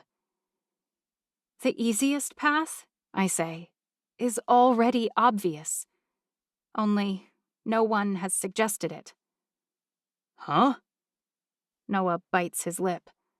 I'm like super duper smart, and nothing obvious has occurred to me. How did I beat Aedica? I ask. Well, technically, I'm the one who beheaded her. I roll my eyes. Personal combat. I took out the leader, and the regular rank and file from the royal Evians down to the humans fall in line because they don't want war. True, Noah says. And next you're going to mention Annalisa, whom you personally defeated like 10 minutes ago. But there's no way, after the Aedica fiasco and the Annalisa decapitation that's surely gone viral by now, that they'd ever agree to fight you, even if Melameka is supposed to love her sword more than her consort. I close my eyes. Maybe this wasn't so obvious. They originally refused my demand they surrender with identical denials. Then they declared war in carbon copy. I bet they'd agree to fight me at the same time, especially if I agree not to wear this. I slide Mom's ring off my finger and hold it in my palm. Noah leaps to his feet. Absolutely not. No, no way, I forbid it. Oh, I say. I am so glad you said that, my lord and master. Now that I know you forbid it, well, that's a weight off my mind. You may be God's chosen, Noah says, but that's not a get-out-of-jail-free card. When you are cut, you bleed. That means you could die. But I just found out that there's another person on Earth who can use the stupid, cursed Steridium stones. Before I can think about it, I hop up, cross the 2 feet separating us, and slam the stone into his palm, ensuring the stone meets his skin. It flashes in his hand, just like it flashes in mine. And guess what that means? I ask. It means I'm not quite as important anymore, doesn't it? He drops the stone and it falls to the carpet, blackening in front of my very eyes. I will never use that rock. Never. I want nothing to do with it. Huh, I say. I feel the very same way. Only, I've been thinking about this. What if the eldest isn't the older of two daughters? What if it's the older of two people who react to the dumb stone? He shakes his head so hard I wonder that his teeth aren't clattering. No, it says she. I shrug. Transcription error. Some languages don't even have gender assignments. Tagalog doesn't. Stop it, Noah says. You're scared and now you want to run, but you can't. I am not the person chosen by God to handle this. You are. Says who? Says my mom? She's dead. Oh, and so is Angel, and Melina probably, and Adika, and Alessa. You name them, I've killed them. And now a whole kit and caboodle of other people are about to go down. So guess what? If I can murder 2 people instead of millions, what kind of monster would I be not to take that gamble? Especially now that I know someone else can fill in for me with that stupid prophecy if this doesn't pan out. Why didn't you ask the council this? Make them the proposal. Noah crosses his arms. You know exactly what they would say. I fume. And I can't even explain my reasoning not without outing you. And they'd roast you for that and insist on going after your dad, too. This is our only play, and you know it. You come with me, and if I fail, you take them out with the stone. You should insist on wearing it. I roll my eyes. Right, I'm sure they'll agree to fight me with the Volcano maker close at hand. So how would you possibly lure them out? He asks. That's why I need the help of someone really super-duper smart. I smirk. Know where I could find someone like that? Fine, he says. I'll help you try and do this, but only because I think you can beat them, and I know that if I say no, you'll do it anyway, but without me. I beam at him. You should know, Noah says, that if Lionina and Melameka don't kill you, Edom might kill us both. I think I'll take my chances, I say. But I do worry that he might never forgive me for planning this without him. And I wasn't kidding when I said there are things worse than death. 20. So plan A and B have both been refused, Balthazar says. Is that what you're saying? I know you prepared them to finish this as quickly as possible, but the expected casualties are just too high. Look, battle is new to me, I say. Since there weren't any huge ones during my lifetime, not fought by my mom anyway, and since I wasn't even her chosen replacement. Understood, Balthazar says. And we've prepared the presentation of these plans to take all of that into account. I have a few principles I'll need to explain first, but this third option is intended to mitigate civilian losses as much as possible. When your mother was fighting mine, long before my time, Edom says, she perfectly executed the tactic of undermining the confidence and reliability of her enemy's army. She had thousands of sporting texts printed up and disseminated at the front lines. The commanders believed their troops were reading about sports, preparing for post-war times to return. But in actuality, these manuals explained how to fake illnesses that would allow them to be sent home. I frown. Thousands upon thousands of healthy troops used the techniques to go home, Edom says, weakening the German front line. And then, Balthazar says, on the back end, when the leaders realized what was going on, they refused to send anyone home who complained of those illnesses, and that resulted in sick soldiers staying on the front line, which spread disease among their ranks. His head shakes slowly, appreciatively. Inara was brilliant at those ideas. Unparalleled, really. Okay, I say. So, do we have time to start printing books? And we don't really have an entrenched front line, so where exactly— Edom had the idea, Balthazar says, to search the motherless and other refugees for the youngest sibling of both Melameka and Laenina. I close my eyes. Of course he did. If the men leading their troops have another option, someone else to follow, someone who supports you already— Edom trails off. It could have triple the effect of some manuals, and you laid the groundwork for it already, enabled by their sexist policies and practices. Most of the Evian men are heartily sick of being treated like meat headed for the grinder, Balthazar says. So Edom's right, and Afanasi was born just before Rashaka died, and he has no love for his sister, who has always refused to even acknowledge his existence. And Laenina? Did Eshes even have— Edom smiles. Even better. Laenina's youngest child has been here all along. I close my eyes. We can't ask anything like that of Hikaru. I've known him my entire life, and he longed for the life he missed. He used to warn me that Judica was coming in notes he left inside of origami birds. Declaring himself as an enemy to his family, his mother, the life he would have chosen for himself, it would shred him.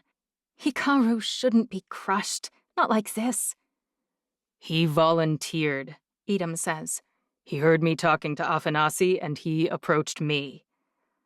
Fine, I sigh. So prong one is to set up our own claim to the throne, other than my own demands predicated on my prophetic right. Hopefully that will split the focus and resolve of their forces. Maybe we'll even have some defection of intelligence assets. Balthazar smiles. Precisely. And for prong two, it's story time again. Okay, I say. Have you heard of the Battle of Pelusium? He asks. I shake my head. It was 525 BC, so it's pretty far back. But it was one of your great-great-grandmother Meridolina's last huge losses to the brand-new ruler, Edom's great-grandmother, Sela. Sela's army was dramatically outmatched, but she realized something. Meridolina loved cats. She surrounded herself with them. Panthers, lions, tigers, bobcats, any exotic cat alive, she wanted them. That trickled down to the humans around her, and they worshipped cats too. Cat statues, cat portraits, all of it. And it worked its way into designs, decorations, coffins, everything. And? I ask. When Sela's warlord Cambyses II attacked Meridolina's forces in the Battle of Pelusium, he had cats painted on all the shields. I lift both eyebrows. Seriously? And he took thousands of cats with them. Every soldier had a cat. Large cats on leashes, small cats were carried. Meridolina's army refused to kill the cats, or even attack the cats, and they fled. Balthazar laughs. It was brilliant. Right. But what do both Shemeka and Adora citizens worship or revere? I ask. Are we going to attack them with iPhones held aloft? YouTube videos playing on portable TVs? Hilarious, Edom says. But no, we will be leading with you. Exactly no one worships me. In fact, my own people mock me incessantly. Balthazar points. But every Evian alive is aghast at the power at your fingertips. Finger tops? Edom asks. Either way, you have, resting on top of your slender fingers, the power to convince them that they're on the wrong side, that their loss is inevitable, which will have them revolting, or defecting, or both. The humans will have no idea what they're watching, and we risk outing our existence. Balthazar shrugs. How? We control all media outlets. But beyond that, it may not matter anymore. He's right. If the end is coming, our reasons for staying hidden, safety, convenience, and pride, they may be crumbling. How exactly do you propose we effect this? I ask. Am I supposed to be on a chariot, holding up a torch at the front of our army? We need to explain the other component first, Edom says. So your great-grandmother, Corlamecca, got my great-grandmother back at Carthage, the Battle of Illippa. Hannibal was brilliant, but Scipio Africanus? Edom whistles. The point? I ask, a little too sharply. Long journeys down the aisle of forgotten warfare aren't exactly my priority right now. Edom's face shudders. Both sides had their own legionnaires, strong, well-trained troops, and were supplemented by Iberian mercenaries. But Scipio's forces were outnumbered by 20 to 30%, probably 20,000 men. Both sides woke up every morning and threatened to fight. On the first day, and every subsequent day, Scipio Africanus positioned his troops so that his homegrown warriors were in the center, with the Iberians in the wings. And the Carthaginians mirrored him, Balthazar says. But then, one day, Scipio Africanus woke early, fed his men, and reversed the order. He skipped the posturing and attacked, sending his men like wolves. The Carthaginians woke up and formed up out of habit, the strength in the center, the weaker fighters in the wings. Scipio's legionnaires mowed the Iberians down, and closed on the center before the Carthaginian legionnaires had even engaged. It was a complete and total rout. So we plan to feint several times in the same way, and then move ahead quickly but inverted? I frown. Which would be awesome if we still fought with bucklers and shields in formations. Edom sighs. They didn't use bucklers. What are we doing? I ask. Get to the point. They took out our oil, Edom says. They'll expect a reprisal there, either seizing or destroying their assets. They'll be guarding them heavily. It's their upper hand right now. We'll feint there? I ask. Balthazar nods. We will, but then we take out their largest food production facilities instead. I frown. Won't that harm their civilians too? Balthazar throws his hands in the air. It will, but not as badly as a pitched battle, or nuclear weapons, or even chemical warfare. Melamecca and Lionina know that you care about humans. It's patently clear. They will not hesitate to turn that knowledge against you. And our intelligence assets say that their next foray will be intended to cause maximum damage. Knowing you oppose that strongly, our priority is to end things quickly. But I can't do that with skywriting and flower bouquets.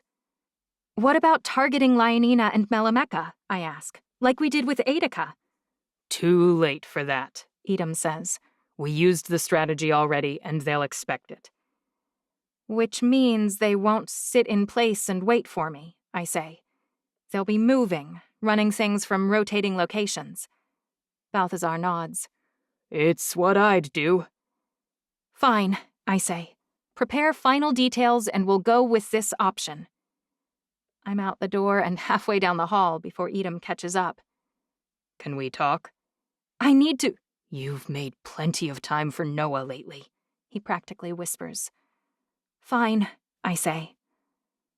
Once we're inside my room, I walk to the window and grip the windowsill, watching the waves crash into the shore. I wish more of this was fake. What do you need? Edom's voice comes from just behind me. He's always moved quietly, but I should have heard his heartbeat. I'm off my game. Turn around. My fingers tremble and I still them. Just tell me what's wrong. His hand tugs on my shoulder, and I finally relent, spinning around ready for battle. But his eyes are soft, full of concern, maybe even fear. I need a promise. What kind of promise? I expect him to beg me not to kiss Noah, not to spend more time with him, not to trust him. I know you, Chancery. I'm sure you're planning something, even now. Huh? You play innocent really well, and I might believe you, except no. You're contacting Lionina or Melameka. You're looking for a way to end this without any casualties. My chin tilts upward. And what if I am? Wouldn't that be a good thing? Come on, Edom says. You aren't thinking this through. Your mother was called Inara the Merciless. Melameka, though. Do you know her name? I gulp. The Sadist. People are always... It's well earned, Edom says. She loves hurting people and things. And Lionina, she relies on her consort to fight for her. You know that, right? She won't fight you herself. She never does. Fine, I say. So what? Have you seen Rosgar? He's gargantuan. I know he's fierce. Edom steps closer. He's massive, and I'm not even sure that I could defeat him. I guess I'm lucky that I'm God's chosen, I say. You aren't bulletproof, he says. His words, almost verbatim what Noah said, send a chill down my spine. I can't promise that if I find a way to end this at a risk only to myself, I won't take it. Why? He asks. Why, for once, can't you let someone else take the risk? Why can't you just do your part and let the rest of us do ours? I didn't ask to throw my life onto the scales at our engagement party, I say. That was your call. No, he says. You did that. I challenged my sister, who ruled from a set of sexist, outdated laws. I was taking the risk on myself, and it was worth it to me to know that if you and I wed, it was because you wanted to marry me, not because you had to do it. Well, your brave choice nearly killed me, and I've had nightmares ever since because I won. So while I appreciate your sentiment, I think I'll continue to do exactly what I want, since it's my life on the line. Edom closes his eyes then, and a shudder runs through him. You're right. He opens his eyes and steps back. I can't undo what I did. I can't erase the pain it causes you. I know that. But you would if you could. I know. It's not fair of me to ask you to do something I didn't. To leave something alone. I know that Balthazar and we can end this without you dying. We can. And sure, some people will die, but that's inevitable. And people will die of this virus and the flu and old age. He grits his teeth. You can't save everyone in the world. Life is loss. Life is choices. And some of them are bad and others suffer as a result. My job as a ruler is to mitigate that suffering. So you won't promise? He asks. Just give me 2 weeks. They'll be much more likely to accept some kind of wild offer once they've started to hurt, you know. If things get bad enough, I'll help you reach out to them myself. I'll think about it, I say. The smile that dawns on Edom's face nearly knocks me over. But I can't promise yet, I say. I was terrified, Edom, when I fought Annalessa. I thought I might die then. I know nothing about spears, nothing about using a shield, and I thought that might be it. As scared as you were, I was... When you challenged her, the thought of her killing you. My throat catches. Pretending to be angry with you, Edom says.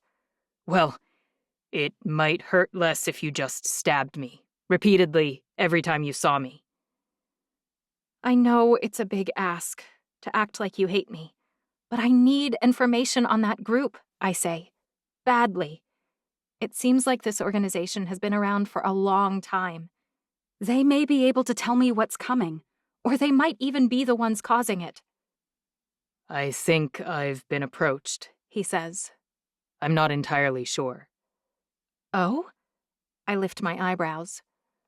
Approached might be too strong a word, but one of your mother's former guards has been complaining.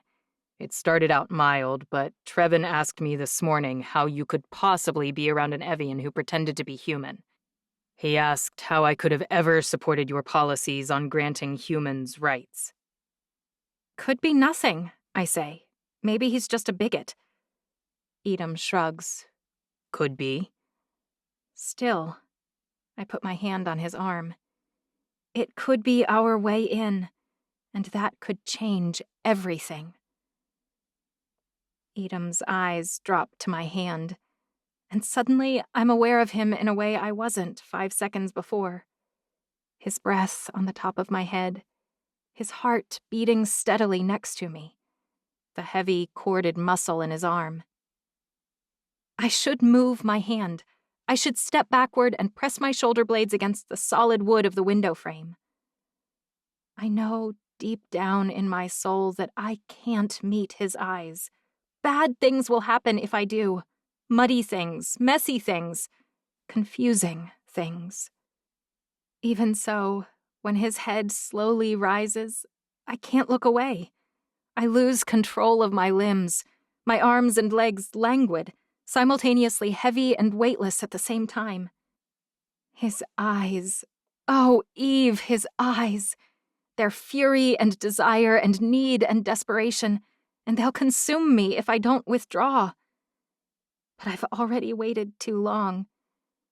Edom swallows, his lips closing and parting, his head moving down, closer, closer. But he doesn't kiss me. His lips veer past my face, stopping alongside my ear. His whisper is raw, as if it's being ripped from him. I need you. The bands around my heart snap, and my fingers curl into his arm, hard. Yes, I whisper. That's all it takes. One little word, an acknowledgement that I've missed him in between every breath, that I've curled up against my pillow at night and sobbed, missing him beside me, that I've longed to touch his temple, run my finger along his jaw. Edom steps toward me, and I move backward reflexively. He grins, and my heart accelerates, my knees weakening.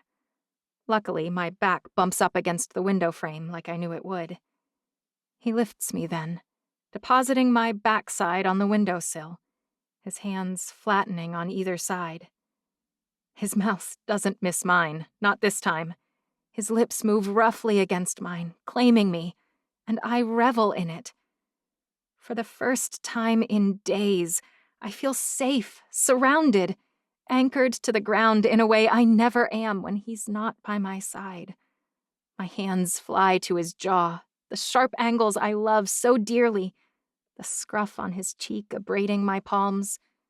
I push upward, my fingers tangling in his hair. He's overdue for a trim, and I love it. I yank him closer, and he growls deep in his throat. Something inside of me catches fire, and my arms wrap around his shoulders, yanking him closer still. Of course, windows aren't made to withstand 200+ pounds of muscle, all shoved in their direction. I shouldn't be surprised when the window I'm basically slammed up against shatters, and we both tumble to the ground in the courtyard. The guards stationed outside rightly sound the alarm. Edom's smiling like a cat with his face in a bowl of cream, and I'm about to laugh when I remember the guard who was criticizing me, and how this story would kill that on the vine, if, in fact, he was feeling him out. It pains me deeply, but I yank a dagger from my boot and press it to Edom's cheek. The smile evaporates. You aren't my fiancé, not anymore. I don't have to listen to anything you say. You better remember that, or you'll be removed from the council, too. I hop up and gesture at the guards. Get someone to clean up this mess, now! Edom has to know the reason for my pivot, but the pain on his face isn't feigned. I finally understand what he means when he says lying about how he feels hurts worse. I don't even notice the gashes on my arms from the shattered glass until I'm out of the gate and halfway down the beach. 21. Why do we have to tell anyone else? I complain.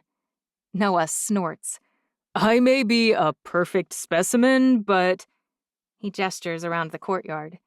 There is only one of me. Can you magic another? He rolls his eyes. Not a corporeal one. It wouldn't help.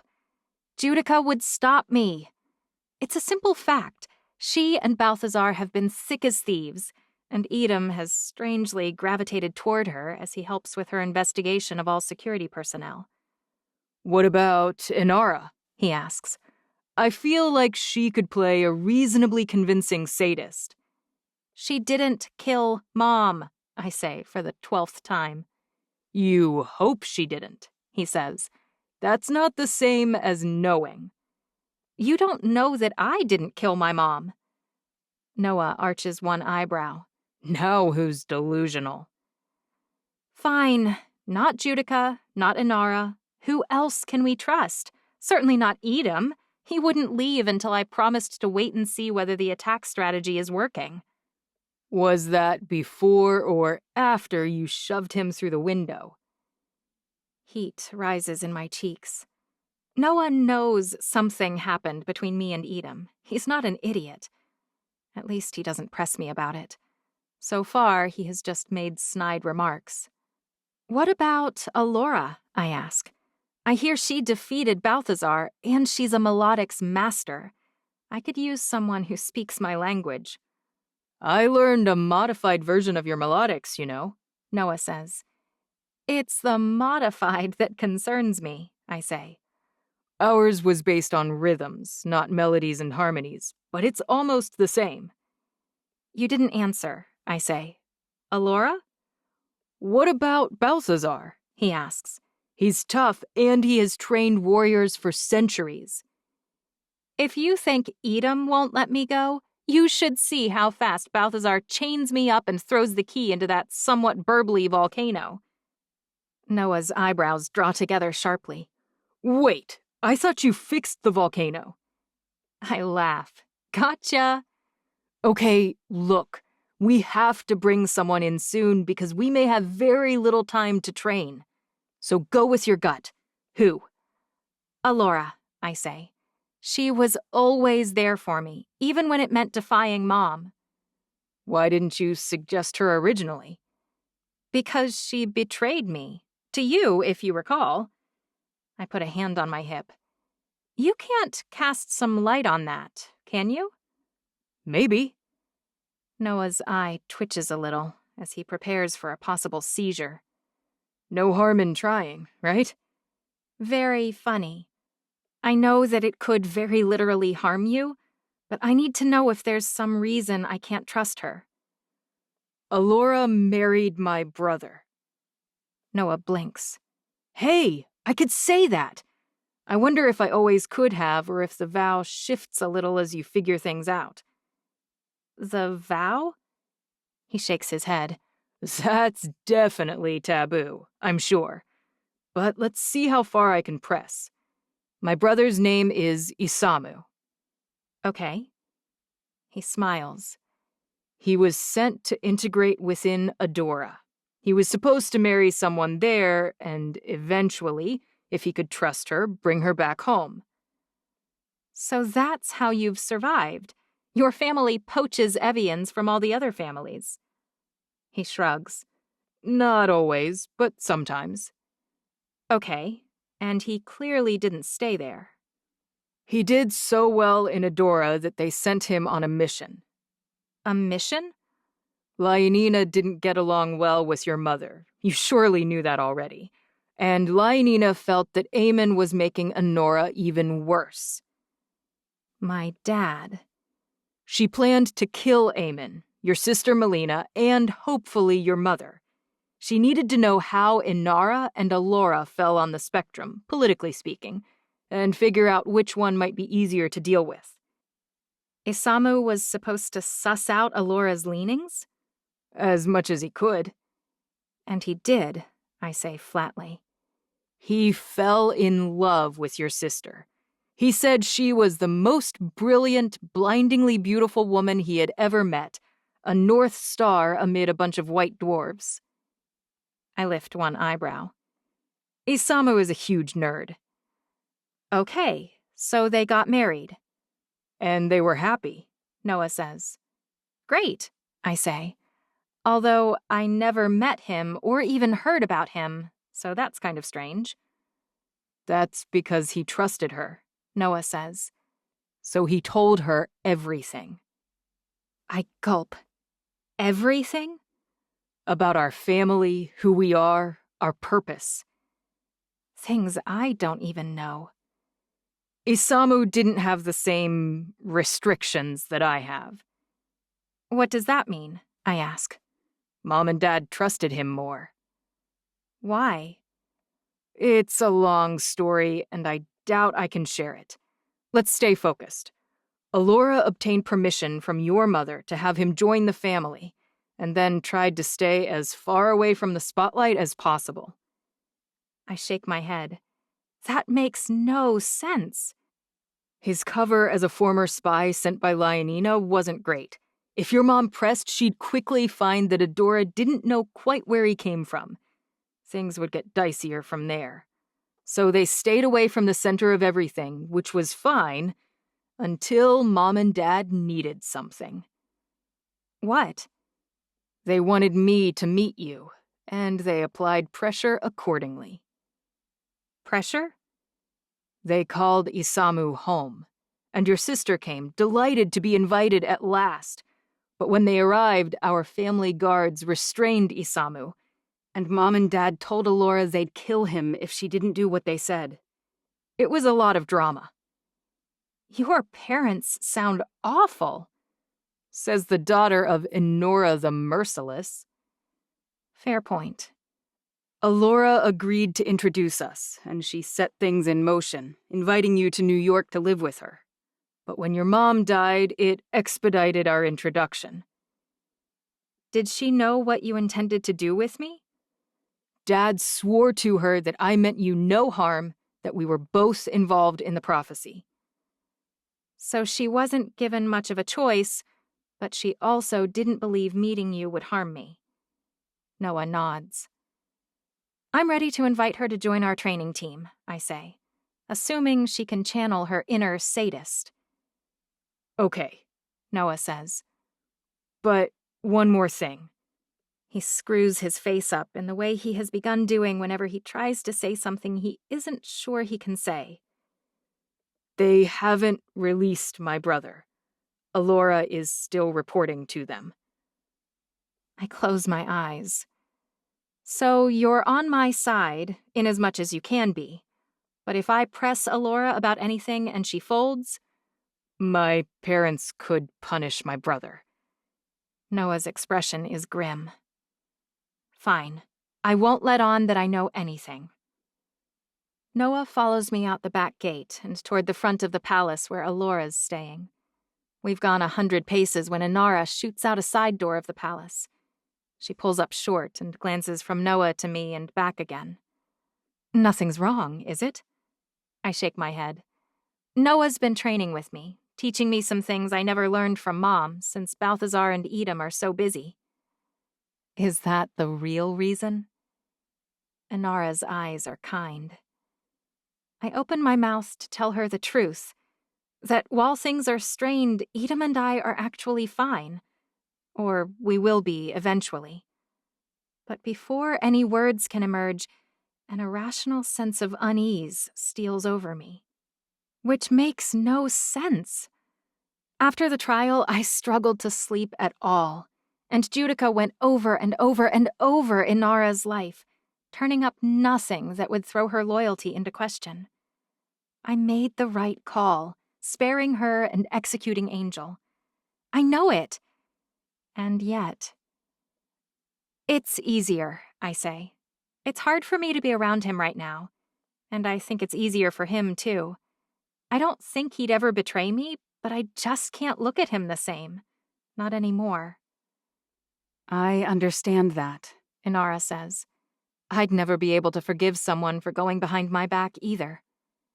It's hard enough, I say, dealing with the war, the virus, figuring out who I can choose as a regent for Melessa. I shake my head. I don't have the bandwidth to keep myself from hitting him with a fireball. Know what I mean? If I could hurl fireballs at anyone who ticked me off, I fear the world would be a very charred place indeed. I laugh. I think if you actually could, you'd find far fewer instances justify it than you fantasize. Leave me to my imagination, then, Inara says. And if there's anything I can do, tell me. I hug her, and it's almost like I'm hugging Mom. Don't do anything rash, she whispers. I pull back. What? When Melina... She chokes up. She competed in the Millennial Games. Did you know that? I shake my head. She competed in weaponry, one-on-one combat. She nearly won. It's a dangerous discipline, and she always felt that whatever happened, God would keep her safe. I blink. You have a prophecy saying you'll do certain things. Inara cups my cheek. I imagine that the weight of that, combined with the eagerness of youth, might make you feel like Melina did, invincible. I swallow. You're still flesh and blood. Inara's eyes are soft, caring, concerned. Mom's not here to tell you this, so I will. Don't do anything rash. You aren't replaceable, but that doesn't mean you're invincible. Geez, am I that obvious? Believe me, you are not the first person to tell me to be careful. She smiles. I'm glad that you have people looking out for you, truly. So am I. It takes us an irritatingly long time to track Alora down. She was out for an ocean swim. You've been looking for me? She asks, wiping her face on a towel that was waiting on the beach. I'm sorry. I didn't realize I was needed. It's fine, I say. I hadn't realized it myself until a while ago, but I actually have a favor to ask. You want me to help you train to fight Melameka and Lionina? I open my mouth, but no words come out. Or Roskar, she says, technically.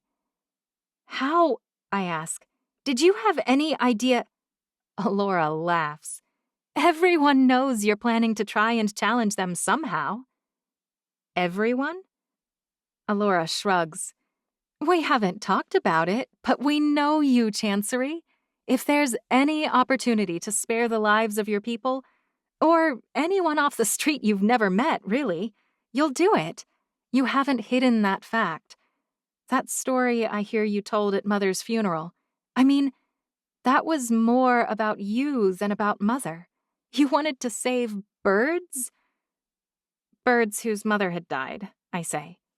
Right, and no Evian on Earth has ever cared about the fate of baby birds. You're the first. So of course you'd be raring to come up with a solution that will save the lives of thousands, tens of thousands, or maybe hundreds of thousands. I'm the first Evian to care about animals? Baby animals? Maybe I should let the world burn. Ugh. Well, then you're on to me. I plan to issue a challenge to Melameka and Lionina. Alora shakes her head. It's a waste of time. We all know that, too. Neither of them will ever accept. What if I'm willing to fight them at the same time on their ground? Think they'll still refuse? Alora straightens. You can't do that. That's why I need your help, I say.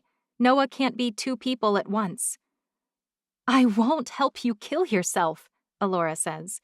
Neither would Mother if she was here. Well, she isn't here, I say, which is why I had to fight Judica, who everyone knew would destroy me. Only she didn't. And then when I had to stop not one but two nuclear warheads, well, I did that without her too. And then when I had to decide whether to kill not one but two sisters, I did that alone. And I've killed 2 empresses myself. Technically, I beheaded Aedica. Noah waves. Why are you waving? Alora asks. You aren't a tourist at Disney World. Oh man, that would be way more fun than being here right now. Noah sticks his hands in his pockets. I've always thought there was a screw loose in his head, Alora says, but I feel like it's wiggling looser lately. I laugh. He does it for me, to remind me that even if I've rolled in the mud, even if I'm murdering people, I'm still a person. I reach out and take Noah's hand in mine. He reminds me to smile, and sometimes the only thing he can make fun of is himself. Oh no, Alora says. What? I thought you loved Edom. I drop Noah's hand. It's complicated. And more importantly, I'm fine with it, Noah says. So mind your own business, Miss I Know Everything. Alora huffs. See? Screw loose. But will you help me? I ask. Because if I don't make some plans, I really will die. I don't think it's going to help. Alora drops her towel in the sand. And when I'm staring at your bloody corpse, and Mother is rolling in her grave, her remains are spinning around or whatever ashes do, I'm going to remember this moment and I'm going to hate myself for it. That's a yes, Noah says. The longest, most macabre yes I've ever heard. He mock whispers to me. And she thinks I'm odd. You realize we will have to train in the middle of the night, Alora says, or everyone will figure out your plan in like 1.1 seconds. I nod. And your guards might rat you out even then. Alora quirks an eyebrow. I've got that one covered, Noah says. How exactly? Alora asks. Noah squirms. You know what? I don't want to know. Alora sighs. Meet me here at this bend on the beach, 3 a.m. Everyone is asleep by then. We'll do our first training session by the light of the moon on unsteady ground. And we do. It's not very promising. And sand hurts almost as bad in an open wound as salt water. I slam into the sand, blood trickling down my thigh where Alora tagged me. Again. You suck at guarding when you're attacking, she says. Who taught you to fight 2 opponents at once? Noah asks me. Edom, I shout. The guy who literally slices and dices people like they've been run through a food processor. And what did he tell you? Noah says. That you can really only engage one opponent at a time, so your job is to rotate them so they can only come at you one at a time. Noah shrugs. And that works if you're in a box or a ring, or you've got people following standard rules of engagement. None of which may be the case, I say. Right. Noah offers me a hand. I kick him and stand on my own. What was that for? You threw sand in my eyes, I say. I'm supposed to be making this hard, otherwise we'd call it dancing. Get a room, you two, Alora says. Okay. I yank my sword out of the sand. It's clearly not working for me to try and rotate until I'm facing one of you at a time. So what now? I don't know, Alora says. I've never been great at 2-person combat. Don't look at me, Noah says. I'm only 2 years older than you. Fine, let's do it again. At some point, something will have to click, right? But 5 minutes later, after Alora severs my spine around T10, I realize something. Something depressing. No matter how badly I'd like to fight Roskar and Melameka and spare the world from the war that's coming, if I fight them both at the same time, I'll die. 22. What if you used my stone? Noah asks. I mean, I have no idea what would happen if you took it, but worst case, you, knock me unconscious. Does the vow or whatever not work if you're passed out? He shrugs. Who knows? I've never known what happened if I was unconscious. And then I could, what? I ask. Make Melameka think I have 2 noses? Noah laughs. It's not at its strongest in combat applications, that's for sure. Well, Edom begged me to promise him not to challenge them anyway. So, for now, I'm fulfilling the promise I refused to give. Is that why you threw him out that window? Noah asks. Getting closer, I say. Let's just hope Balthazar's plan works, and then we won't need to figure anything else out, Noah says. Because, don't take this the wrong way, but last night did not inspire confidence. We're 3 minutes early to the council meeting, and we're still the last ones to arrive. I forget for a nanosecond that they're all here at my command, and worry that I've made them wait. It's still bizarre to be the Empress, when a few weeks ago I didn't even control the remote. Our first stage went flawlessly, Balthazar reports. We've already begun to hear about defectors. Mostly men, but surprisingly not all. New Zealand, New Guinea, Iran, Turkey, Greece, they're all reporting a substantial number of defectors.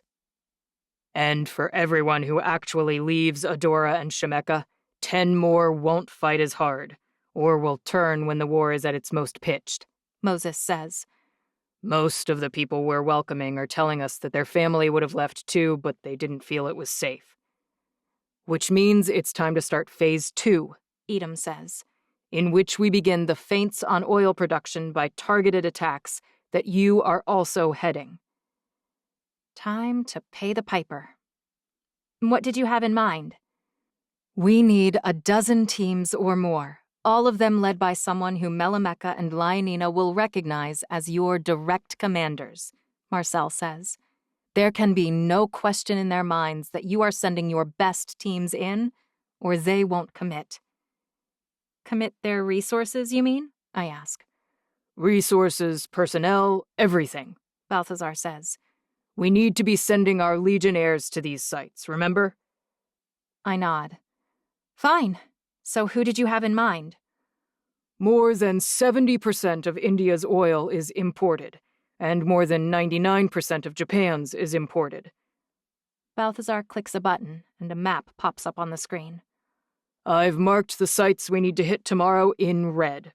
Each of you has been sent a dossier that contains the details of the operation you will lead. I have included several options that will denote your involvement.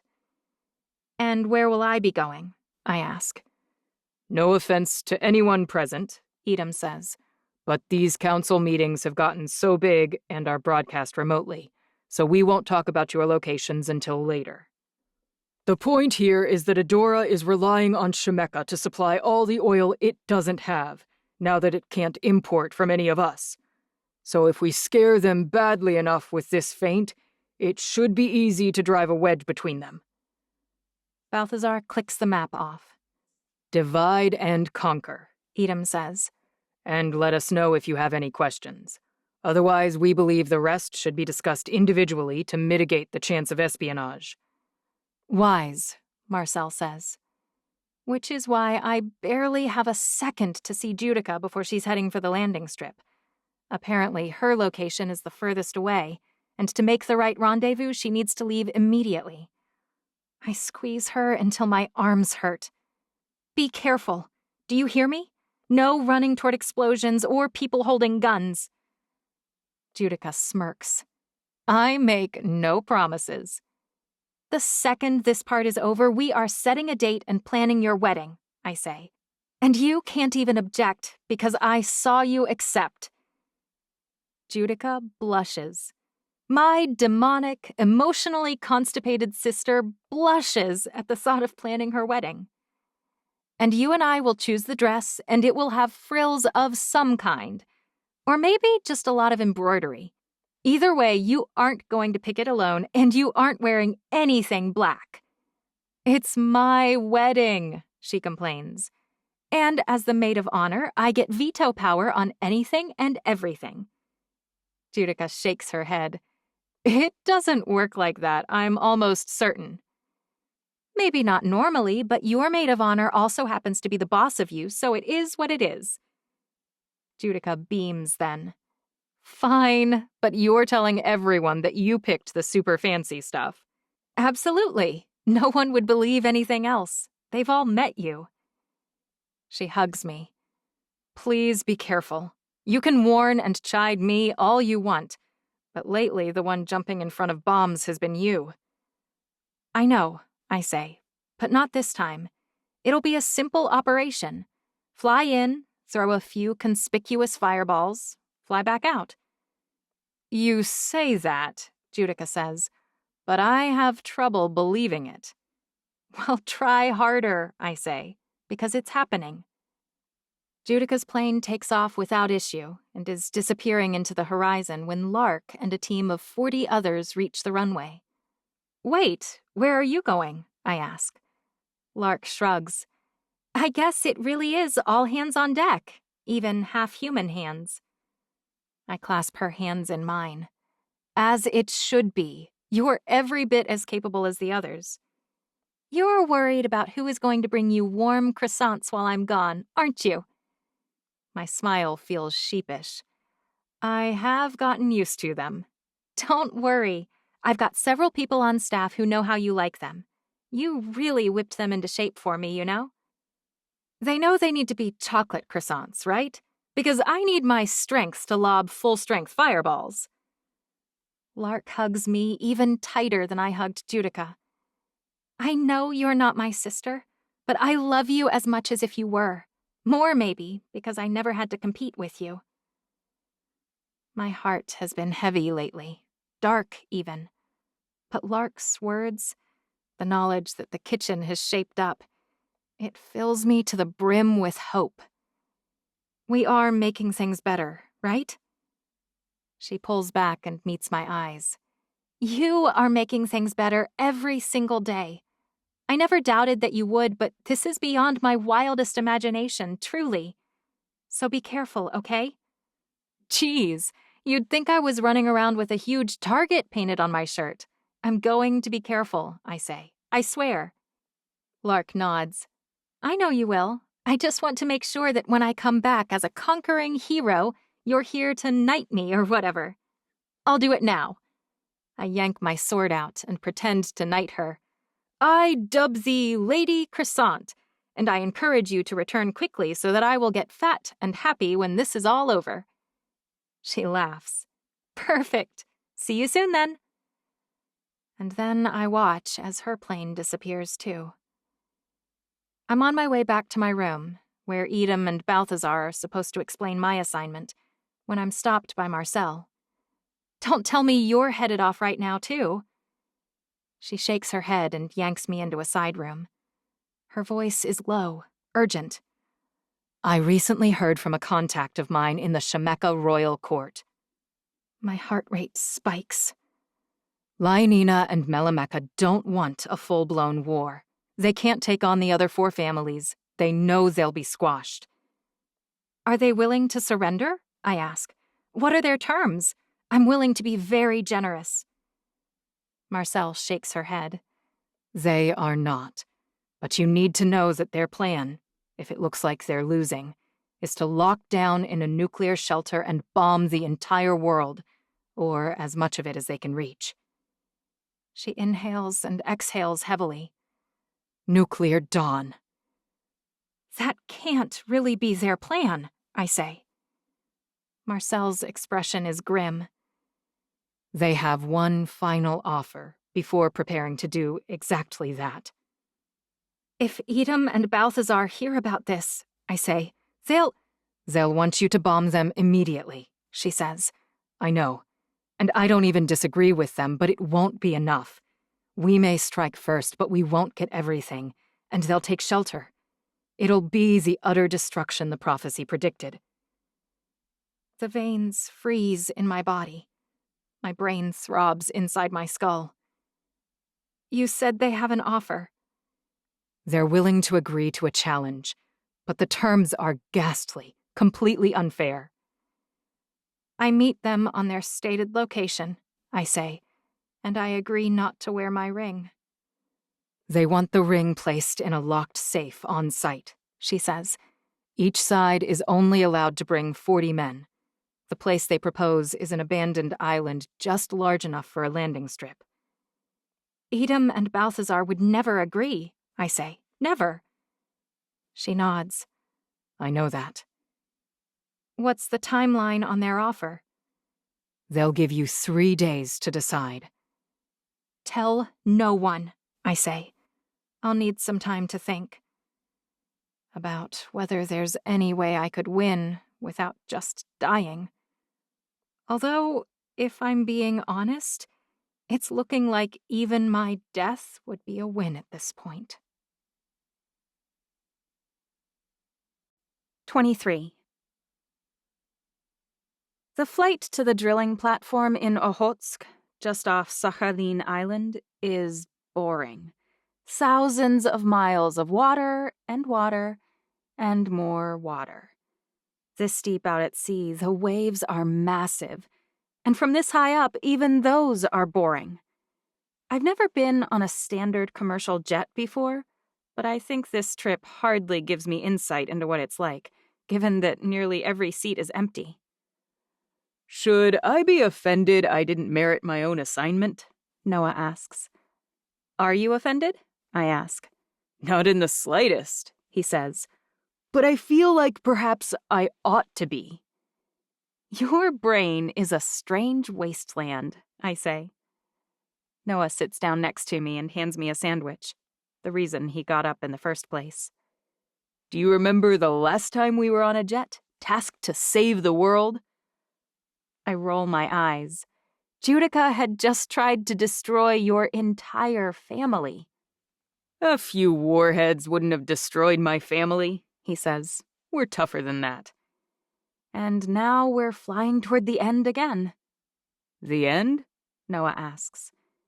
If Marcel is right, Lainina and Melameka would destroy the world to keep from losing, I whisper. And I only see one way to prevent it. You are all kinds of melodramatic, Noah whispers. Those two families are made up of loads of people. Balthazar and Edom are doing their job. They're turning the tide of Evian support against them. There are other ways to deal with this threat than a kamikaze mission. And believe me, I know kamikaze missions. My head rotates until I'm facing him head on. Kamikazes are Japanese. Are you about to claim you're Japanese now? He laughs. Not at all, but I have studied them, and I'm an excellent student. So I know all about them. See? Oh my goodness. Edom might have had a point. On top of his head? No, I groan. About you. You're exhausting. He takes my hand. You're tired. You meant to say charming. Our fingers interlace. Maybe I did. We saved China back then when we had no idea who we were or what we were doing. We will figure this out too. But let's focus on one thing at a time. We have an oil drilling operation to destroy, and everyone needs to see you do it.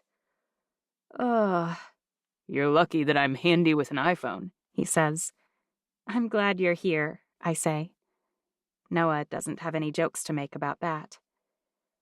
We land on Sakhalin Island without incident, and I check in with Edom. Yes, I say. The helicopter is ready. And? Noah's with me, and everything is in place, just like you said it would be. The ground troops? Edom asks. They're here. They said the path is clear. I hate that I'm not there, he says. I hate it more than you can know. I think I get how much he hates it, Noah says over my shoulder. I'm not even mad that guy is with you, Edom says. As long as he keeps you safe.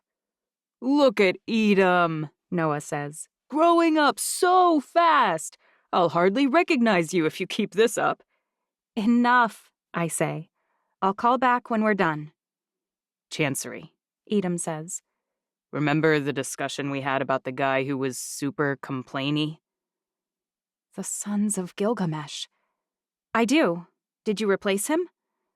I decided to give him another chance, Edom says. I told him I'd talk to him later tonight and let him explain his side. He's meeting with them. Be safe today, I say. I'm not even taking point, Edom says. Balthazar insisted I stay here to coordinate our efforts. I know that's killing him, but I didn't mean today. I meant at his meeting tonight. I'm sure he knows that, too. But in case someone's listening.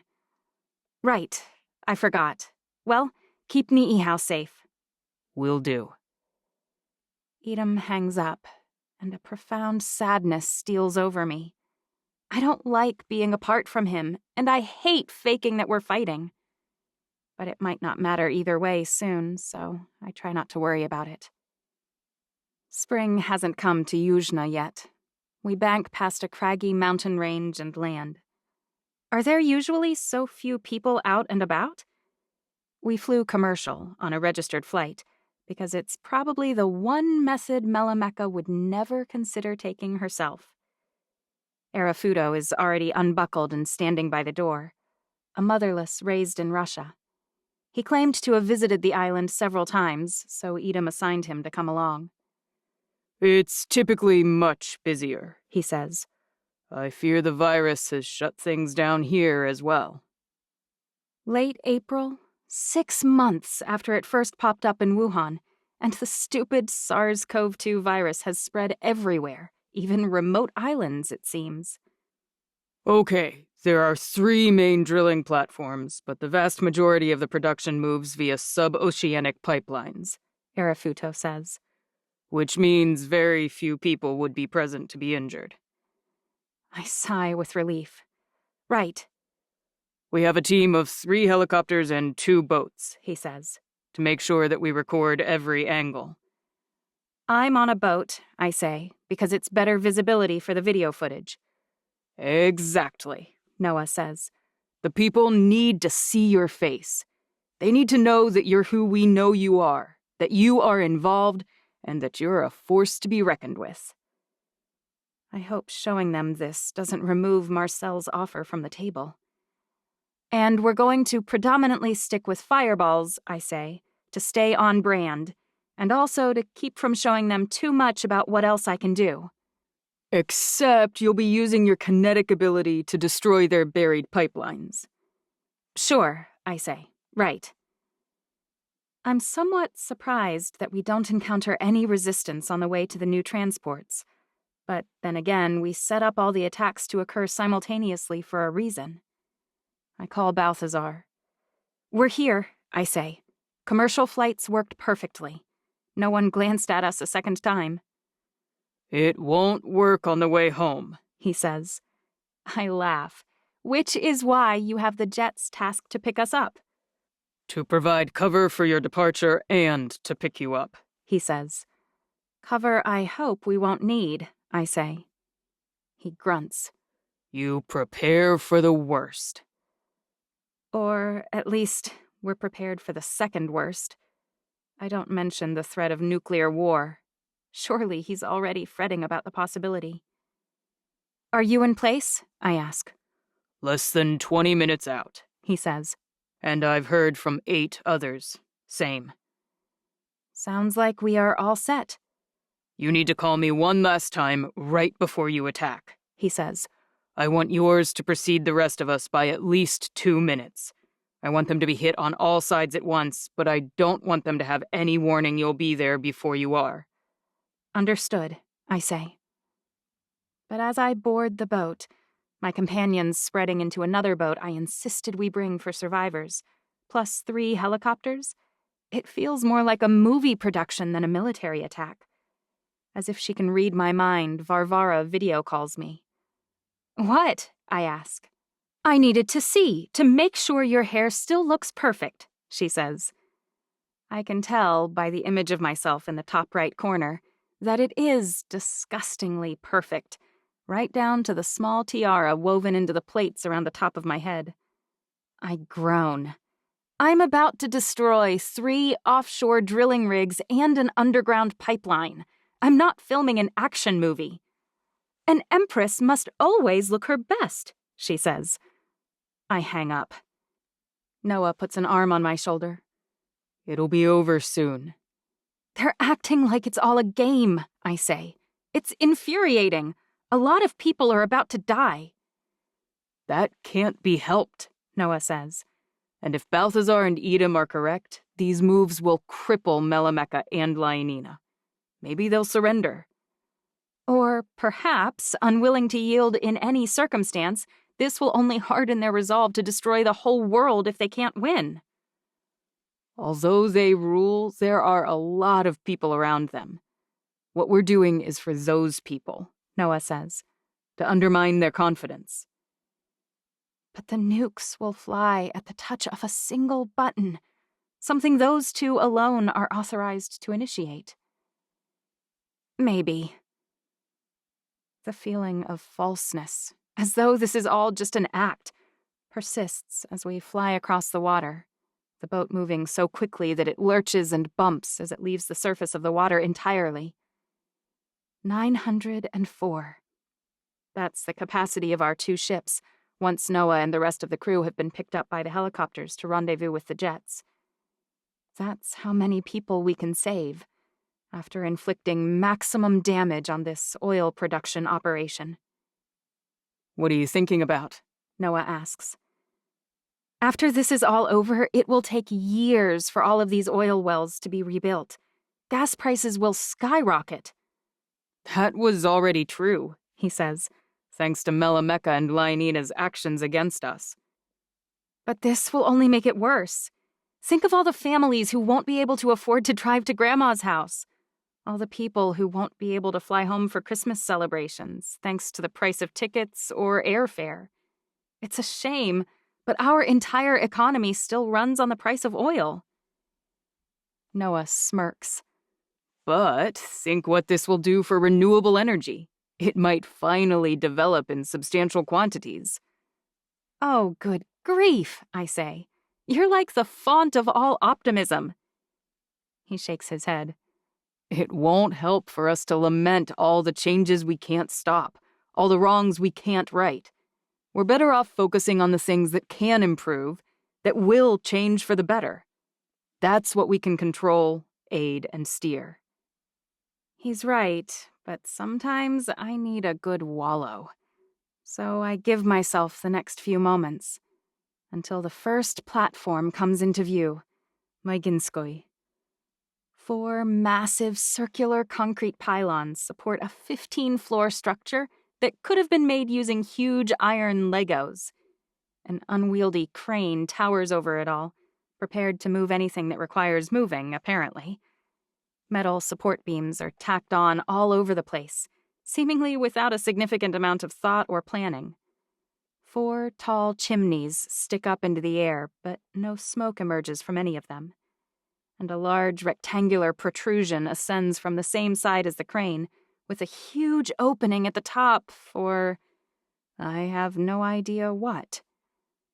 We're starting with the farthest from land drilling site and working inward, so we'll be close to a location for the jets to rendezvous when we finish. My hands shake, my heart races, and my eyes tear up from the cold air and speed.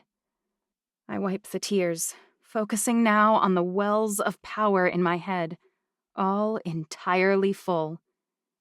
I turn on my earpiece. Okay, I say. I'm starting with a warning shot. Prepare to video after. The pilot turns on my megaphone, and I shout into it. Evacuiruyus, I shout. And then I fling a fireball at the larger of the 2 cranes, the one on the drilling platform. It knocks it sideways, but doesn't destroy it. Closer, I say into my earpiece. The pilot brings me around, and I notice people pouring from the machinery. This time I shoot 2 huge fireballs, one at the base of the crane on the platform, and one on the barge. The sound of screaming metal, the smell of char, the shouts and shrieks of more than 200 people. It all happens at once. And then the crane from the platform plunges into the ocean. The crane from the barge collapses, crumpling inward on itself, swinging down onto the boat. I send a kinetic pulse to shove it the other direction, and it snaps off the base as well, sinking into the dark water. The crew doesn't waste any time climbing into the emergency boats. Chancery, it's time, Arafuto says. But people are still streaming into the boats, and they haven't been lowered into the water. We can't wait any longer, Gregory says. We have 2 more platforms. I swallow and wait another 30 seconds. Is there a problem? Noah asks. Only that I can see them, the men, with as close as we are, scrambling into boats, shouting, running, their hearts hammering. They don't heal, not like we do, and each one of them matters. Noah's hand closes on my forearm. Chancey, you know I want to save everyone too, but we're trying to prevent more. You have to focus on the big picture. A tear streaks down my cheek, but he's right. I can't wait any longer. The first boat drops into the water, and then the second. And I release fireball after fireball, a dozen, then 2 more, each one bigger than the last, until the entire platform is burning, men diving into the ocean as I watch. Each one is another cut, another wound. A huge explosion jolts our boat and sends 2 of the helicopters spinning.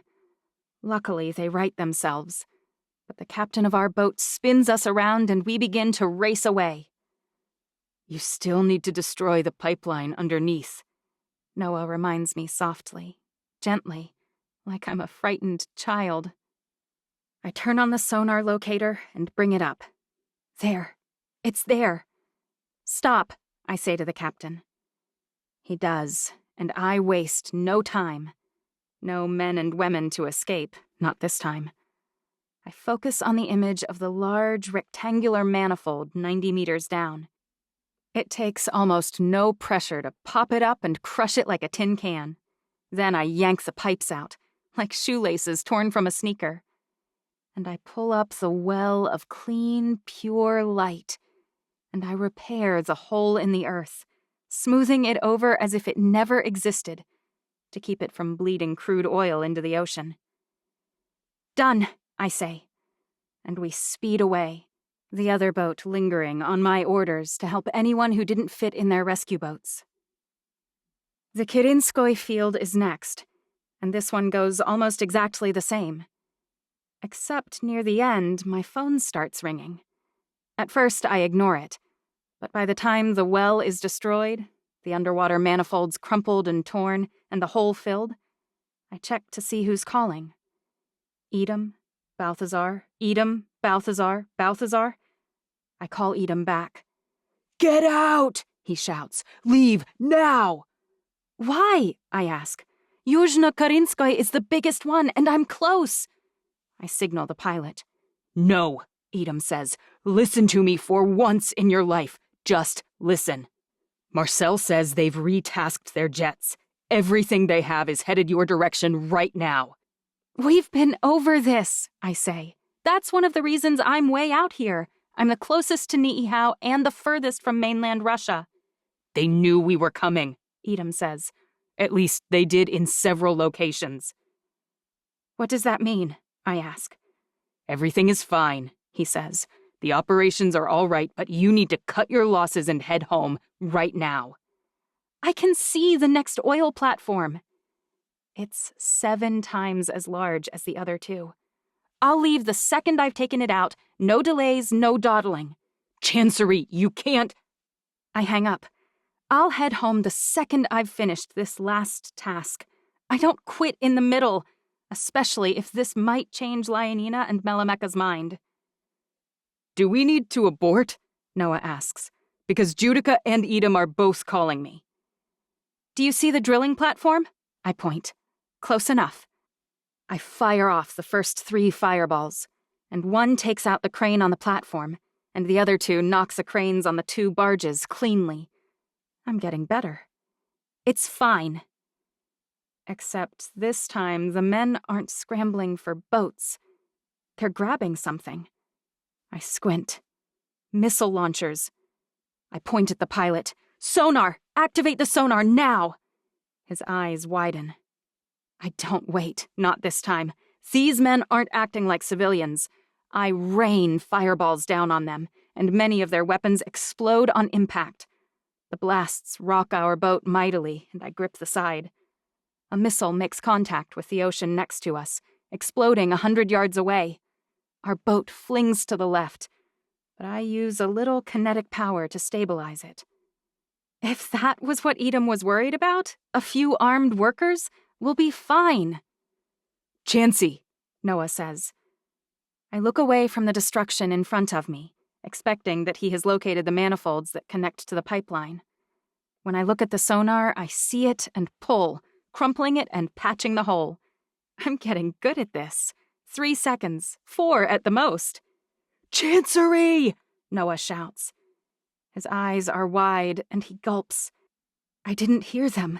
Not over the cacophony of the explosions all around me. Not with the shuddering air from the helicopters overhead. Tell the helicopter to lower, Noah shouts. Pick us up! There's no time, I say. Tell them to get behind me, now. 5 jets. No, 6, 7. All incoming. I dig down deep into my pathetically depleted well from Mom's staridium, almost empty thanks to the fireball light show, and fling everything I have at the fighter jets. The EMP that explodes away from me eclipses any I've ever released before, knocking them out of the sky like a grizzly batting at angry bees. They drop into the ocean almost immediately. How? Noah asks. I realize that, in my fear, I emptied my kinetic well of power at the same time, wiping out their electronics and slamming them all downward simultaneously. Hello? Noah answers his phone. Get her out of there right now! Edom shouts so loud through the receiver that the men diving off the burning platform behind us can probably hear him.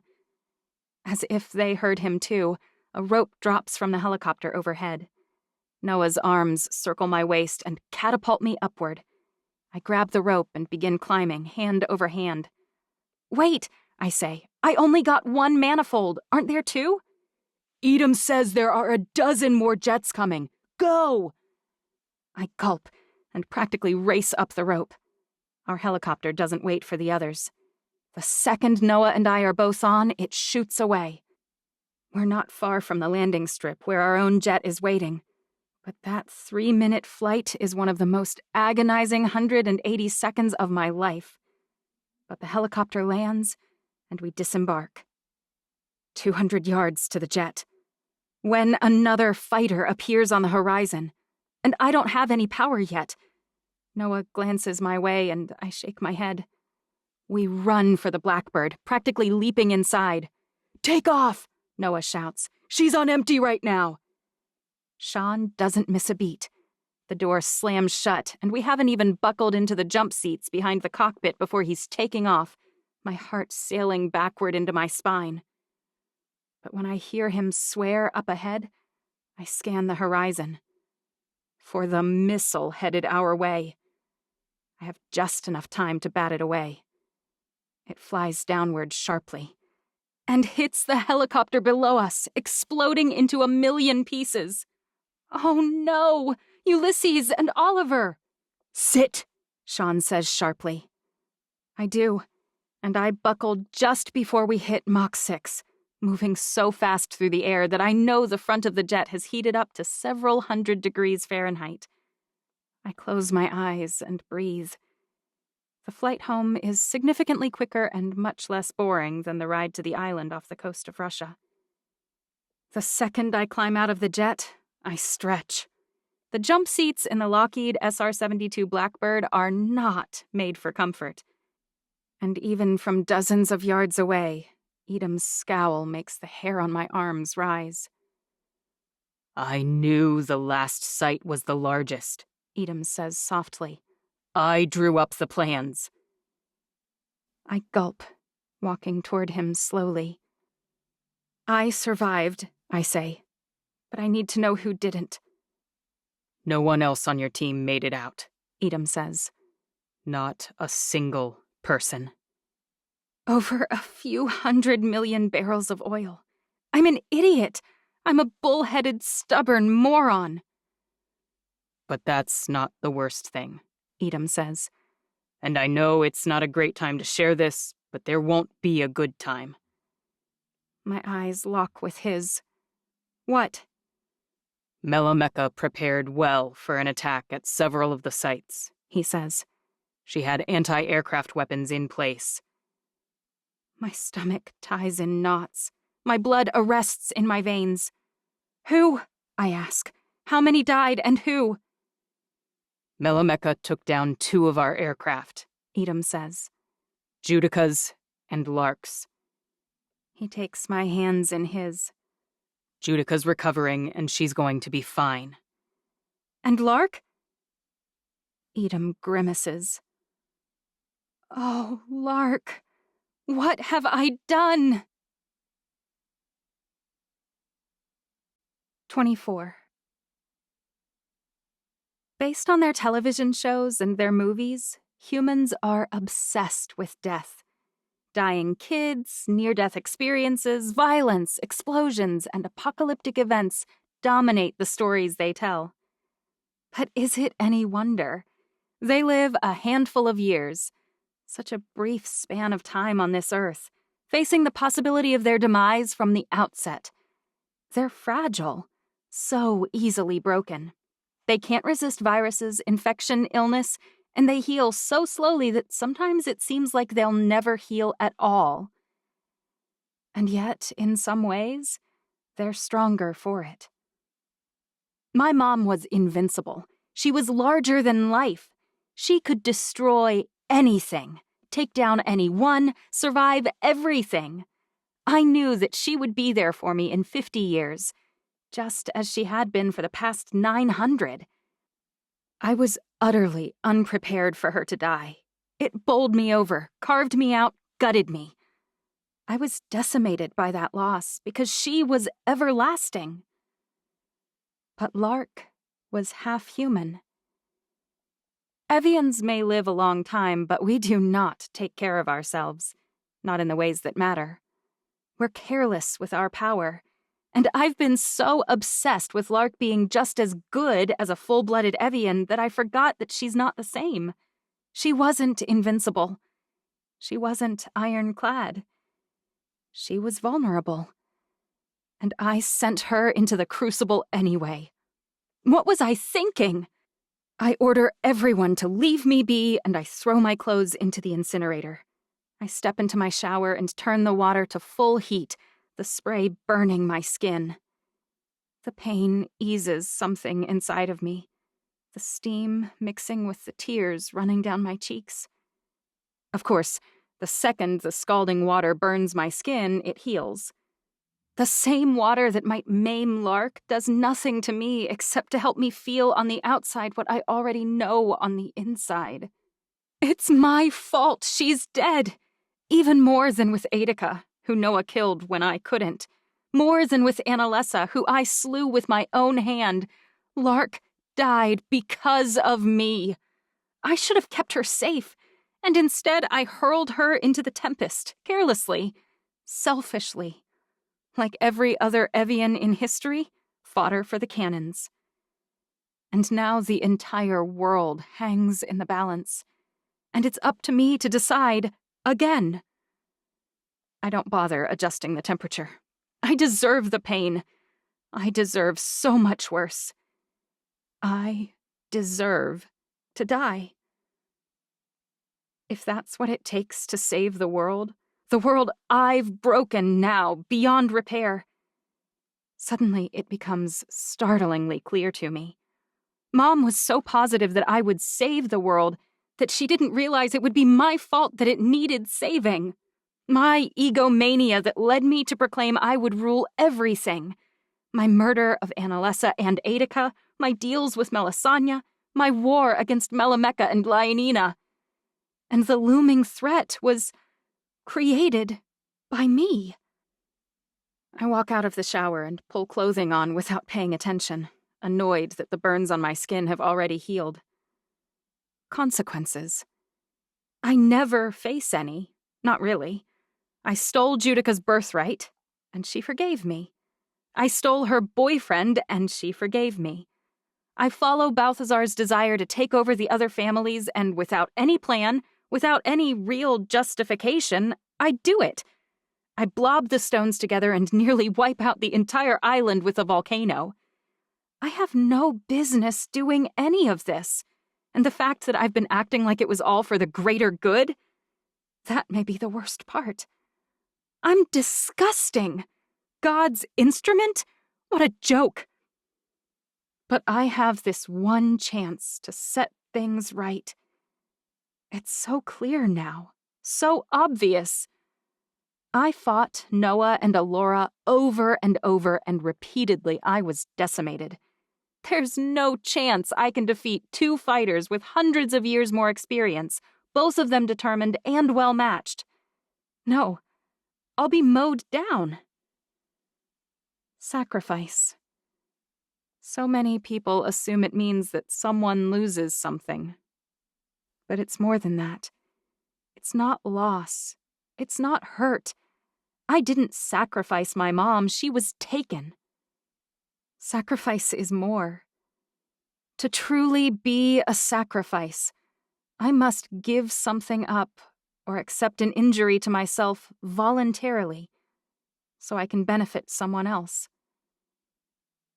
I open my door and send for Marcel. She appears moments later. I sit at Mom's desk, not even bothering to meet her eyes. Tell them I'll take the deal. Negotiate a place, and I get to bring as many guards as they have combined. I'll figure out how to get there. Are you sure? Marcel asks. We have contingency plans for this sort of thing, you know. They're probably bluffing. And even if they aren't, there are bunkers all over the world. They'll hold 80% of the Evian population you control, maybe more.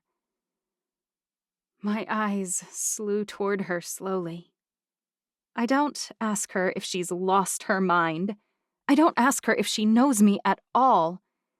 I don't ask her how she could possibly think I might be willing to risk the entire human and mammal populations and all the flora of the earth. I just stare at her with my dead eyes. Okay, you're sure. I'll set it up. To be clear, you'll check the ring there. You can't wear it for the fight.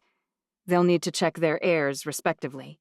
I mean, they need to put something at risk, too. And their consorts, I should think. Or in the case of Lionina, her own physical person. You'll each provide surety. Sure, I say. I trust you to work out the details of that. Not that it matters. I could save us all some time and just give them the ring. Then they can kill me and not blow up the entire world.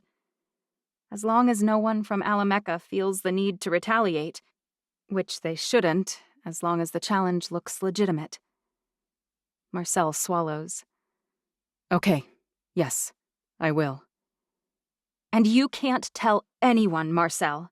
Edom and Balthazar, Judica and Inara, they can't know. They won't understand.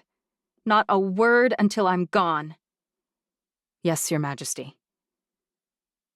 Marcel has only been gone a few minutes when a food tray arrives. Old Chancery would have cried.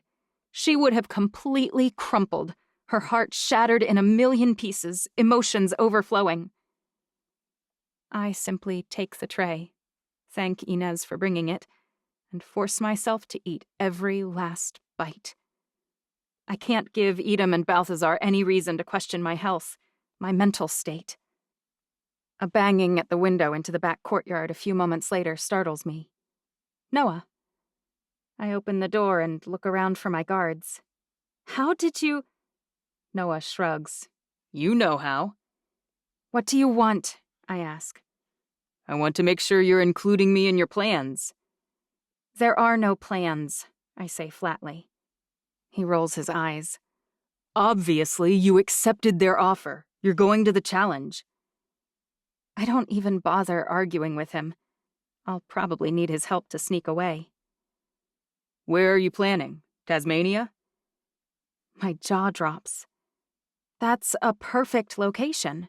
I mean, I haven't run Annalessa for more than a few days. I have no strong ties, so it's almost like neutral ground. Centrally located, and it's essentially a game preserve. I know you like me for my looks, but my brain's not half bad either, Noah says. I don't have the energy to fake a laugh or banter back with something like, "It's not half good either."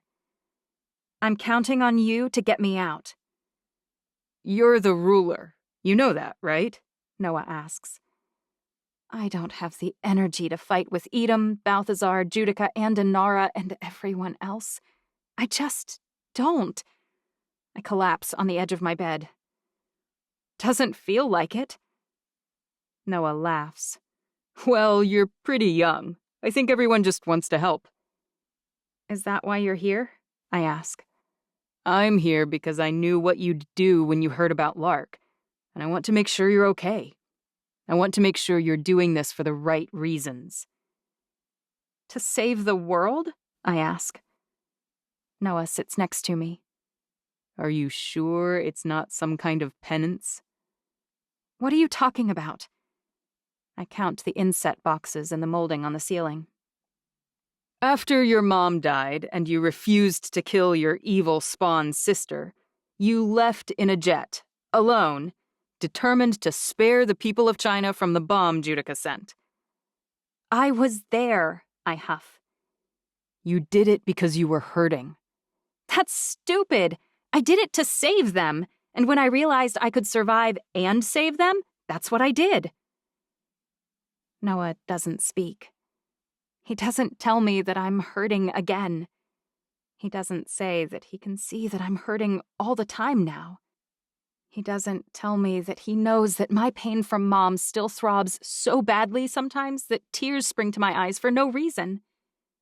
And he doesn't say that I can now add to it the guilt of murder after murder after murder, and the shame of allowing my best friend to die, for my cause, senselessly. If I had accepted this challenge before, called off Phase 2, or even just kept Lark home, but I didn't. I keep making mistake after mistake. He doesn't say any of those things, but they hang between us all the same. His hand shifts, bumping against my thigh, and I slide mine into his. He doesn't say a word, just lies on the bed next to me, counting boxes in the molding on the ceiling too, for all I know. 118, he finally says. 126, I say. He shakes his head. You can't count the half boxes as full ones. You have to, I say. It's the wrong thing to do, he says. Just like you can't go off to die. I can't go to win, I say. It's not possible. That kind of stupid crap only happens in Hollywood.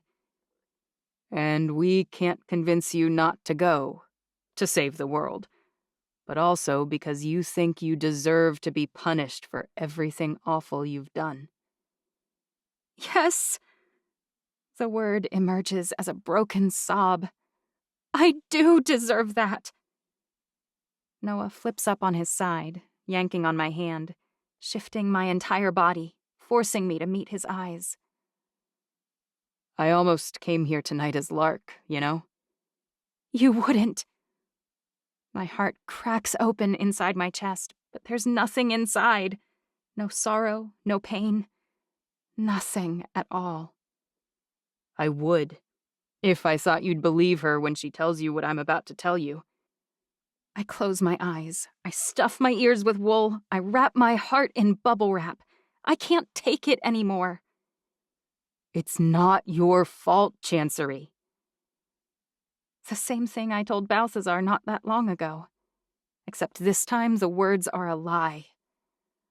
I sent her, I whisper.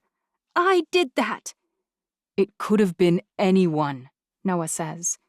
It was almost you who didn't make it. I open my eyes. I wish it had been. I won't help you, not when you're feeling like this. You will help me because I'm ordering you to do it. And if you refuse, I'll take the harder way. I'll tell everyone and use all my energy, my last hours, forcing them to let me go. And then they'll all watch as I march into that challenge with the same exact result but much more suffering. I thought Melameka was the sadist. Oh, I think that word applies to you too, but stick a masochist on the end of it. You're only doing this to punish yourself, and that's all wrong. You don't deserve the penance, any of it. I leap from the bed. Who cares why I'm doing it? I don't see any other solution, Noah. They will drop their nukes, just like Annalisa would have ordered her people to hack as many of us up as they could. She would have killed all her people trying to defend her in a fight she could never have won. And you know Melameka and Lionina are at least as bad. They're exactly the kind of lunatics who will burn the world to the ground if it means no one else gets what they stand to lose. I know. Then you know I'm doing what I have to do. And I would be holding your sword for you if that was your only reason, Noah says. I'm with you, to the end, wherever that is. Then stop being a pain in the butt, I say. The butt. Noah laughs and stands up. You need me to be a pain, because Lark isn't here to do it. She would tell you what I'm saying right now. You need to go into this fight with a burning desire to survive. Because, as much as you wished that bomb headed for China was the end, it wasn't. As much as you wanted that to be the last hard thing you needed to do, it wasn't. You had more tasks ahead of you. And I know this feels like the end, too. Eve knows you deserve a break. But that's not how life works. We don't reach the finish line because the race has already been long. We reach it when the race is over. This is it, I say. I caused the entire race. And now I can end it. And whether I win or lose, the race is over. Noah shakes his head. I don't think that's true. I think that prophecy set all of this up, and you've got a long leg left to run. My knees weaken, my head pounds, and suddenly, with the ferocity of a dam giving way, my hands begin to tremble and my eyes fill with tears. I collapse to the ground and bawl like a baby. I can't keep running! Noah sits next to me and inches toward me slowly, like a lion tamer worried he'll be mauled. Finally, he gathers me up against him, and I turn. I sob against his shirt. It's not your fault, he says. And I know it hurts. Sometimes it hurts so badly that it feels easier to walk away. He runs a hand down the back of my head. Or surrender and let the pain terminate. I can't stop crying. The tears, once they start, don't seem to have an end. But you aren't going to do that. Not to me, not to Edom, not to Judica and Inara and Alora and Marcel. Not to your brother Moses, who has lost almost as much as you. Not to the people of this world. Because they need you to finish the damn race no matter how long, no matter how painful. But people keep dropping out of the race, leaving me to run it more and more alone. The Larks of the world, they still need you, Chancery. I still need you.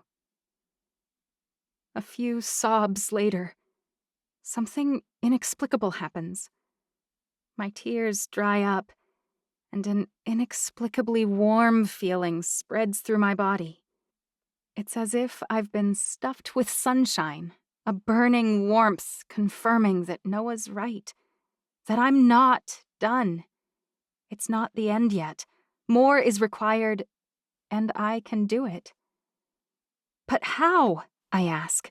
You were there. I might be able to defeat one of them, but not two. I don't know the answer, Noah says.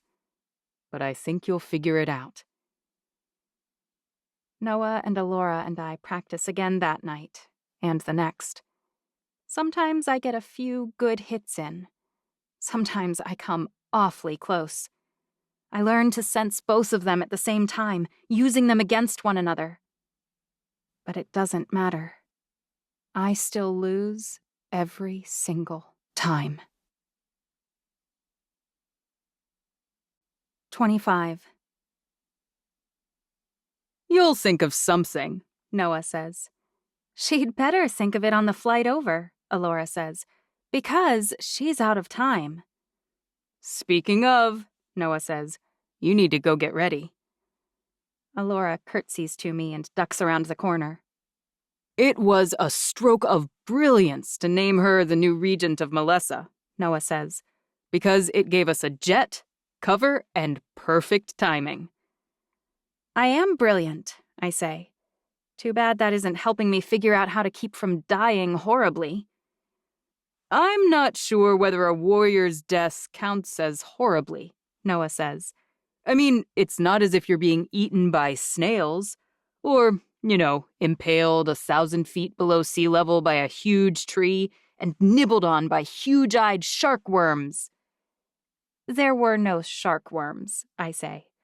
I'm sorry, how would you describe that gulper eel? You didn't see one of those. I whack his arm. Stop. I'm sure I would have if I'd been conscious. Well, I'll be conscious for this. Maybe that's an option. You can pass out, he says. Surely they won't attack an unconscious woman. I think they'll be all too happy to kill me, no matter my state of awareness. I think about how I defeated Judica, when she let me.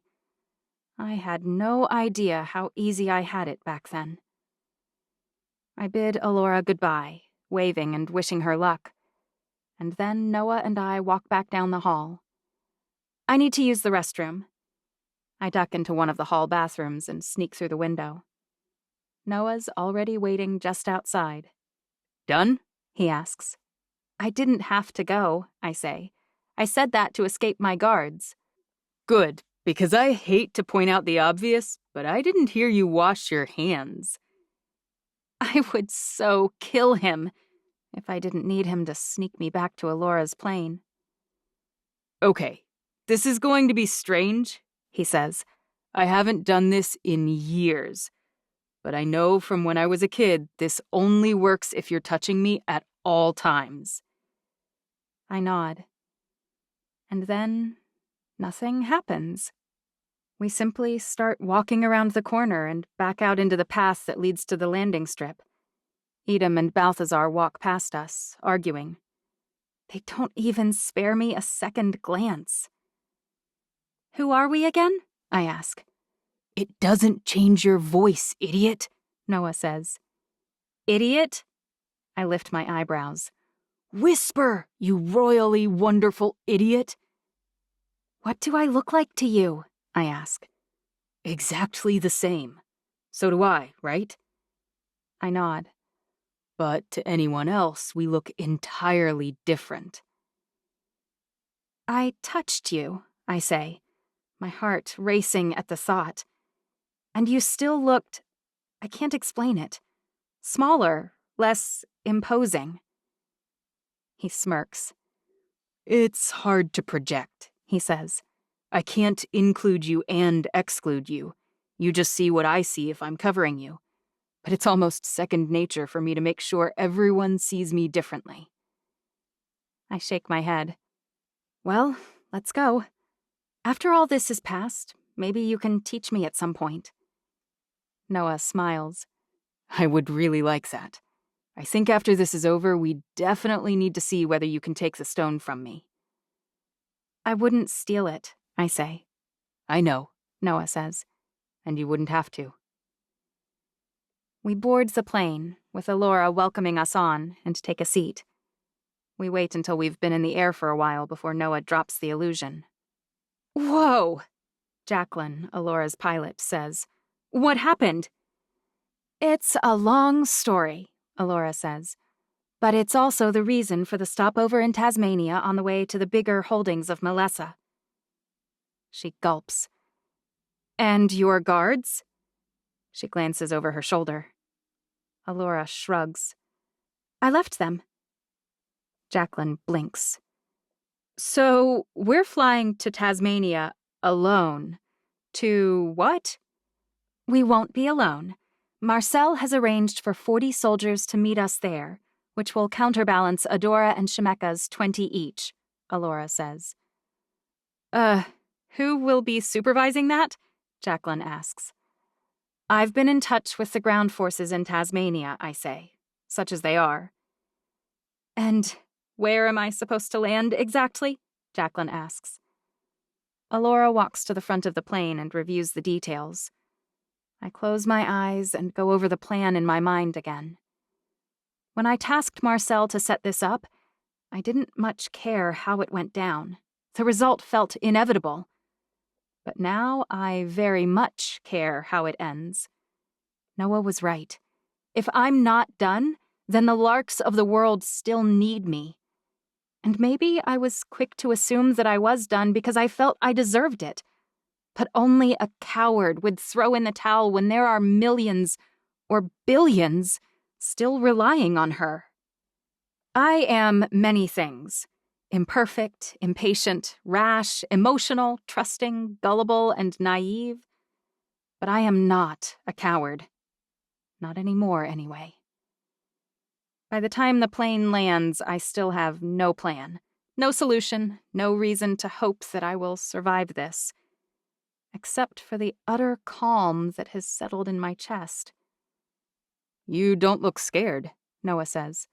But we're here, right on time. You're about to surrender that ring and walk into a battle to the death against not one, but 2 epic warriors. I don't say this lightly. I raise one eyebrow. Noah Wen, you give the absolute worst pep talks in the entire world. Reading me the prophecy would have been more helpful. Actually, I say, reading me the back of a cereal box would have been more helpful. Noah grabs my forearms. Why are you so calm? I'm supposed to be the one making dumb jokes to help you relax. I shrug.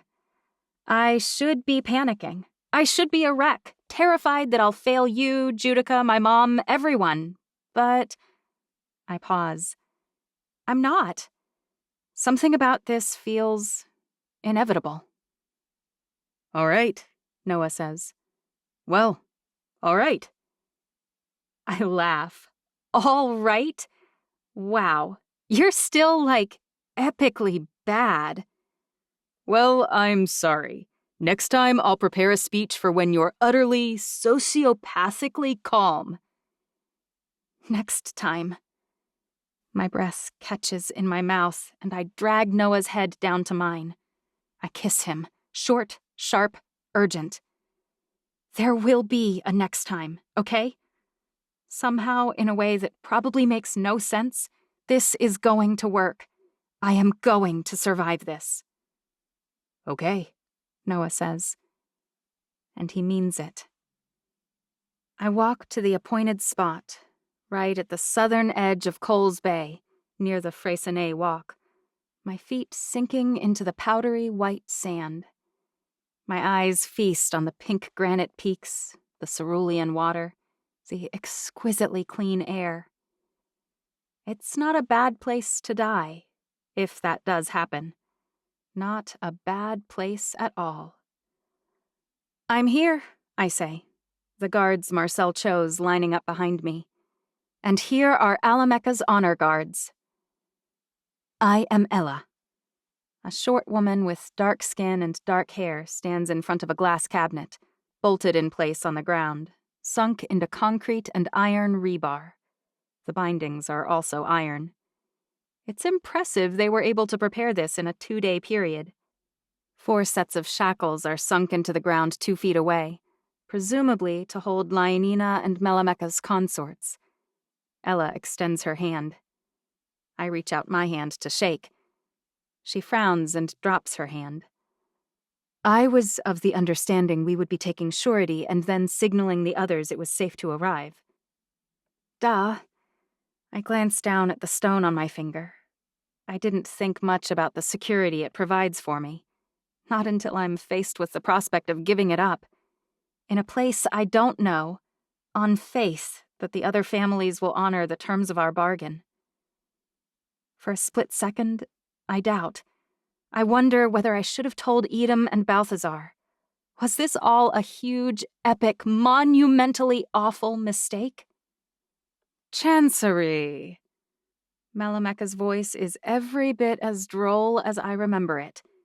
She has shaved her bright red hair on either side of her head and braided the center into a French braid that falls below her shoulders. It's much more severe, much more alternative than her usual style. It's actually pretty intimidating. I know I'm supposed to wait, but your family was always unfailingly trustworthy. I can't imagine that has changed. Heat bubbles up in my chest when I see her, and I realize that, like Mom before me, I hate her. I want to destroy her. And I could. She may not realize it, but right now, before surrendering my ring, I could split the ground beneath her feet. I could roast her into char. I could tear her limb from limb. Lark's face flashes through my mind. Is this what I'm meant to do? Am I the whirlwind, the guillotine? The power in my mind surges, the wells trembling with my fury. But no, that's not who I am. A liar, a cheat, a devastator. That's not me. I am Chancery Divinity Alameka, daughter of Inara the Merciless. But unlike the world, I know that Inara knew mercy, and she taught me that there's a place for mercy and a place for justice. I don't deceive, and I don't double-cross. But today, somehow, I will avenge. I hand my ring to Ella. I am Chancery Divinity Alameka. I am here to respond to a challenge issued to me by Melameka Shemeka and Lionina Adora. I have chosen blades. Ella's eyes don't blink as they take the stone, but her hands tremble, her eyes downcast. It blackens as she gently, reverently places it in a small glass case. Bulletproof, shatterproof, but visible. She spins around and sets the glass case inside the secured cabinet and locks it all, employing titanium locks. Then she swallows the key. I hate to be a downer here, Noah says, but how exactly do you propose we get that key back? You know, after we've won? Melameka's laugh is more of a bark than anything else. I'll slice her belly open to remove it, once I've separated your head from your body. She eyes me from my toes up to my face. No offense, of course.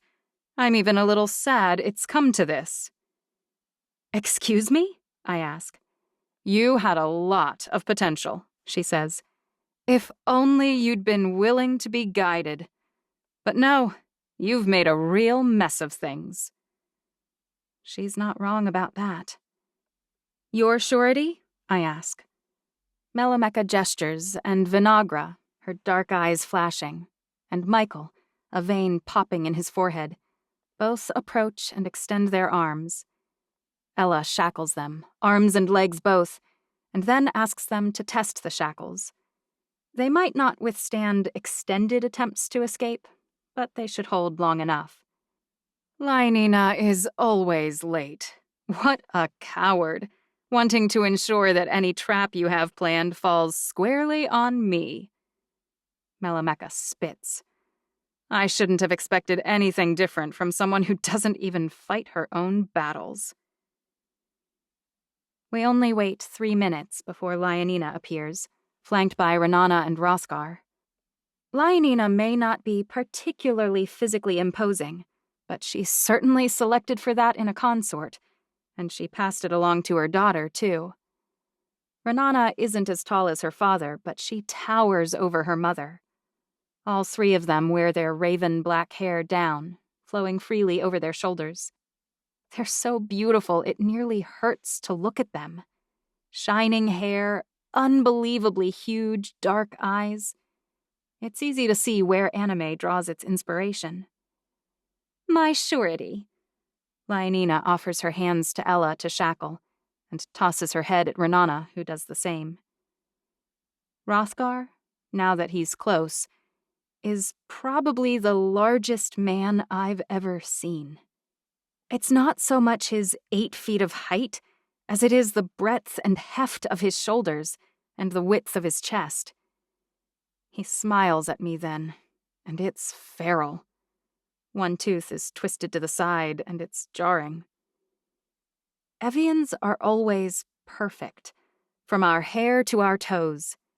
He must have worked for that imperfection. How had I never noticed it before? Perhaps because I usually headed in the opposite direction from wherever he was in the past. Shall we? Ella asks. Lionina's soldiers and Melameka's line up on either side of the 4 shackled individuals. My soldiers encircle the glass cabinet. Alora and Noah both smile at me. And if the smiles are a little forced, well, I don't blame them. Ella walks calmly toward the water of the cove. We agreed to fight here, and we've marked the bounds of the fight, as you can see. She gestures at the enormous concrete barricades connected by metal cables. It's roughly twice the size of a normal ring to accommodate the addition of an extra combatant. I unsheath my sword, Mom's old blade, a gift from her first husband, Melameka's brother. Evian life is incestuous in many ways. Anything goes, Melameka says. To the death. Well, not quite anything. I did select blades, I say. So we are each limited to 2 blades of any length we choose. Yes, of course, Melameka says. The victor rules all 6 families, Lionina says. That's the deal. Whoa. My eyes shoot toward Noah's. Winner takes all? Which means, I thought Melameka and Hrothgar were here as allies, but if only one of them will emerge... Ella counts us down. And in the space between the numbers, I notice something else. Something I hadn't even considered. Melameka failed to remove her ring. The staridium flashes gently on her hand. The hubris of it, demanding that I lock my stone away and dangling one right under my nose, appalls me. It's also the answer I've been searching for, the unbelievable gift I didn't expect. The very second Ella reaches the end of the count, Hrothgar's massive scimitars flash in the sunlight, arcing toward my neck and my waist. I leap backward, and Melameka scores a deep slice across my right hamstring. I drop to the sand, barely retaining my grip on my sword. Not an auspicious start. Hrothgar beams, his crooked tooth taunting me. His scimitar swings at my neck, and I barely block in time. But Melameka slices again, this time scoring the back of my left arm. I'm holding my sword with just one hand now, too focused on healing my injuries. Not so fast, Hrothgar, Melameka says. I'm not like you. I don't enjoy playing with my food, Hrothgar says. I stand up, relieved at their squabble, since it bought me the time I needed to heal my leg and arm. But it's short-lived, and I realize it was merely another step in Melameka's game. She really does enjoy harming people. I try not to listen for her melody, because it turns my stomach. Hrothgar slams into me a 3rd time, the shudders from blocking his attack traveling down into the soles of my feet, and again Melameka strikes before I can recover, this time stabbing me in the kidney. I fall forward and cough up blood onto the sand, but I haven't dislodged her blade. I don't have the strength to do it. Fine, Melameka says, If you're in such a rush, I suppose we can end this part, so we can focus on deciding which of us will walk away. Her eyes gleam, sizing up Roskar as she twists her sword, pulverizing my kidney, driving pain up the side of my body and down to my feet. Roskar knocks me forward further with the flat of his blade, my face colliding with the sand. They're going to finish me right here, right now, before I've had a chance to drive a wedge between them, before I've even come close to Melameka's ring. As if she can't quite help herself, Melameka reaches down and steps on my back, her hand fisting in my hair, yanking my head backward, breaking my spine. But it's low, below T10, which means I can still use my arms. She laughs again, like a colony of sea lions barking with joy. This was actually fun. You're sick, Roskar says. I'm honest, Melameka says, and that scares you. I slide my dagger down from my sleeve and into my right hand, and while they're sneering over my broken body, I reach back, quick as lightning, and slice Melameka's finger off. It drops to the sand in front of me, and I drop my dagger to grab it, surrounding the stone with my palm. Blood pours from Melameka's hand over my head, dripping to the sand on either side of me. But she doesn't cry out, and she doesn't shout. She swears, low and furious. And she lifts her blade above her, ready to sever my head from my body. I cast about wildly for the well of power in my head, the well I desperately hope will be there. And it is. I reach for the power, and I feel it, the pulsing well of strength, just like the others, but also different, as they always seem to be. I turn as much as possible, throwing my shoulders sideways. My upper body screams with pain, but I ignore it. What can this power do? I yank on it, pulling hard, and I feel it then. It controls water. The ocean to my side beckons to me, ready to do as I bid. Useless. This power is useless. I can't drown them. They'd hack me to pieces while I tried. Water power, I hate you. Melameka's blade connects with my neck, shearing tissue, shredding my body, my blood gushing from the wound. And I realize we're all made of water. I feel for Melameka and for Roskar, and I squeeze. And they explode. I dislodge Melameka's blade from the vertebrae of my neck and heal the damage. My neck, and then my back, and then I force myself to my feet, and I look down. The entire ring is covered in a film. A pink film. That used to be Roskar and Melameka. Lionina is screaming, her eyes bulging. Renana is utterly still. Michael and Vinagra stare at me with identical looks of horror on their faces. I walk into the ocean, letting the water rinse away the gore. I'm aware that it's cold, but it doesn't touch me. Maybe that means my brain is broken. Or maybe I'm in shock. When I walk back out, I'm dripping with salt water and dread. I wish I could wash away the image of what I've done as easily as I washed away the evidence on my body. I turn and walk toward the sureties and the guards. As you may have noticed, the stone I removed from Melameka as she was attempting to behead me controls water.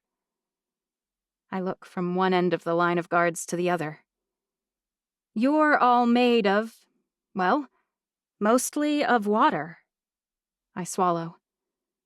All it takes is one little squeeze. All of them turn and sprint down the beach toward where they landed, stumbling over one another in their desperation. Now what to do with these four, I say. I vote you explode them, Noah says. They'll just cause problems. Alora's jaw drops. She doesn't know Noah as well as I do. He's bluffing, of course, which is good. It distracts me from doing what I desperately want to do, rushing back to the ocean to dry heave until I can blank the image of what I've done from my brain. Or we could take them back with us, I say, captives to ensure that their families behave. I'm with Noah, Alora says, catching on to his ploy to make them behave. Easier to kill them. Lynina can't rip her ring off fast enough. She throws it at me, in the midst of begging for me to spare her life. Of course, the flinching they do every time I move toward them, even incrementally, doesn't help me forget what I've done. I may never forget. Ella surprises me. She doesn't act afraid at all when I approach. Congratulations, Your Majesty. That was an impressive win. She smiles, her white teeth nearly blinding. They remind me of Hrothgar's twisted one. I wonder whether it is lying somewhere in the sand or floating in the ocean. I shudder. I assume you're not going to slice me open for the key? Ella asks. My mouth drops. I shake my head. I've taken a laxative and will shortly return with it, she says. My lip curls, but I don't argue. A few minutes later, I watch as she washes the key in the ocean, thank goodness. Even so, I let her unlock the cabinet and the glass case. I rest easier once the ring is back on my finger. Easier, but not without guilt. You prevented the nuclear war that was imminent, Noah says softly, from next to me on the way home. When you can't sleep at night, when you think you're a monster, just remember that. They were prepared to bomb the world out of existence. You did what had to be done to prevent that, and nothing more. I remind myself of that over and over the entire way home. And when I land, with 2 new stones in my pocket, and I hand the captives over to Balthazar, I remind myself again. Somewhere around the 100th time I repeat the words to myself. You did what had to be done to prevent something far worse. They cease to have much meaning. Because what can be worse than exploding humans into droplets and teeth? Are you okay to be alone? Noah stops at the door to my room. I shrug. Edom approaches from the other direction. I need to talk to her. Noah opens his mouth to argue, but I shake my head and he shrugs. It's fine. Edom follows me inside. You have no idea how awful today was, I say. I wish I had known, he says. I know you think I would have stopped you, but I can't, I say. I can't talk about us right now. I'm barely a person. Edom nods. Understood. So if that's what you needed, it's not, he says. I wish it was. I close my eyes. What now? Please tell me that no one else has died. I'm officially a member of the Sons of Gilgamesh, Edom says. And I could have waited and finally been brought into their plans slowly. I frown. But we don't have time for that. What did you do? I lift one eyebrow. You don't want to know. You had a bad day, and I'll just say that you weren't the only one. Okay. But I have proof that the Sons of Gilgamesh released the SARS-CoV-2 virus. I lift my eyebrows. But it's abating some, and many places are reopening. Edom shakes his head. What? That was a trial run, to gather information about spread, timeframes, reaction from the local populations. The world has grown dramatically since the flood, apparently. I gulp. They believe that there's a solar flare coming, he says. It will boost the speed at which the human DNA breaks down. They believe the entire human species will cease to exist within the next 20 years. The onset of child cancer is the marker of the beginning of the end, in their opinion. According to them, the last time the humans dealt with something similar, the body attacking itself, cells growing out of control in children, was just before the flood. They claim that the virus that they released then was not to destroy. It was a mercy kill, to end things and reset the children of Eve in the most humane way possible. I think about Mom's records. And now? He nods. Their reboot then worked beautifully, resetting the world for Evians. They plan to do it again now, and they believe that, again, it's the merciful thing to do. They're releasing a new virus soon, and unlike SARS-CoV-2, it has a 100% death rate. I shower and change and call for Noah. I hand him my phone. Call your dad. His eyes widen. We're out of time. I need to find the Garden of Eden, and I have a feeling he knows where I should look. Thank you for listening. This has been Disavowed, the Birthright Series Book 5, written by Bridget E. Baker, narrated by Jennifer Jill Araya. Copyright 2020 by Bridget E. Baker. Production copyright 2020 by Bridget E. Baker.